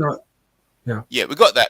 Okay, work with other nations. Now, work with other nations. So let's explore this. Work with other nations. Now, would you mean something like the United Nations as it's operating now? Is that, well, I mean, is that something like that, perhaps. Yeah, I mean, I think that Wilson was his heart was in the right place when he was proposing something like the League of Nations, to end to end all future wars. Something like that might have worked again, but what part of what made it impossible, for one thing, were these kinds that I'm talking about. Whether it's the kosher folks in combination with the right wingers, the neoliberals, and the liberals, would have been functioning against nationalism probably at that time as well. Well, I don't know. It's hard to blame them for for opposing Hitler, but to say that Hitler was was mainly concerned with fighting globalism is not accurate. He was really he had his imperialist aspirations of his own, and he wasn't just innocently trying to protect Germany from the forces of globalism. Though he did see, for example, the efforts of what Henry Ford called the international kosher folk, and so there was that in his calculation, but there was also in his calculation a supremacy of his own. He was looking at perhaps kosher supremacy, but he had a supremacy of his own. And yes, he should have been coordinating with other nationalisms against it, because, well, with the Polish, for example, they understood this problem as well. A lot of them did not. Some did, or Pilsudski didn't. Dmowski did. Let's put it that way. He should have. So Hitler should have been coordinating with the Dmowski type, not with the Pilsudski type. And interestingly, they did try to coordinate with the Pilsudski type, even though Pilsudski naively treated he was almost like a civic nationalist. He said, well, if the kosher folks, if they're loyal to the Polish nation, then they can, be nation members just as good as anybody else. Dmowski saw that as naive, and Dmowski was right. But interesting, like I said, Hitler and Goebbels were coordinating with the wrong people there in the form of Pilsudski. Even though Pilsudski was an amazing guy, an amazing nationalist, he had that wrong. He had the, this kind of semi-socialist element. He was right about that, whereas Dmowski was more of a right-winger capitalist. He was wrong about that. But on the racial score, Dmowski was more correct. okay? So, But one more thing I have to add. Dmowski was more and a bit more antagonistic to Germany, while Pilsudski was a bit more friendly with Germany. And right. Whereas Pilsudski was more antagonistic to Russia, while Dmowski was more friendly to Russia. So things were kind of like mixed up. The good and the bad of these two Polish nationalists were mixed up. Right. So, Oh, and one more thing is that the Poles had a plan to deport at least 90% of the Jews to Palestine, which, from Hitler's point of view, should have been good, because he wanted them out of their hair. But they didn't. He wasn't so concerned, really, Hitler wasn't, to coordinate with these allied concerns of other European peoples. So you asked me what he should have been doing. This is what he should have been doing, is coordinating with other Europeans. But the thing is, he wanted to take over their lands. He didn't want to work with other European peoples. He didn't want to just take over Poland. He wanted to take over Ukraine, and parts of, and a good part of Russia, and obliterate obliterate Moscow. So, Hitler's personality and his worldview was made him Flawed, to say the least. to say the least. So what he intended to do to others kind of came back on him. Yeah, so it wasn't fundamentally correct. Yeah, so it's very important to get your philosophy right before you start off on your campaigns. Absolutely, epistemological errors, that means fundamental errors, are the foundation. The greatest danger when you don't have them right, and this is where, and Hitler went wrong on that level. Yes. Now, so the solution, or what should have been done, and what is to be done, the solution is to effectively coordinate Ethno-nationalism with other nations. Yes. And now, with an agreement that this is non-supremacist. This is we got that. Nationalism is not imperialism, and it's not. Yeah, I know. I know that. So good. Now, so here's the issue now. Right. So if you let's approach it from this way. As we agreed from the beginning, that whatever principle that you have for the individual, it should be scalable for the nation. So it's scalable. I suppose. So, I'll grant you that, just because that's my principle anyway. So I'm too tired to argue it. Yes, there is homeostasis in concern of individual and group species. Yes. Yeah. All right. So now, before one can deal with and coordinate with other nations, one has to clarify one's own nation, just like one has to clarify one's own self. Exactly. If you know yourself, you can then start speaking to other people, and you can recognize if they know themselves because you know yourself. Right. All right. That's right. Coherence is the first task of any individual in any nation. If you're not coherent, you can't be accountable. If you're not accountable, you're not going to have agency. If you don't have agency, you're not going to be corrective. If you're not corrective, you're not going to be able to manage homeostasis. That is to say, systemic be a self-corrective system, and autonomous, and have a sufficient measure of autonomy and sovereignty. Yes. And warranted assertability. So that's the solution, right? So now, I think so. Yeah, I agree. So therefore, if that's the solution, a new entity, a new organization, or new international organization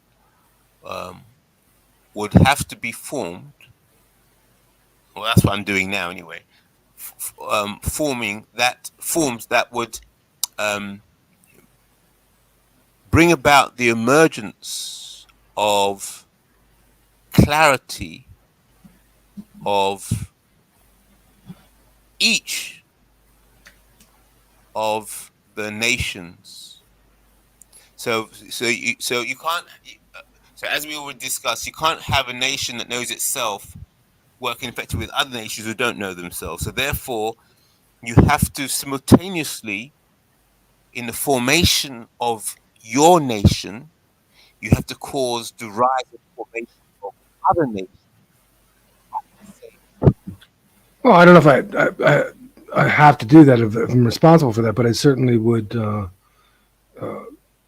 not stand in the way. And I would agree that that's something that could be a part of the project of an international organization. Like I said, I'm not averse, and I think it's probably going to be necessary to have something like the League of Nations, but functioning in earnest goodwill that the particular kinds of people have the right to maintain them, but more than the right, they have that not more than the right to maintain themselves, that the rest of the world is obligated to see to it that their kinds, are not genocided, not destroyed.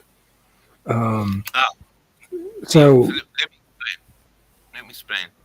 So this is what I'm proposing is a kind of inversion of the League of Nations. The League of Nations is assuming that there are nations already around, and that effort, you're right. Made. Good point. Yeah. Once again, the effort's being made to get those nations to join together in a league. Yeah, that's what I understand the League of Nations to be. Well, I think you're making a very good point. I'm saying that there are that they have to help generate the nations. Yeah, I think that you make a very good point there.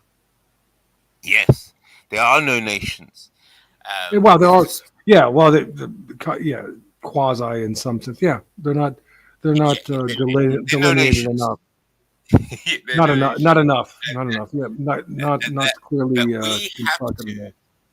Yeah, we have to bring about the emergence of these nations, or facilitate emergence. It's already in the league is. It's not, you don't have to create the nations are not there to be brought together in a league.